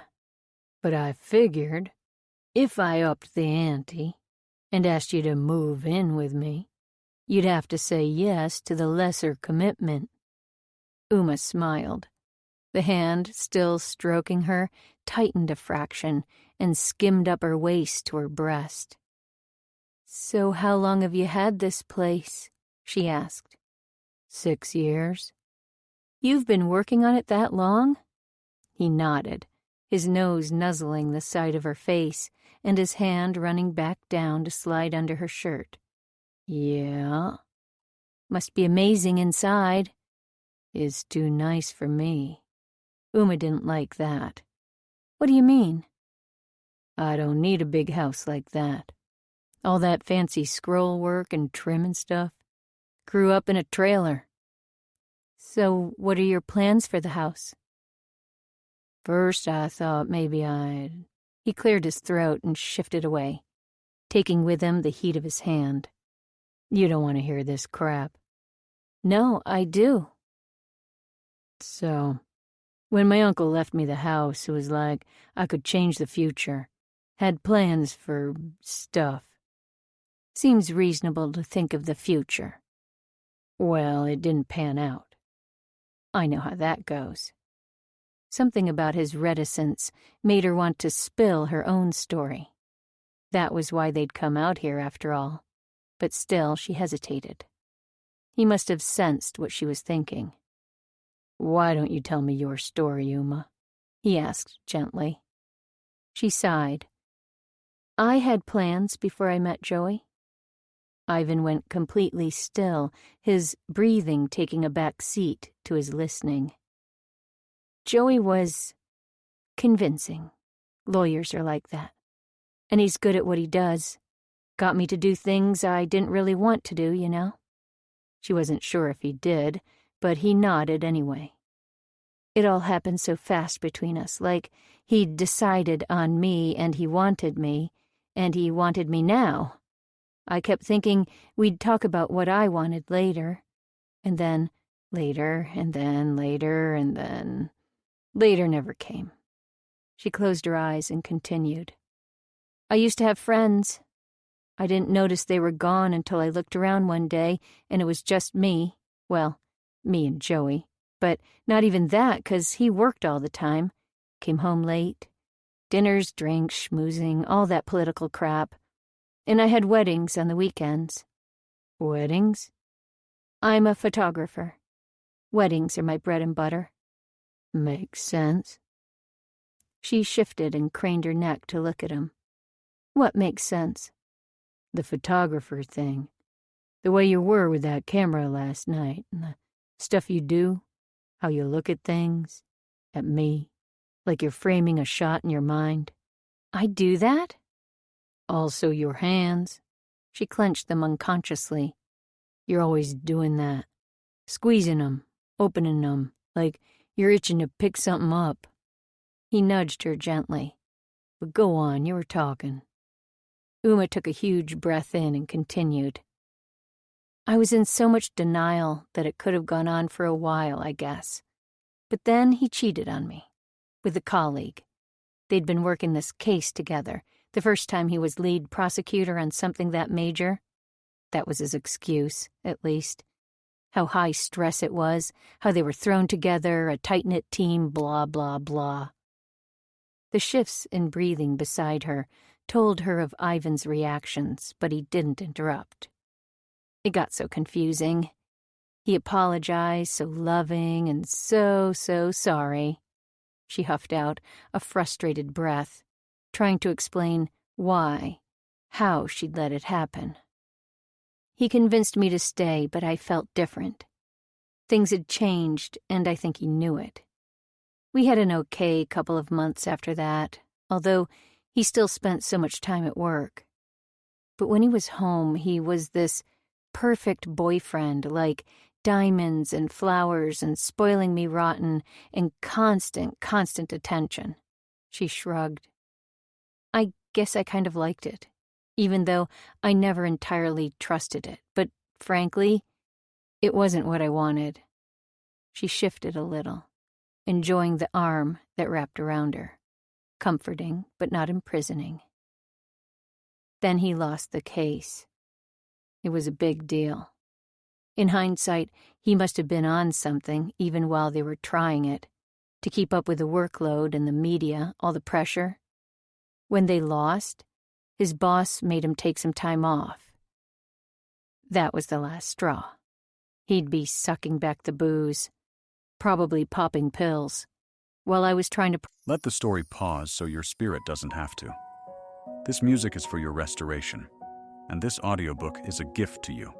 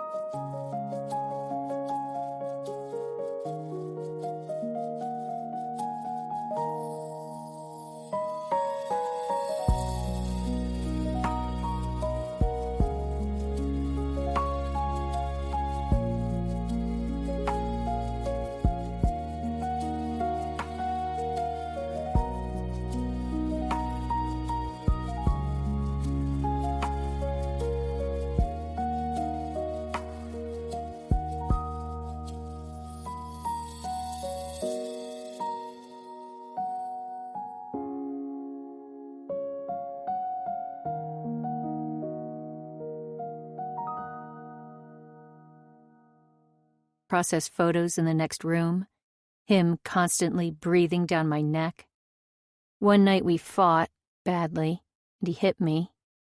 Tears pricked at Uma's sinuses, not uncontrollable, but enough to let her know that the emotion was there, clean and unfamiliar. He apologized, said he couldn't help it. He was overtired. The whole fucking rigmarole you hear from battered women. I couldn't let myself keep falling for that, so I decided to move out. Packed up, because I wouldn't stand for that kind of crap. Nobody gets to abuse me, you know? He acted normal, probably too calm. He seemed resigned to it, and she swallowed. And his arm loosened a smidge, enough to let her know she could go whenever she needed to. She appreciated his subliminal support and wondered if he was even aware of it. I was all ready to go when he broke everything. All my equipment. Every camera. Even my goddamn Nikon. He smashed every single thing that mattered to me. He was wasted, weird. Uma's throat clicked dryly as she remembered bits and pieces. Earlier that week, he'd come home with a tattoo machine. Machine, she thought, not gun. Guns are for shooting, Uma, for hurting or killing, Joey had sneered. Only white trash used the word gun for this. Ironic, of course, considering what he'd done in the end, the way he'd used the machine to torture her.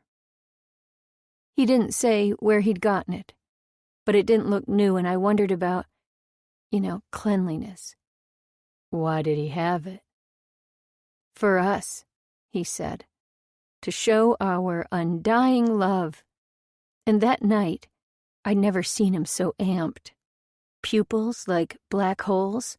I don't think he'd slept all week. I heard this buzzing in the bathroom like a deranged doorbell or something.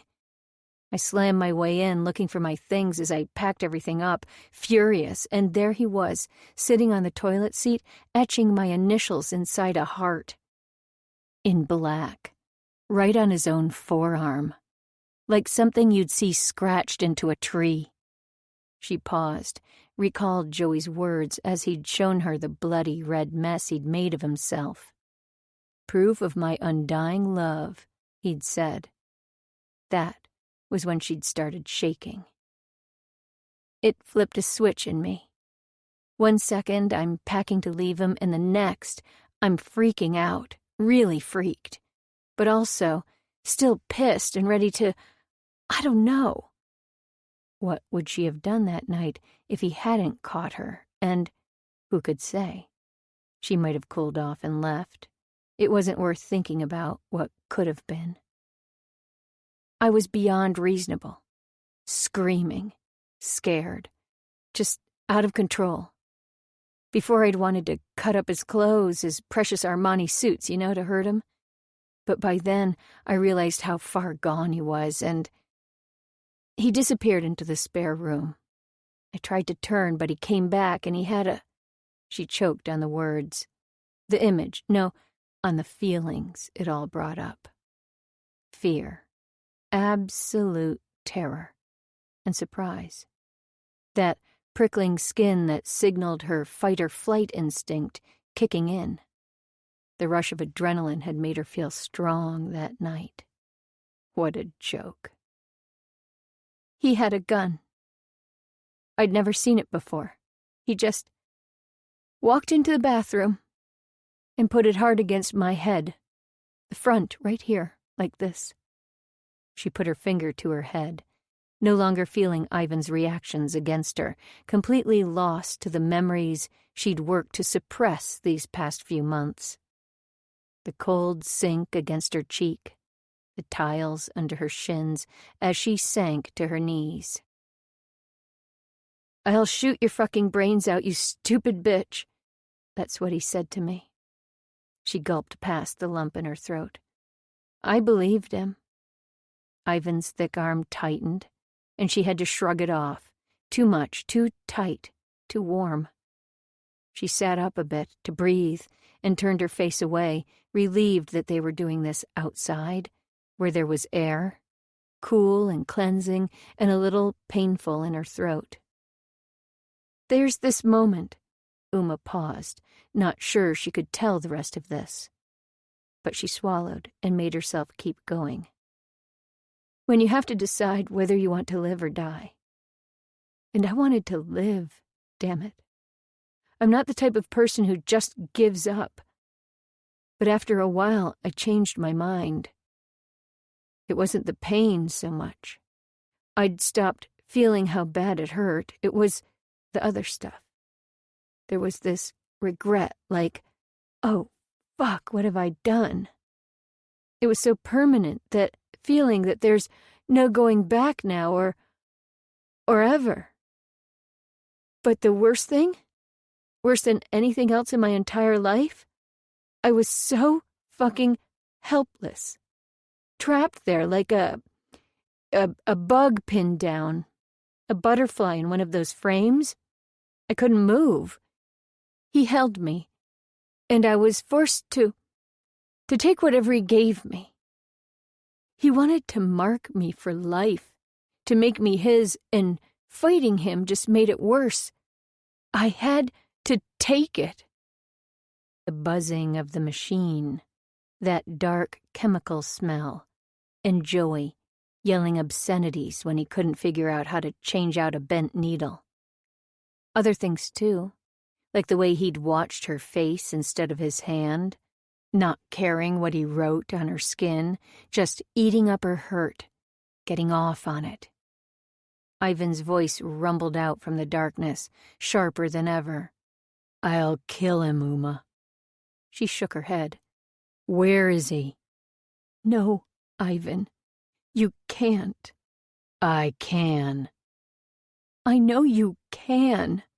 But I don't want you to, please. His breathing churned beside her, and Uma wondered what this kind of story did to this kind of man. Tell me who he is.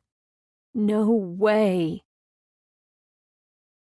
22. He'd fucking rip the guy to pieces. She might not think she wanted him to, but it didn't matter.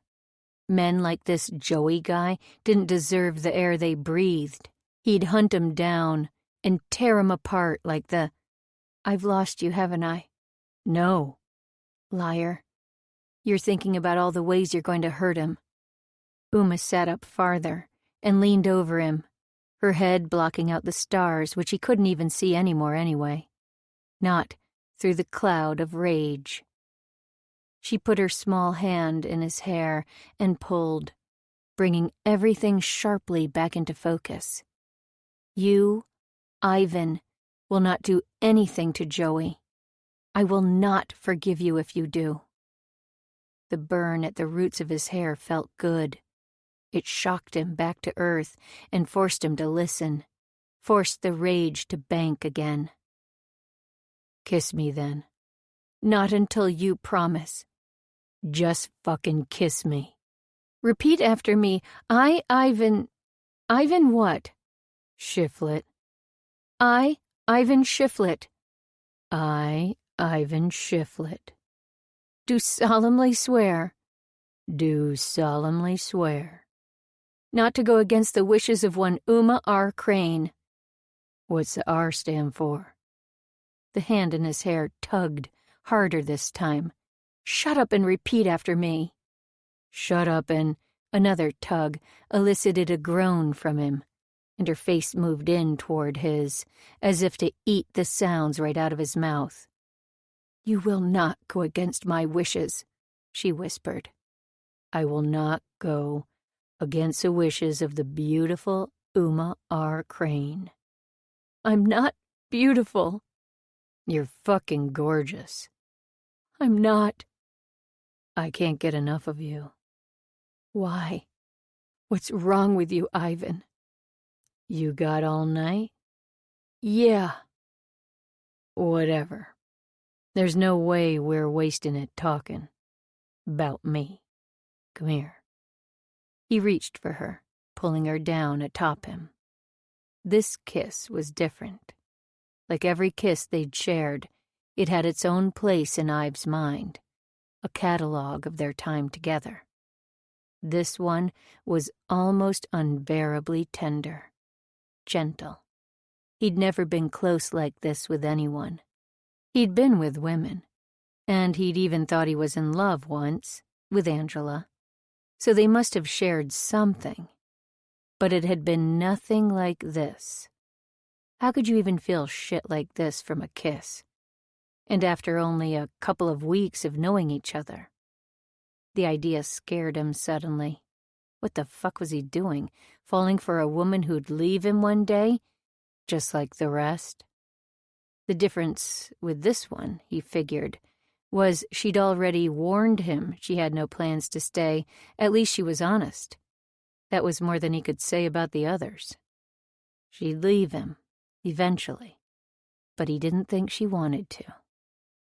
Above him, Uma shimmied slightly, and he forgot momentarily the anger and the panic. It happened amazingly fast between them. Every single time they touched, it was like a fuse igniting. A ridiculously short fuse. Only this time, there was something more there. She wasn't entirely sure, but she thought it might be her story. It made it all the more intense, more real, and at the same time completely reckless. It was in her, and she sensed it from him. Ivan the Terrible, completely, madly desperate for little old me. Strange how his desperation gave her so much power. There was something truly messed up about that. Yet the titillation was so strong that she couldn't even bring herself to feel bad. That's just the way it was. She pulled his hair, ground their hips together, and let their mouths move, from sipping to licking to devouring each other. At some point, her hands managed to unzip and open pants, yanking his down slightly, and with his help pulling hers off entirely. Her mouth moved, and "I want to fuck you" came out, in a voice that belonged to someone she'd never met before. That woman gave orders and didn't wait to see if they were followed. The little moan he let out in response was perfect, one of those sounds Uma could get addicted to if she wasn't careful. The challenge was to see how to get him to do it again. She shifted down his thighs to take hold of his stiff erection and squeezed, still awed by the thick heft of him. The weight was perfect, even heavier than she remembered. After a few tight strokes, she let it smack back against him and moved off him to root around in the picnic basket. She found the strip of condoms and ripped one off with her teeth. "Hey, you're not supposed to do it like that." "Oh, yeah?" she taunted, using her teeth again to rip open the packet. "How am I supposed to do it?" He didn't respond as she leaned back and rolled the rubber down his shaft.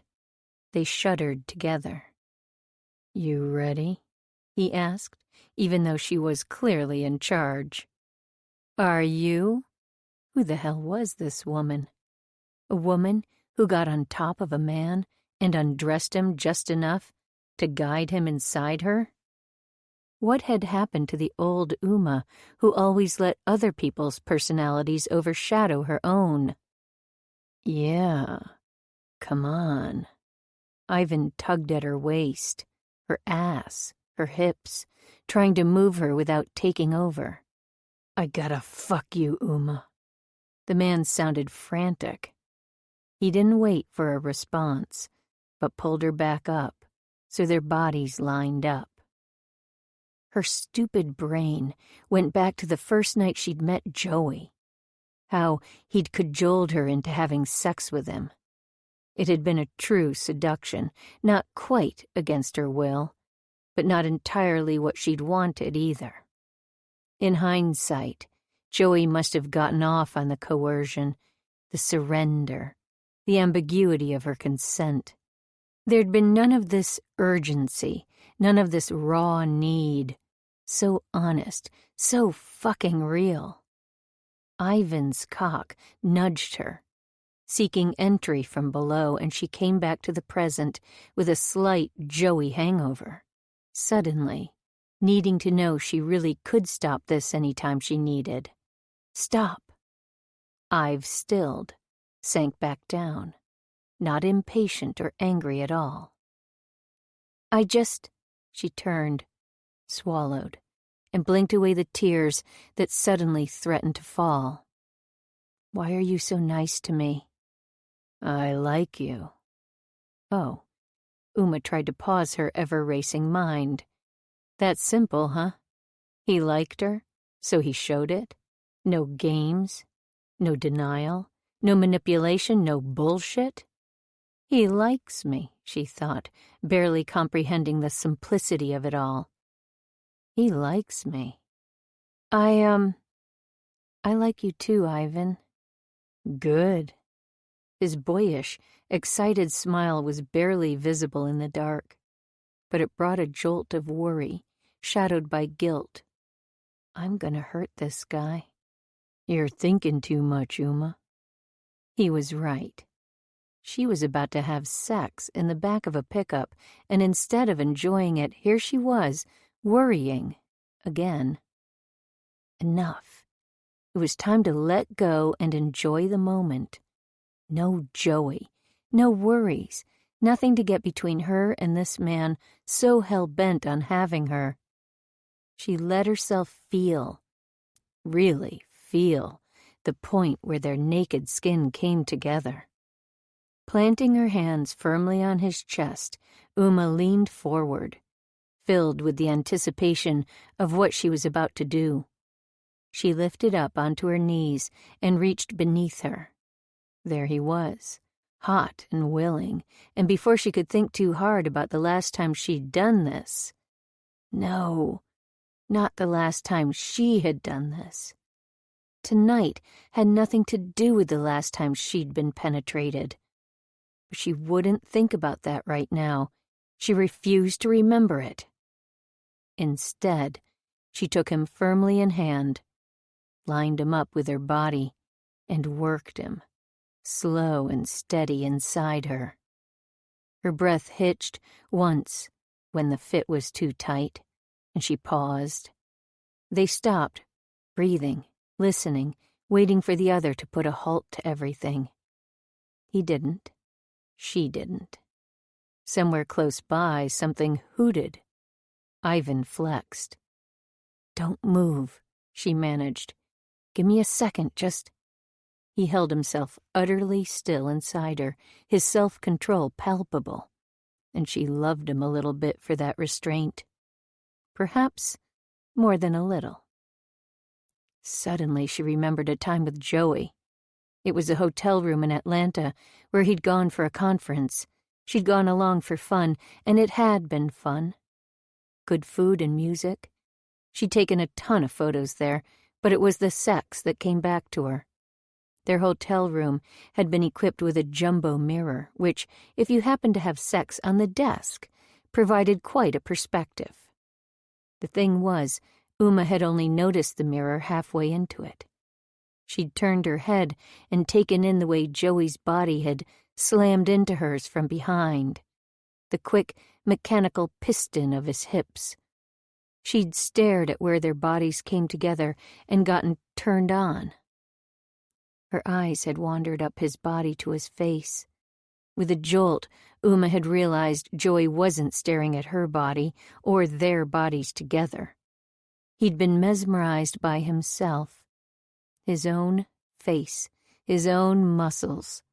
Like a scene straight out of American Psycho, the man she was having sex with was more interested in flexing for the mirror than sharing anything of consequence with her.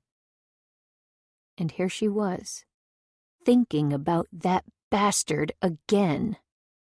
It was time to stop, now, forever.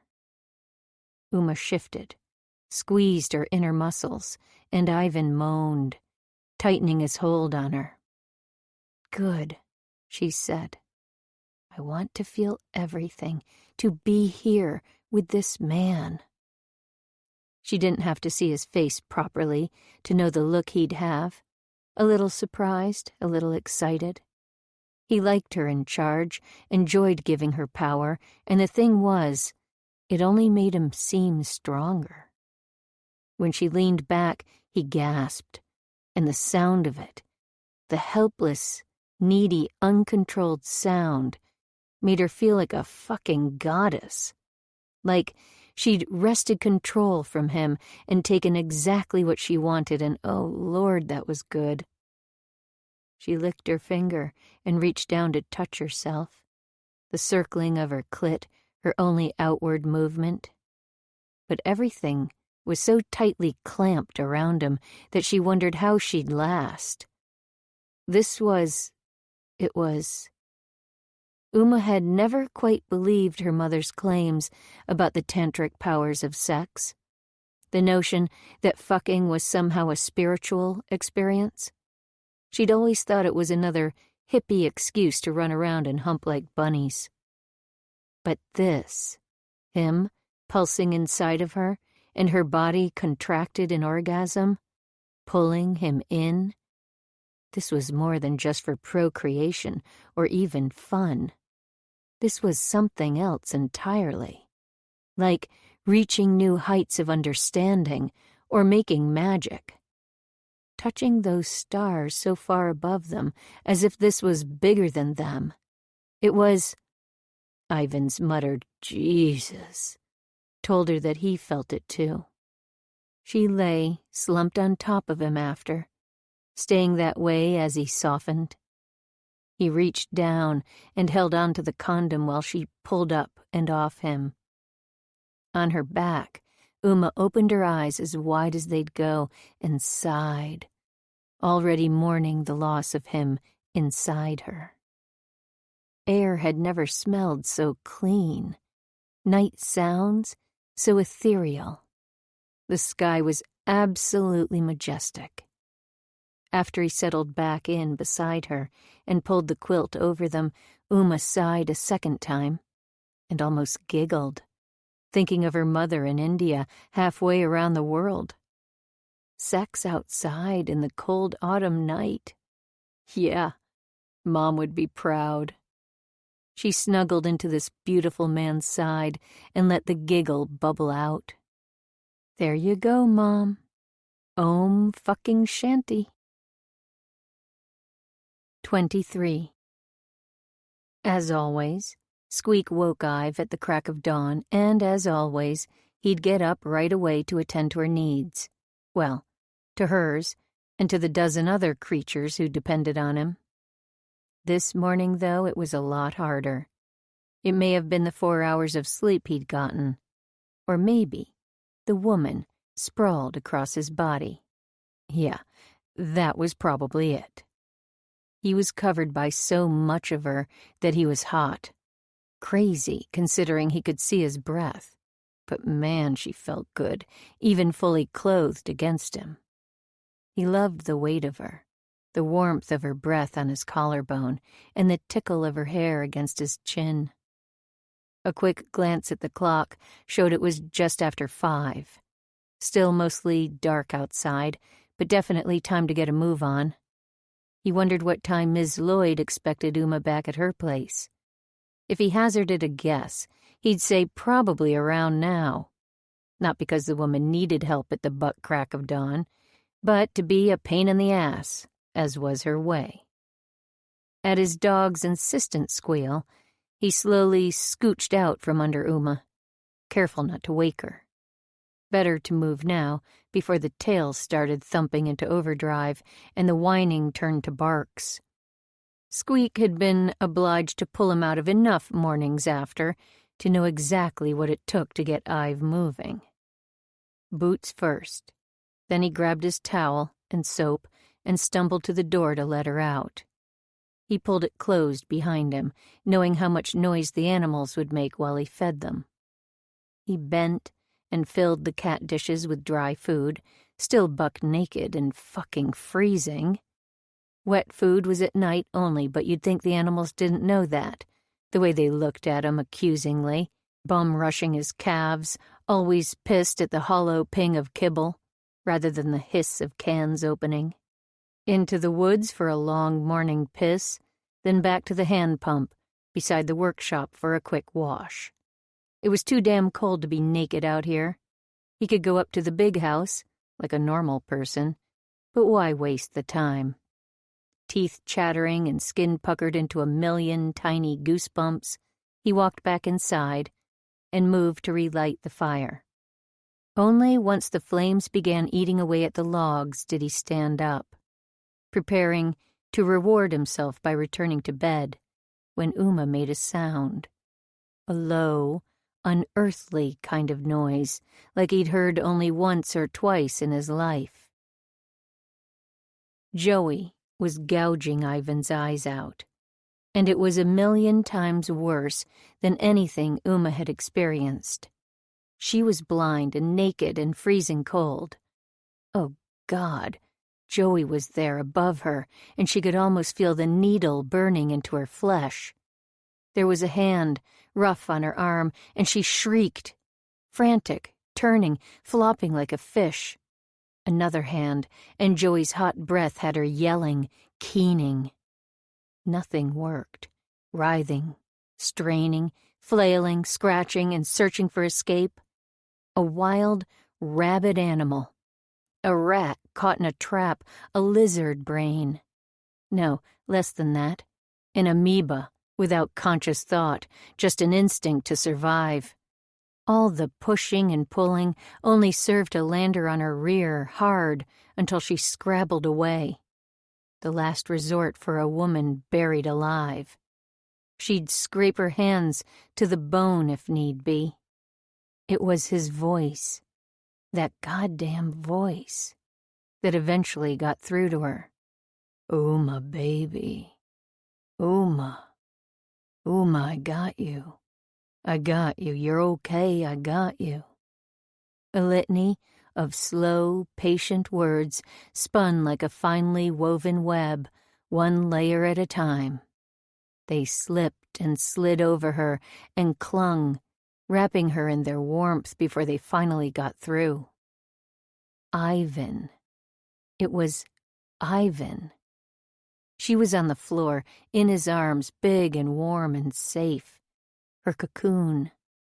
I'm here, baby. I'm here. He rocked, and she was a baby, a newborn in his grasp. One hand moved to her face, comfortingly rough, while the other cupped her ear, so tender and sweet. How could all those hard edges feel so very soft? He kissed her. Forehead, the corner of an eye, cheek, mouth. Gentler touches than a man his size should be capable of. His breath warm and familiar. She tasted toothpaste and salt on his wet lips, as though someone had been crying. Not him, surely. Come here, he said, pulling her into his lap, and she wanted it so badly, that closeness. She wanted more of it. His eyes were whiskey and ice, a stranger's eyes. His voice she knew intimately. She'd memorized the feel of his calluses against her soft places, the smell of him. But these remarkable eyes were still unfamiliar after the time they'd spent blindfolded and in the dark.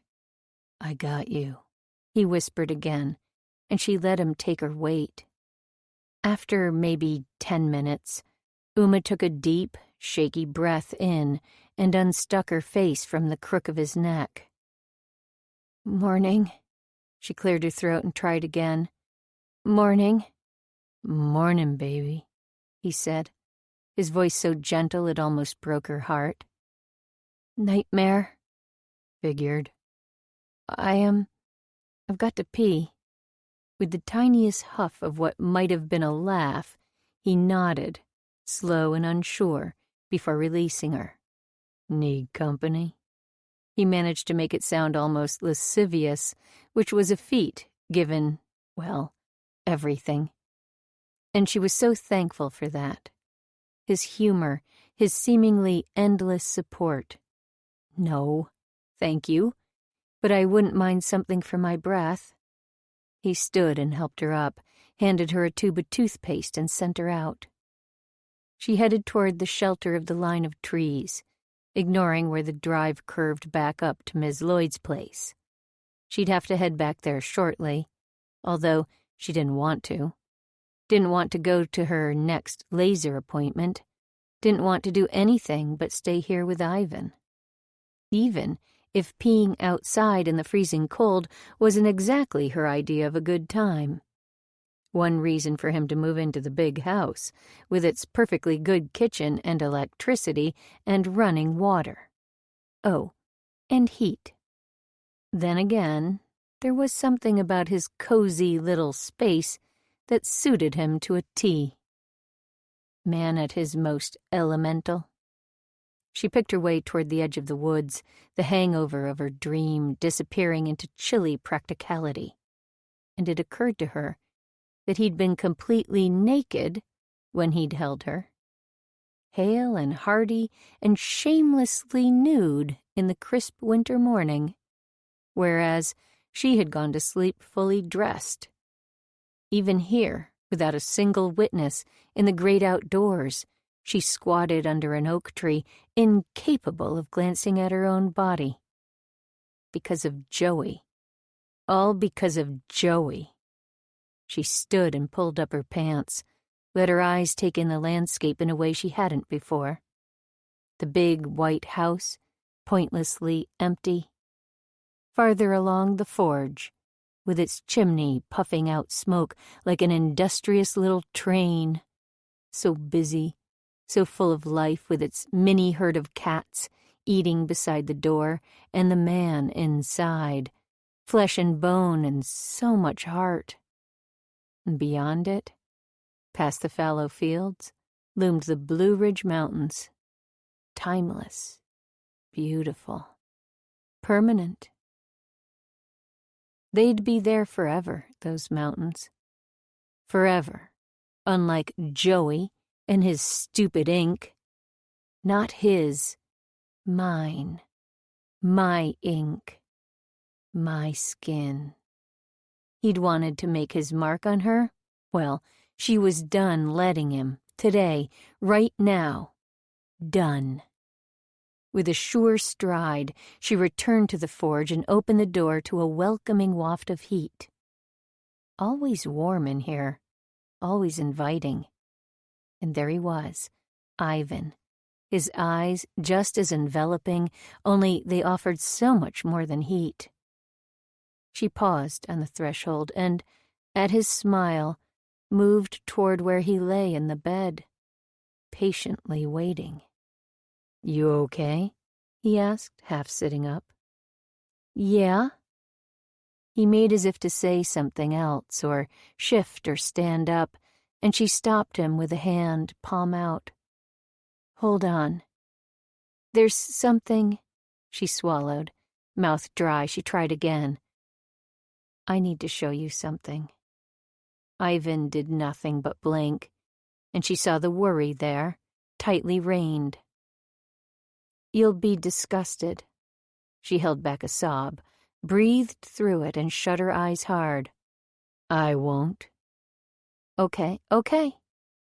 Breathing hard, like she'd run from the woods, though she hadn't, she reached for the hem of her shirt, started to pull up, and— "Stop."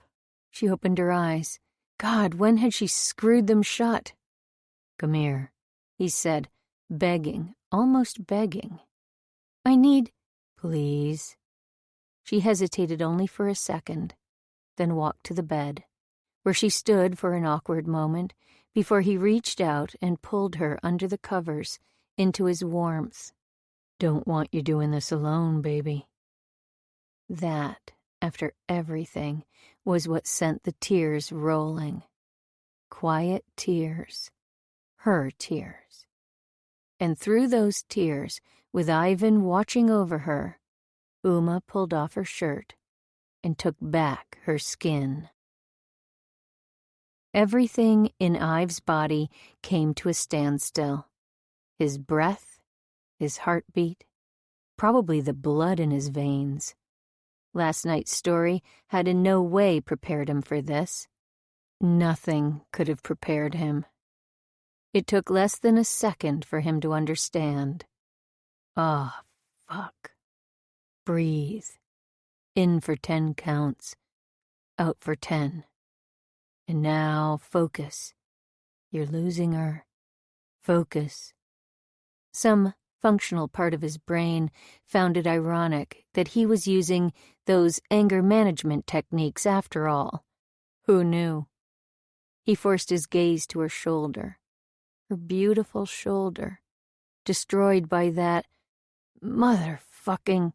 Jesus, he didn't know a word bad enough, strong enough to express how bad it was. I'm gonna find that. Don't, she stopped him. Let me finish.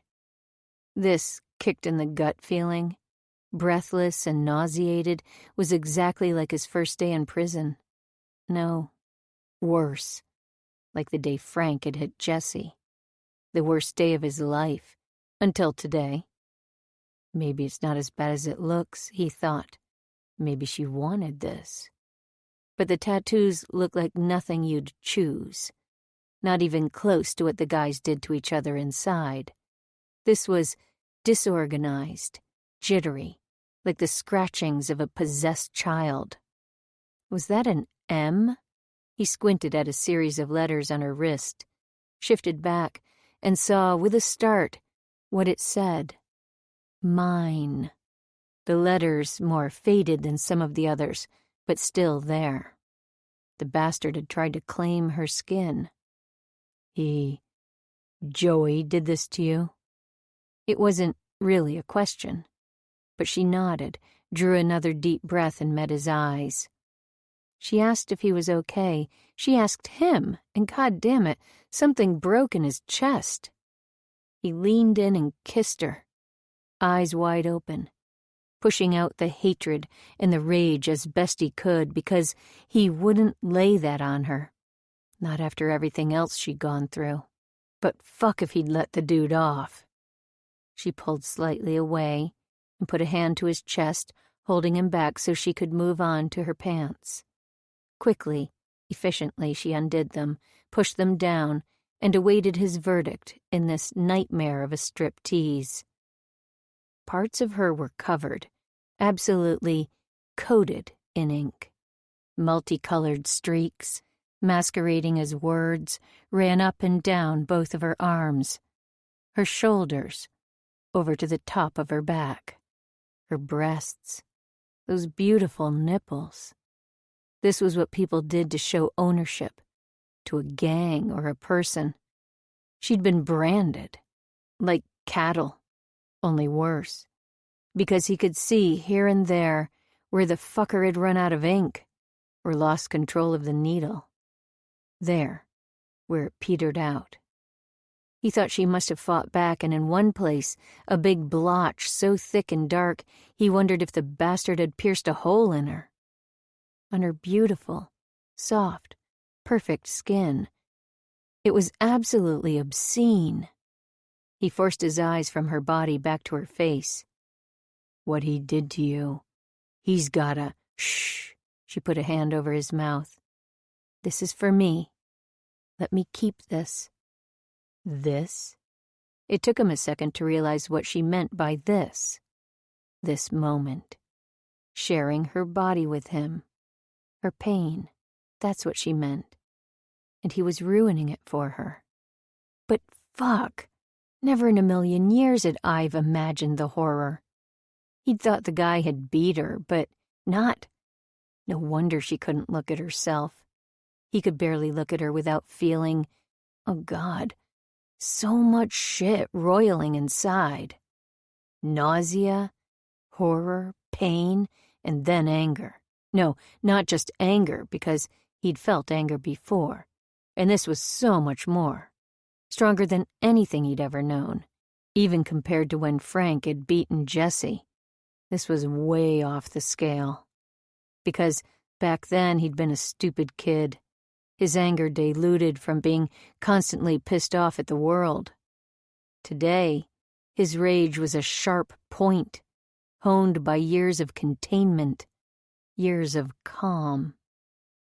He leaned back, needing to see everything, taking her all in at once, like ripping off a Band-Aid. He was deaf to whatever sounds she might have made, blind to everything but the obscenities etched into her skin. His woman's skin. His woman, defaced by some monster. Oh, shit, the rage was so right, whooshing through him, filling the hollow spaces, the cracks and crevices, overwhelming him along with the knowledge of what he had to do. Kill the fucker. Tear him apart, limb by limb, destroy him. It was fate. Everything about his life, every decision he'd ever made, everything he'd ever done. It had all come to this one moment, this one person. This was what Ivan was made for. Because Ivan loved Uma, and that's what you did for the people you loved. 24. Ivan. His gaze ran back up her body, over her arms, where the ink was positively virulent in the unforgiving light of day. Her stomach heaved, but he was looking, and so would she, damn it. Finally, he ripped his attention from her skin and came back to her, his eyes taking a while to focus on hers, and when they did, "I'm sorry, baby," he said, his features relaxing slightly. "So sorry he did this to you." She thought she'd lost him there for a second. But now that he was back in the room, his hand went to her face first, bless him, before stroking over her body, taking it in. Fingers trailed over her shoulders, down her arms. His silence said it all. Uma had exposed her innards, and all he could do was stare. He couldn't tear his gaze away. Of course he couldn't.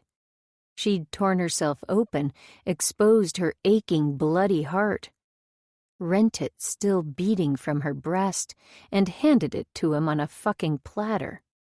And she couldn't even look at him for fear of what his expression might be. Shock, pity, revulsion. "See," she said, voice raw, chest hollow, and dry as a bone. "It's disgusting. Why would you want to look at me like this?" "Shh." He bent to press his lips to her jaw. "You can't disappoint me. You know that, right?" "Don't." She turned away, squeezing her eyes shut. "Don't fucking pity me, Ivan. I can't take that." "I don't, Uma. Look at me." "I can't."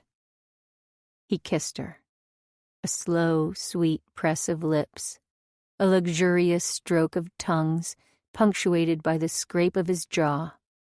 The movements between them so tiny, so intimate, their sighs a secret shared.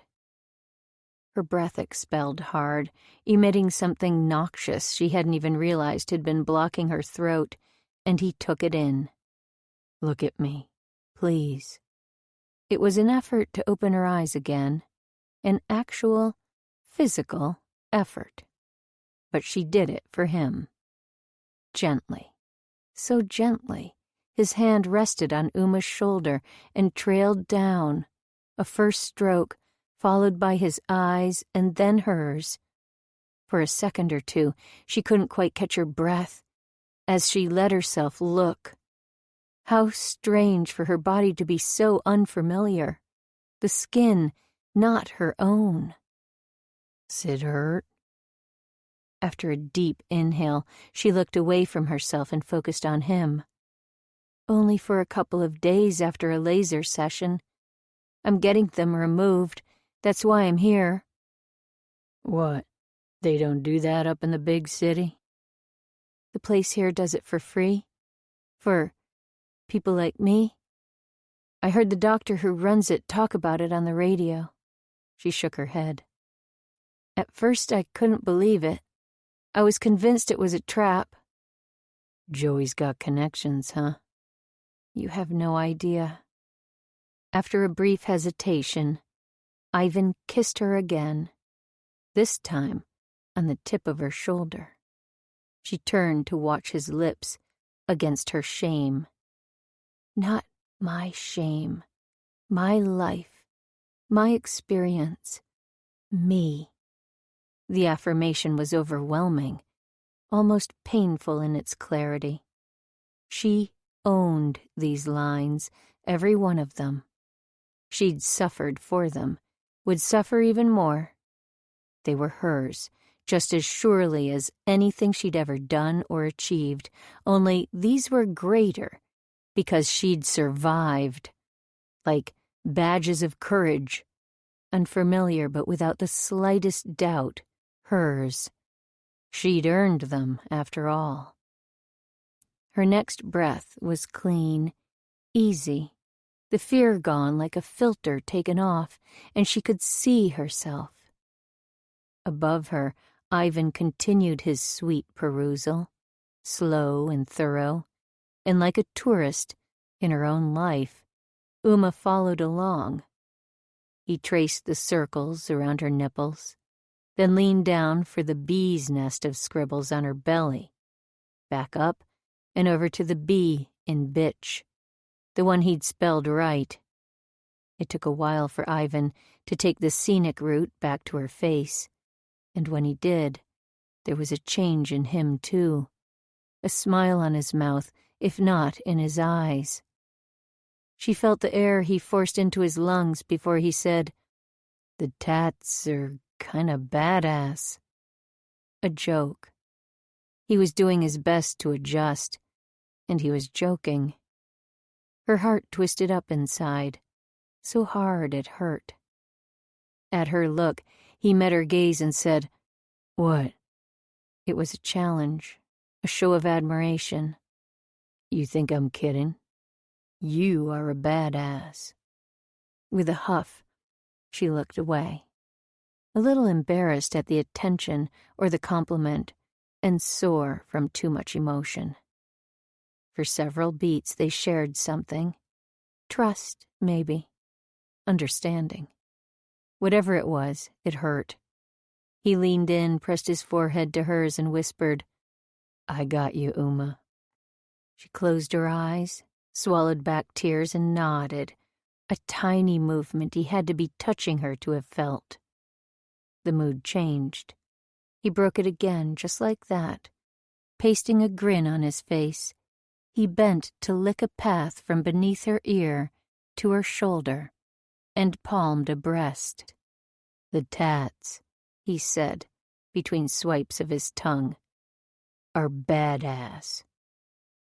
She liked that he wasn't handling her with care right now, how he knew when to move on.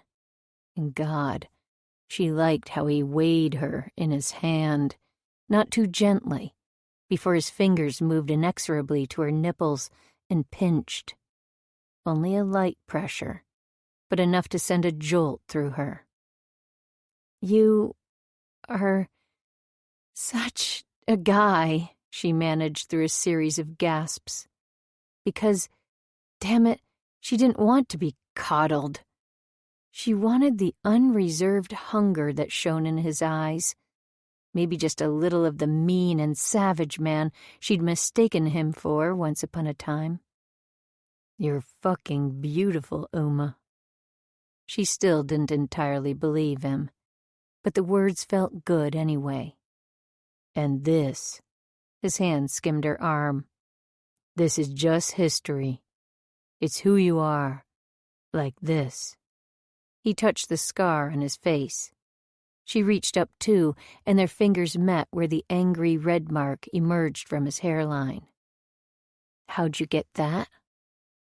He hesitated. When his voice came out, it was tighter, less liquid. "Fight I mentioned? What happened? My sister's ex and me got into it." "Why?" "Kind of a bad story. You really want to know this?" "You think I can't take it?" His eyes slid to hers. "Oh, you can take it. I'm worried about me."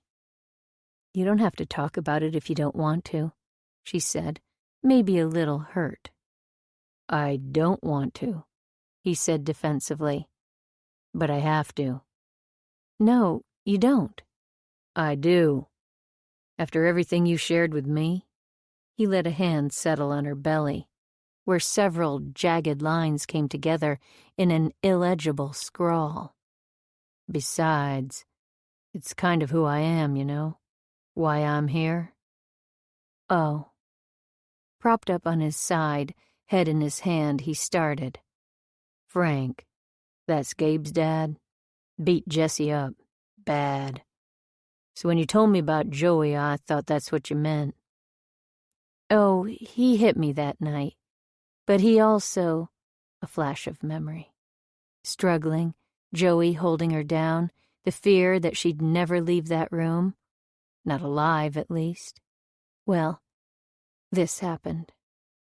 "Yeah." He leaned in and kissed her shoulder, that place where a crude heart had been etched, and then crossed out in the space of a few short hours. Bile rose up as she remembered the pain of that heart, the pain of the lines over it even worse. She pushed the memory back. Another kiss followed the first, this time on Joey's name, penned in block letters, skittering off on the Y when she'd bucked hard. He'd run out of black ink halfway through that one. It had finally felt like the end, a reprieve. But he'd only disappeared for a minute before returning with more colors.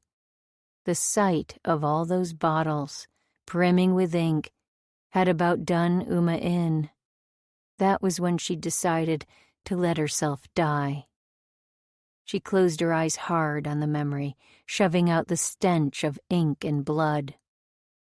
Ivan grasped her right hand and ran it across his abdomen to a white scar on his side. "Got this one in a car accident. I was such a fucking young asshole. Almost lost a kidney. This was before the fight. I'd just gotten out of high school." "How old were you when the fight happened?" 22. But Frank was older than us. Son of a bitch got my sister knocked up while she was still in high school." "Oh, no." "Yep. Then he beat her senseless. And I fucking lost it. Lost it all, I guess. My job, my place, my girlfriend. Fiancée, actually," he said with an exaggerated French accent. "Oh." She shivered, prompting Ivan to yank the quilt up, wrapping them in it. Once they'd settled, she went on, hesitant to ask, "What happened with her?" "Turned out she wasn't interested in being married to a felon. She left me before I was even convicted. Actually, she didn't officially break up with me, just started sleeping with everyone else. Claimed I'd hurt her. That was kind of a sign." "That doesn't sound very loyal." "Nope. Loyal she was not. Asked her to sell her engagement ring to help Jesse. Told her I'd get her another bigger, better one later, but she refused. Not even to buy food for a nursing mother." "Whoa." Uma jerked back. Jesse was nursing when he beat her up? Ivan's chest rose and fell a few times before he answered, voice strained. "Yeah. Did it in front of Gabe." "His own kid?" He gave a brief nod before Uma grabbed his hand in solidarity. "Where is he now?" "Lives a few miles over in the valley." "You ever see him?" "Nah. He knows better than to come around here." "What about Gabe?" "Doesn't know his dad." Ivan's voice sounded full of challenge. "He's got me." "He's a lucky boy." "Remains to be seen." "No." She tightened her fingers around his. "Anyone would be lucky to have you." "Yeah? Anyone?" "Anyone." Now she'd gone and done it. Somehow, without saying the words, she'd let him know how she felt about him. Switching gears quickly, she said, "So tell me about the fight." Fight was pretty one-sided. Well, I had a lot of practice, since I spent my first 21 years fighting everyone who looked at me wrong. Been making up for it ever since. Problem teenager. You could say that. Pissed off at everything. Thought the whole world had fucked me over. So when I had an actual reason to hurt somebody, man, I kicked the shit out of him. I mean, I hurt him real bad. Do you regret it? Hurting him? No. I'd have killed him if the cops hadn't showed up. Steve was the first guy on the scene. Guy who owns a martial arts school. He was already sheriff back then. He owns it? Yeah, you didn't know that? No, I thought he was just a police officer. Well, sheriff. So, Steve showed up and... He took me down. She could hear the admiration in his voice. Did some crazy wrestling-type moves on me before I could kill Frank. Good thing, too. Otherwise, Jesse would have been completely alone, and Gabe would have had a dead dad and an uncle still in prison. And now you're friends with Steve. Yeah. Funny how these things happen. Well, I'm glad you're here. He took advantage of her position to kiss the top of her back, right below her neck. That was the first one, there. The tattoo she'd chosen. Idiot, she thought, a little less angry with her old self. This one's different. Yeah, we got them done together, by a guy named Zap. Oh, never trust guys whose names come straight from comic books. She chuckled and brought her hand back to his body, to another scar, this one invisible under the hair on his belly, but clearly textured beneath her fingers. He shivered under her touch and tightened his arm around her. "Appendix," he said, voice a little breathier than before. "Probably the only one I got that's not my own damn fault." Continuing her exploration over one sharp hip bone and down, she let her fingers trail a hot path, enjoying the feel of soft, resilient skin that had seen so much, the muscles tensing as she went. "Oh, what's this one?" "That?" His eyes slightly glazed, took their time moving to an irregular spot above his knee. And rather than wait for his explanation, she shifted, stroking up and down, up and down. "No idea." Another stroke up brought her hand to graze his half-hard cock, and she left it there, tantalizingly close. "Honestly, baby, not sure I could tell you my name right now." "No?" she smiled, sultry and powerful, as she watched his Adam's apple bob when he swallowed. Their eyes met for a second before traveling down together to where she touched him. With a shaky breath in, she said, "Thank you, Ivan." "For what?" he mumbled. "Being here, taking it in so easily, still being attracted to me." "You kiddin'?" He smiled and caressed her with his eyes, then with his words, "Told you you're fucking beautiful." She said, "I want to make you feel good," and let her fingers stroke him. A slow discovery in that same up and down cadence. Another swallow. "Yeah." He cleared his throat, and their eyes stayed fixed on her hand, so pale on his thick, dark cock. "I'd like that." Slowly, she lifted up and over him, admiring this body so alive and well lived in, and planted her knees to lean down and kiss his belly before moving her mouth to his erection. He groaned when she kissed it gently, just the tip. The feel of it against her lips put her in charge again. The tide shifted, with her taking control as he gave it. She rather liked that idea.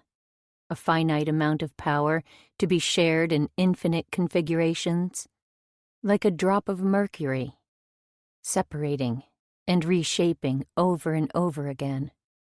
"Move back," Uma ordered. The view from where she kneeled was amazing. Layered over his physical perfection were the scars, each with its own story. A mere mortal in the body of a god. She'd call this photo something like "The Beast Awaits," or "Anticipation," or maybe "Want." She'd probably need to take 12 shots to capture it fully. 100. The physical aspect of him leaning back on his hands, arms straight, abs pushed into stark relief by the position, along with the warring emotions on his face, the desire, the raw want, with something darker underneath. Her eyes flicked to where she'd left the camera 2 nights before. How could she have forgotten all about it lying there? Should she? No, enjoy the moment. This is too good, too real to filter. She took the mental picture and stored it away for another time before leaning in and giving him what he wanted. She marveled again at how good he smelled up close, like soap and smoke and metal. "Did you take a shower?" "Of a sort," he chuckled, tilting his hips up so the head of his erection bumped her mouth. She licked him. His taste was ambrosia. Not the immediate satisfaction of a chocolate bar, but the subtler flavor of good, strong chemistry. It confirmed everything she'd ever heard about genetics and attraction. This was right. It was meant to be. He let out a noise that would have been a whimper from a lesser man. Her mouth closed over his cock and pulled him deep. They groaned in unison, a lascivious song of pleasure born deep in their bellies. Pleasuring him was heady, elemental. The only thing more satisfying would have been to sink herself onto him. She pulled and sucked and grazed with her teeth, tearing up and gagging when she accidentally took him in too far, but not minding for once. God, he was huge, stiff and dark. She lifted up and glanced at his face. Ivan was flushed and sleepy-looking, but his eyes shone hungry and bright beneath heavy lids. "It's so good, baby," he whispered. The approval was soothing, so wonderful that she continued to watch him as she moved to lick, teasing his head until he looked crazy. With another groan, he sank back onto one elbow and set a hand gently on her head. It was like a question. "Suck me again, please." She thought about teasing him for a bit longer, but wasn't quite sure how. I'll have to work on my femme fatale routine. Instead, she did as he asked, letting him fill her mouth, then nudge her throat. Uma had never done this before, taken someone in that far of her own volition. But with Ivan, she wanted it. She wanted him to fill every crack, every tiny little crevice Joey had created. She relaxed, and he sank in another centimeter.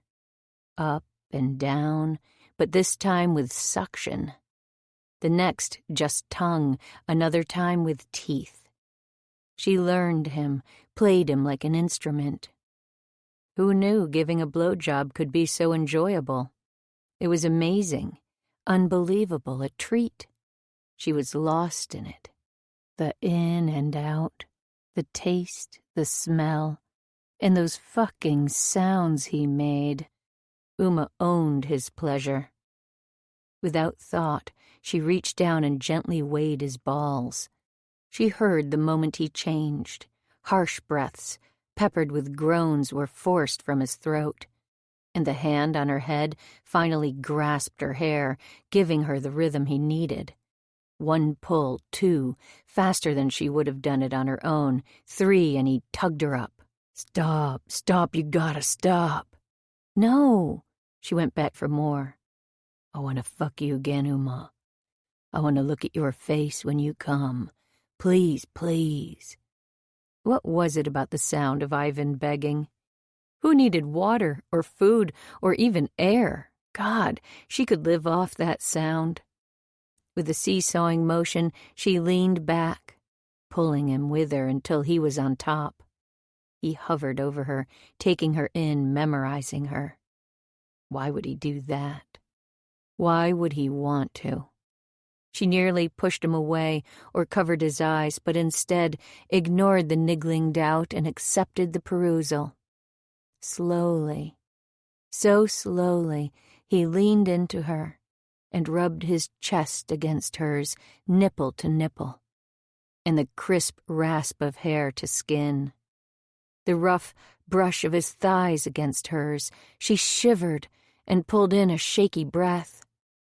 You want me to fuck you again? He asked. She nodded. Let me hear you say it. I want this. I like it when you tell me what you want. I already told you. Say it again. Use that bossy voice. You've got to fuck me, Ivan. He stayed there, watching her, so she grasped his ass and pulled him. I want to feel you inside me again. Rather than answer, he looked down between them to where their bodies nearly met. Slowly, painfully slowly, he dipped his hips until his cock settled against her. Another maddening pause before he dragged through all the wetness that had gathered there. She felt more than heard his gasp. So wet. Guess I'm doing something right, huh? He chuckled, and she joined him. She loved this. Laughing during sex? Like maybe it didn't have to be deadly serious all the time? His ass clenched beneath her hands, and his cock slipped down, glancing her clit with an electric twinge before coming back up again. Down, up. The gliding rhythm was perfect, almost stimulating enough to make her come. Put it in me. Can't. She stilled. Clearly she wasn't bossy enough. Now, Ivan. You got a condom? Oh. A tiny dose of reality seeped in. Oh, right, I completely forgot. He smiled at that and held up a hand, a condom tucked between his fingers. Some of us like to plan ahead. Her heartbeat kicked back up a notch, and her pelvis lifted unconsciously toward him. He skimmed his hand down her body to cup her between the legs. You ready? Yeah. Stay there, don't move. Don't do anything. Let me take care of you. That didn't sound bad, quite good in fact, except what if... But if you want me to stop, it's like last night. Just say so, okay, and we're done. She nodded, no longer surprised that he understood her so well. As he pulled it on, the smell of latex, always unpleasant in her mind, floated on the air, mingled with the musky smell of their bodies, and took on a whole new dimension beside her newfound acceptance. The blankets shifted, rustling, and Ivan was back, warm skin pressed to her. Hold on a sec. Ivan clasped Uma's jaw firmly and swept his eyes down her body, skimming her skin before kissing her, long and slow and deep. It was so different now, watching him move, drinking in the emotions he wore so plainly, eyes wide open. The two of them truly bared for the first time. He thrust into her slowly at first, then all the way out, and sliding back in as if they had all the time in the world. For a second, the sight of him emerging from her body again, all shiny and slick from her, made her close her eyes and wish for the blindfold. It was too much. Only not because of her ink. "Look at me, baby," he ordered. And how on earth could she refuse him anything? He was deep inside her when their eyes met again, and everything skittered to a halt. "Don't go, Uma," he whispered. "I'm not going anywhere," she promised without even meaning to. "Stay with me. Here." "I'm here. I'll stay." With a groan, he closed his eyes and lost himself. Everything became grasping hands and pumping hips. All it took was a few minutes before the first flutterings of orgasm stirred within her. She flew apart in a dark, sinful climax, the kind you get from digging too deep and uncovering things best left untouched. "Oh, fuck," he grated out in a voice she'd never got enough of. "So fucking good. So good." He thrust a few times, messy movements that showed how far gone he was. Ivan's words had her pressing her fingers to herself in search of an elusive second orgasm. He said, "I want to come inside you." And she wanted that too. She wanted to spread her legs wider, to absorb everything he could possibly give her. "Yeah," she panted, rubbing herself hard. "Ivan." "Yeah," he echoed, frantic with need, lost. Fuck, yeah."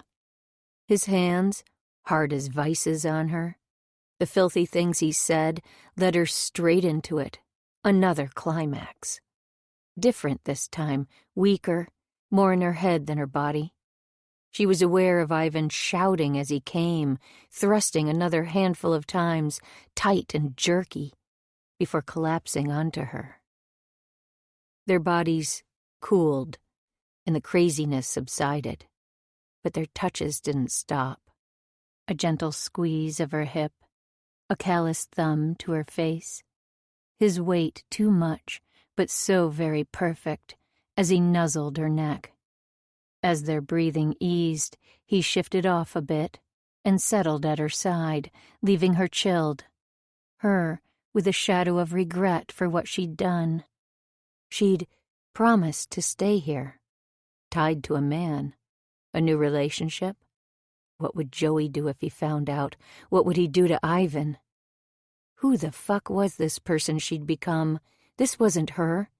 Uma was reasonable. Never in a million years would she allow her libido to make decisions for her. Even that first time with Joey had been more about lack of confidence than sex. He'd pushed, she'd pulled, she'd lost. This morning was nothing like that. Layers of her had been peeled away, pieces of her past flaking off like chips of paint. Lovely. Remove my shell, and apparently I'm a fucking wildebeest, a complete sex fiend. Ivan kissed her hard and rolled off, leaving her alone and cold on his bed. She looked away as he got rid of the condom, her mind snaking out to the cold reality of life beyond these four walls. Dealing with Ms. Lloyd, her next appointment with the doctor. "Hey, Uma." Ivan bent to pick something up, then came around, and it was a strange jolt of surprise to see the camera in his hands. "What are you doing?" "Let me take your picture, Uma. You're beautiful. I want you to see how beautiful you are, no matter what happens." That same old fear reared up for a second, along with a moment of shock. But his words sank in, and the look on his face. "You want a picture of me?"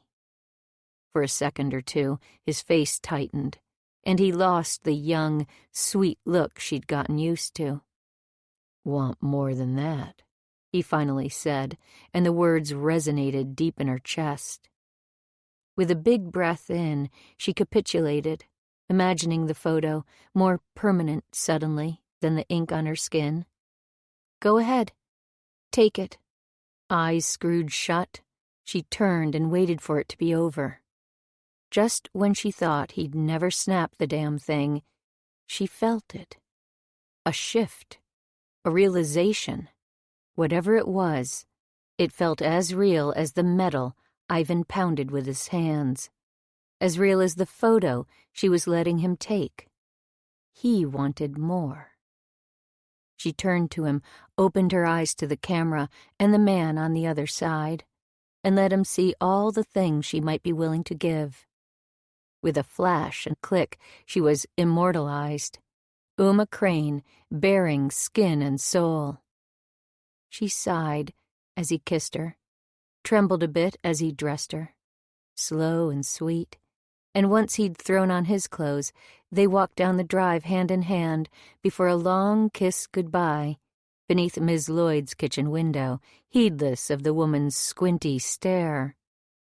And all the while, it grew on her, a realization, piercing and true, she was okay. The shame was gone, and so was the regret. But there was something else there instead. What was that? Sadness for the loss of the girl she'd once been, the girl she'd lost that night? But something else. Acceptance, she thought, and as she stood in the kitchen window, watching Ivan's figure walk away straight and strong, it felt an awful lot like love.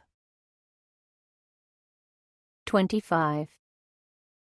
I, Ivan Shiflett, smash, do solemnly swear, punch, smash, not to go against, smash, the wishes of one Uma R. Crane. Panting, Ivan rested his head against the heavy bag. His breath, like a damn racehorse, rode hard, his fists shaking. All of him shaking. No, not shaking. Nothing so controllable as that. More like an earthquake, rolling and vibrating and tearing up the whole fucking world. The problem was, these were the early tremors. The quake had yet to hit, and when it did, pushing off the bag, he went in again, attacking with a tight volley of punches that rocked it right back into his crazy dance. Steam came off his body, visible in the cold, clear light of day, but the rage that festered deep inside, a tumor, sick and dark, expanding by the second, and begging to be taken care of, carved or ripped out. But goddamn it, he'd promised. I will not go against the wishes of the beautiful Uma R. Crane. He'd said those words to her, in the back of his truck, and he'd meant them. But he hadn't fucking known. How could he have known what he was promising? Oh, God. His arms clung to the bag, and the sound that came out of his mouth, the sound was bad. He knew it when Squeak whined and moved away, but he didn't know how to stop. He couldn't stop. If he didn't kill him, Joey, then the fucker'd get away with it, and Ive couldn't handle that. No justice, no fucking justice in this world. No justice, he said over and over as he pummeled the bag, wishing he could spew the poison until his chest hurt and his hands were numb and there wasn't a dry spot on his body. But it wasn't working. It wouldn't work, and by the end, without his really noticing the change, his strikes took on the ring of his own brand of justice. And that felt infinitely better, infinitely right. Swallowing, he pushed himself off, noticed Squeak curled up in the opposite corner of the porch, as far from him as possible, and headed to his truck, still soaking. But what the fuck did it matter? The gym, he'd go to the gym, find Steve and maybe pummel his ass. That might do it. Cut out the fury, burn it or cauterize it or... No. No, first to the forge for some clothes. He couldn't show up looking like this, even at the gym. He grabbed a shower, changed, made a quick phone call, and at the last minute picked up the container of dog food by the door and threw it into the truck, just in case. First, he'd go by Jesse's to look something up. No big deal. He needed to know. The man's full name, if nothing else. Just his name. As he steered toward his sister's, he didn't let his thoughts stray from the road itself. His hands on the wheel, his eyes hyper-alert, his foot on the pedals. Motions that meant nothing. Just driving, just going for a drive. In front of Jesse's, he took stock. Breathing fine, pulse a little weird, but hey, he'd beat the shit out of his bag for probably, a glance at his dash shocked him, 3 hours. One spent in his forge, shaping hot iron, then another couple on the porch, pounding leather. Was that possible? The sun, high in the sky, confirmed it. And suddenly, what started as an idea became an urgent mission. A crusade, burning brighter than reason and promises or anything else. For Uma. For justice. All day, Uma thought of Ivan. His hands on her, his cock inside her. His expression when he came. The night spent in his bed, safe and warm in his arms, and sleep. He'd given her real, honest-to-goodness sleep, like a miraculous gift. That alone would have been enough to make her fall for him, but then there was the way he'd calmed her, taken on her troubles, how he took on everyone else's. Her body was shaky and tired as she worked at Ms. Lloyd's, but it didn't matter. It was a good tired, emotional and wrung out, but also thoroughly fucked, she thought with a giggle. She'd heard him earlier hammering and then pounding at his punching bag, which hadn't helped her oust him from her thoughts. Not that she wanted to, she thought with a secret smile. Even here, in Ms. Lloyd's creepy basement folding laundry, it was easy to bask in the bright glow of him. Could she really love him? Was it even possible after so short a time? Yes, I love him. A noise from upstairs startled her out of her thoughts, flushed and excited and a little bit lovesick. It was no surprise that her mind went straight to Ivan when she heard it again and identified it as knocking. She was so convinced it was him. Missing her. Wanting to see her face, the way she wanted to see his, that it took her a moment to process his sister, standing at the top of the stairs. "You sure she's down here?" Jessie asked, peering into the dark basement. "Got a visitor, Irma." Even that stupid name couldn't bother her today. "Right here," she called from below. "No need to walk me down, Ms. Lloyd. I just want a few words with Uma." "Oh, what's she done now?" "Nothin'. Didn't she tell you we're friends?" Ms. Lloyd scoffed. "Never seen anyone make faster time in this town." Uma couldn't hear the rest as Ms. Lloyd walked away from the top of the stairs. "Wow." Jessie sounded breathless as she came down the stairs. "This place, it's—" "I'd invite you to sit, but it's not very inviting." "Yeah, listen, I need to tell you something." Jessie's voice was low and urgent, her eyes a little frantic. "Okay." "Ivan made me promise not to, but sometimes doing the right thing is thicker than blood, right?" "What's going on?" "Does the name Joseph Chisholm ring a bell?" "What?" Uma's vision blurred, and her legs went liquid. She stumbled back onto the sofa. "Oh, no." "I thought so. Ive's gone after him. How'd he came over to use my computer. Actin' real strange. He asked me to keep Squeak for him and left a shit ton of dog food, talked about feedin' the other animals if I didn't see him come back tonight or in the mornin'. So I went and looked at his history after he took off. Ive's a dumbass with computers. Doesn't know how to cover his tracks. Anyway, his internet search? Commonwealth Attorney Joseph, Northern Virginia. "Please. God, no." Uma's whispered words overlapped Jessie's. She didn't need to hear the end, didn't want to know any more. Turns out there are only 2 up there, so he cyber-stalked the one named Chisholm before taking off.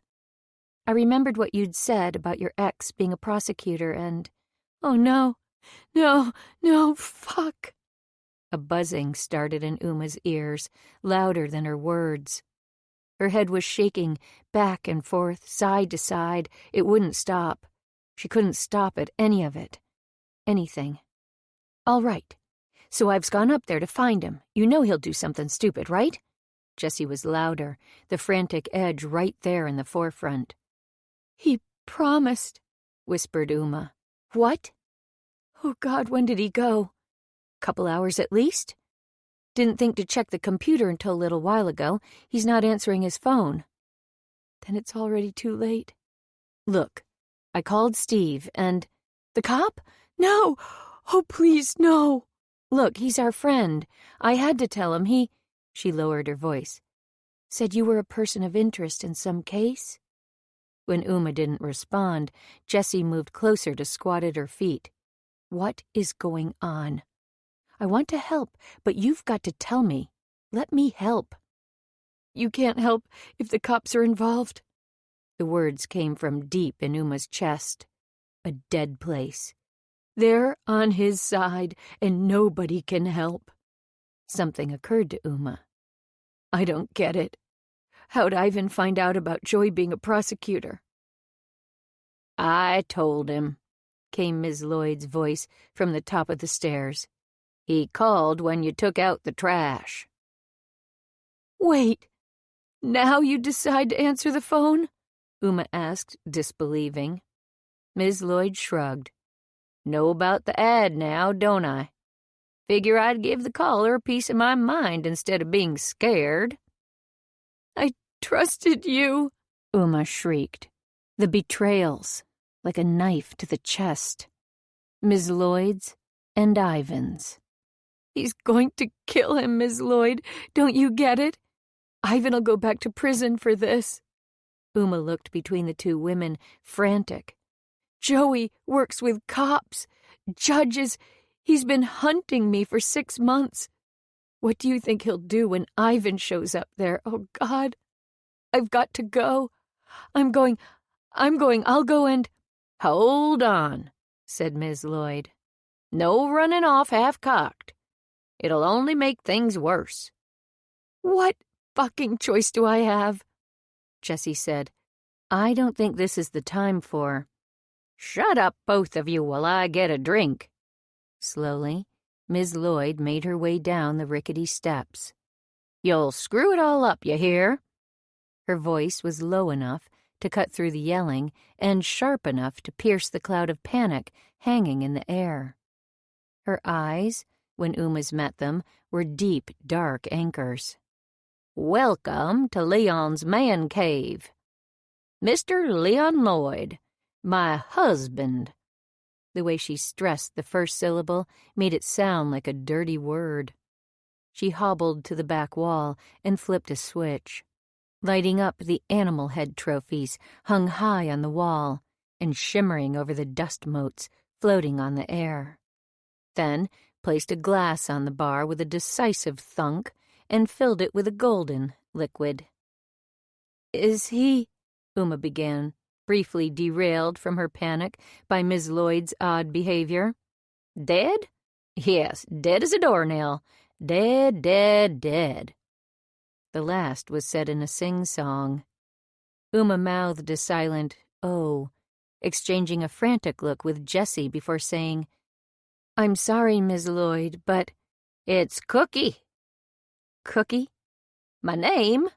Cookie Lloyd. You can call me Cookie. Lloyd was his name. Cookie. Your name is Cookie? A hysterical titter welled up inside Uma. Cookie? All this time, her evil nemesis's name was Cookie? But she didn't have time for this, for hysteria or panic or... She stood. Jesus Christ, I've got to get out of here, got to do something. She'd made it halfway up the stairs, Jessie right behind her, when Cookie said, He died right here, you know." "Oh, shit," Jessie whispered. They stopped and turned despite themselves. "Bastard. Already put me in the hospital twice. Last time, his buddy, the sheriff, dropped by to see him.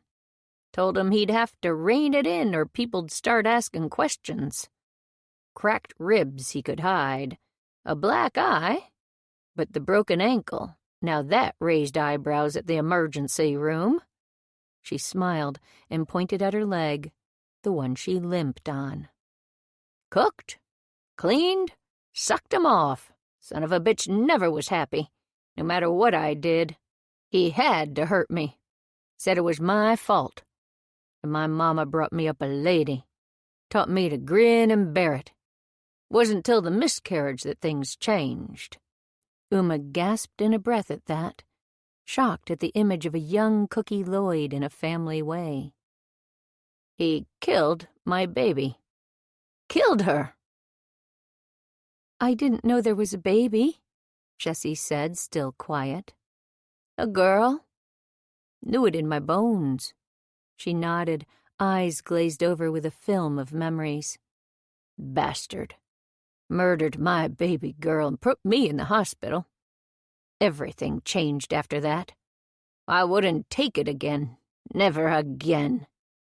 Uma suddenly realized her breaths were coming in fast and sharp, with more than just worry over Ivan. Cookie Lloyd's pain floated up the stairs, jagged little bits intermingled with the dust particles and the scent of 30-year-old bourbon sludge. They were wasting time down here. Uma was frantic, but she couldn't seem to stop the litany emerging as inevitably as a train wreck from the older woman's lips. "Blackwood Sheriff arrested me the night I killed him. Leon, that son of a bitch. 3 weeks after the miscarriage, and he tried to make me do it. Doc said to wait 2 months, but I didn't refuse 'cause of that.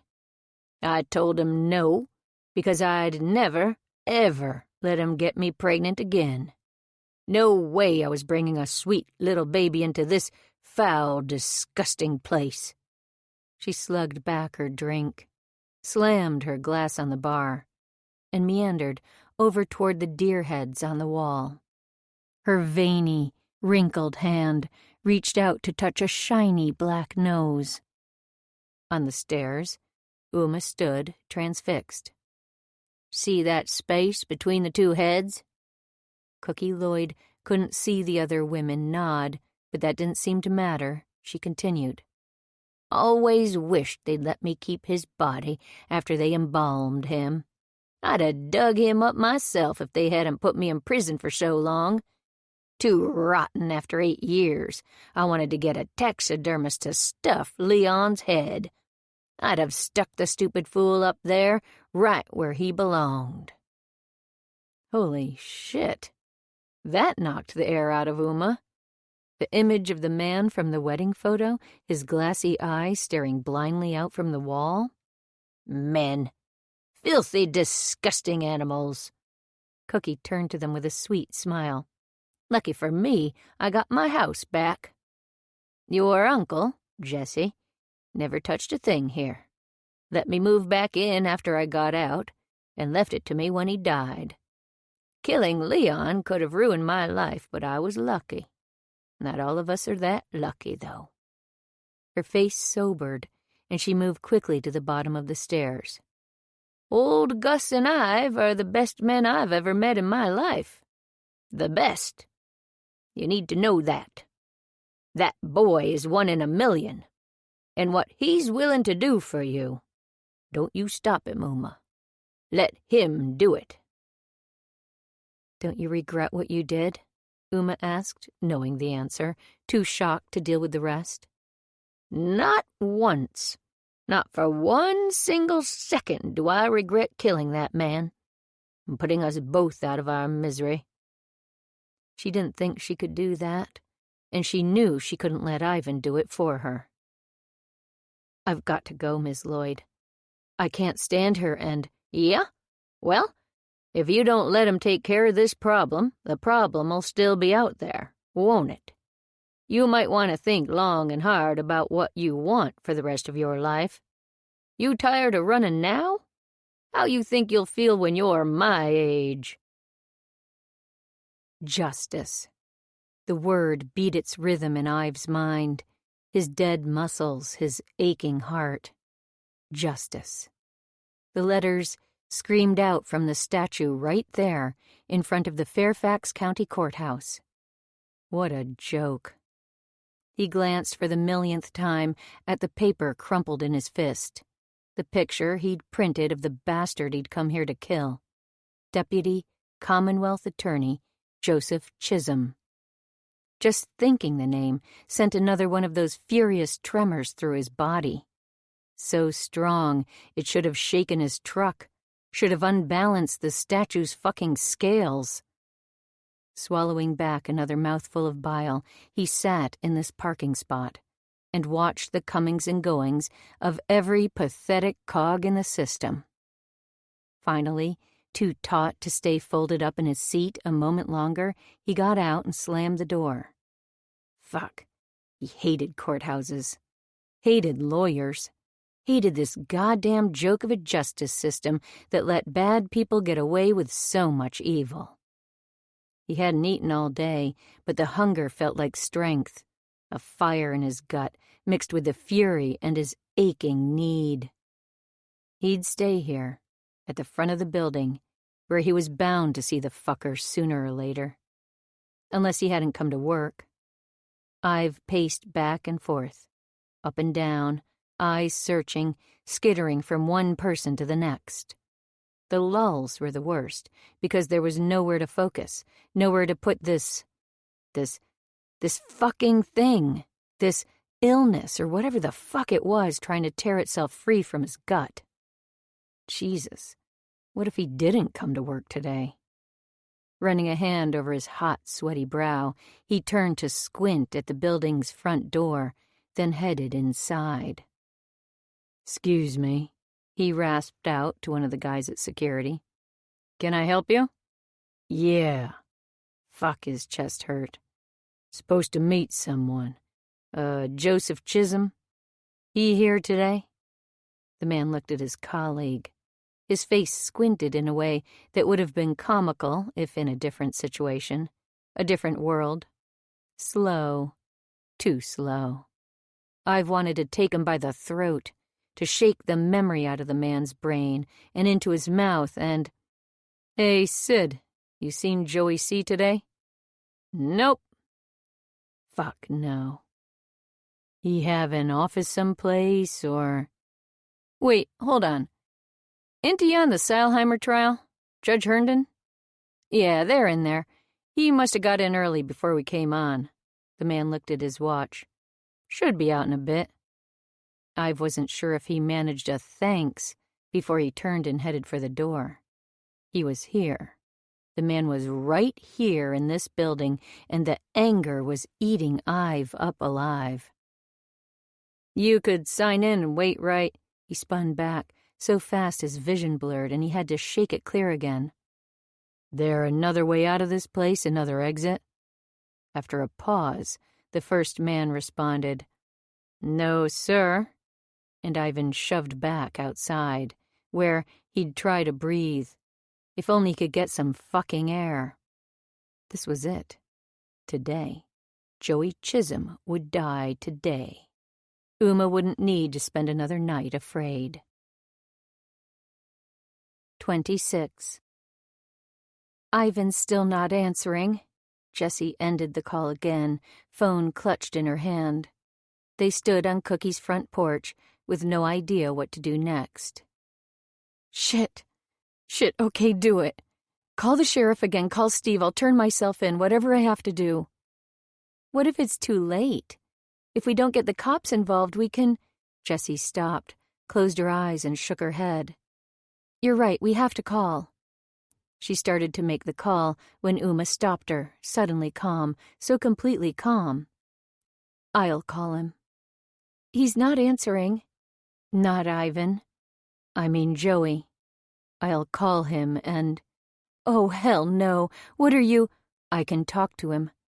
Convince him to come here to... I don't know. Get me. If I do it fast enough, Ivan can't get to him. The idea was nauseating, but it made sense. You think it could work? Emotions screwed up her face, made it tight with fear and the memories of that day. But she had to. How could she not do this? It'll work. Come on, give me the phone before I change my mind. After only a brief hesitation, Jessie handed it over and Uma started dialing. Nobody picked up, so she tried again and again.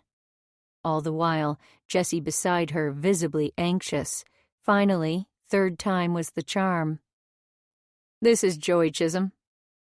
Oh, fuck. His voice. Uma swallowed, choking on the memories. A hand landed on her arm, and she opened her eyes, hadn't even noticed they'd closed. Hello? Who is this? Listen, I don't have time to...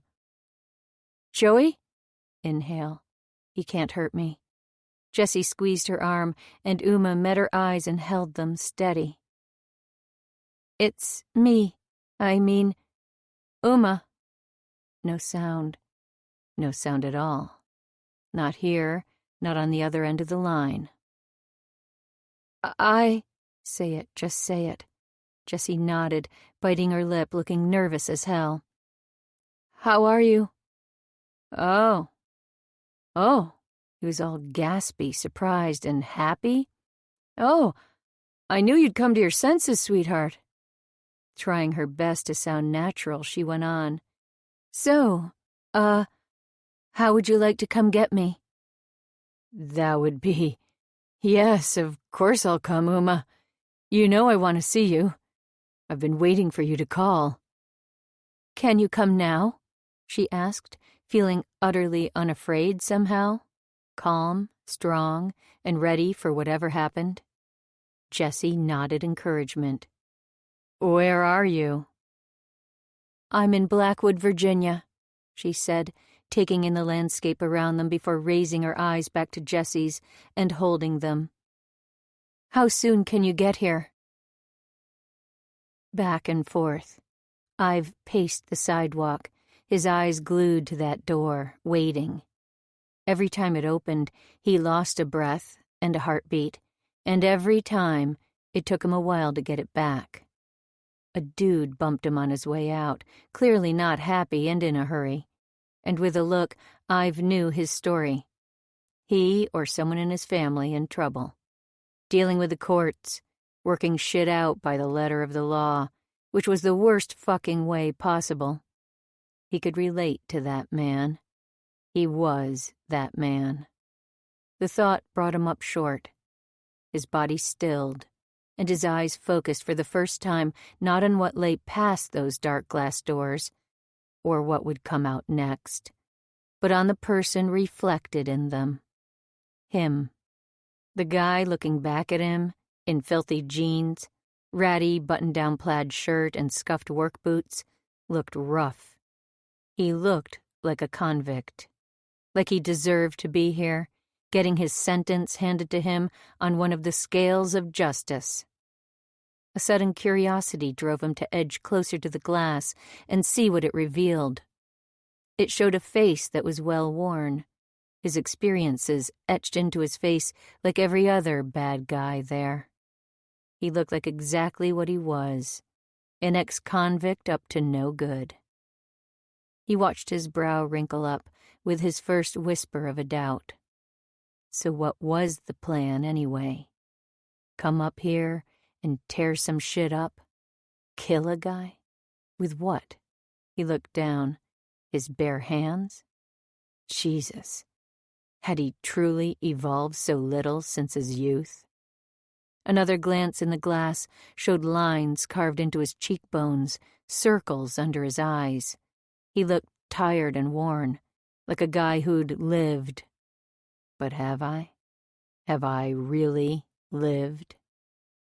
Immediately, his mind went back to that morning and everything that had happened between him and Uma in his workshop. then back to last night, before he'd found out about her skin, when he'd just known the goodness of her, without all the bad shit.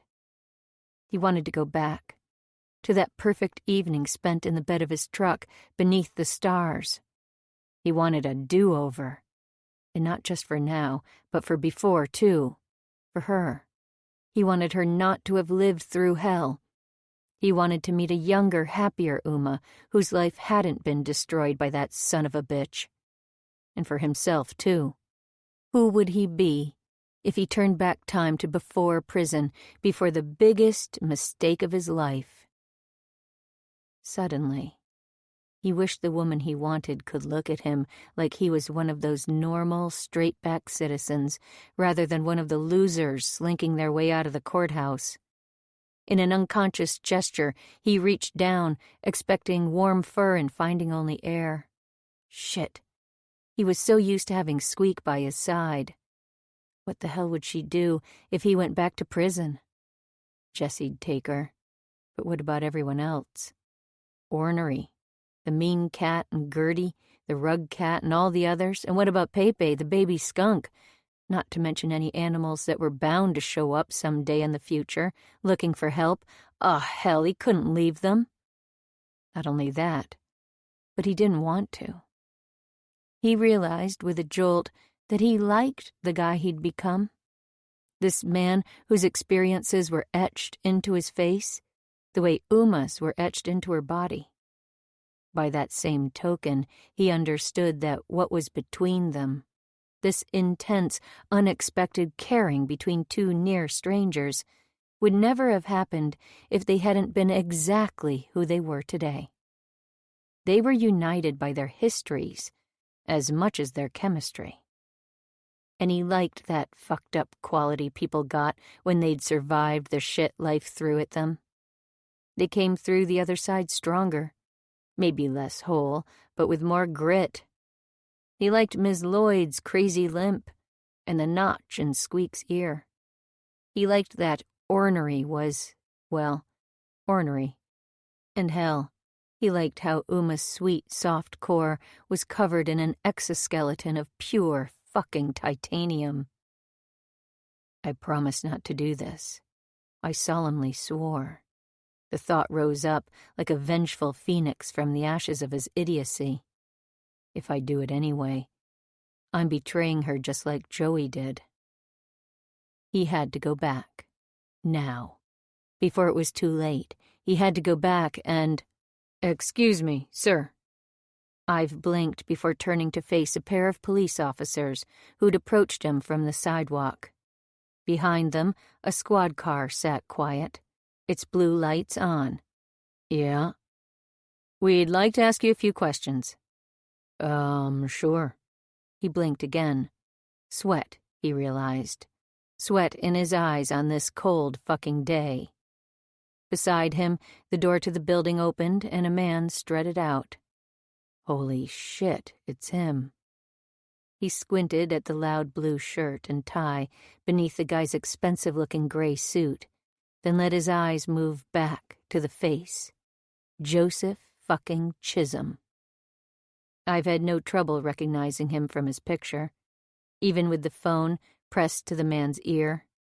He stalled by the door, engrossed in his conversation.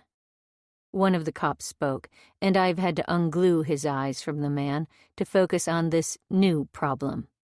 Sorry, what's that?" "What's your business here today, sir?" He swallowed, brain divided, eyes flicking from them to the man on the phone. "I knew you'd come to your senses, sweetheart," Joey said, his voice slimy and pleased.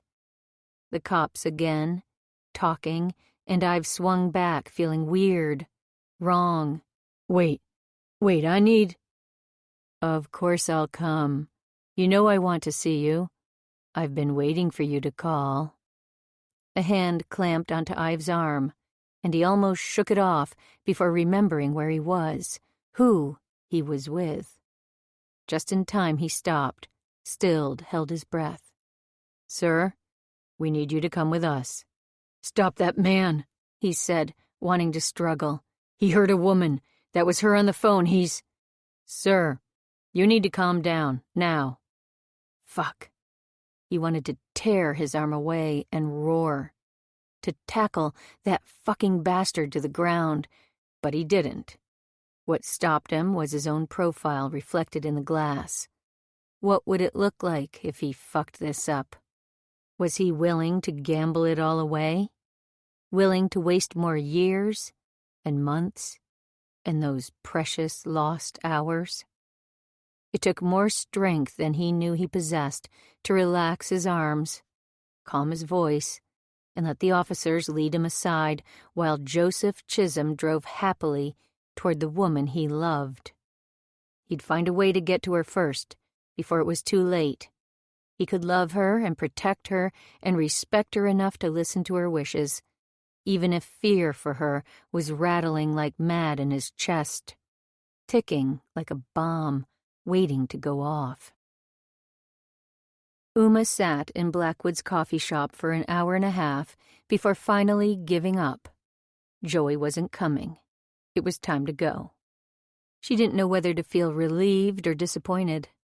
A little of both, probably, although the relief was currently winning.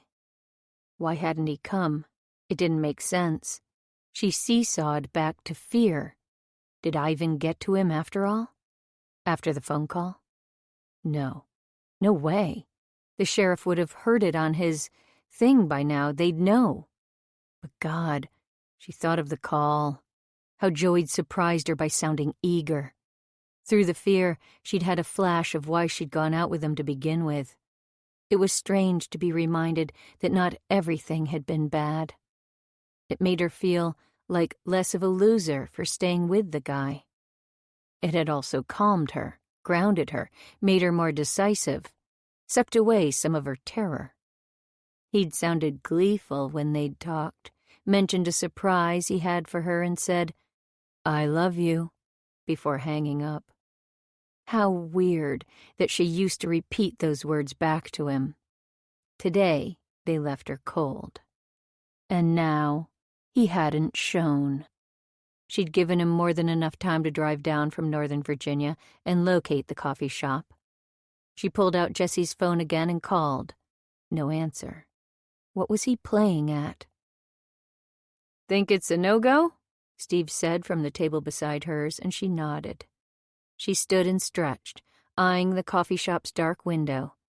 Something wasn't quite right. Oh, God. Ivan. Please, please, please don't have done anything stupid. Steve and Jesse walked her to her car. "Let me know if you hear from him, and we'll try this again. Keep the phone open so he can call you back. Speakerphone. Witnesses, be safe." She glanced at Jesse, who lifted a hand. "Keep the phone, it's yours." "Okay. Thank you both." "No problem," said Steve. "Call my direct line or 911 if you need anything. Give 'em my name." Jessie hugged Uma tightly and closed her car door once she was inside. She turned the ignition and set off back home, hoping against hope that she'd see a big white truck in the drive next door. Instead, she saw Joey Chisholm's red Audi and felt it like an anvil to the chest. This wasn't the plan. How'd he find the house? He'd known. He must have known. Shaking, she pulled over and put the car into park, tugged on the emergency brake, and turned off the ignition. Normal, everyday things, but it took all her concentration not to forget a step. She kept her eyes on his car, adjusting to the sight from the safety of her own, and once the shaking settled down, she dialed. "This is Sheriff Steve Mullen." "He's here." "Lloyd Place?" "Yeah, what should I do?" "Get out of there, now." Breathing hard, she shook her head more for herself than for him. Would a recording get him in court, if he admits to what he did? "Wouldn't hurt, but a witness would probably do just as well. Come on now." "Can you record this call?" "Don't do that, Uma. Get out of there." "What about 911 calls? They're always recorded, right?" Yeah, but... All right, thanks. She ended the call and dialed before getting out and walking across the yard. Hey, sweetie pie, you miss us? Joey Chisholm stood on Ms. Lloyd's front porch, smiling that white-toothed grin and looking 10 years older than the last time Uma had seen him. Beside him stood her mother. You were supposed to meet me at the coffee shop. I like this better, he said, looking around. All this rustic charm. It's so much more personal, don't you think? You need to leave now. I don't think so, sweetie. You called me, remember? And here I am. Threw his arms out and lifted an eyebrow in a move that was pure Joey. His self-deprecating charmer shtick stolen directly from Frank Sinatra. Forcing a deep breath, she looked at her mother as she went up the steps. What are you doing here, Mom? Uma, love. Uma let her mother hug her, but when Joey made to move, her hand went up. There would be no touching from him, ever again. We stopped by to celebrate. Joey held up a massive bottle. I'll pass, thanks. She met his gaze when she spoke, forced herself to be strong, but kept her eyes moving. She wouldn't trust him for a second. Why don't you invite us in? It's real French champagne, your favorite. Perfectly chilled. No. Fucking champagne. Always with the white wine and the champagne. Lady drinks. He'd never stopped grooming her to be a lady. Well, forget it. She was no lady, goddammit. She'd take moonshine over champagne any day. She turned to her mother, her attention still focused on Joey. When did you get back? I flew into Dulles a couple of days ago, and I'm just barely over the jet lag. Such a crazy trip. Do you have any idea how exhausting it is? Delhi to Paris is fine. All the Hindis are so respectful, quiet, and the vegan menu's wonderful. But my goodness, the Paris to D.C. flight was just a mess. What brings you back to the States? She blinked. You, of course, sweetie, you. How could you? I take it Joey called and asked you to come get me. He said you disappeared off the face of the earth. But he thought you might be close. He traced your phone to Central Virginia. He was I'm fine, Mom. I'm fine now. You can go back to the ashram. Her mom's eyebrows pulled down into that little girl frown she did when puzzled. I came all this way to see you. There were two ways of dealing with this. The easy way would be to thank her and pretend to want this. Or she could tell her the truth once and for all. I needed you 6 months ago, Mom. I told you that. I needed you, and I asked for help, and you didn't come. Well, I'm here now. No, we can't. You can go back to India, or you can stay in the States, but we are not doing anything. You're about 5.5 months too late for that, Mother. Mouth open, mouth shut. Mouth open. It was strange to see her mom sputter. Strange and empowering. I need to talk to Joey now. You're welcome to listen, but you might not like what you're about to hear. You can stay or go, your choice. I'm staying right here with my baby girl. Even if you don't appreciate me, her look said. Whatever. Uma turned to Joey, and it was obvious he was ready. Oh, the man liked a good challenge. She'd seen that side of him in the courtroom. God, his eyes were blue. So transparent, in the fading light, that you'd think you could see him inside out. Only that was one of his tricks, looking guileless, while keeping his sadism under wraps. It reminded her of Ted Bundy, the handsome serial killer who'd pulled people in so easily only to cut them limb from limb. I called to tell you to let me go, Uma said, enunciating each word as if he were half deaf. We could have discussed this at home, honey. Really? because I remember the last time we discussed something in your home, and that's not an experience I'd like to repeat. Ever. I'm sorry about that, Umami sweetie. She hated that stupid nickname. I'm sorry I hurt you. Are you? He leaned in, giving her the full intensity of his eyes. I regret the way we ended. I'm sorry you left me. Oh, that, right. Do you regret doing this? She ripped up one sleeve, then the other, and shoved her arms in his face, barely registering her mother's shocked gasp, and continued, choosing her words with care. Do you regret forcing me down and marking me against my will, Joey? What about when you put the gun to my head and threatened to end me? You regret that, do you? He didn't spare her arms a glance, and she realized he couldn't. He'd have to admit to what he'd done then, wouldn't he? Maybe he'd see her as damaged goods now. Honestly, that wouldn't be so bad. Look at me, Joey. Right now, admit what you did. She leaned in, hand fisted white, arm pressed almost to his nose, lines standing out in stark relief to her white skin. I'm sorry I hurt you, Umami doll. He didn't look remotely sorry.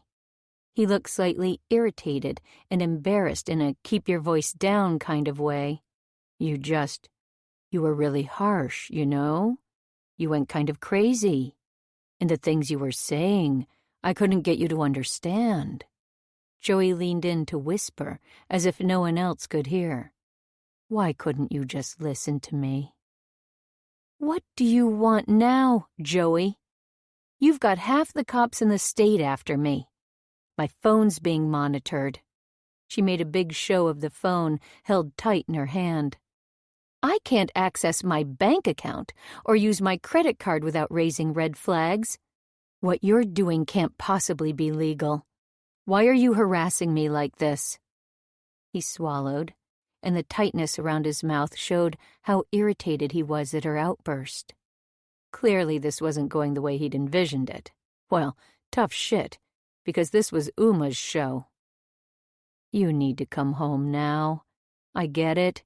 You're upset about Joey waved at her arm, misunderstanding, but he leaned in close, and she got a waft of those tiny mints he bought by the case.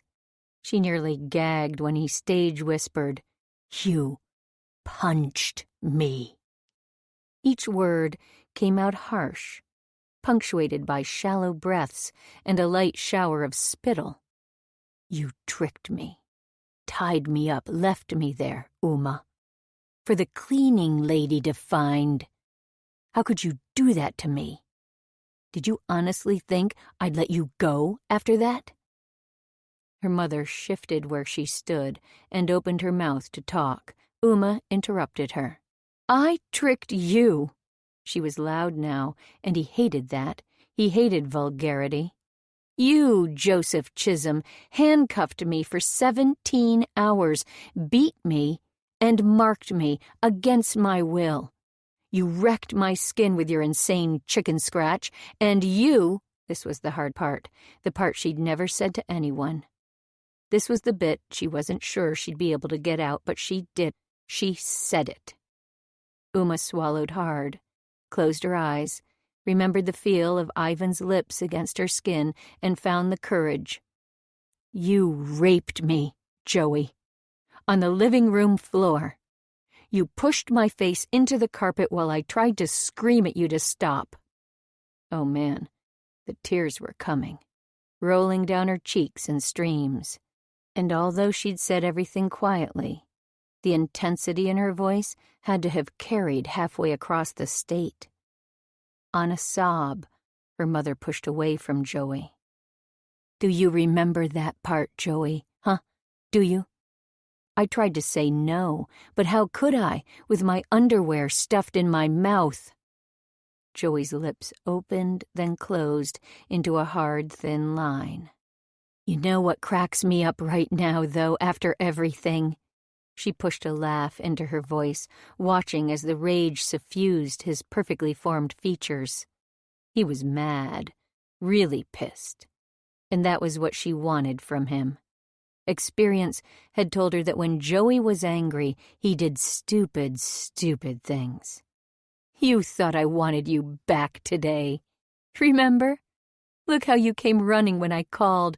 My God, how stupid can you be? You dumb bitch.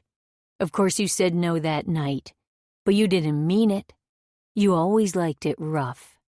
He grasped her arm hard and twisted so the phone fell to the porch with a thud, and she saw the outline of a gun sticking out of his pants. "You're mine, remember? See this one?" He pointed at a tattoo halfway up her arm. "This one took the longest, right? Remember that, sweetie pie? Joey's bitch, it says. And you loved it. Every second of it.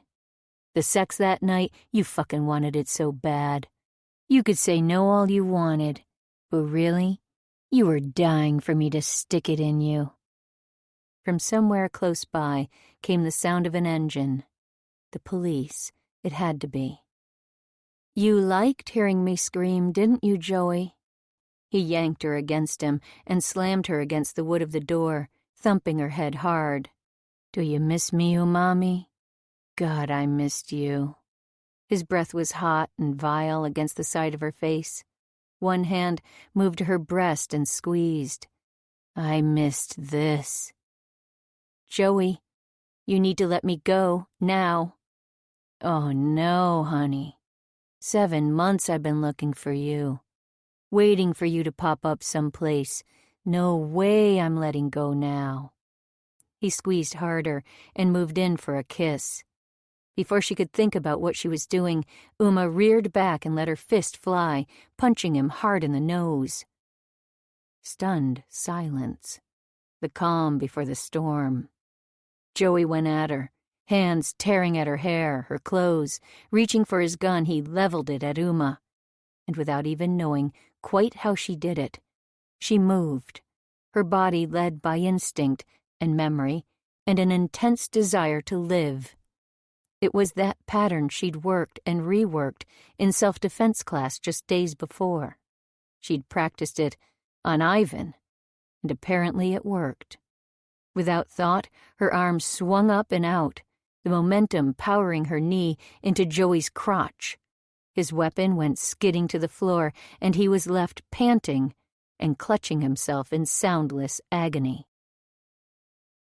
When Ive spotted the bright red Audi parked in front of Ms. Lloyd's place, his vision went dark for a second or two.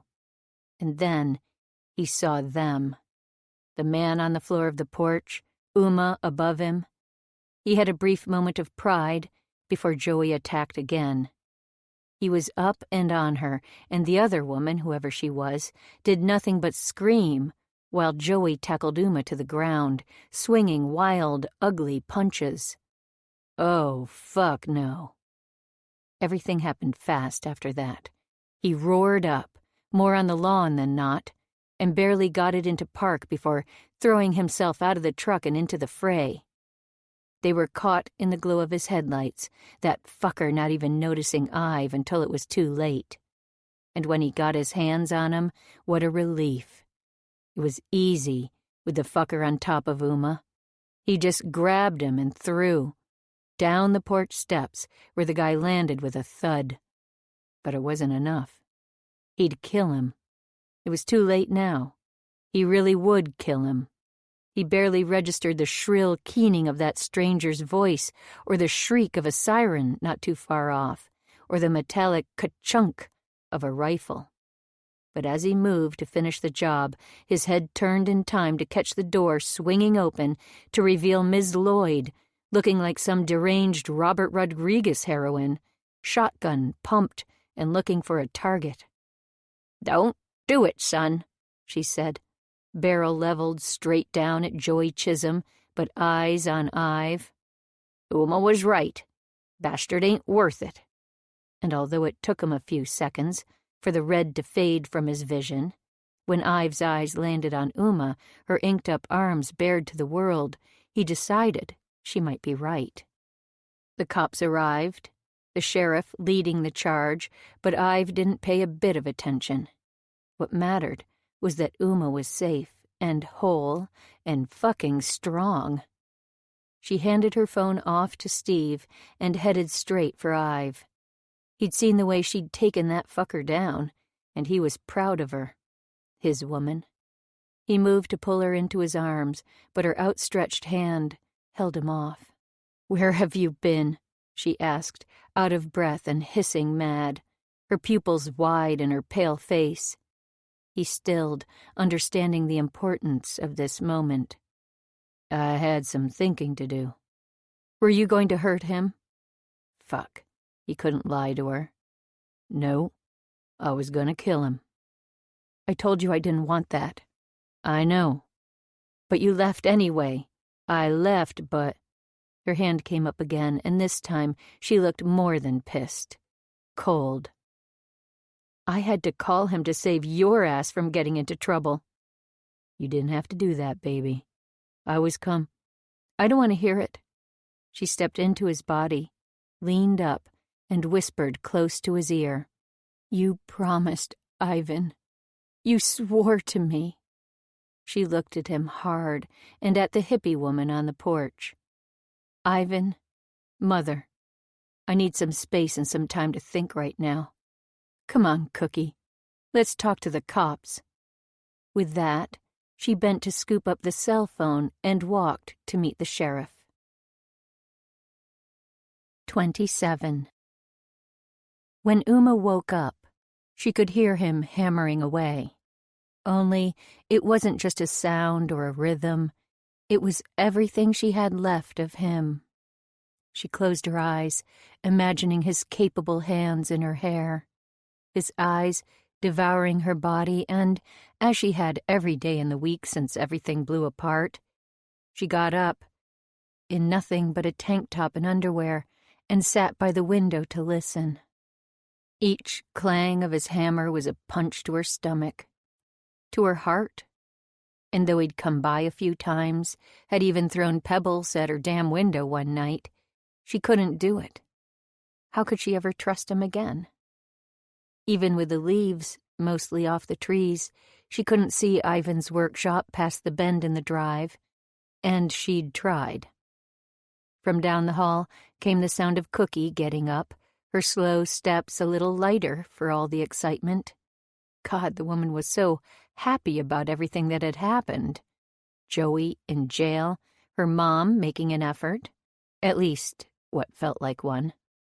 Jessie visiting in the evenings, her adorable son in tow. Cookie was in heaven with all the company. So why aren't I happy? Stupid question.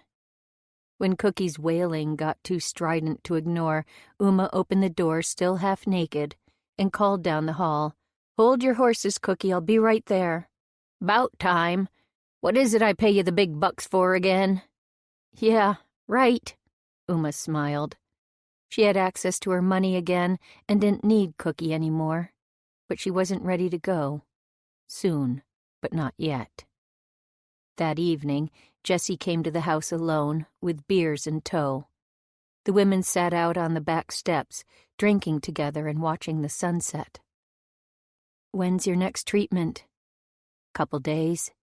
"What's it like?" "Hurts like crazy." "Worse than getting 'em?" "It's relative, I guess." "Yes?"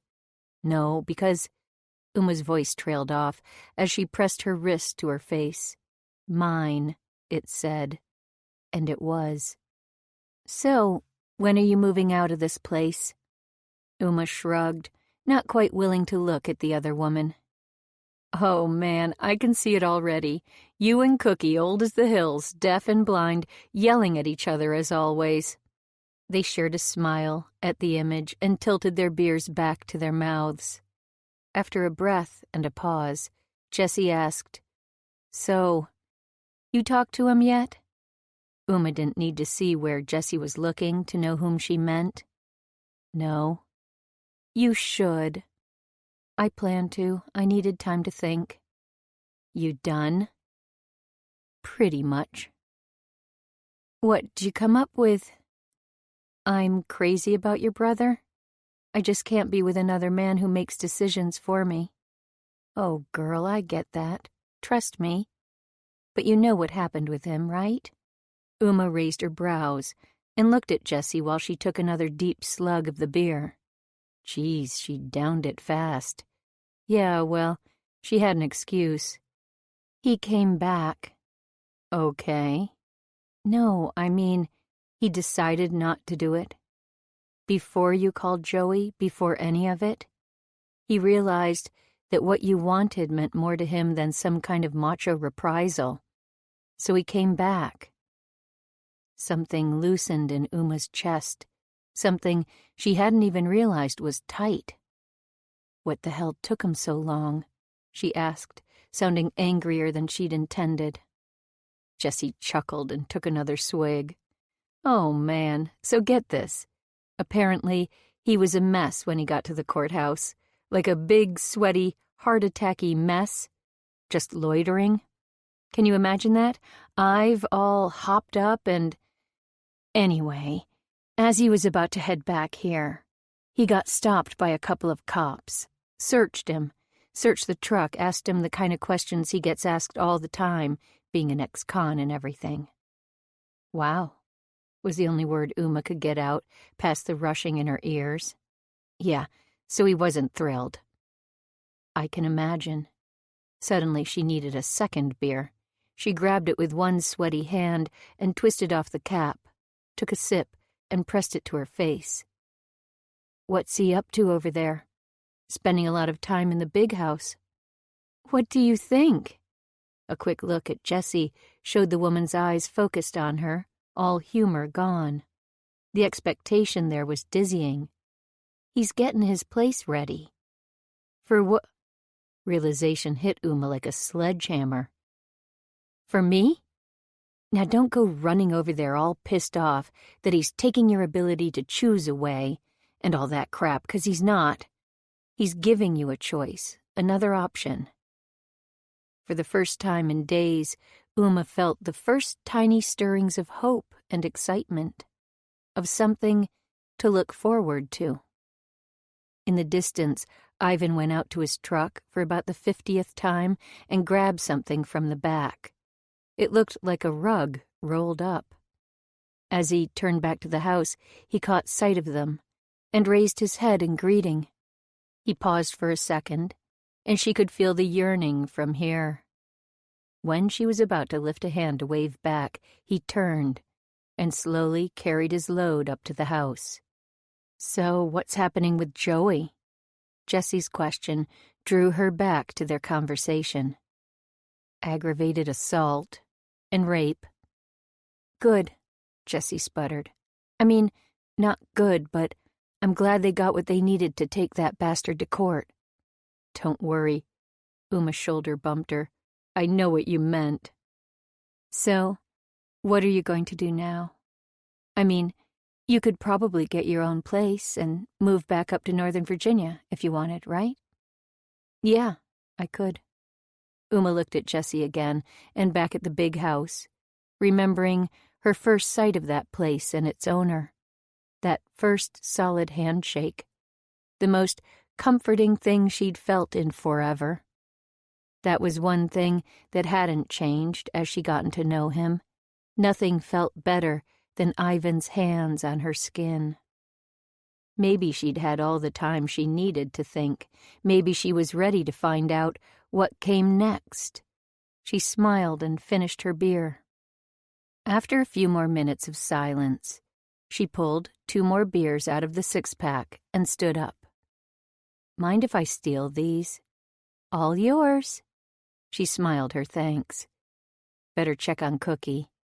Jessie stood and stopped her with a hand. I got it. You sure? Think I can't take what she can dish? Yeah, said Uma. You'll do just fine. But still she hesitated, more from nerves than anything else. He came home. He changed his mind and came home. For me. Go. Go on. At Jessie's nudge, she set off toward Ivan's house, without any sort of plan. "See you Monday?" Uma said over her shoulder. "Not till Monday? Don't you want to come out for drinks with me and the girls this weekend?" It felt good to have an actual friend again. "We'll see if I'm free this weekend," she answered with a smile.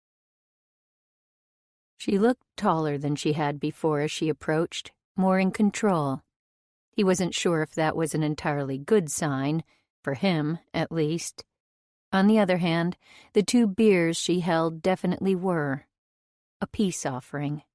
Or more like a consolation prize. Sorry, dumbass, you lose, but how about a beer? By the time she rolled up and handed him the bottle, he'd worked himself into such a state, he slugged it down embarrassingly fast. "Whoa, guess you were thirsty," she said, with that crooked smile he liked so much. "Working hard, I see." She sat on the step beside him, mirroring the position she'd had with his sister moments ago. Jessie. He'd told her not to get involved, but the little brat couldn't keep her nose out of his business. Well, it had gotten Uma over here, so he could probably forgive her. "Yeah, trying to get the place ready." "You finally moving into the big house?" "Maybe. Depends." He couldn't possibly look at her. "Sort of waiting to hear from a possible tenant. Or roommate, I guess you could say." "Oh, yeah?" She smiled again, only this time her flirtatiousness came out a little more. He liked this side of Uma, a little flirty, a little bossy. "Figured my proposal has a very slight chance of being accepted." She stood up, filled with purpose, pushing the boss role a little bit further. "You owe me a tour. Show me around." His answering grin felt good on his lips. God, days without talking and he'd missed the hell out of her. "Yes, ma'am." They went up the front steps, and he tried to see it through her eyes, perfectly finished, pristine paint job, not a fallen leaf or speck of dirt underfoot. He knew she'd noticed the other details, too, with her photographer's eyes. The wavy glass in the windows, original to the house. The perfectly fitted working shutters and copper gutters. The only thing out of place was the big punching bag hung where a porch swing should have been. Maybe they'd look for one of those together. No point getting his hopes up. They hadn't talked it through yet. It could still go either way. He opened the door, and she hesitated beside him, one foot suspended above the welcome mat. The mat looked too clean, he could see that. He just bought it after all. Okay, he could fix that. To prove some weird point, he scuffed his boots all over the letters before stepping through. Once inside, Uma's breath caught on a strangled gasp. Oh no, she hated it. Or even worse, she thought he was certifiable for having a place like this. Because, let's face it, the house was a little sterile. Like Whoville licked clean by the Grinch. Not a stick of furniture.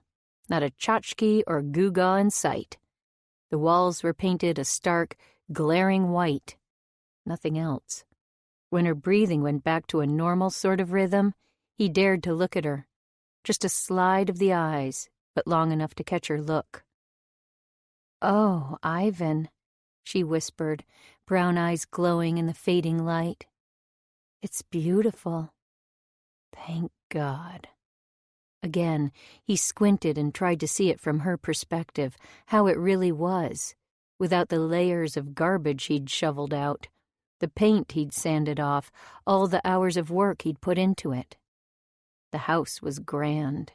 Its ceiling floated high above their heads. Every breathtaking detail, trim, newel post, every stair tread polished to a shine. Crown molding that, like the window glass, was original to the house, and utterly still, so quiet you could hear a pin drop. All that was missing was a little life. Love. He followed her into the first room on the right, the parlor. After an initial, soundless "oh," she started talking, finally. Needs color, something warm, maybe an earthy gold, and plantation blinds for privacy, but no curtains. You wouldn't want to cut out any of this amazing light. She moved to the center of the room, facing the fireplace, and he might have imagined something proprietary in her step. Oh, Squeak would love an area rug there, in front of the fire. And the cats love a good rug. So it would have to be big. Her eyes flicked to his, burning with excitement. An armchair there, large enough for you, Ivan. What about you? What about me? Oh, there was the challenge he'd been expecting. You got the animals and me all accounted for, although maybe not Pepe. Now, what about you, Uma? Where are you gonna sit? She slitted her eyes and took a slow turn around the room. I imagine a dusty blue or turquoise chaise. A chaise? Or a fainting couch? And lamps. If you think that overhead light's staying on all the time, you've got another think coming. Lamps, he repeated, allowing the tiniest bit of hope to well up in his chest. Come on, I'll show you the rest in a minute, but you gotta see this first. He led the way back into the entryway and up the stairs to the last door on the landing, the master bedroom. He pushed the door open on the only furnished space in the house. He'd gotten a big bed, king size just in case, and rugs to keep her feet warm in the morning when she got up, bedside tables, and a mirror and hangers in the closet. The quilt from his workshop was here, clean and folded across the foot of the bed. There were a few odds and ends, like the bookshelves and ratty armchair from out back. It didn't look completely done yet, but it was cozy, almost like a home. This is yours, Uma. Your bedroom. Not mine, not ours, yours. What? Hang on, let me explain. He rushed to stop her, touching her arm and wishing he could pull her into his body entirely. What you decide to do is your choice, I get that. And the last thing I want to do is take that away from you. But I want you to understand. I've swallowed and looked away from those luminescent eyes. Sometimes in life, you work hard for something, without knowing quite why. Now I know. I've been working on this house all these years for you. For us. Ivan. Wait.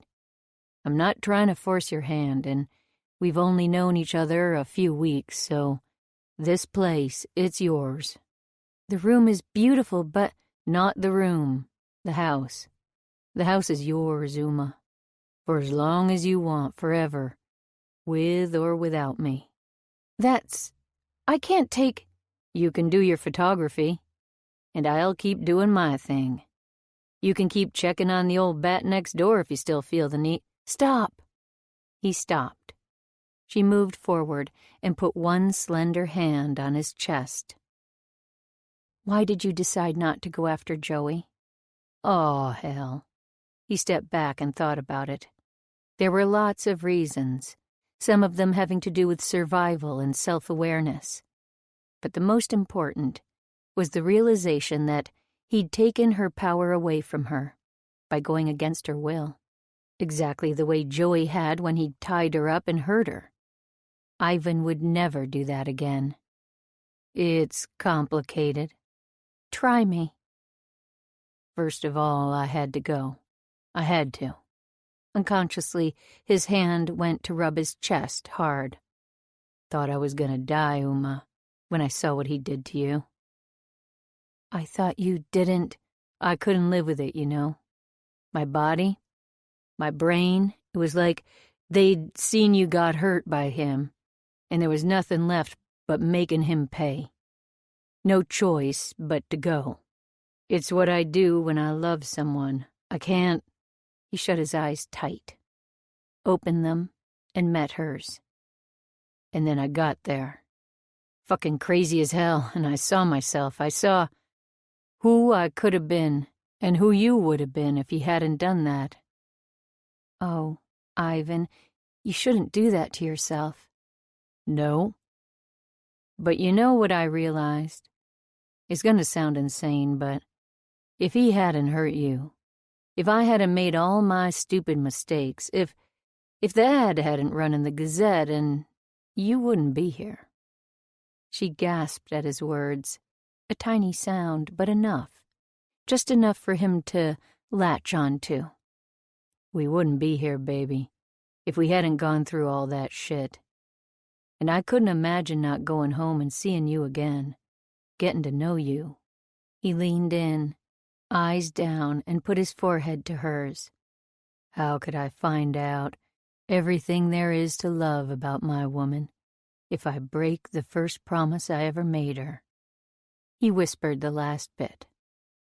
Another sound, this time the shaky sound of Uma crying, and he cringed before starting to pull away. But she stopped him with a hand to the back of his head and a quick, wet kiss. "I didn't think you'd listened," she whispered. "I thought you didn't care." "I can be a bit slow. Sometimes takes me a while to catch on, but I usually do, baby, eventually." She sighed. "Good." She stepped into him and put her cheek where her hand had been, right up against his heart. "This is good, Ivan." "You like the place?" "Yeah. But I don't mean just the place. I mean you, me." "Us?" he finished for her, because it seemed so right. "Yeah, us." His arms went around her and pulled her in tight. Probably too tight, but Ive wasn't good at holding back. "I love you, baby." She nodded against him and sniffled. "Me too. God, me too. When you came back and pulled him off me, I thought you'd do it then. And I couldn't stand that you'd do something so awful. For me. But you didn't. You didn't lose yourself. We won." She shook her head. "God, yes. Yes, I'll move in. I love our room." "Your room." "It's our room, Ivan." He ran a hand down her back, remembering the places that bastard had marked her. The beautiful Uma Crane. Something skittered through his brain, a question from the night he'd made the promise he'd almost broken. "So, what's the R stand for?" She pulled back with a question on her tear-stained face, the most gorgeous thing he'd ever seen.